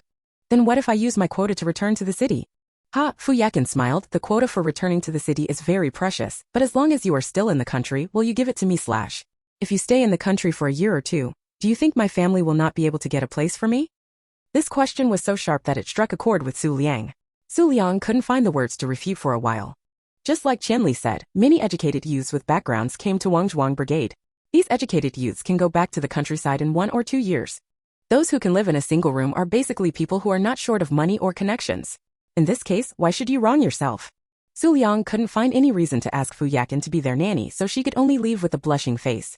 Before leaving, Qin Fang glared at Fu Yakin several times unwillingly, making Fu Yakin roll her eyes. What the hell, the daughter of a spy also wants her to serve her, so why not flatter them to death? Xu Liang and Qin Fang were humiliated in the educated youth home, and could not find anyone to eat with. There was no choice but to cook for themselves. But they didn't buy a pot, so they had to wait until the educated youth over there in Tongpu finished cooking, which made them very dissatisfied. Xu Liang even found Zhao Qing and Zhao Nin who were cooking and said that they had few people and could cook quickly, so they would cook first in the future. After the two of them have finished cooking, let the people here in Tongpu cook. The two sisters, Zhao Qing and Zhao Qing's eyes almost popped out of their sockets due to the condition. Zhao Qing pulled his younger sister who was about to get angry, then turned around and told the other educated youths about the matter, which made Lu Pundi and the others very angry. Good guy, they paid for this pot and stove. Why should they, as the masters, line up behind others? They agreed to use it for 2 people, which was because of their generosity, and it really made them feel uncomfortable. A few educated youths mocked the two of them unceremoniously and made it clear that if they wanted to use the pot, they had to pay rent, otherwise their private property should not be used. Xu Lin almost died of joy as she sat at the door. For the first time, she realized that Xu Liang and Qin Fang were hopelessly stupid. How could they have the nerve to make unreasonable demands? They really regard this educated youth institute as their backyard, and everything is up to them. In the end, Xu Liang and Qin Fang did not get any benefits, but instead became the dissatisfaction of thousands of people. The two of them were so angry that they stopped cooking dinner and hid in the house to sulk. Xu Lin boiled the medicine, brought it into the house and put it directly into the space, then turned it into pills. She hadn't had much rest before Wei appeared at the educated youth home with a smile on her face and carrying a dozen eggs. She came to give gifts and also to invite Xu Lin to her home as a guest. She was a great benefactor to their family. If the hens hadn't been reluctant to lay eggs in the cold weather, she would have given more eggs to Xu Jiqing. Hello, Xu Jiqing. Erwin greeted with a smile. I'm here to invite you to my house for dinner. Hello, Aunt. Come in and do it. Xu Lin asked her to go into the room. You came right here. Why did you bring a gift? This is a thank you gift. You don't want to refuse it. The second baby put the basket on the table. There are not many good things in the countryside. I just took a dozen eggs. Don't be dissatisfied. Eggs are a good thing. Even if you have money, you may not be able to buy them. Xu Lin poured a cup of tea and handed it over. Erwin quickly shook her head. As an old woman, she couldn't use such a beautiful teacup, it was dirty. Su Jiqing, you're welcome, I'm not thirsty. Erwa sniffed. Su Jiqing, are you sick? No, I just took some medicine to condition my body. Xu Lin said as she put the eggs away, then took half a caddy of brown sugar and a pack of snacks and put them into the basket. When I saw that this was okay. I came here to give gifts, not to take advantage. That half a pound of brown sugar is quite valuable and it is also very popular. You may not be able to buy it even if you have a ticket. Soon the sound of two people tearing up could be heard in the room. One wanted to return the gift, the other refused. Xu Lin has seen this kind of situation before. When she was in Kyoto, Mrs. Xu, the guest of the Xu family, would tear things apart like this and then leave the gifts given by the guests. However, Xu Lin sincerely accepted the gift and gave the gift sincerely, unlike Mrs. Xu who was pretending to be polite. Soon Nai was pushed and pulled by Xu Linjia to the door. She raised her hand to lock the door and ran ahead with the basket. Nai panted heavily from exhaustion. She didn't expect that she, a tearing expert, could not tear Su Jiqing apart. I really didn't expect that Su Jiqing looked so thin, but he was really strong. But what should she do? The thank you gift was as if it was a bargain. Qin Feng looked at the popular Xu Lin, her eyes red with hatred. It was this little bitch who caused her to go to the countryside, made her become a joke in Kyoto, and almost caused her to lose her glory and wealth. Hateful, Qin Feng can't do anything now. She knows that Xu Lin is very good at fighting, so she has to find a perfect strategy. Erwa's family was really sincere. They killed a chicken, cooked half a hare, and scrambled a plate of eggs. These 3 dishes alone show that they are very sincere. During the dinner, Erwa's family said more than once that Xu Lin could just come to them for any dirty or heavy work in the future. They also told Xu Lin not to work tomorrow, but to walk around the fields before leaving. They could finish Xu Lin's work in minutes. Good guy, I want to help Xu Lin work and I have a new family which makes Xu Lin smile happily. When she went to work the next day, Xu Lin found Wang Fatsai and asked for a day off to go to the city. Xu Lin rode a bicycle into the city, and her bicycle attracted the envy of many people. Chapter 66. Girl, do you still have the medicine? When the villagers saw the bicycle, they were just envious and had no other thoughts. Not only Xu Lin had a bicycle in their educated youth home, Wu Siyu and Qian Li bought one together. Not long after Fu Yakin went to the countryside, she also bought a car. Let's put it this way, Fu Yakin is really not short of money. Su Liang and Qin Feng came to find someone to be a nanny without finding out the situation. They were really asking for a beating.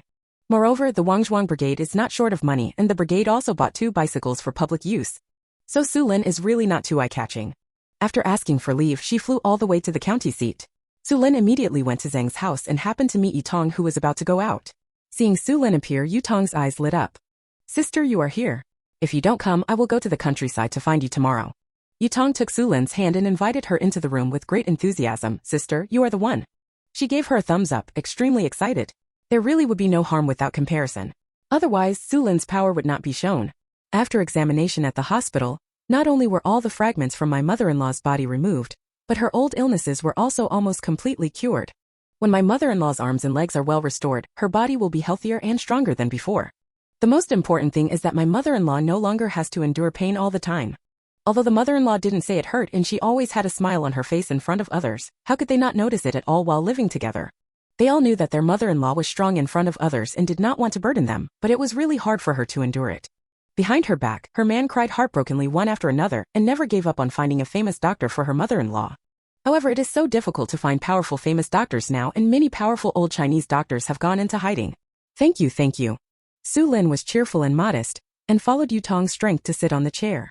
I'm not exaggerating at all.